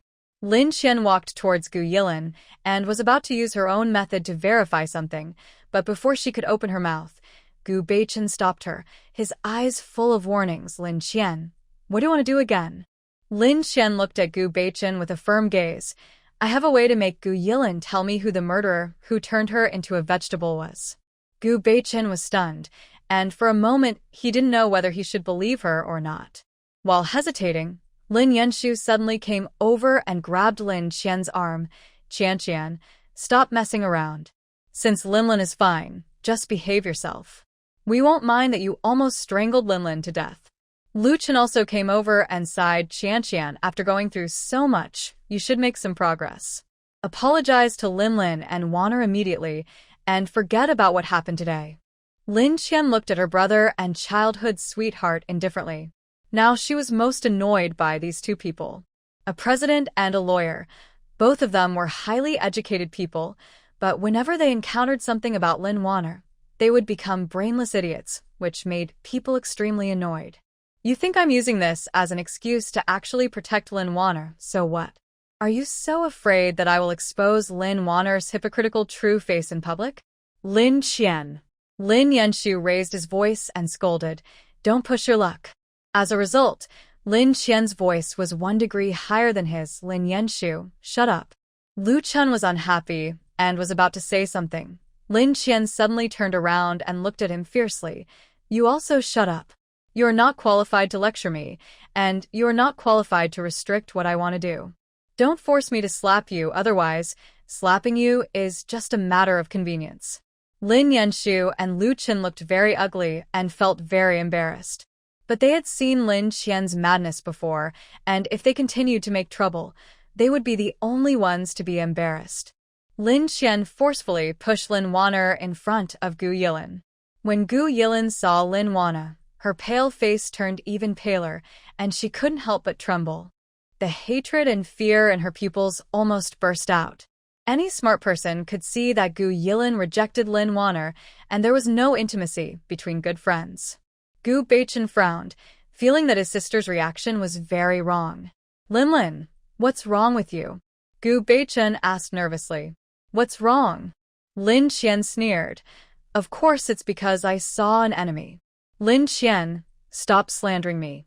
Lin Yanshu couldn't help but scold Lin Qian again. Whether I slander you or not, you will know in a while. Lin Qian's eyes revealed an unquestionable certainty. She looked at Gu Yilin, her tone gentle but firm. Gu Yilin, I know you can't speak now, and I don't need you to speak. You just need to blink to express whether you agree or disagree with what I say next. If I'm right, you blink once. If I'm wrong, you blink twice. If you understand, blink once and tell me. As soon as these words came out, Gu Yilin immediately blinked hard. Lin Qian's lips curled up in a big arc, which was a kind of joy after being suppressed for a long time. Lin Wanner, today is the day you die.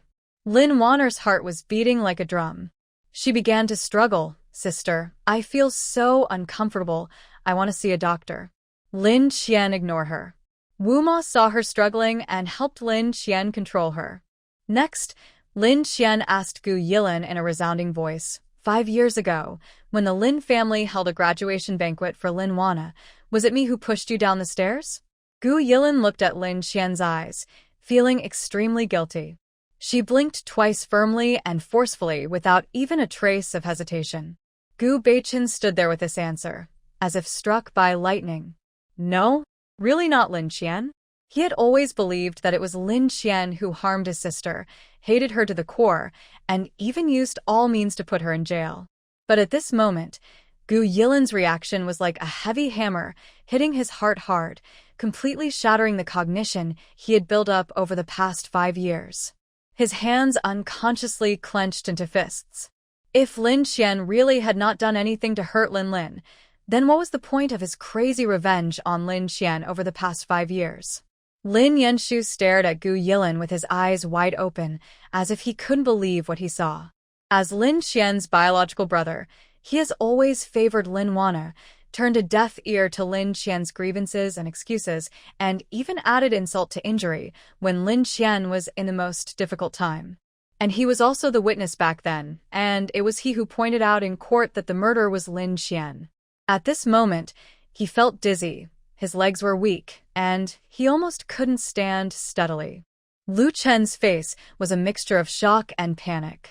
As a lawyer, he should have pursued the truth and upheld justice, but he repeatedly lost his mind in Lin Wanner's affairs, blindly defended her, and even tried to persuade Lin Qian to take the blame. At that time, he didn't believe that the murderer was the simple and kind Lin Wanner. In addition, the Lin family said that Lin Qian framed her, so he also accepted the Lin family's statement. Until this moment, he realized that what he insisted on was wrong all along. Fine beads of sweat oozed from his forehead, and his eyes were wandering. Lin Qian took in their expressions. She thought she would feel relieved when she saw how devastated they were, but it didn't happen. Her heart became more bitter. Even if she was cleared of her grievances, the bloody 5 years could not be erased from her memory, and the hurt she suffered would follow her for the rest of her life. She hated them, loathed them, and hated them. If you want to suffer, then suffer with her, and no one should stay out of it. Lin Qian asked Gu Yilin again. Gu Yilin, tell them if it was Lin Wanner who pushed you down the stairs that year. With this sentence, Lin Yanshu, Lu Chen, and Gu Beichen all gasped. They suddenly didn't want to know the answer. Once they got a definite answer, the beliefs they held on to would collapse completely. The result they had to face would be very terrible, and they couldn't bear it. Lin Yanshu suddenly interrupted. Qian, Linlin just woke up. Her body is still very weak. Let her have a good rest. I'll take you home. As he said this, he was about to pull Lin Qian, but Lin Qian dodged him. Lu Chen tried to smooth things over with a smile, but the smile was so forced that he didn't even dare to look Lin Qian in the eye. Qian, your brother is right. There are so many of us making a fuss and disturbing the rest of MS. Gu. Let's talk later, okay? Lin Qian's face was as cold as ice. Are you scared? Are you so scared of knowing the truth? Or are you afraid that the pure, beautiful, and kind person in your heart is actually a complete vicious woman? You can't accept that you're being played like a fool. The two gritted their teeth, but they no longer had the courage to preach to Lin Qian. The look they gave Lin Qian was even filled with cautious pleading. Ha. Lin Qian sneered and then looked at Gu Beichen. Her eyes were like sharp arrows, with strong penetrating power. Even though she didn't say a word, Gu Beichen still understood the deep meaning. Gu Beichen, don't you, your own brother, want to know the real murderer? Gu Beichen's face turned pale in an instant, and his eyes were full of struggle and pain. On the one hand, he was afraid to hear the answer he was unwilling to accept, and afraid to face the unforgivable mistakes he had made in the past 5 years. On the other hand, as Gu Yilin's biological brother, he was eager to know the truth and seek justice for his sister. These two completely different emotions collided fiercely in his heart, putting him in a dilemma. Seeing him hesitate, Lin Qian just felt ridiculous. He kept saying that she could not make up for the crime she committed against Gu Yilin even if she was in prison for 5 years. She really thought he was a good brother who could give up everything for his sister, but when the truth was about to come out, he actually backed down. Just to protect Lin Wanner, even his own sister can be wronged, right? Gu Beichen, you're nothing more than that. Lin Qian took a step back and retreated to Gu Yilin's side, standing on the same front with Gu Yilin. Gu Yilin. She was full of energy. Tell them whether the real murderer who pushed you down the stairs and made you a vegetable was Lin Wanner. The time for revenge has finally arrived. Gu Yilin closed her eyes firmly. At this moment, Lin Wanner was already trembling like a ball. Lin Yanshu, Lu Chen, and Gu Beichen had fear in their eyes, and they were even unwilling to face the truth and just wanted to escape. Seeing their pain, Lin Qian finally felt a sense of pleasure of revenge, and her lips gradually curled up. However, just when Gu Yilin was about to open her eyes, an angry woman's voice suddenly came. What are so many of you doing in the ward? Don't you know that the patient needs to rest? A woman in a white coat walked in front, followed closely by Lin's father and mother. When Lin Wanner saw the woman, she felt like she saw a savior. Her eyes suddenly lit up, and she wanted to throw herself into the other's arms to tell her about her grievances, but she endured it fiercely. The woman's eyes were so gentle when they fell on Lin Wanner, but she quickly put away all her gentleness, and when she looked at Lin Qian and others, she was unusually serious. Are you going to let the patient rest? The doctor that Gu Beichen found saw the woman and asked hurriedly, Director, why are you here? If I hadn't come, the roof of the ward would have been overturned by these insignificant people. Go out. Don't disturb the patient's rest. The woman put her hands in her pockets, and her attitude was very tough. Lin Qian stood still. She had been paying attention to the expressions of Lin Yanshu, Lu Chen, and Gu Beichen. She didn't expect that the 3 of them were relieved at the same time. Lin Yanshu was the first to react and nodded quickly. The director is right. We didn't think it through. We'll leave now. As he said that, he pulled Lin Wanner and pretended to leave the ward. Lin Qian sternly shouted, No one is allowed to leave before you witness the real murderer with your own eyes. Lin Yanshu paused, and when he looked back at Lin Qian, he was already full of impatience. Qian, are you done yet? Why can't we talk about it at home? Why do you have to make a scene in the hospital? Haha. Lin Qian suddenly laughed, and her laughter was so ironic. The real murderer will be revealed soon, but you are unwilling to witness it.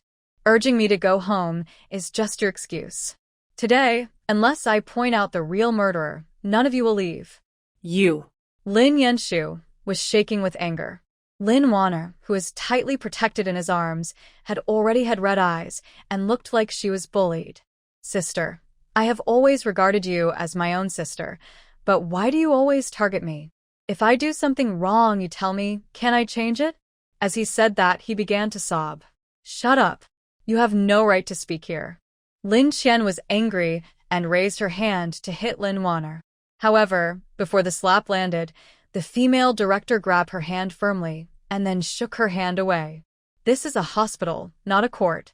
If you have any problems, go to the right place to solve them. Don't disturb the patients here. The female director looked at Lin Qian with a warning and a hint of disgust. Looking at Lin's father and mother behind her, although they didn't say anything, they looked at her with condemning eyes. It seemed that if she made trouble again, they would be rude to her. Lin Qian took a deep breath and tried to calm herself down. She squinted her eyes and looked at the female director. Just a little bit.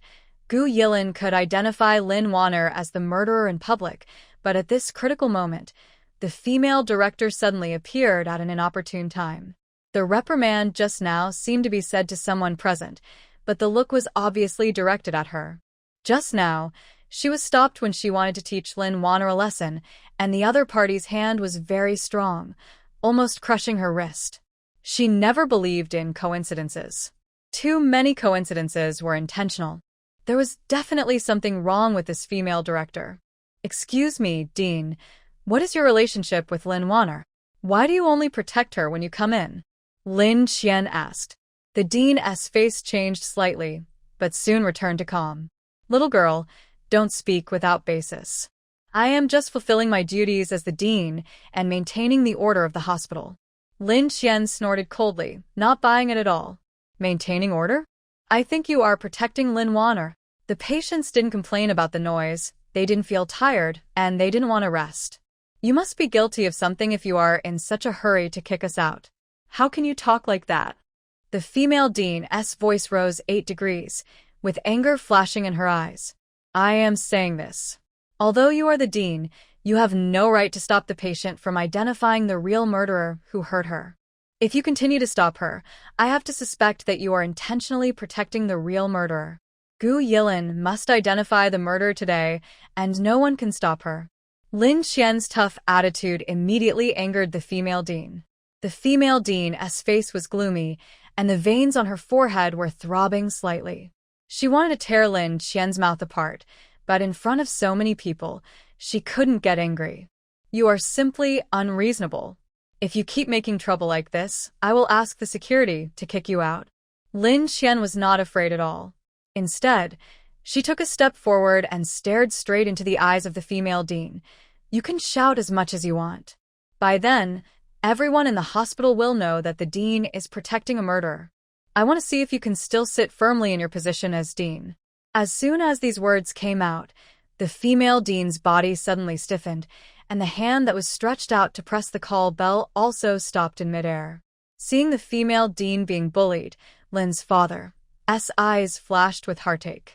He rushed forward and grabbed Lin Qian's arm, his eyes wide open. You rebellious girl, don't you think it's not shameful enough? Go home quickly. Lin Qian struggled to break free from her father's hand, her eyes red. It's you who have always favored Lin Wanner, the adopted daughter, and made me, your biological daughter, suffer injustice for 5 years. You all don't think it's shameful, so what should I be afraid of? Today, I must seek justice. You. Lin's father's face turned blue with anger, but facing Lin Qian's toughness, he had no way to deal with it. Lin's mother was so anxious that she was about to cry. Qian, stop making trouble. If we have any problems, can't we go home and solve them slowly? Lin Qian looked at her mother, her eyes full of disappointment. Go home? Go home and wait for you to eliminate the evidence of Lin Wanner's guilt? You are really a good pair of parents who love your daughter as your life. You are afraid that the truth will come out and your adopted daughter Lin Wanner will be punished. But you have never been afraid that my biological daughter will be wronged or punished. With Lin Qian's questioning, Lin's father's face became darker and darker. Lin's mother had already burst into tears, crying out of breath, and the whole body was shaky. Qian, it's not like that. You are my daughter, who was born after 10 months of pregnancy. How can I bear to let you suffer any grievances? I do this for your own good. To do her good means to let her suffer grievances again and again? I've been taking the blame for someone for 5 years. What I want now is for Gu Yilin to identify the culprit on the spot. If Mrs. Lin really wants this for my own good, she shouldn't stop me. This is not only unfair to me, but also to Gu Yilin. Father Lin and Mother Lin were speechless. No one knew the truth of the matter better than them. Father Lin saw Lin Wanner push Gu Yilin down the stairs. Mother Lin saw the surveillance camera recording Lin Wanner committing the crime. At the beginning, Lin Qian had no evidence, and no one paid attention no matter how she cried out for injustice. Now that the victim, Gu Yilin, has woken up, how could she miss the opportunity to prove her innocence and Lin Wanner's guilt? The female dean was heartbroken when she saw Lin Wanner's frightened look, and she was even more furious when she saw Lin Qian being so arrogant. She pointed at Lin Qian's nose and said, "If you make trouble again, I'll call the police." Hearing the female dean's words, "Call the police," Lin Qian sneered, "Call the police? Okay, call the police now, so I can tear off someone's hypocritical mask in front of the police." The female dean was just threatening Lin Qian. How could she dare to really call the police? She just gritted her teeth and stared at Lin Qian fiercely. Lin Qian felt that the female dean's attitude was more and more abnormal. But at this moment, she just wanted to prove her innocence as soon as possible, so she didn't care why the female dean always targeted her to protect Lin Wanner. Perhaps the female dean was bribed by the Lin couple. Seeing that she was hesitant to move, Lin Qian said, "Aren't you going to call the police? Why don't you call the police?" The female dean was in a dilemma. Lin Qian took out her mobile phone. "Since you don't call the police, then I will help you call the police. It's been 5 years, and the truth should be out." As she said, she dialed 110. Just as she was about to click the dial button, a big hand suddenly reached out and snatched her mobile phone and threw it to the ground, smashing the phone to pieces. Lin Qian looked up, but saw a big hand slapping her down on Gu Yilin's hospital bed. Lin Qian felt a burning pain on her cheeks and a buzzing sound in her ears. "You rebellious girl. Still embarrassing me here. Do you want to disgrace our Lin family before you are satisfied?" Father Lin was like an angry lion. His eyes seemed to be spewing fire. He raised his hands while cursing, as if he wanted to beat her to death to vent his anger. Lin Qian didn't care about the burning pain on her face. Her heart and eyes were full of Gu Yilin. Gu Yilin had just woken up from a vegetative state. Her body was weak, and after being hit by Lin Qian's body, she fainted at the time. Gu Yilin! Gu Yilin! Lin Qian shouted with a trembling voice, tears pouring out uncontrollably. "Gu Yilin, wake up, please, just hold on a little longer. If Lin Wanner's guilt cannot be confirmed today, it will be difficult to get her to plead guilty in the future." Father Lin, Mother Lin, Lin Yanshu and Lin Wanner, even Lu Qin and the female dean, saw Gu Yilin unconscious and couldn't help but breathe a sigh of relief. Gu Beichen rushed over, pushed Lin Qian away, and called out worriedly, "Lin, what's wrong with you? Don't scare your brother." But no matter how he called out, Gu Yilin didn't wake up again. He was in pain and glared at Lin Qian. "It's all your fault. If you hadn't been making a fuss, how could Lin have fainted? If anything happens to Lin, I won't let you go." As he said that, he picked up Gu Yilin and said to the female dean and the doctor, "Why are you still standing there like an idiot? Hurry up and save my sister." A barely perceptible smugness flashed across the female dean's eyes. She hurriedly pulled the doctor and protected Gu Beichen out of the ward. Lin Qian wanted to chase after him, but was stopped by Lin's father. "You rascal, get back home right now." Seeing that Lin Wanner was about to be identified, these people were all trying to stop her one by one. Lin Qian felt dizzy, and an unprecedented despair enveloped her. She raised her head and laughed, and the laughter echoed in the ward, but it was full of endless desolation and madness, as if she was crazy. "You hurt me, you all hurt me. Father Lin was startled by her sudden appearance, but then he became furious. He kicked Lin Qian to the ground and raised his fist to hit her. Mrs. Fu, Aunt Li, and Aunt Wu rushed forward to hold Father Lin. Mrs. Fu watched the whole process and probably understood what happened to Lin Qian. The more she understood, the more distressed she felt. She felt that the Lin family was simply not human. How can you be parents like this? You don't love your own daughter, and you protect an adopted daughter who has done many evil things. Do you have any heart? You old woman, it's none of your business to interfere in my family affairs. Get out of here. With a big wave of his hand, Lin's father waved away the three old ladies. He raised his fist and pointed it at Lin Qian.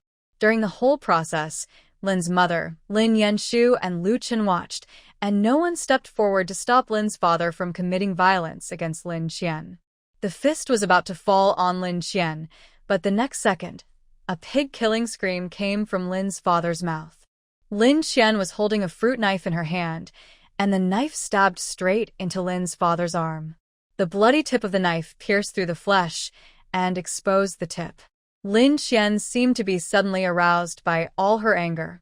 All the experiences of the past 5 years flashed through her mind, those injustices, those misunderstandings, those pains. Innocence, I don't want it anymore. I want your lives. As the words fell, she drew the knife, and blood splattered on Lin Qian's face. Like a devil, she stabbed Lin's father in the heart with another knife without mercy. Lin Qian's eyes were red.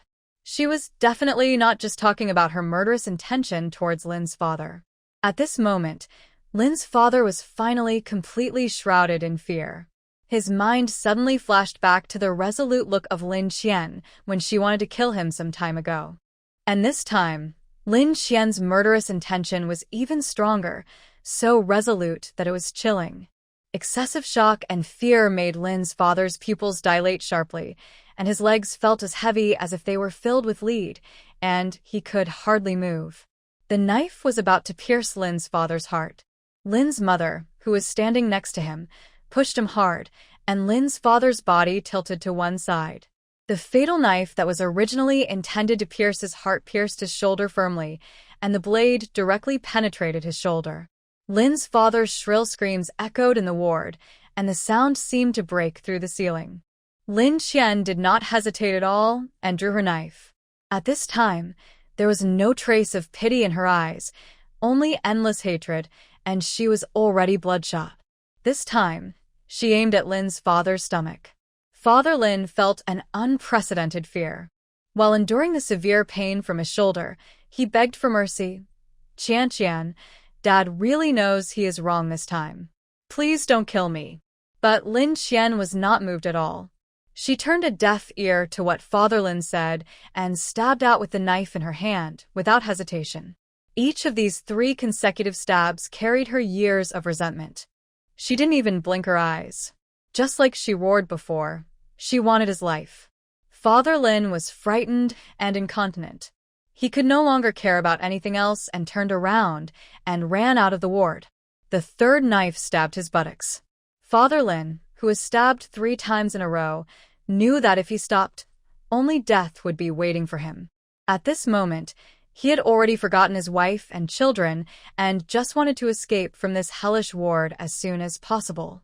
After Father Lin escaped, Lin Qian's murderous eyes slowly turned to Lin Wanner. Lin Qian was covered in blood. The bright red blood kept dripping down her arms and the corners of her clothes, gathering into a small pool of blood on the ground. Her hair was scattered on her face, and strands of it were soaked in blood, sticking to her bloodless but crazy face. At this moment, she was like a killer from the depths of Hades, exuding a chilling breath. Lin Wanner looked at Lin Qian, who was approaching step by step with horror, her lips trembling, but she couldn't even say a complete sentence to beg for mercy.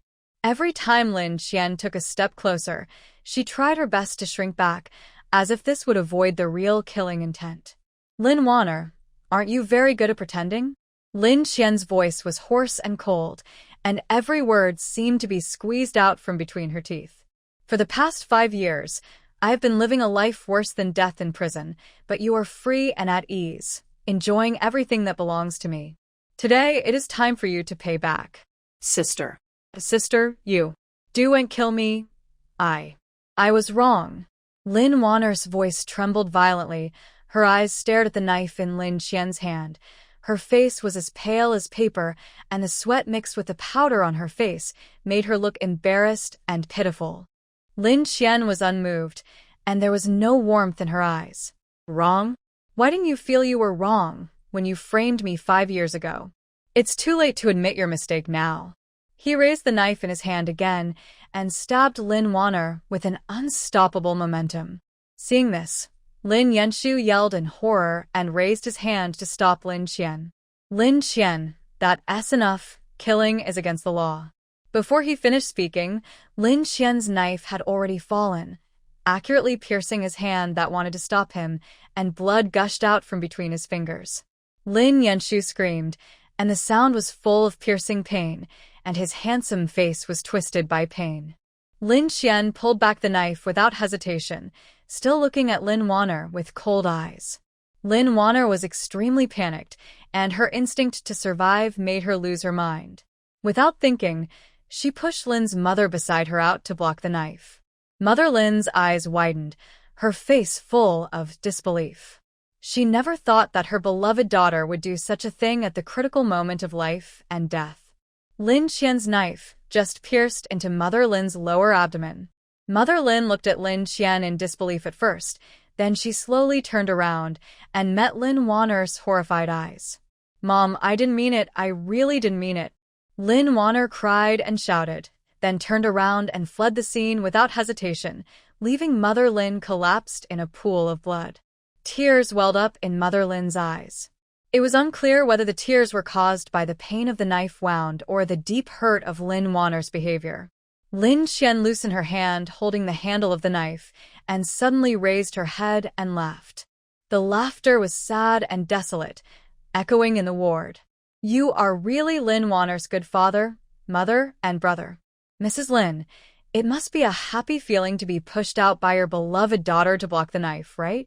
Ha ha ha. Lin Qian smiled, but tears welled up in her eyes. The tears mixed with the blood on her face and slid down her cheeks. The whole person looked like she had crawled out of a pile of dead bodies. She pointed at herself angrily. Your blood relative, tried my best to be good to you, and lowered my attitude to the dust, just to get your recognition. But what did you do? You never see my efforts. In your eyes, everything I do is wrong, and no matter how much I give, it is taken for granted. No matter how bad Lin Wanner is, she is good in your eyes. You think her is fragrant. In the face of life and death, she still left you and ran away. Don't you think it's ridiculous? Ha ha ha. Lin Yanshu collapsed to the side, his face full of pain, his hands hanging limply. Blood was still flowing, staining the ground under his feet red. Lin's mother looked at Lin Qian with a guilty look in her eyes. Qian. This Qian was gentle and affectionate, as if Lin Qian was her most beloved daughter. Lin Qian's laughter stopped abruptly. She seemed to have been touched on the most painful wound, and she yelled at Lin's mother, "Don't call me." Tears flowed silently and uncontrollably, and her heart was filled with sadness. She knew that she had committed an unforgivable crime by deliberately killing someone. They would send her to prison with their own hands just like 5 years ago. It was enough to go to that place once. She didn't want to experience those dark days again. Since she was released from prison, she tried to escape and try to get rid of the tricks of fate.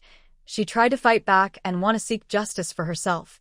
She tried to let the truth come to light and let everyone know her injustice. She also tried to kill Lin Ziyuan and Lin Wanner, but all failed. She was not a bad person, but she ended up being abandoned by everyone and suffering from pain. The real villain, however, lived a happy and fulfilling life, becoming a princess that all women envied.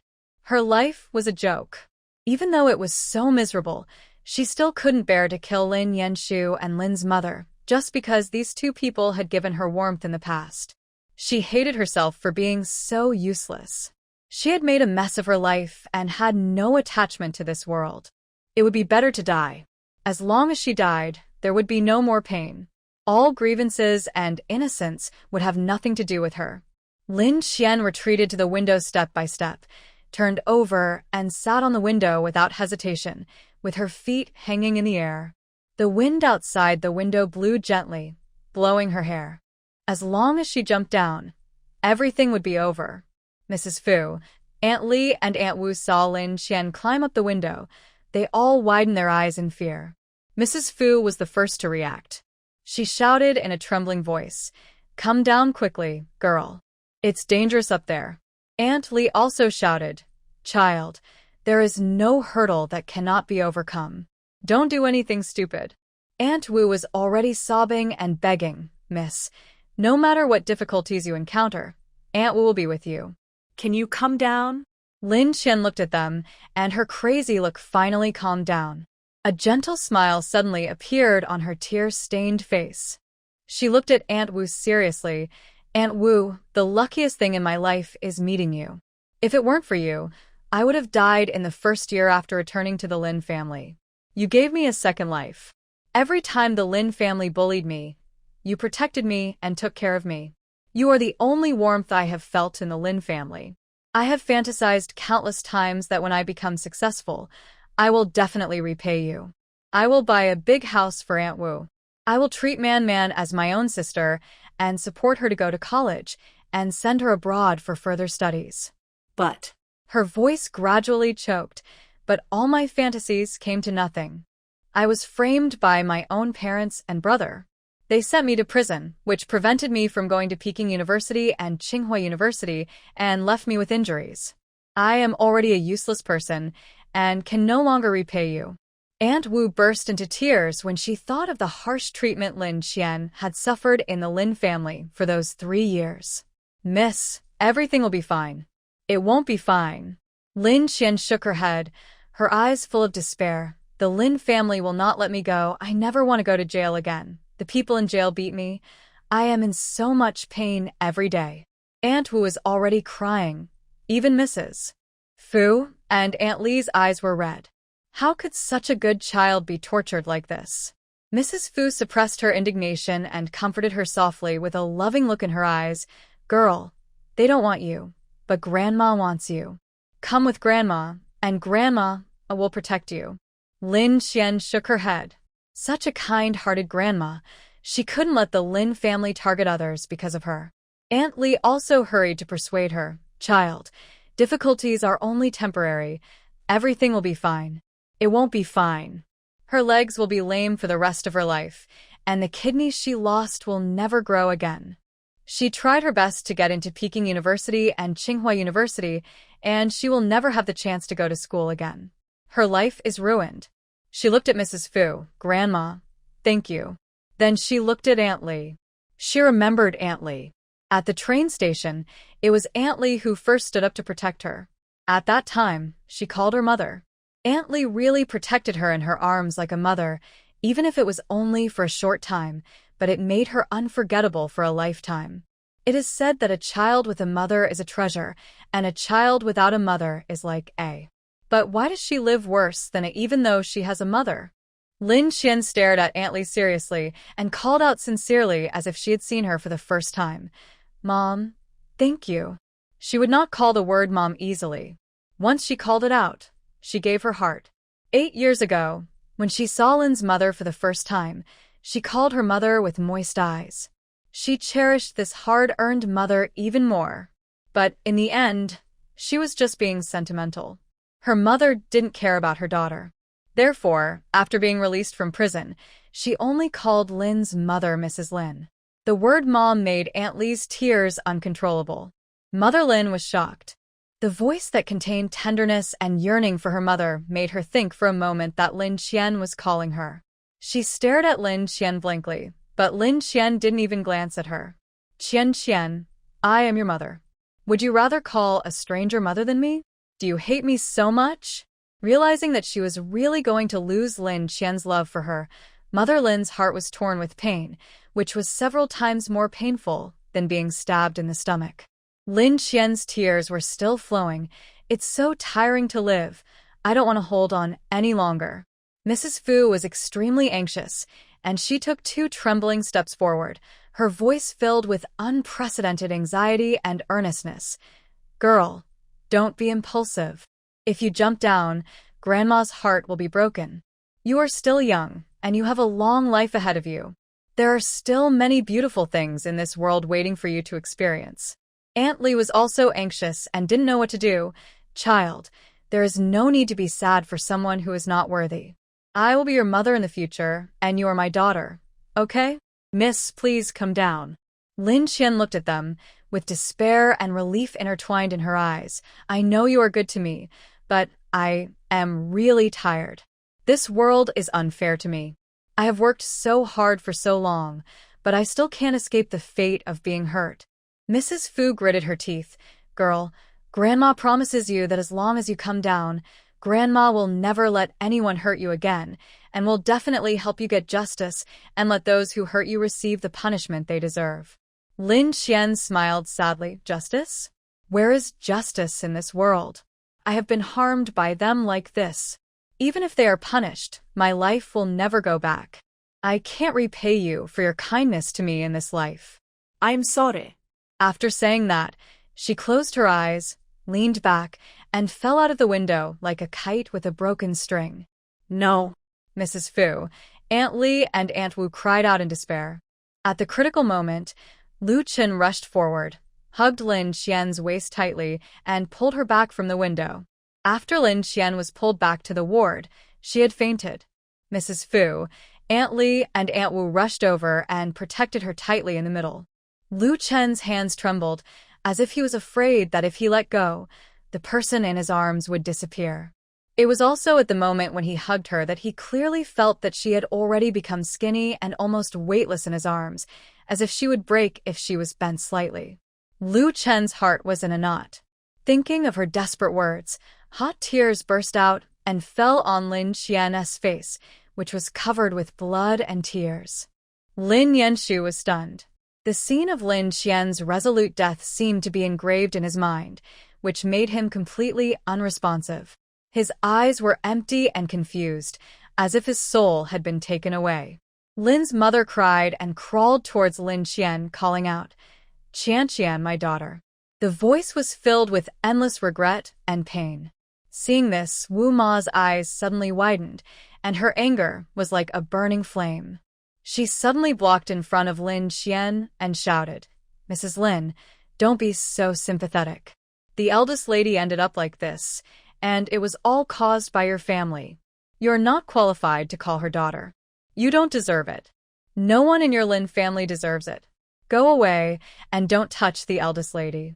As she said that, she forcefully opened the hand that Lin's mother stretched out. After being pushed by Wu Ma, Lin's mother collapsed on the ground, tears pouring out uncontrollably. At this moment, a noisy sound of footsteps came from outside the ward. The next second, Lin Wanner and the female dean rushed in with the police. Lin Wanner pointed at Lin Qian and said to the police, "Uncle Police, she is the one who wants to kill people. You should arrest her quickly. As long as this witch is sent to prison again, and then find an opportunity to kill Gu Yilin before she can't speak, no one in this world can threaten her anymore." Lin Wanner's eyes flashed with malice and pleasure, as if she had seen the miserable appearance of Lin Qian being taken away by the police. The female director looked at Lin Qian with eyes that wished she could skin her alive. The little witch dared to use a knife on Wanner. She must be tired of living. It seems that the prisoners were too lenient with her in prison. When this little witch Lin Qian enters again this time, she must die in there. Comrade Police, I can testify that she not only wanted to strangle the patients in our hospital to death, but also stabbed someone with a knife. Comrade Police, please arrest her quickly. Otherwise, our hospital will be in a panic and seriously affect the treatment of patients. Upon hearing this, the police took out handcuffs and was about to handcuff Lin Qian away. Seeing this, Lin's mother endured the severe pain in her stomach and got up from the ground. "Don't touch my daughter." Her eyes were firm and her tone was resolute. 5 years ago, she had already let Qian down once. This time, she absolutely could not watch her being taken away again. Even Lin Yanshu stood up. "My sister didn't mean to kill anyone." There was a hint of fatigue in his voice, but his attitude was very firm. Seeing that Lin Yanshu and Lin's mother were partial to Lin Qian, Lin Wanner hated her teeth, but she still had to pretend to be very worried about them on the surface. Mom, brother, you were all stabbed by Lin Qian. Lin Qian deliberately killed people. If she is not arrested and put in jail, she will kill us again like today when she wakes up. Lin Yanshu scolded irritably. Shut up. I said no. Police comrade, please go back. There is no need to waste police force on our family affairs. Qianqian's body was already full of holes, and she could not withstand another jail term. Gu Yilin said that it was not Qianqian who caused her to become a vegetable, which meant that Qianqian had been wrongfully imprisoned for 5 years. She had endured all the punishments that she should not have endured. Broken legs, kidney removed, her good body became like this. She used to be a super student in Haicheng No. 1 middle school, and her good studies were delayed because of going to prison. Looking at the emaciated Lin Qian in Lu Chen's arms, and thinking about the 5 years she was bullied in prison, Lin Yanshu even felt pain when breathing. Brother. Lin Wanner wanted to say something, but was interrupted by Lin Yanshu's glare. The police were not in a position to interfere too much in other people's family affairs. They simply showed concern for the injuries of Lin's mother and Lin Yanshu, asked them to deal with it as soon as possible, and then left. As soon as the police left, the tense strings of Lin's mother and Lin Yanshu relaxed, and the fatigue came over them exponentially. Lin's mother lost too much blood, her body was shaky, and finally she couldn't hold on, and fainted in a pool of blood with a thump. Lin Yanshu's face was as pale as paper, his legs were weak, and he almost fell down. Lin Wanner and the female dean looked at each other, and they saw disappointment in each other's eyes, but they soon calmed down and hurriedly asked people to take Lin's mother and Lin Yanshu away for rescue. As soon as they left, the ward was instantly quiet. Lu Chen looked at the unconscious Lin Qian, full of anxiety, and subconsciously planned to pick her up and take her to receive proper treatment. However, Wuma pushed him away like a mother beast protecting her calf, and roared with wide eyes, "Don't think that you just saved the eldest lady, which can offset the fact that you sent the eldest lady to prison 5 years ago. The Lin family, you and Gu Beichen, none of them are good people." Lu Chen staggered after being pushed by Wu Ma, and the whole person seemed to have his soul taken away. Wu Ma's words were like a sharp blade, piercing his heart. His lips trembled slightly, and he wanted to defend himself, but he felt that all his words were so pale and powerless. In his mind, the image of Gu Yilin denying that Lin Qian harmed her emerged uncontrollably. That image was like a heavy hammer, hitting his nerves again and again, giving him a splitting headache. His eyes were full of pain, and his body was trembling slightly. He simply thought that Wanner was innocent and kind, and would never harm his good friend Gu Yilin. Wanner must have been framed. Qianqian was stronger than Wanner. She had been the one who could endure the most hardships since she was a child. She was Wanner's sister. What did it matter if she went to jail for 5 years instead of Wanner? When she was released from prison, she would only be 23 years old, which was the best age of her life. It was not too late for her to do anything she wanted. He never thought that his decision would cause Qianqian to be bullied there, become disabled, and completely rewrite her life. Now that the truth was in front of him, he had no idea how to make up for it except regret. Lu Chen watched Wu Ma squat down and gently carry Lin Qian on her back. She looked so cautious, as if she was carrying the most precious baby in the world. With the support of Mrs. Fu and Aunt Li, they slowly left Gu Yilin's ward step by step. Lu Chen stood there like a sculpture, his eyes empty, his heart filled with pain and self-blame. The sunlight shone on him through the window, but it could not bring him a trace of warmth. His soul seemed to be pulled out of his body, leaving only an empty shell, shivering in this atmosphere full of guilt. Qianqian. Lu Chen finally uttered a low murmur, tears welling up in the corners of his eyes, a vulnerability he had never had before. It was dark when Lin Qian woke up. There was no light in the ward. Only the light from the corridor came in through the glass on the door, forming an irregular light and shadow on the ground. Lin Qian seemed to have lost her soul. She lay on the bed for a long time without blinking, so long that it seemed as if time had stopped. Then she slowly lifted the quilt and dragged her tattered body out of bed. Her movements were slow and stiff, like a puppet eroded by time. She opened the door and walked out quietly. Her steps were weak, and she walked through the corridor of the hospital. The dim light reflected her thin and lonely back, which looked particularly lonely. She walked out of the hospital like a wandering soul, walking aimlessly. She didn't know how long she walked, let alone how far she walked, and she came to an overpass. She stood still and looked quietly at the dark river below, which flowed silently in the night. After a while, Lin Qian slowly raised her legs and was about to climb over the guardrail to end this nightmare-like life. Suddenly, a deep male voice came from her ears. Suicide? Lin Qian paused. She only felt that the voice was somewhat familiar, but at this moment she was determined to die. She didn't care at all, and didn't look at the man, and continued to mechanically flip over the guardrail. The man's calm voice sounded again. If you want to commit suicide, can you find a place where there is no one? Lin Qian paused again. She was about to die, so why would she care if there was anyone around? But the man said, if I don't care, I'll seem too cold-blooded. If I care, I'll be interfering with your fate. It won't do me any good whether I care or not. This time, Lin Qian finally turned around. When she saw the man clearly, she found that she knew him. This man was the man who gave her a cigarette in the stairwell not long ago. The man held a cigarette in his hand, and white smoke rose up, which was blown away by the night wind, blurring the man's angular and deep face. He tapped the cigarette with his slender index finger, and the ash fell off.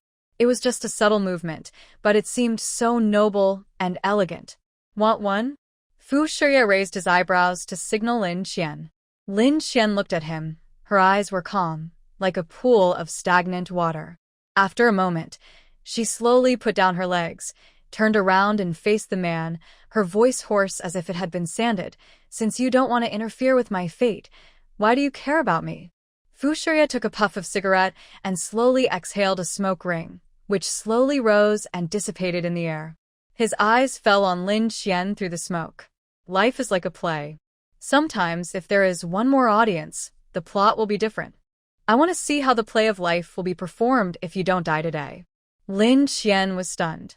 The man in front of her had a faint expression from beginning to end, cold to the point of being indifferent.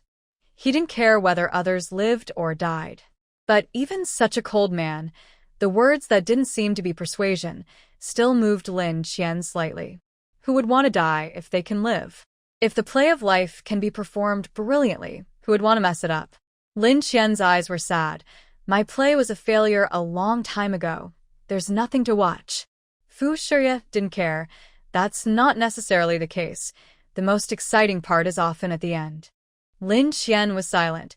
She looked down at her body full of scars, as if thinking about the man's words.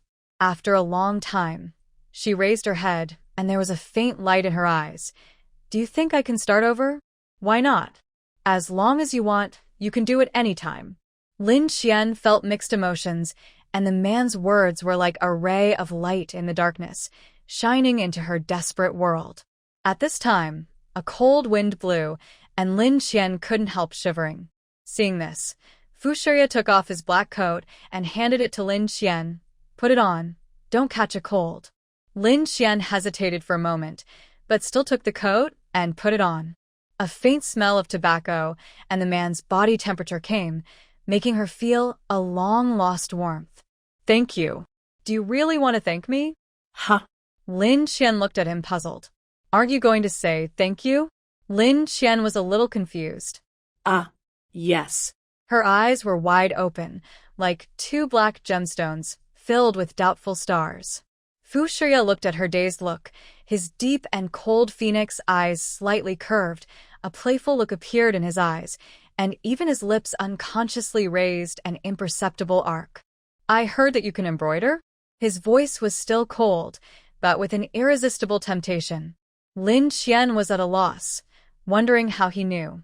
Fu Shiya raised his chin at her. Lin Qian hesitated for a moment, then slowly lowered her head, and saw a peony embroidered on the chest of the coat she was wearing. The peony was embroidered delicately, with layers of petals, lifelike. Isn't this embroidered by her? She suddenly looked up and looked at Fu Shiya in disbelief. The two looked at each other, although they didn't say anything, but everything was unspoken. Peony, you embroidered it well. Fu Shiya took out his mobile phone and clicked on a photo. This embroidery is gorgeous and is a masterpiece of Su embroidery. It's a pity that the embroiderer didn't finish it. If you can complete it, it will be a thank you gift to me. In the photo, the National Beauty peony embroidery is amazing. The needlework is delicate, the color of the silk thread is matched just right, and every stitch and every thread seems to contain life. The blooming peony petals are layered and gorgeous, and the color is blurred from the stamens. The stitches on the edge of the petals are fine, and the transition is natural. The veins of the leaves are also embroidered vividly, as if they can sway gently in the breeze. The overall embroidery is dignified and elegant, showing the grace and luxury of the peony. Everything is good, but it's a pity that it is a half-finished product. Lin Qian saw this embroidery, and her pupils shrank. Wasn't she embroidered it in prison? The reason why it was not finished was because she was released from prison before the embroidery was finished. How could something from the prison fall into his hands? Sir, how did you get this embroidery? I bought it at an auction. Bought it at an auction? Could her embroidery be worth being auctioned? In prison, the guards praised her for her good embroidery skills, but she didn't know how good it was. She just thought her skills were better than those of other people in the prison. She never expected that the things she embroidered could be auctioned. Lin Qian tightly grasped Fu Shiya's phone, her voice trembling a little. Excuse me, sir, how much did you spend on this embroidery? Fu Shiya keenly noticed the change in her mood and looked at her inquiringly. 20 million. In fact, this national beauty and heavenly fragrance is worth more than 20 million and is far more precious than the pine crane longevity that was bought for 30 million. It's a pity that national beauty and heavenly fragrance is a semi-finished product, and even if it only lacks the finishing stitches, its value will be greatly reduced. After all, even if they find another embroiderer to finish the work, it will be a work completed by two people, and there will be some differences in the needlework. The peony embroidered on his suit jacket is almost the same as the national beauty and heavenly fragrance in the needlework. If she completes it, the difference will probably not be seen, Fu Shiya thought. 20 million? Something she embroidered can actually be auctioned for 20 million? Lin Qian's shock was like a surging wave, rolling in her heart wave after wave. Her eyes widened, and the 20 million that Fu Shiya said kept echoing in her mind. This number was like a thunderbolt, instantly shattering her perception of her own embroidery level. Because she was too shocked, Lin Qian's fingers trembled and she accidentally clicked on the screen of her mobile phone. In an instant, the photo slid, and the embroidery of pine crane longevity was revealed. The posture of the crane is lifelike, as if it can be fluffy and fly with a light. The texture of the pine branches is delicate and realistic, and the branches are vigorous and powerful. Every detail shows the superb skills of the embroiderer. Lin Qian was shocked again. Pine crane prolongs life was also her work. Fu Shiya said calmly, I spent 30 million last year to buy this pine crane longevity as a birthday gift for my grandmother. My grandmother likes it very much, so this year I bought the work of the same embroiderer again. Hearing the number 30 million, Lin Qian seemed to be frozen. Her eyes almost popped out of their sockets, her mouth slightly opened, as if she wanted to say something, but was blocked by the huge shock in her throat. 20 million? 30 million? The number she dared not even dream of, but it was the price her embroidery could be sold for. No wonder when she was in prison, no matter how the prisoners beat her, they never hurt her hands at all. No wonder every time she was embroidering seriously, the prison guards were by her side to her. It turned out that her hands were too valuable. After being surprised, Lin Qian's heart was filled with great sorrow. If she had known earlier that her work was so valuable, why would she have suffered so much in the Lin family for 10 million? Past grievances and resentment surged into Lin Qian's heart like a tide. Lin Qian's eyes gradually turned red. She bit her lips, trying to suppress the surging emotions in her heart. But the more she suppressed, the more aggrieved she felt. Lin Xian lay directly on the guardrail of the overpass and sobbed. Fu Shiye was instantly at a loss. In his 28 years of life, this was the first time a woman cried in front of him, and her crying made him upset. With a sigh, he took out a cigarette and handed it over. Do you want to smoke? Lin Xian looked up, tears welling up in her eyes. Are you comforting me? Yeah. But I don't like smoking at all. Fu Shiye wanted to frown, but the frown brows relaxed again, as if he was afraid that Lin Xian would misunderstand that he was impatient. He opened his thin lips slightly. Let me treat you to a drink. Wowo Lin Xian sobbed. Will you feel better if you drink? Yeah. Okay, then I'll drink, but I have no money. It's okay, I'll treat you. You're such a good person. Fu Shiye, who was given the good guy card, didn't know what to say. Good person? It was the first time someone described him like this. He always considered himself cold-hearted, always acting according to his own will and purpose, never taking other people's opinions into consideration. In his opinion, there are no absolute good or bad people in this world, only interests and means. Everything he did was just to achieve his goals and maintain his status and interests. He never denied the rumors of decisive killing and ruthless, but felt that it was the ability he must have to stand in this complex world. But at this moment, Lin Xian's words, "You are such a good person," made him feel like he was hit by some strange power. Fu Shiye hooked his lips. Since the little girl said he was a good person, he would be a good person to the end. Wait for me. After saying that, he turned around. Lin Xian leaned against the guardrail, staring at Fu Shiye without blinking, and saw him walk to the back of the Rolls-Royce with long legs and reach out to open the trunk.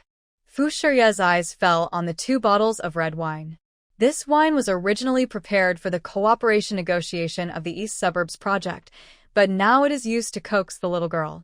Fu Shiye took the red wine, turned back, and handed it to Lin Xian. Drink it. Lin Xian didn't bother to be polite with him and blew directly into the bottle. Looking at her heroic appearance, Fu Shiye's eyes actually showed a hint of smile. Special Assistant Li, who watched the whole process in the car, was stunned. No, isn't this how you drink red wine? That's Romane Kani, which is worth more than 500,000 yuan a bottle, but it tastes like beer when it is drunk. Special Assistant Li was speechless. Looking at his cold-hearted boss, he just let the little girl cook a drink, and it seemed that there was a faint smile on his thin lips. He had never seen his boss be so compassionate to any woman. It was really strange. Special Assistant Li quickly picked up his mobile phone, took a picture of Fu Shiye and Lin Xian standing on the overpass, and sent it to the old lady. At this moment, Mrs. Fu was so anxious.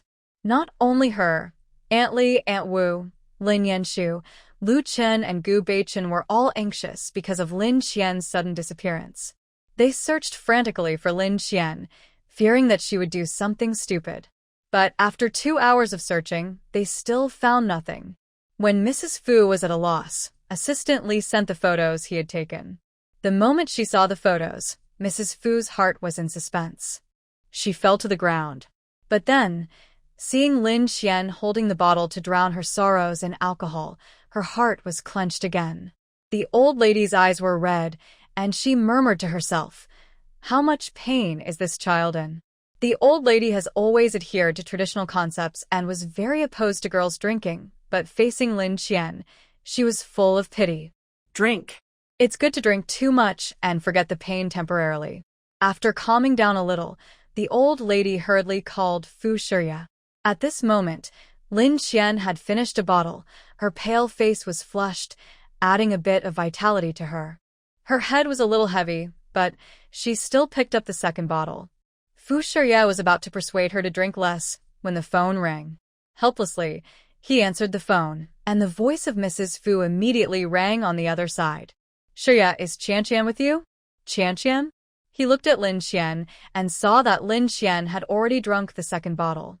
"Shiye, Qian is a good child. Grandma likes her very much. However, this child has a very hard life and has suffered a lot. You must take good care of her. When she finishes drinking, take her directly back to your place.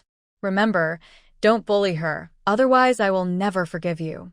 The old lady became more and more excited, and she actually cried out of heartache. Listening to the grandmother's sobbing exhortation on the other end of the phone, Fu Shiya couldn't help but feel a little bitter in his heart and hurriedly comforted her. Don't worry, Grandma. The old lady was still worried. Shiyi, Qian is in a bad mood now. You should comfort her more. Yes. Fushie responded. Also, this child has suffered a lot of grievances and feels bad. You have to care about her more, talk to her more, and enlighten her. Grandma, I know what's going on. The old lady nags and gives a lot of instructions, from preparing sobering soup for Lin Qian to paying attention to covering her with a quilt at night, no matter how big or small. Fu Shiya listened patiently, responding from time to time. At this time, Lin Qian was already drunk. She dropped the empty bottle in her hand, staggered, and was about to fall. Fu Shiya quickly reached out to hold her. Lin Qian followed his strength and fell softly on him. Her eyes were blurry and confused. She looked up and asked, "Who are you?" Fu Shiya hung up the phone in a hurry and held her. "You're drunk." Lin Qian seemed not to hear him. She pointed at his tall nose with her index finger and said incoherently, "But seriously, Lin Yanshu, right? You are Lin Yan Shu." As she spoke, she suddenly became emotional and frowned. "Lin Yanshu, I hate you. You're not my brother. Get out of here. I don't need a brother like you anymore." After that, she pushed Fu Shiya hard. Fu Shiya thought that the little strength was just a tickle from a kitten, but she herself was too strong and couldn't stand steadily and fell backwards. Fu Shiya stretched out his long arm and held her slender waist firmly. "I'm not Lin Yanshu," he explained patiently. "Not Lin Yanshu?" Lin Qian tilted her head and blinked hard, trying to see the person in front of her clearly. "Then you are Lu Chen, and Lu Chen is not a good guy either." She puffed up her cheeks angrily. "The one I hate the most is you. We grew up together in an orphanage, childhood sweethearts. You said you would protect me, but you helped Lin Wanner bully me. You said you would study the law and send the people who bullied me to prison, but you sent me to prison." When she was sad, Lin Qian's tears fell down in big drops. She raised her fist and shook it in the air a few times. "Do you know that just because you said you would study the law to protect me, I worked hard to earn money to support you to go to college?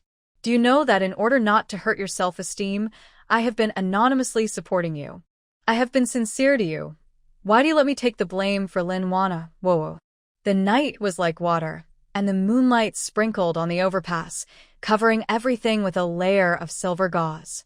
Lin Qian cried so hard that her face was covered with tears, and her tears sparkled in the moonlight.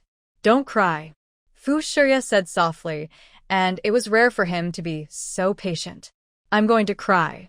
Lin Qian kept sobbing. "No, I don't need you. You're just pretending to be kind." Lin Qian pushed Fu Shiya away with force, staggered a few times, but stood firm stubbornly. She pointed at Fu Shiya with trembling fingers. "Lu Chen, I hate you the most, and I will never forgive you in my life. You're a rascal." The breeze blew gently, blowing up the hair in front of her forehead and blowing off the crystal tears on her cheeks. Fu Shiya watched her cry quietly, and his originally cold face softened a little at this moment. It was not until she cried until she was exhausted that he slowly walked forward, bent down, and gently passed his arms through Lin Qian's legs and back, and held her up steadily. Lin Qian, who was only 1.6 meters tall, was petite and extremely thin. She looked so small and pitiful in the arms of the tall and upright Fu Shiya. Her head rested weakly on Fu Shiya's broad chest, with a few strands of hair scattered messily beside her cheeks. The moonlight stretched their shadows long and intertwined on the ground. In the car, Assistant Lee, who was driving silently, suddenly heard his boss asking questions. "Did you tell Grandma?" Fu Shiya's voice was indifferent, and it was impossible to tell whether he was happy or angry. Assistant Lee looked at him quietly from the rearview mirror and saw that Fu Shiya's face was calm, as if he was just asking casually. It was too difficult to guess what his boss was thinking. Assistant Lee could only laugh. "President, I'm just trying to reassure the old lady." Fu Shiya said coldly, "You read too talkative." Assistant Lee smiled. President, how can I be considered as being too talkative? I'm just thinking about you, the president. After saying that, he looked at Lin Qian from the rear-view mirror again. From their looks, she and his president were really a perfect match, but the disadvantage was that she was too short and too thin. President, don't you like it? Fu Shiya's eyes swept over sharply. Assistant Lee quickly shut up and drove with peace of mind. Lin Qian's breathing gradually stabilized, but she would occasionally make a slight sob. Fu Shiya sat beside her, frowned slightly, and reached out to pat her gently, trying to comfort her. However, Lin Qian didn't seem to notice, but just murmured a few words in her sleep, her voice unclear. Fu Shiya looked at her for a long time, and he didn't know if it was affected by her mood, but he was obviously in a bad mood tonight. When he was upset, he wanted to smoke. He habitually took out the cigarette, and just about to light it, he paused. He glanced at the fragile Lin Qian beside him, put the cigarette back, and looked out the window. The lights of Haiqing quickly retreated in front of his eyes, like countless twinkling stars flowing, and Fu Shiya's profile looked particularly cold under the reflection of the streetlights. Assistant Lee, find out all her information before tomorrow. Okay. Lin Yanshu, Lu Chen, and Gu Beichen looked for Lin Qian all night, but still couldn't find any trace of Lin Qian. When they returned to the ward where Lin Qian was originally, facing the empty bed, at that moment, their emotions broke out completely. Gu Beichen's face flushed red with pain and self-blame. He was like a mad beast, approaching Lin Yanshu step by step, and then punched Lin Yanshu in the face. He roared, "It's all your fault. If you Lin family members hadn't always treated her as one of their own, how could Qian be so upset? How could she leave alone in the middle of the night? It's all your fault that she became like this. She almost jumped off the building yesterday." He didn't dare to think about what irrational behavior Lin Qianxian would do if she left the hospital in the middle of the night. Lin Yanshu was caught off guard and staggered back a few steps. Blood instantly flowed from the corner of his mouth. His eyes instantly turned red, and he punched Gu Beichen in the face with his backhand. "Do you think you are a good thing? Our Lin family didn't treat Qianxian well, but she has lived in the Lin family for 3 years in peace and health. And you? You are the culprit who abused Qianxian in prison. Qianxian's injuries were all caused by you," Lin Yanshu said. His heart felt like being pierced deeply by countless needles. He knew he was wrong, and he had decided to be a good brother to make up for her, but why did she suddenly disappear? Why must she be so stubborn? She is obviously a weak girl. Why can't she be as gentle as Wanner? Lin Yanshu's eyes were red with self-blame and anger. Gu Beichen heard the words, and the veins on his forehead popped up. He was almost shouting, and his voice echoed in the ward. He liked Lin Qian so much. How could he bear to let Lin Qian suffer in prison? Lin Yanshu's face was full of sarcasm. "You dare to do it, but not to take responsibility. What kind of man are you?" I said I didn't.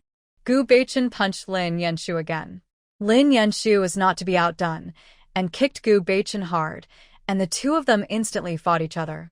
Lin Yanshu's eyes were red, and his eyes were full of tears, and his hands were moving more and more fiercely. Gu Beichen's eyes were also red, and he fought back hard. The two people did not give in, and seemed to want to punish themselves in this self-abuse-like way. Lu Chen rushed forward anxiously, trying to separate Lin Yanshu and Gu Beichen, who were wrestling in an inseparable way. He reached out to pull Lin Yanshu's arm, but Lin Yanshu, who was out of control, swung his arm violently, broke free from Lu Chen's hand, and hit Lu Chen's chest with an elbow. Lu Chen groaned and took a few steps back. Before Lu Chen could stabilize his body, Gu Beichen accidentally punched him again in the chaos, and it landed heavily on Lu Chen's shoulder. Lu Chen's body shook, and pain flashed across his face. He was angry and anxious. "Are you crazy?" Lu Chen roared. Lin Yanshu turned his head and stared at Lu Chen fiercely, pointing at him with trembling fingers. "Didn't you grow up with Qianxian? Why did you send her to prison with your own hands?" Why, every word was like a sharp knife, piercing Lu Chen's heart. Lu Chen's face turned pale in an instant, and those unbearable past memories surged into his mind like a tide. Shut up, shut up. Lu Chen seemed to have been touched on the most painful reverse scale, and his reason collapsed instantly. His eyes were red, and he threw a punch desperately, hitting Lin Yanshu's face heavily. This punch exhausted all his strength, and Lin Yanshu's mouth was bleeding again. UTM. The ward, which was already a mess, was even more chaotic at this moment.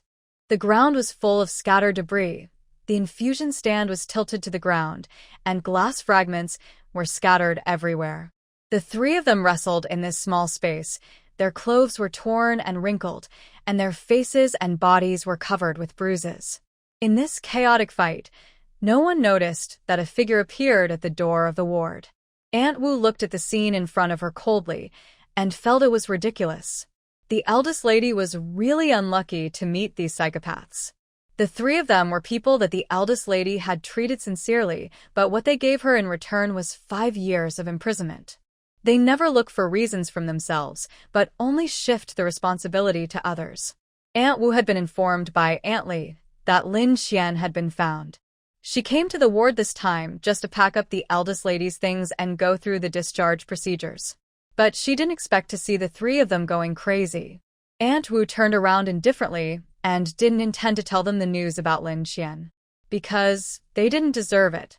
When everything calmed down, Lin Yanshu slumped in a chair beside him, covering his face with his hands, his shoulders trembling slightly. Gu Beichen panted, leaned against the wall, and looked at the ground with empty eyes. Lu Chun looked out the window, and he looked like he had lost his soul. Fu Family Villa. Fu Shiya stood in front of the French window, holding a thick stack of information in his hand. Assistant Li was very efficient. He checked all of Lin Xian's experiences from childhood to adulthood in just one night. After reading Lin Xian's information, Fu Shiya's face was heavy. The content of the information was simply heartbreaking. Lin Xian, who was only 23 years old, had hardly had a good day in the past 23 years. She never felt the warmth of home in the orphanage when she was a child. She returned to the Lin family when she was young, thinking that she had finally found someone to rely on, but she didn't expect that she would be greeted by 3 years of cold violence. She finally survived until she graduated from high school and was about to go to Tsinghua University and Peking University, but she was framed and imprisoned. She has been the top student in Haiqing No. 1 Middle School for 3 years. In the past 3 years, she has been ranked first in the physics competition. She scored a high score of 741 in the college entrance examination. With such outstanding results and such a strong learning talent, even if she enters Tsinghua University and Peking University, the top universities in China, she will definitely not be the last one. Unfortunately, Fu Shiya is a cold-hearted person, but after seeing Lin Xian's experience, he couldn't help but frown. Assistant Li, who was standing behind him, felt the low pressure of his boss, and his face was inevitably gloomy. Miss Lin's life was too hard. He didn't dare to think, how did such a thin girl survive? This was not just 1 or 2 days, but a full 23 years. Just when she was indignant about this, Mrs. Fu came in with Aunt Li and Aunt Wu. Fu Shiya hurriedly handed the information to Assistant Li. Keep it. Don't let Grandma see it. Assistant Li hurriedly put it away. Grandma, why are you here? Fu Xie asked. The old lady looked excited. Shiya, where is Qian? She's still sleeping. It's almost 10 o'clock, and this child hasn't woken up yet? The old lady was worried, and went upstairs to see Lin Xian. Fu Shiya didn't care too much, just thinking that Lin Xian drank too much last night, so she slept until now. As a result, not long after the old lady went upstairs, she cried out, Qian, what's wrong with you? Don't scare Grandma. Fu Shiya was startled and hurried upstairs. Lin Xian curled up on the bed, her face flushed, her whole body burning as if she had just been taken out of the stove. Her lips were cracked, and she kept moaning in pain, her hands tightly grasping the sheets, as if this could relieve the discomfort in her body. Mrs. Fu was so anxious that she was at a loss, and Aunt Li and Aunt Wu's eyes were red with heartache. They looked at Lin Qian in such pain, as if a knife was cutting their hearts. After Fu Shiya came in, he immediately picked up Lin Qian and rushed downstairs. He could clearly feel the heat of Lin Qian's body, and the heat seemed to burn him. "Go to the hospital," Fu Shiya said briefly and forcefully. Everyone hurried downstairs and got in the car. On the way, Wu Ma suddenly thought of something and said anxiously, "Don't go to Haiqing First People's Hospital. Go to Haiqing Second People's Hospital." The Lin family, Lu Chen and Gu Beichen, are all in the First People's Hospital. They are all a group of people with abnormal brains. The eldest lady must not meet them again. Every time they meet, the eldest lady will be unlucky. This time, no matter what, the eldest lady must be separated from the Lin family. Li Tezu stepped on the accelerator harder, and the car moved forward as fast as an arrow from a string. In less than 20 minutes, they arrived at Haiqing Second People's Hospital. At this moment, Lu Jinxiu and his colleagues finished the academic conference at Haiqing Second People's Hospital and were preparing to return to Haiqing First People's Hospital. They discussed the content of the meeting while walking. Although Lu Jinxiu is always arrogant and cynical, he is a backbone doctor of Haiqing First People's Hospital and has extremely high attainments in the field of medicine. Therefore, he often participates in academic conferences and seminars as a representative of outstanding doctors. Just as they were about to walk out of the hospital building, talking and laughing, Fu Shiya passed by Lu Jinxiu and ran straight to the emergency room, with Mrs. Fu, Aunt Li, and Aunt Wu following behind breathlessly. At that moment, Lu Jinxiu's figure obviously paused, and a trace of surprise and confusion flashed in his eyes. He subconsciously turned his head and looked back, but only saw Fu Shiya's tall and straight back gradually going away, and the long hair of the woman in his arms swaying in the wind. He frowned. Maybe he saw it wrong?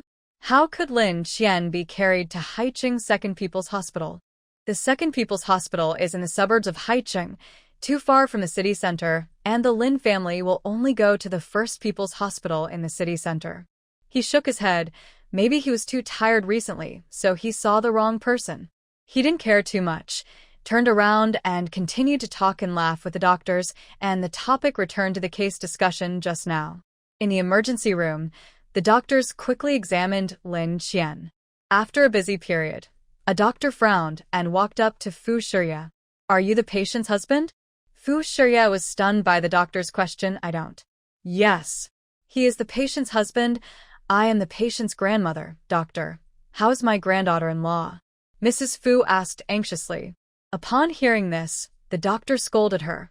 "How can you be a family member? Knowing that the patient only has one kidney, you let her drink so much alcohol. Do you want to kill her? One kidney has a poor alcohol metabolism ability, and the patient has consumed a lot of alcohol. Now the alcohol in her body is seriously exceeded. Fortunately, the other kidney is very healthy, otherwise, with her weak physical condition, she would have died due to multiple damage caused by drinking a lot of alcohol. You sent her here not too late, and it will not cause multiple damage to the patient. However, the patient's current condition is still very critical. We will do our best to treat her." Mrs. Fu almost collapsed to the ground when she heard it, and was hurriedly supported by Aunt Li. Aunt Wu's eyes widened, and the whole person was stunned. One kidney? How could the eldest lady have only one kidney? After the doctor returned to the emergency room, Mrs. Fu looked at Aunt Wu with a tired face. "Aunt Wu, how could Qian only have one kidney?" Aunt Wu was shocked. "How is it possible? My eldest daughter was in good health when she was in prison 5 years ago." This sentence was like throwing a bomb into the calm river. Mrs. Fu, Aunt Li, and Fu Shiya's pupils shrank. She was fine before imprisonment, but she lost a kidney after being released from prison, which means that her kidney was removed while serving her sentence. The air fell into a deathly silence. Fu Shiya thought of the information he saw this morning. Special Assistant Li did not find out that Lin Qian had lost a kidney, but based on the torture she had suffered over the years, it is not difficult to infer that the kidney she lost was likely related to those who hurt her. How much hatred and resentment did he have to treat a weak girl like this? He thought he was cruel, but he would not be so cruel. The waiting time seemed extremely long, and every minute and every second was tormenting everyone's heart. Old Mrs. Fu kept praying on her chest, hoping that God would bless Lin Qian to be safe and sound. Aunt Li and Aunt Wu shed tears silently, feeling sad for what happened to Lin Qian. After an unknown amount of time, the door of the emergency room opened again, and the doctor walked out tiredly, took off his mask and said, "The situation is temporarily stable, but he still needs to be hospitalized for observation for a period of time, and we still need to pay close attention to changes in his condition in the future." Everyone breathed a sigh of relief, and their hanging hearts were slightly relieved. Haicheng First People's Hospital. Lin Yanshu had a scruffy beard, and his eyes were full of fatigue and endless regret. His high-spirited appearance in the past was long gone. He walked towards the ward where Lin's father was absent-mindedly. As soon as he reached the door, the female dean opened the door and walked out. I don't know if it was because the ward was too hot. The female dean's whole face was red, especially her lips, which looked a little red and swollen. The dean was startled when she unexpectedly bumped into Lin Yanshu at the door. She looked evasive and was obviously a little guilty. "Young Master Lin is here," Lin Yanshu said him casually. His mind was all on Lin Qian. Those chaotic thoughts were like vines entwined around him, making it almost impossible for him to breathe. He didn't even look at the dean and went straight into the ward. Father Lin's injuries were on his arms, shoulders, and buttocks. Although he bled a lot, they were not vital, so there was no big problem. When Lin Yanshu came in, Father Lin was pulling up his pants with a satisfied look on his face. Lin Yanshu didn't think much about it. He just thought he had just finished using the toilet. At this moment, he didn't have time to explore too much. He slowly walked to the chair and sat down with a decadent look on his face, as if all the strength in his body had been drained. Seeing this, Father Lin frowned and asked, "Hasn't that little witch Lin Qian been found yet?" When Lin Yanshu heard this, he frowned suddenly, with a flash of anger and disbelief in his eyes. "Dad, Qian is your daughter. How can you call her a little witch all the time?" Father Lin snorted coldly. "She's about to kill me. I don't have a daughter as unfilial as her." Lin Yanshu frowned even tighter. "Dad, Qian's life or death is uncertain. Can you stop being angry with her?" Father Lin curled his lips in disapproval, his eyes full of indifference. "It's better for her to die outside, so as not to make me upset every day." Lin Yanshu's face sank instantly. "Dad, Qian is your biological daughter after all. Why don't you care about her life or death?" Father Lin looked impatient. With a piece of trash like her, even if she throws herself at President Fu, he may not be interested in her. If a worthless thing dies, it's dead. What's the fuss? Okay, don't look for her anymore. It's better to find a few beauties in Haicheng and give them to Mr. Fu. As long as Mr. Fu is happy, there will be no problem for our Lin family to cooperate with him. Lin Yanshu stared at his father blankly. At this moment, he felt that the father in front of him was extremely unfamiliar. How could the father who used to have a little dignity but was still kind in his heart say such cold-blooded words at this moment? Lin Yanshu's face became uglier and uglier. He took a deep breath and tried to keep himself calm, but his voice was trembling. "Dad, Qian is missing. How come you still want to work with Mr. Fu? If you had given Qian some of the care you gave to Wana, she wouldn't be so desperate. Dad, who is your biological daughter in your heart?" He asked word by word, almost gritting his teeth. Father Lin seemed to be offended. He slammed the table beside the bed and roared, "If that evil creature Lin Qian disappears, will we all die? It's not me who made her disappear. She can die wherever she wants. I'll feel better if she's not around." Father Lin's face flushed red, his eyes full of resentment. "I haven't had a peaceful day since that evil creature came home." He panted as he spoke, his tone even more resolute. "It's better if she doesn't come back. Whether she lives or dies has nothing to do with me. What I care about most now is the Lin family's business." Father Lin's eyes revealed a chilling indifference, completely disregarding the father-daughter relationship. When Lin Yanshu heard these ruthless words from Father Lin, He felt as if cold water was poured over his head, chilling his heart. He stared at Lin's father without blinking, his lips trembling slightly, and asked the question that had been weighing on his heart all night. Dad, 5 years ago you knew that Gu Yilin was not pushed down the stairs by Qianqian, right? Lin Yanshu stared at Lin's father, not missing any change in his expression. Lin's father's face froze, and a trace of panic flashed in his eyes, but he quickly calmed down. What do you mean by asking this? So, I guessed it right? You really knew that it was not Qianqian who did it? There was a tremor in Lin Yanshu's voice, but more of anger and disappointment. Lin's father was silent for a moment, and then he said coldly, "It's all in the past, let's not talk about it, Yanshu. The most important thing for us now is to reach an agreement with President Fu to jointly develop the East Suburbs project, and everything else is trivial." Trivia?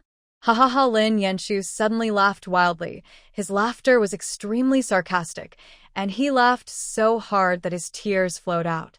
You knew Qianqian was innocent, but you told me with certainty that Qianqian was the murderer. You also asked me to identify Qianqian as the murderer in court. What did Qianqian do wrong that you treated her like this? She is your daughter, but you pushed her into the abyss with your own hands and asked me to help you harm her. She is my own sister. She must have been very desperate when she was accused by her own brother. No wonder she was unwilling to forgive me after she was released from prison. So that's it, ha ha ha. Although Lin Yanshu was laughing, his heart hurt more than crying. Enough. Lin's father interrupted him angrily, his eyes full of warnings. Now is not the time to pursue these things, calm down. Lin Yanshu's eyes were red, his chest heaving violently, glaring at Lin's father, and said word by word, "You ignored Qianqian's life and death. Let her bear the false charges. Let her suffer those inhuman tortures in prison. Aren't you afraid of retribution?" Lin's father was so angry that he was shaking all over, pointing his finger at Lin Yanshu, his voice trembling. "You. How dare you talk to me like this? I didn't do this for the face of the Lin family. Lin Qian is a useless girl, so what if she sacrifices herself?" Sacrifice? Lin Yanshu laughed bitterly. Qianqian was abused in prison, her leg was broken, and one of her kidneys was cut off. Don't you feel guilty and guilty? When Lin's father heard that Lin Qian had lost a kidney, his face changed slightly, but he still pretended to be calm. She was a troublemaker to begin with. She might have provoked someone first when she was beaten in prison. As for the fact that she is missing a kidney, it is very likely that she had it removed because she was injured in a fight. This only shows that she deserves it.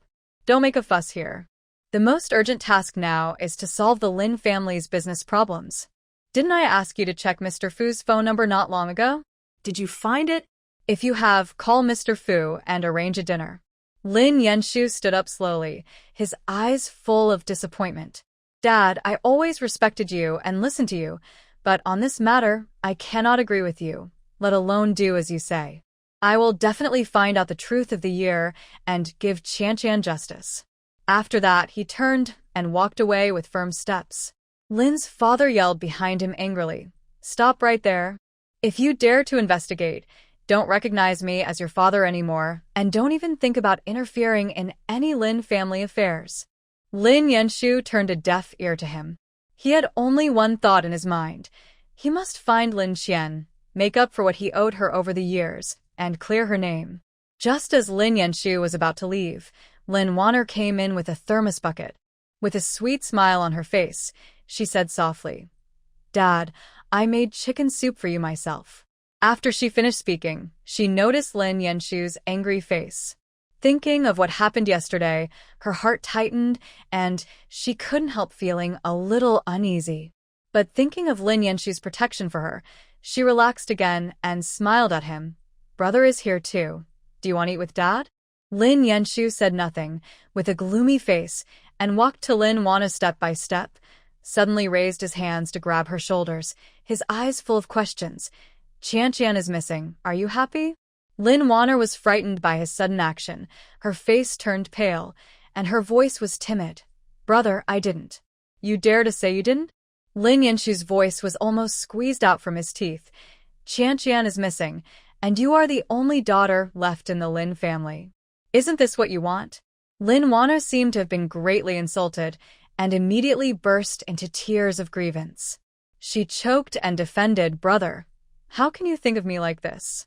You and I have been brothers and sisters for more than 20 years. Don't you know what kind of person I am?" In Lin Yanshu's heart, Lin Wana has always been a gentle, kind, simple, and harmless good sister. It is precisely because of this belief that he favors her again and again. When Gu Yilin fell down the stairs and became a vegetable, he did not doubt Lin Wana at all and directly pointed the finger at Lin Qian. But what happened yesterday told him that he was wrong. Although he successfully stopped Gu Yilin from accusing Lin Wana, anyone who is not a fool could see that there was something fishy. Lin Yanshu pressed Lin Wana against the wall, and Lin Wana's back hurt so much that she groaned in pain. Her tears fell in large drops, and her eyes were full of fear and helplessness. "Brother, you hurt me." Father Lin was heartbroken to see his precious daughter being bullied. He didn't care about his injuries and struggled to get out of bed.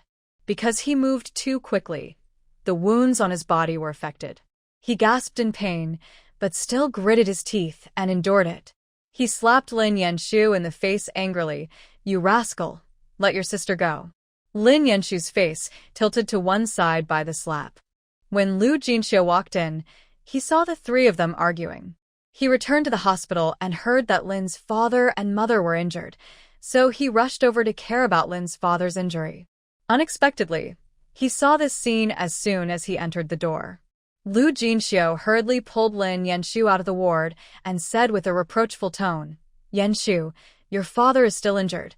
Why did you run to his ward to make trouble?"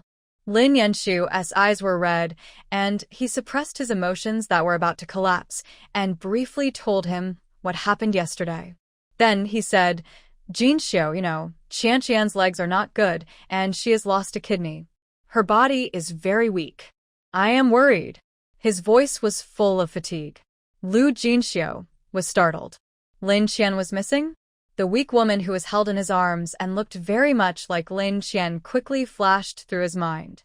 Could that woman be Lin Qian? He was about to tell Lin Yanshu about this, but he swallowed the words back.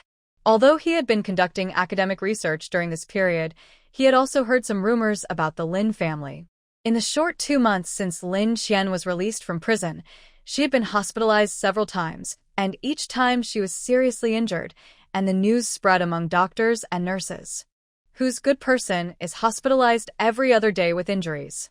This made him wonder, did Lin Qian really bully Lin Wana as the Lin family said? Since she bullied Lin Wana, why was it Lin Qian who was injured and hospitalized instead of Lin Wana? Last time, she was covered with whip marks and her little finger was broken. This time, a bloody hole was smashed in the back of her head, and she almost lost her life due to infection. Lu Jinxiu thought of the last time Lin Qian escaped to Nanjing in the middle of the night and wanted to take the train to Gangcheng. It was obvious that she didn't want to stay in the Lin family at all and just wanted to escape far away.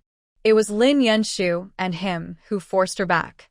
At that time, he was biased towards Lin Wana and treated Lin Qian very badly. Later, he realized that Lin Qian was extremely disappointed with the Lin family, so she didn't want to go back to the Lin family. This time, she was probably heartbroken by the Lin family, so she left when no one was paying attention, right? He was so absorbed in his thoughts that he didn't even hear Lin Yanshu talking to him. "Jinxiu?" Lu Jinxiu came back to his senses. "What's wrong? Where do you think Qianqian will go? Will she escape to another city like last time?" Lin Yanshu frowned. Lu Jinxiu was a little perfunctory, maybe. Qianqian is penniless and very weak. What if she, a girl, meets a bad guy outside? Why is she so stubborn? Why can't she talk to her family about something? She has to keep making trouble. Listening to Lin Yanshu's chattering, and thinking about what he just said about Gu Yilin waking up yesterday and being almost strangled to death, Lu Jinxiu wanted him to shut up. Gu Yilin admitted that it was not Lin Qian who wanted to harm her. If she woke up, it would only benefit Lin Qian and not harm her. Lin Qian must be crazy to strangle her. The answer is self-evident. Although he didn't want to admit it, the fact is the fact. He could see it, and he didn't believe that Lin Yanshu couldn't see it. The only possibility was that Lin Yanshu saw it but didn't want to know the answer. It was obvious that he was deliberately protecting him. It would be strange if Lin Qian didn't make a fuss. If he were Lin Qian, he would be accused of attempted murder by his own brother in court and imprisoned for 5 years. He would have wanted to kill someone. It's no wonder that Lin Qian wanted to run away. It was really that the Lin family's attitude towards her and Lin Wanner was too double-standard. When he thought about how he had a big prejudice against Lin Qian over the years and spoke ill of her every time he saw her, he was furious.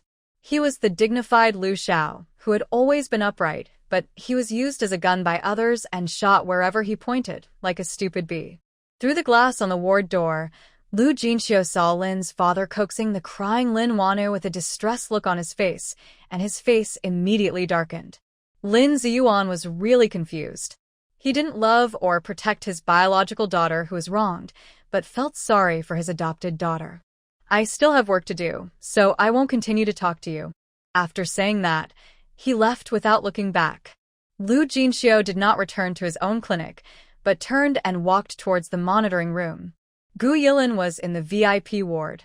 In order to facilitate the observation of her condition, her ward was monitored. However, when he arrived at the monitoring room and wanted to call up the monitoring, the words video file deleted appeared on the computer screen. Lu Jinxiu's eyes instantly became cold. He thought about it and planned to check the surveillance of Lin Wanner and Lin Qian entering Gu Yilin's ward. As a result, the surveillance video in the corridor of the ward was also deleted.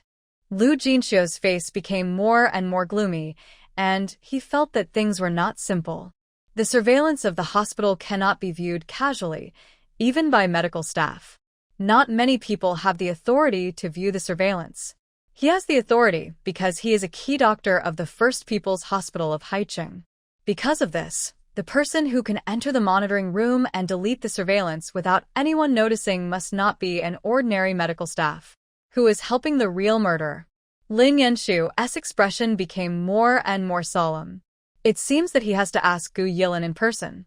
Gu Yilin's ward. Lu Jinxiu knocked on the door gently, pushed it open, and walked in. At this time, Gu Yilin was lying quietly on the bed, looking at the ceiling with empty eyes. Lu Jinxiu walked to the bedside and first cared about her health, but in return, he only got Gu Yilin's silence. He sighed lightly, changed the subject, and said, "I know everything that happened in your ward yesterday." Gu Yilin was still lying motionless, as if she didn't hear what he said, without any reaction.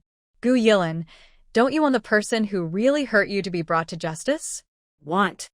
How could she not want to? But she saw clearly what happened yesterday.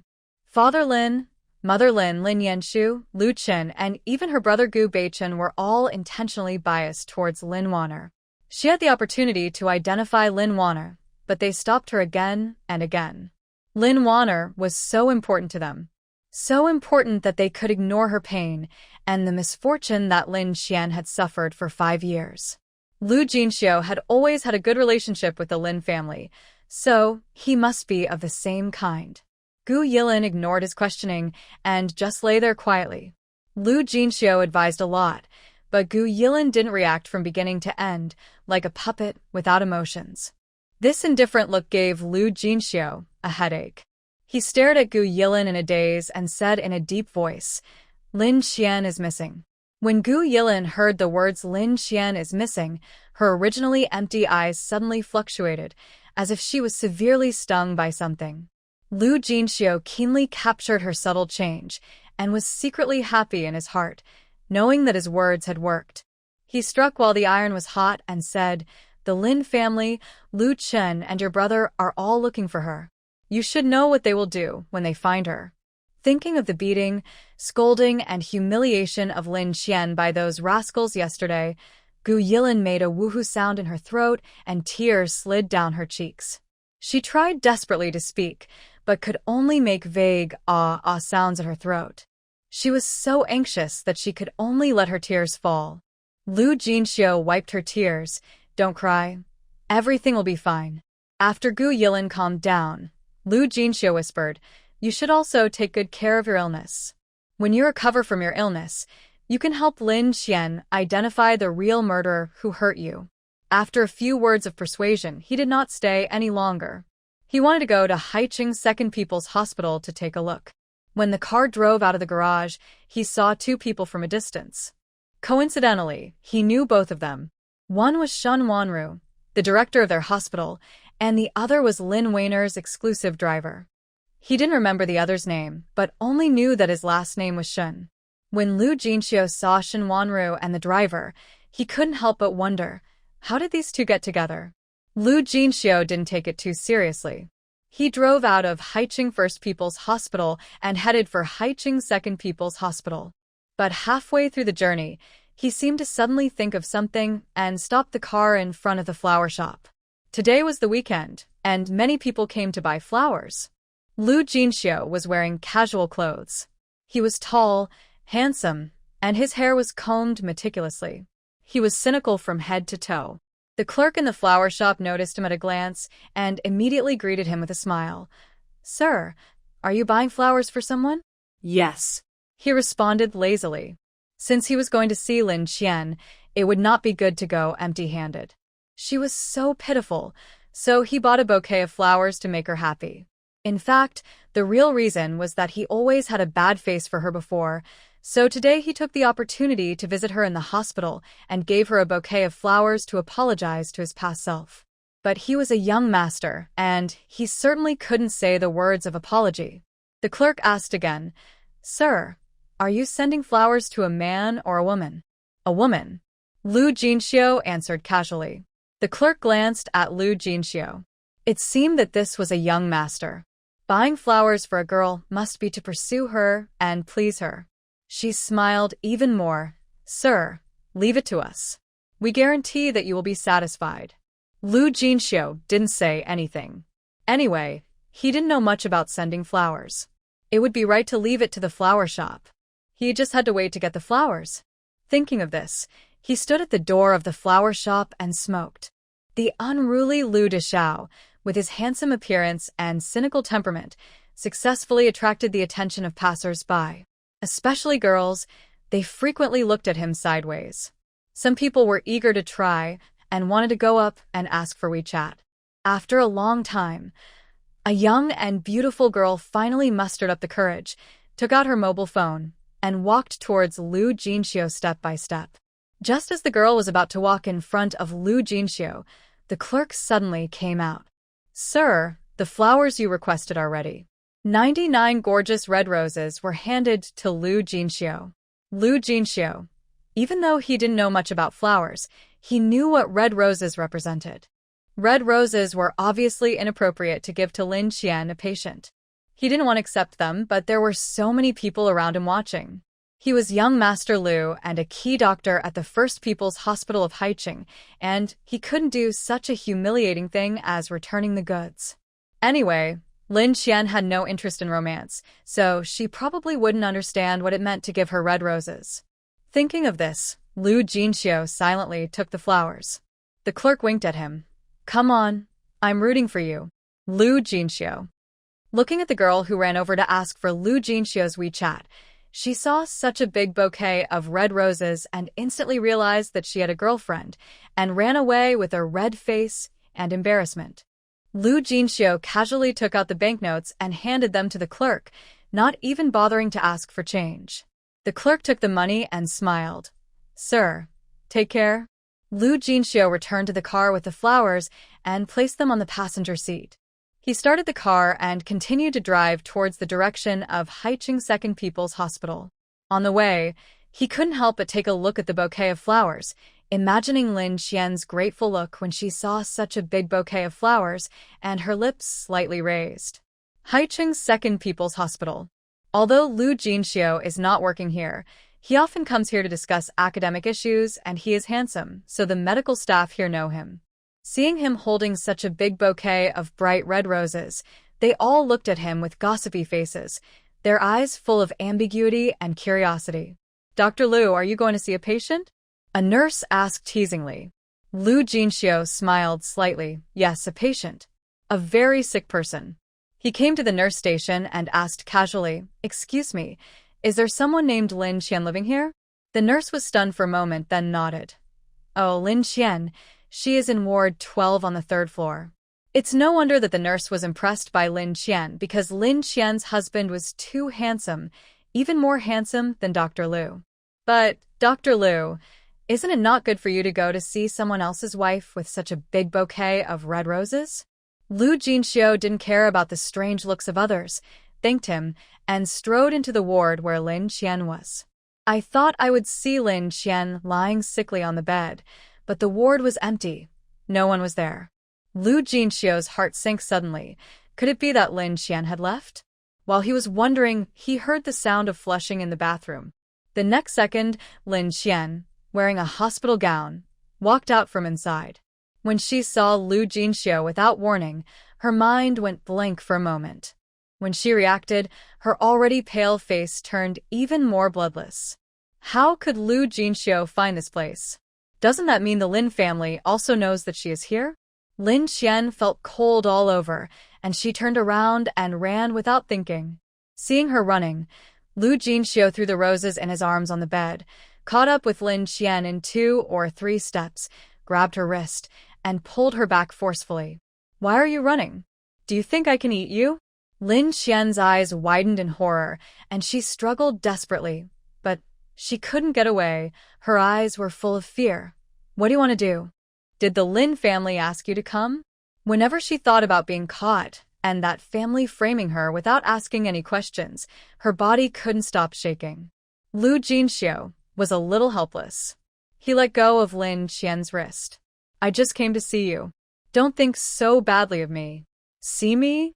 Lin Qian said sarcastically. You are all in the same group. You all want to hurt me. Lu Jinxiu felt very wronged for being misunderstood. The temper of the young master suddenly surged in his heart. He grabbed the red roses on the bed and threw them into Lin Qian's arms forcefully, saying in an evil voice, If I wanted to hurt you, would I have bought flowers to see you? It's really a case of a dog biting Lu Dongbin not knowing a good person's heart. Lin Qian was shocked by the sudden flowers. The 99 roses were heavy. When they were thrown into her arms, they hit her chest and hurt her. She couldn't control her tears and fell down. This made Lu Jinxiu at a loss. Hey, why are you crying? Lu Jinxiu said irritably, with a hint of annoyance in his voice. Don't you like red roses? If you don't like them, just tell me. Why are you crying? He had never experienced such an embarrassing situation before.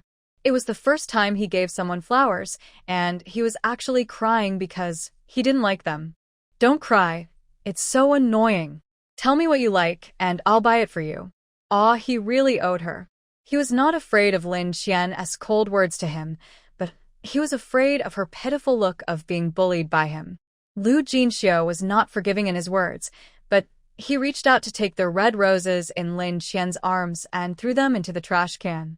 Just as his hand was about to touch the roses, a person appeared at the door of the ward.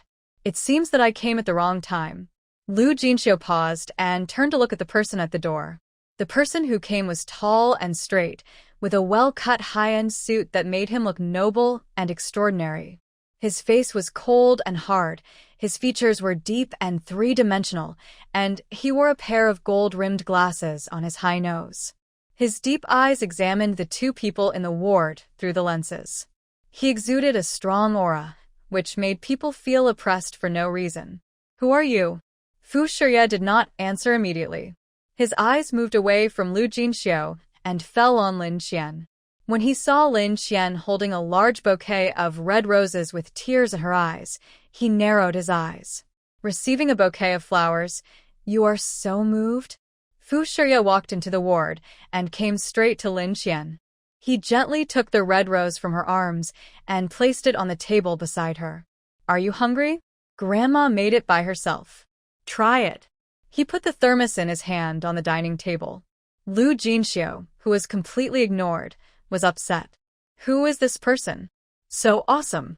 Lu Jinxiu looked Fu Shiye up and down, secretly marveling at his powerful aura. But the pride of the eldest young master made him unwilling to lose in momentum. He held his head high and tried to release his domineering aura. Fu Shiye ignored him, took out the food in the thermos one by one and arranged it, and then sat on the chair by the window. Lin Qian was indeed hungry, But with Lu Jinxiu here, she felt so nervous that she couldn't eat. She had a pale face and panic in her eyes and asked, Lu Jinxiu, what do you want to talk to me about? Originally, Lu Jinxiu thought that she should be grateful that he came to see her, a patient, with flowers. As a result, she was not only ungrateful, but also acted as if she saw a ghost when she saw her. From her tone, it seemed that she didn't want to see him at all. Lu Jinxiu felt ashamed and unhappy, so his tone was naturally very aggressive. Can I come to see you if nothing happened? Lin Qian lowered her eyes. If nothing happened, she would not even be qualified to be in the eyes of Mr. Lu. Besides, every time they met in the past, she had to face his verbal ridicule. How could she expect him to come to see her when she was treated like this? What's more, he had a close relationship with the Lin family. If he was found by him, it meant that the Lin family would know about it soon. In order to gain a place in the East Suburbs project, the crazy people in the Lin family wanted to sacrifice her and marry the prince of the Fu family in the North City. For Wu Ma and Xin Man, she wanted to compromise. But since she learned that her embroidery could be auctioned at a sky-high price last night, she didn't want to compromise herself. But the premise is that the Lin family must not find out her whereabouts, otherwise she will be caught again. As long as she is given enough time, she can make money from Suzhou embroidery. After sending Wu Ma and Shen Man away, she will have no weaknesses. By then, she will not be afraid even if she and the Lin family are in a life and death struggle. Lin Qian picked up the spoon and scooped up the wolfberry pigeon soup in front of her absent-mindedly, but it tasted like chewing wax, and she could not taste anything. Seeing that she did not welcome him, Lu Jinxiu frowned tightly. He has always been complimented by others, and he has never been disliked like this. He was in a very bad mood and took out a cigarette. As a result, before he could light up, a deep voice interrupted him, "Don't smoke." Fu Shiyu's eyes revealed an unquestionable majesty. Lu Jinxiu felt guilty for some reason, but he still refused to give in. "Is it your business whether I smoke or not?" Fu Shiyu was not annoyed, but just said lightly, "This is a ward." Lu Jinxiu gritted his teeth and put the cigarette and lighter back into his pocket. Lin Qian didn't say anything, "But you are so nosy." As he said, his eyes kept glancing at Lin Qian. Lin Qian paused in scooping soup. "I am not used to the smell of smoke." Lu Jinxiu was immediately unhappy. "No, who is Lin Qian? Why are you protecting him so much? I have known you for more than 8 years. How come I didn't know you knew such a person?" Lin Qian just felt that Lu Jinxiu was inexplicable. She didn't say anything, but he exploded like a firecracker. Seeing her silent, Lu Jinxiu was so angry that his head was buzzing. He came to see her with good intentions, but she didn't welcome him, and she also helped a man who didn't know where he came from. Fine. "You don't like him, right?" He left. Lu Jinxiu walked out angrily. Lin Qian was anxious. Lu Jinxiu, who had just walked to the door, stopped, but did not turn around. However, when he heard Lin Qian's anxious voice, he felt satisfied and felt much better than before. "Can you please not tell the Lin family about my being here?" Lin Qian's voice was pleading. Lu Jinxiu was not an unreasonable person. Since everyone knew that Lin Qian was wronged, how could he help the evil? His tone softened. "Don't worry, I won't tell them." After a pause, he added, "I won't tell Lu Chun and Gu Beichen either." Lin Qian finally let go of her worries. "Thank you." Her thank you immediately made Lu Jinxiu's anger disappear. Even his voice was a lot lighter. "You take good care of yourself. I will come to see you when I have time." After saying that, he left. The ward was silent in an instant. Lin Qian was in a much better mood and had an appetite. She continued to eat, and Fu Shiyu sat by the window reading. The sunlight shone in through the window, sprinkled on him, outlining his slender and upright figure. He was reading the book attentively, and the sunlight cast a faint shadow on his face, making his features more profound. His fingers gently pinched a corner of the page, and he turned it from time to time as he read. The pair of gold-rimmed glasses reflected a faint light under the sunlight, making his eyebrows and eyes look deeper. Lin Xian raised her eyes inadvertently and saw this scene, and a different kind of warmth surged in her heart. There are all kinds of people around her, but not many of them treat her well. She thought that Lu Chen, who grew up with her childhood sweetheart, was sincere to her, but the facts gave her a loud slap in the face. People from wealthy families look down on her poverty even more. The Lin family is like this, Gu Beichen is like this, Lu Jinxiu is even more like this, and there are many more. So much so that her stereotype of people from wealthy families is that they are sarcastic and mean. Until she met Fu Shiya. He was the most special of all the wealthy families she had seen, calm, introverted, and well-educated, just like the noble sons raised by the wealthy families with rich backgrounds in TV dramas. Fu Shiya seemed to notice her gaze and raised his head from the book. Suddenly meeting his deep phoenix eyes, Lin Xian's breath was choked. Fu Shiya seemed not to notice her embarrassment and asked softly, "Is it still to your taste?" Lin Xian came back to her senses, and her face flushed slightly. Grandma made it delicious. After saying that, Lin Xian pursed her lips and suddenly remembered that she drank 2 bottles of red wine from him last night. Although she didn't know the value of the red wine, she knew that his car was a Rolls-Royce. People who can afford such a car must have expensive wine. But she drank it all, leaving no drop for him. Thinking of this, she just felt ashamed. She didn't remember if she got drunk or not after drinking. She thought it shouldn't be the case. She thought she was a good person and her drinking habits shouldn't be bad. Thinking of this, Lin Xian said sincerely, "Mr. Fu, how much are the 2 bottles of wine from yesterday? I will return it to you." Seeing her obedient appearance, Fu Shiya raised the corners of his mouth slightly and couldn't help but want to tease her. 500,000 a bottle. 500,000? Lin Xian's pupils trembled. So, she drank 1,000,000 in one breath, and a house was gone? Lin Xian's face flushed with embarrassment. I will return it to you." Fu Shiya put down the book and looked at her steadily. Seeing her shocked and embarrassed look, he couldn't help but feel interesting. "Then how are you going to pay it back?" She was so poor now that she didn't have a penny on her, but she was staying in a VIP ward. It was obvious that Mr. Fu must have paid for her medical expenses. She owed Mr. Fu a big favor. Lin Xian's face instantly turned red to her ears. "I can embroider. I can sell embroidery to make money, but I just need Mr. Fu to give me some time." Fu Shiya looked playful, leaning back on the chair, supporting his chin with one hand. "But I'm not short of money." Lin Xian was stunned. Yes, how could someone who could afford a Rolls-Royce worth tens of millions and could easily take out a bottle of wine worth 500,000 be short of money? Lin Xian felt hot all over. She and he were from 2 different worlds. She wanted to repay him, but she didn't have anything to show for it. She lowered her head, feeling frustrated. Then, "What does Mr. Fu want?" Fu Shiya leaned back on the chair, looking at her deeply, as if thinking about something. Lin Xian felt a little uncomfortable when he looked at her, and her fingers tightly grasped the spoon. Fu Shiya looked at Lin Xian's uneasy look and thought to himself. In the past few years, his grandmother has been urging him to get married more and more frequently. The old lady's eager and expectant eyes really gave him a headache. It's just that he has never been interested in getting married, but his grandmother's attitude clearly shows that she will not give up until she achieves her goal. Instead of finding a rich daughter who is well-matched but full of calculations and getting bored with each other all day after marriage, it is better to marry a woman that his grandmother likes and will not pester him or cause trouble. The woman in front of him meets this standard. Although her family relationship is a bit messy, it is not a big problem. At most, the Lin family will go bankrupt, and they will not be able to jump around anymore. Fu Shiya thought to himself, as if it would be as simple as a snap of the fingers to make the Lin family, a wealthy family in Haiqing, go bankrupt. Of course, he was worried that Lin Xian would not agree to this request.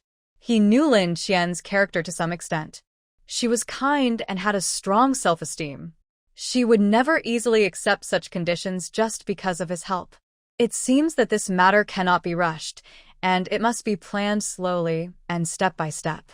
Fu Shiya thought about this in his mind, and his eyes never left Lin Xian. He was already thinking about how to lead her step by step into the trap he designed. But Lin Qian was completely unaware of Fu Shirya's inner thoughts at this time.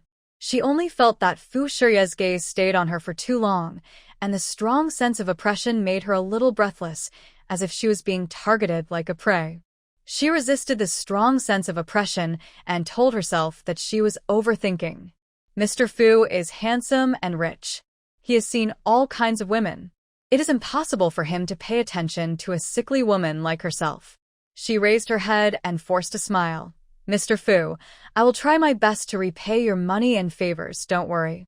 Seeing this, Fu Shirya raised his eyebrows slightly. The arc of his mouth deepened, and his voice was low and gentle. Don't worry, I don't force you to repay me immediately, but I suddenly thought that there might be something more valuable than money. He deliberately paused and observed Lin Qian's reaction. Seeing her doubts and confusion in her eyes, he continued, Grandma's birthday is in a month. Didn't you promise to help me complete National Beauty and Heavenly Fragrance last night? As long as your needlework is the same as hers and no one can see the clues, it will be considered as paying it back. How about it? Lin Qian raised her head. A hint of surprise flashed in her eyes. Is that all? She was right. Mr. Fu was a good man. He saw that she had no money, so he didn't want to embarrass her and just asked her to complete National Beauty and Heavenly Fragrance. Okay, I will definitely embroider it well. It was originally her embroidery, and it was only right for her to finish it. She looked at Fu Shirya with gratitude. Fu Shirya smiled slightly. When you get better, you can stay at my house temporarily. Lin Qian widened her eyes in shock. Live in his house? This Is not good. The next second, Fu Shirya added, I can only feel at ease when I see you embroidering. Lin Qian understood immediately. The beauty of the country was filmed by Mr. Fu at a cost of 20 million. It is understandable that he is worried that she will not be able to embroider it well.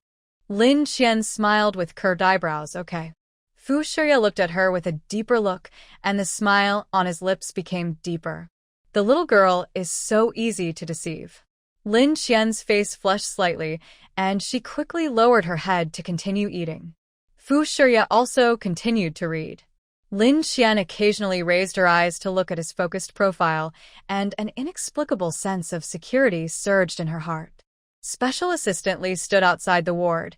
His expression was as if he had eaten bitter melon, and the muscles on his face were almost twisted together. Just now, Lin's father called him, and he didn't know where the other party got his phone number from. Lin's father's flattering voice echoed in his mind, and his heart was full of speechlessness. Last time at the banquet, the Lin family shamelessly wanted to marry the boss, which was disgusting enough. Now they even found beautiful women to accompany the boss for dinner. The Lin family really did everything to achieve their goals. They are simply sick. Special Assistant Lee couldn't help but muttered in a low voice. Torturing their own daughter like this, it's obvious that they are not a good family, and they still have the nerve to show their courtesy here. He looked through the window glass of the ward and took a look at the scene inside. Lin Qian was sitting at the dining table eating quietly, while Fu Shirya was leaning on a chair by the window and reading a book attentively. The sun shone on them, creating a very harmonious atmosphere. Miss Lin is favored by the old lady and the boss, so her character must be good. It is true that good things come out of bad things. Special Assistant Lee felt a little more sympathy for Lin Qian. Haicheng First People's Hospital. Lin Ziyuan slammed his cell phone on the bed, his face gloomy, as if water could drip out. Seeing this, Lin Wana was shocked and hurried forward to ask, Dad, what's wrong?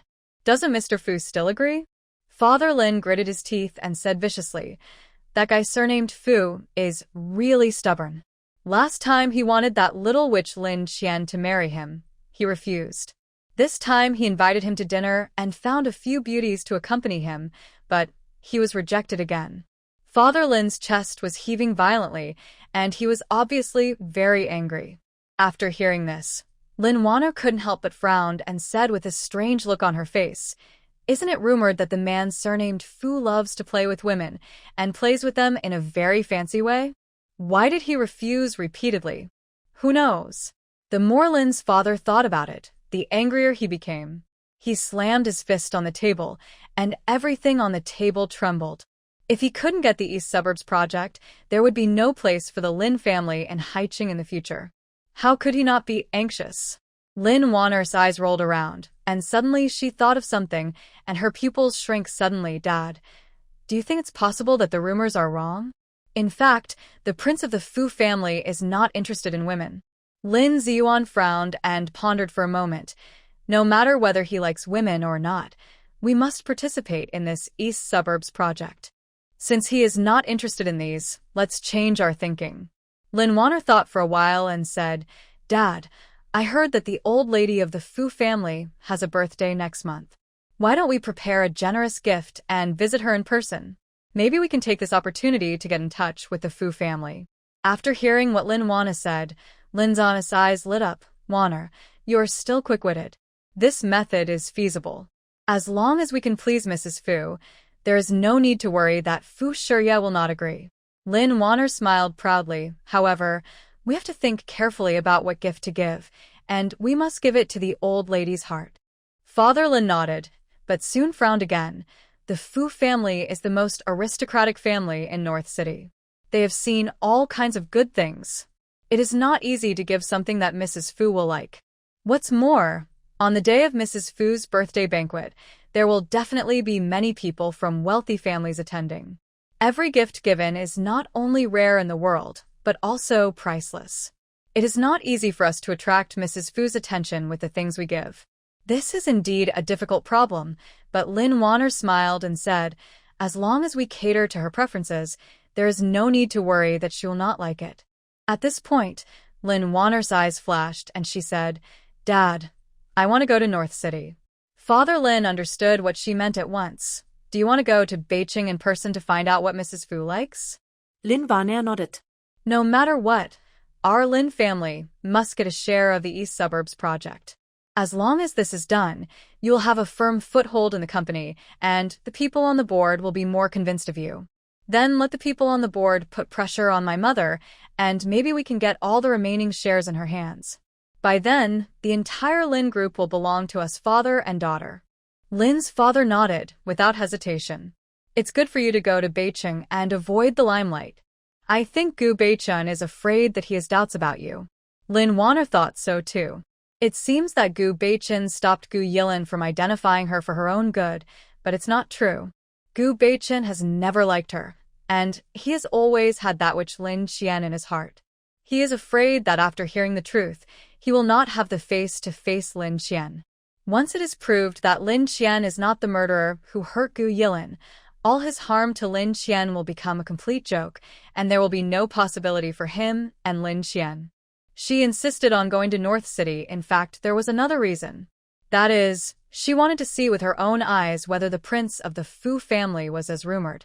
If he was, no matter how handsome he was, he could not be her type. If not, such an excellent man could only be possessed by her. The father and daughter were discussing when Lin's mother rushed in from outside.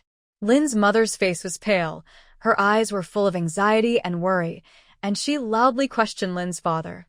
Lin Zuan, Qian has been missing for so long. How can you still lie in bed? Are you not anxious at all?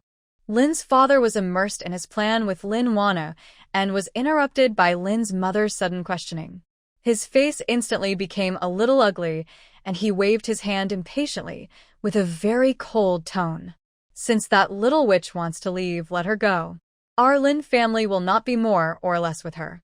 When Lin's mother heard these ruthless words, her heart fell into an ice cellar, and her eyes quickly filled with tears, which rolled in her eye sockets and finally burst out. She choked up and said, Qian is also our daughter. How can you be so cruel to her? She was lost by you when she was young, and she suffered so much. Don't you feel guilty? Father Lin heard Mother Lin's question, sneered, and his expression was a bit sarcastic. I am cruel? I feel guilty? Don't forget, it was you who deleted the surveillance video with your own hands, and you destroyed the evidence that proved her innocence with your own hands. In terms of cruelty, I am not as cruel as you. Mother Lin was hit by Father Lin's words, and her body trembled slightly. Her face was full of pain and regret, and tears kept flowing down. She choked with endless grievance in her voice.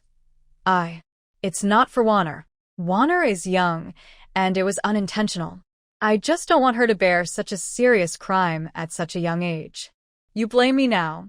I was confused at that time. Were you confused too? Seeing the reaction of Lin's mother, Lin Warner, who was standing aside, immediately made an extremely aggrieved expression, threw herself into Lin's mother's arms with tears in her eyes, and said with sobs, "Mom, I didn't mean it back then. I regret it very much. If I had known that my sister would suffer such a great harm, I would have surrendered myself on my own initiative." Looking at her heartbroken look, Lin's mother was full of heartache, and her anger dissipated a lot. She gently stroked Lin Warner's hair, trying to comfort her, and her voice became much softer, and she said softly, "Warner, Mom doesn't mean to blame you. You are my daughter raised by me, and no one knows your character better than me." Lin Warner looked pitiful on the surface, but her eyes were full of ridicule. She sneered in her heart. What a fool who is easy to deceive. Just a few hypocritical performances can make her go around in circles. Her eyes secretly looked at the door of the ward and happened to meet the eyes of Shin Wanru, the female director standing outside the door. Both of them flashed a smug expression on their faces, and Shin Wanru secretly gave Lin Weiner a thumbs up. Lin Weiner was even more proud. This is called repairing the plank road in the open but crossing Chinsong in secret. The feeling of playing Lin's mother around in circles is really wonderful and fulfilling. Ha ha ha ha. Lin's father also noticed Shin Wanru standing outside the door, and his eyes immediately became much softer. Thinking of her passionate appearance this morning, he was even more greedy and wished that Lin's mother, the old witch, would get out quickly so that he could have another try with Wanru. A malicious smile appeared at the corner of his mouth, and he nodded slightly to Shin Wanru secretly. Shin Wanru felt that this sneaky feeling was too exciting. She bit her lips and lifted the corner of her white coat with her fingers, revealing the black silk underneath. This made Lin's father even more excited, and he wanted to bring her to justice on the spot. However, due to the presence of Lin's mother, he couldn't do it too obviously. He could only perfunctorily say, "Hey, I'm not afraid of anything, but I'm afraid of your tears. Can I send someone to find that evildoer now?" As he said that, he picked up his mobile phone and seemed to be sending a message to his men to find Lin Qian. In fact, he was sending a message to Shin Wanru. The words were so explicit that Shin Wanru, who was outside the door, felt hot and her legs went weak. Lin's mother didn't notice the little movements between Lin's father, Lin Warner, and Shin Wanru at all. She was still holding her baby daughter, patting her back gently, and constantly comforting her. Lin's mother sighed in her heart. How could Warner be blamed for what happened 5 years ago? If you want to blame someone, blame Gu Yilin for not standing firmly, and also blame Lin Qian for being there by chance. If Lin Qian hadn't been there, how could she have taken the blame for Warner? Everything is fate. Mother Lin comforted Lin Warner for a long time before she calmed her down. Lin Warner smiled sweetly at her mother. "Mom, I'm sorry, it's all my fault. You're still hurt in your stomach, but you comforted me. Mom, go back to the ward and rest quickly. Don't get tired." Seeing her daughter like this, it was so thoughtful. Mother Lin felt comforted, and her original fatigue dissipated a lot. She patted Lin Warner's back gently and said softly, "Silly child, Mom is fine. As long as you are fine, Mom will be relieved." Mother Lin turned to look at Father Lin with a serious look in her eyes. "Ziyuan, please arrange more people to look for Qianqian. After all, she is our daughter. No matter what she did, we can't just ignore her." Although Father Lin was reluctant, he still nodded and agreed perfunctorily. A sound. After Lin's mother finished her instructions, she took Lin Wanru out of the ward. At the door of the ward, they met Shin Wanru, who looked kind. Mother Lin smiled. Her tone was polite and gentle. "Dean Shun is here." Shin Wanru smiled and responded, "Well, I just wanted to go to the ward to see Mrs. Lin, but I came to nothing. Look at Mr. Lin. I didn't expect Mrs. Lin to be here too. Mrs. Lin looks good. She must be fine now." Mother Lin said gratefully, "Thanks to Dean Shun's care, the wound on my stomach is not serious." Shun Wanru's tone was a bit serious. Even if it's not serious, you have to rest more. After all, health is the most important thing. Lin Wanner immediately pulled Lin's mother to act coquettishly. Mom, you have to listen to the doctor. I will take you back ward. Mother Lin nodded, letting Lin Wanna support her as she slowly walked towards the ward. Shun Wanru looked at the backs of Lin's mother and Lin Wanner as they left, the pride in her eyes almost overflowing. After they walked away, Shun Wanru pushed the door into the ward and locked it directly. Father Lin couldn't wait any longer. His eyes were full of anxiety. In order to avoid being discovered, he pulled Shun Wanru into the bathroom, tore off her black stockings, and pressed her against the wall impatiently.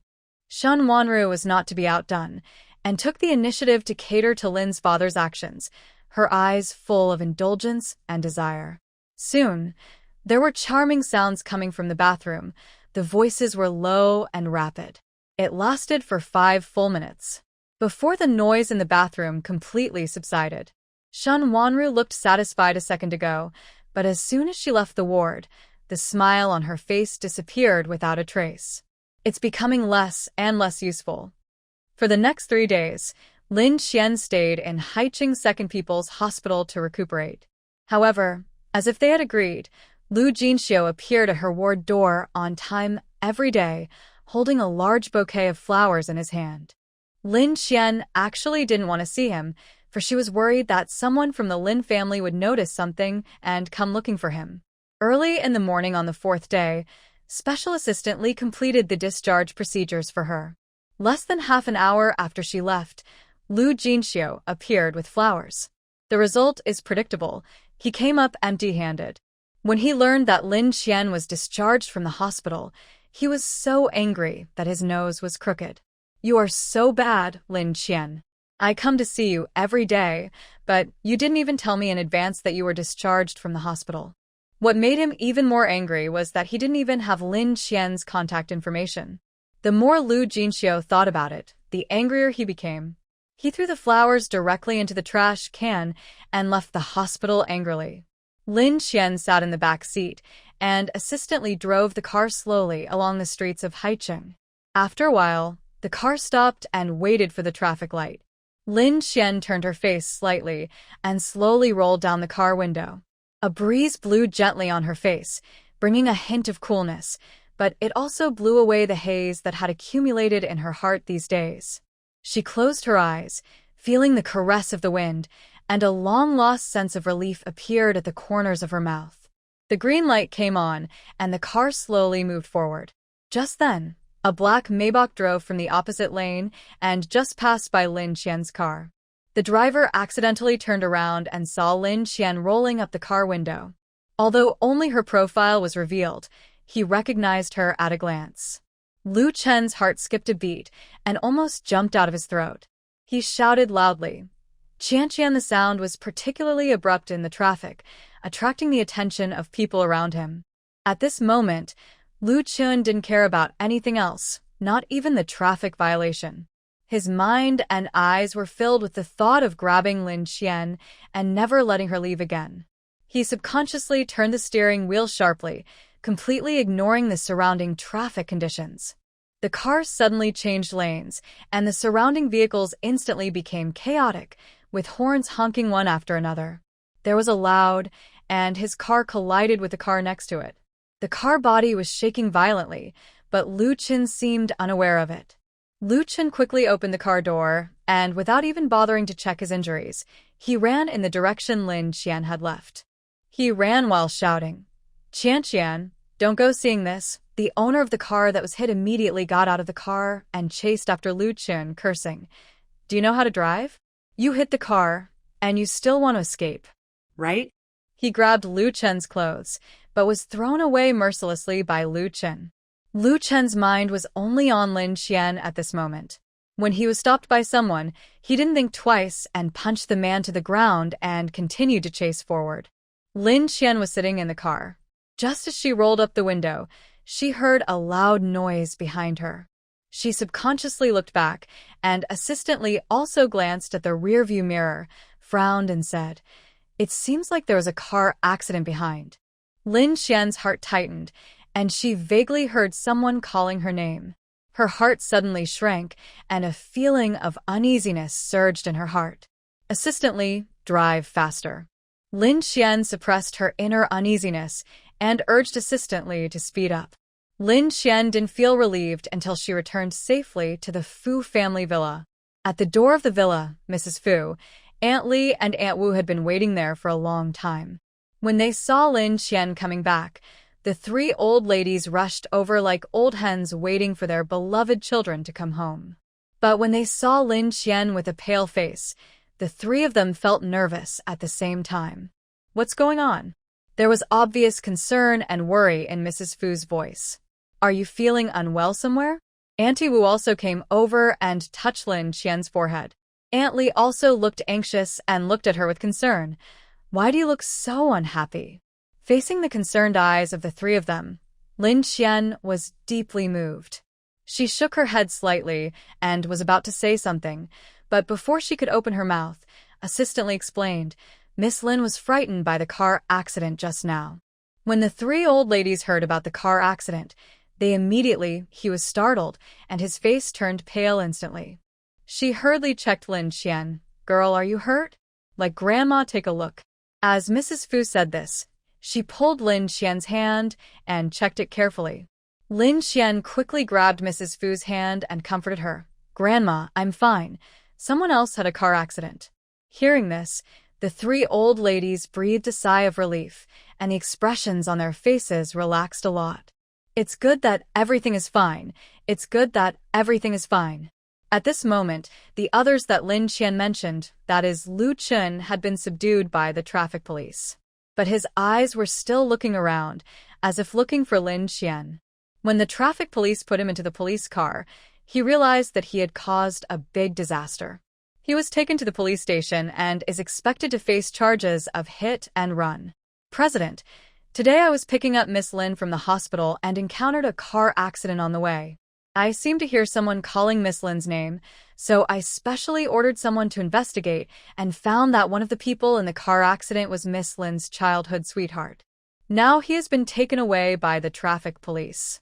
However, under the condition that there is no casualty and no crime is constituted, a fine of more than 200 yuan but less than 2,000 yuan will be imposed, detention of less than 15 days, and the motor vehicle driver's license will be revoked. President, do we need to work on this matter? Fu Shiya sat at the desk in the study, with his long legs crossed. After listening to what Assistant Lee said, his slender and beautiful fingers tapped the table lightly, making a crisp sound. Assistant Lee stood aside, patiently waiting for his instructions. Then let's deal with it to the maximum extent. Fu Shiya's voice was low and powerful. Assistant Lee nodded. If the president has no other instructions, I will do it. Yes. Fu Shiya waved his hand, indicating that he could leave. However, just as Assistant Lee reached the door of the study, he was stopped by Fu Shiya again. He stopped and turned to look at Fu Shiya with a hint of doubt in his eyes. Fu Shiya remembered that Lin Xian was imprisoned for 5 years by Lu Chen and had a broken leg and lost a kidney. His eyes were deep and cold. Administrative detention was too painless for Lu Chen. Assistant Lee looked at his boss's uncertain face and asked cautiously, Does the president have any other instructions? Arrange the people inside and make sure to take good care of him. There was a hint of coldness in Fu Shiya's voice. I don't want to see him come out in one piece. Assistant Lee's pupils shrank slightly, and he instantly understood what Fu Shiya meant. The boss was going to avenge his future wife. He just started to pursue her, but he protected her like this. He didn't dare to think about how the president would protect Miss Lin if she really married the president. A hint of excitement flashed across Assistant Lee's face. When his wife found out what the president had done for her in the future, she would definitely be moved to tears. Don't worry, President. I will definitely handle this properly. After saying this, Special Assistant Lee left. Fu Shiya took out a cigarette and lit it. He held the cigarette between his slender fingers, slowly brought it close to his thin lips, and took a puff. The white cigarette ace instantly ignited a small cluster of bright flames. He narrowed his eyes slightly, and a trace of coldness that others could hardly detect flashed in his deep eyes. The smoke slowly came out from his lips. At first, it was a small ball of condensed white, and then gradually dispersed and diffused in the air, enveloping him as a whole, as if adding a layer of mysterious and dangerous atmosphere to him. He leaned back in the chair, his legs still elegantly crossed, one hand casually resting on the armrest, and the other hand flicking the ash from time to time. The whole person was indescribably casual. However, before he finished smoking, Aunt Lee's voice came from outside the door. "Young master, it's time to eat." "Okay." Fushie responded. He slowly put out the cigarette in the ashtray, his movements elegant and cool. However, he did not leave the study immediately, but opened the window. Fresh air rushed in, dispelling the smell of cigarettes in the study and on his body. He straightened his clothes and then walked downstairs. At a glance, he saw Grandma, Aunt Lee, and Aunt Wu surrounding Lin Xian. The atmosphere was warm and peaceful. Mrs. Fu held Lin Xian's hand, just like she treated him when he was a child, full of love and care. "Qian, don't feel restrained here. From now on, this is your home. Just tell Grandma what you want to eat, and she will let Aunt Lee cook it for you." Aunt Lee brought out a plate of freshly cooked braised pork from the kitchen. "Miss Qian, I don't know what you like to eat, so I just made a few of my specialties. Come and try them." When Aunt Wu saw that it was braised pork, her smile deepened. "Aunt Lee, our eldest daughter likes braised pork." "Really? If you like it, then eat more." Old Mrs. Fu picked up the chopsticks and picked up a piece for Lin Xian, looking at her expectantly. "Qian, try your Aunt Lee's cooking." In her 23 years of life, Lin Xian had never been treated so carefully. Suddenly, being loved like a treasure made her feel overwhelmed and moved. Her nose was sour, and she had the urge to cry. She suppressed her emotion and said, "Grandma, Mr. Fu hasn't come yet, let's wait for him." Mrs. Fu said nonchalantly, "No need to wait for that brat. Qian is hungry, just eat first." Hearing this, Fu Shiya smiled helplessly. "It seems that my first place in Grandma's heart is no longer secure." Mrs. Fu rolled her eyes at him. "You still know how to come down. I thought you weren't hungry." He just wanted to get rid of the smell of cigarettes on his body first. After all, Lin Xian was weak and couldn't stand the smell of cigarettes. "Okay, it's my fault." Fu Shiya didn't argue. Just as he was about to sit opposite Lin Xian, he was forcibly pulled over by Mrs. Fu and pressed next to Lin Xian. Fushie. "Lin Xian. Okay, let's eat." The old lady was afraid that Lin Xian would be embarrassed, so she kept picking up dishes for Lin Xian. Aunt Lee and Aunt Wu also kept picking up dishes for her. Lin Xian didn't have time to eat, and the bowl was piled up like a mountain. Fu Shiya saw that Lin Xian was too embarrassed to say anything. Taking the initiative to help her out, "Grandma, if you keep taking more food, she won't have to eat tonight." As he said that, he took half of the food in Lin Xian's bowl. Lin Xian looked at him in surprise. Fu Shiya's mouth corners unconsciously raised a faint arc. "Eat more. You are too thin." As soon as these words came out, Mrs. Fu smiled so hard that her eyes narrowed into a slit, and she joked, "Oh, my eldest grandson has finally come to his senses and knows how to care for others." Aunt Lee and Aunt Wu also covered their mouths and laughed secretly. Lin Xian's face instantly turned red like a ripe apple, and she lowered her head and ate silently. During the meal, the atmosphere was particularly warm.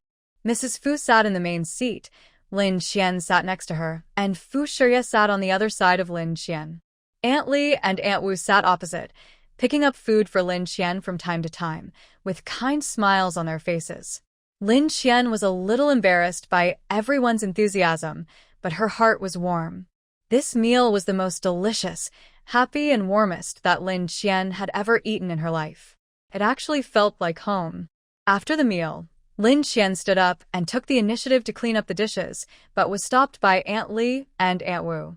Aunt Lee smiled and said, "Miss Qian, you've just been discharged from the hospital, and your body has not fully recovered. Don't bother with these things. We will do it." Aunt Wu also echoed, "Yes, miss. Here are your Aunt Lee and I. Go to the living room to rest." Mrs. Fu pushed Lin Xian to Fu Shiya and said meaningfully, "You young people have a common language, so have a good chat." After that, she took Aunt Lee and Aunt Wu to hide in the kitchen. In the living room, Only Fu Shiya and Lin Qian were left.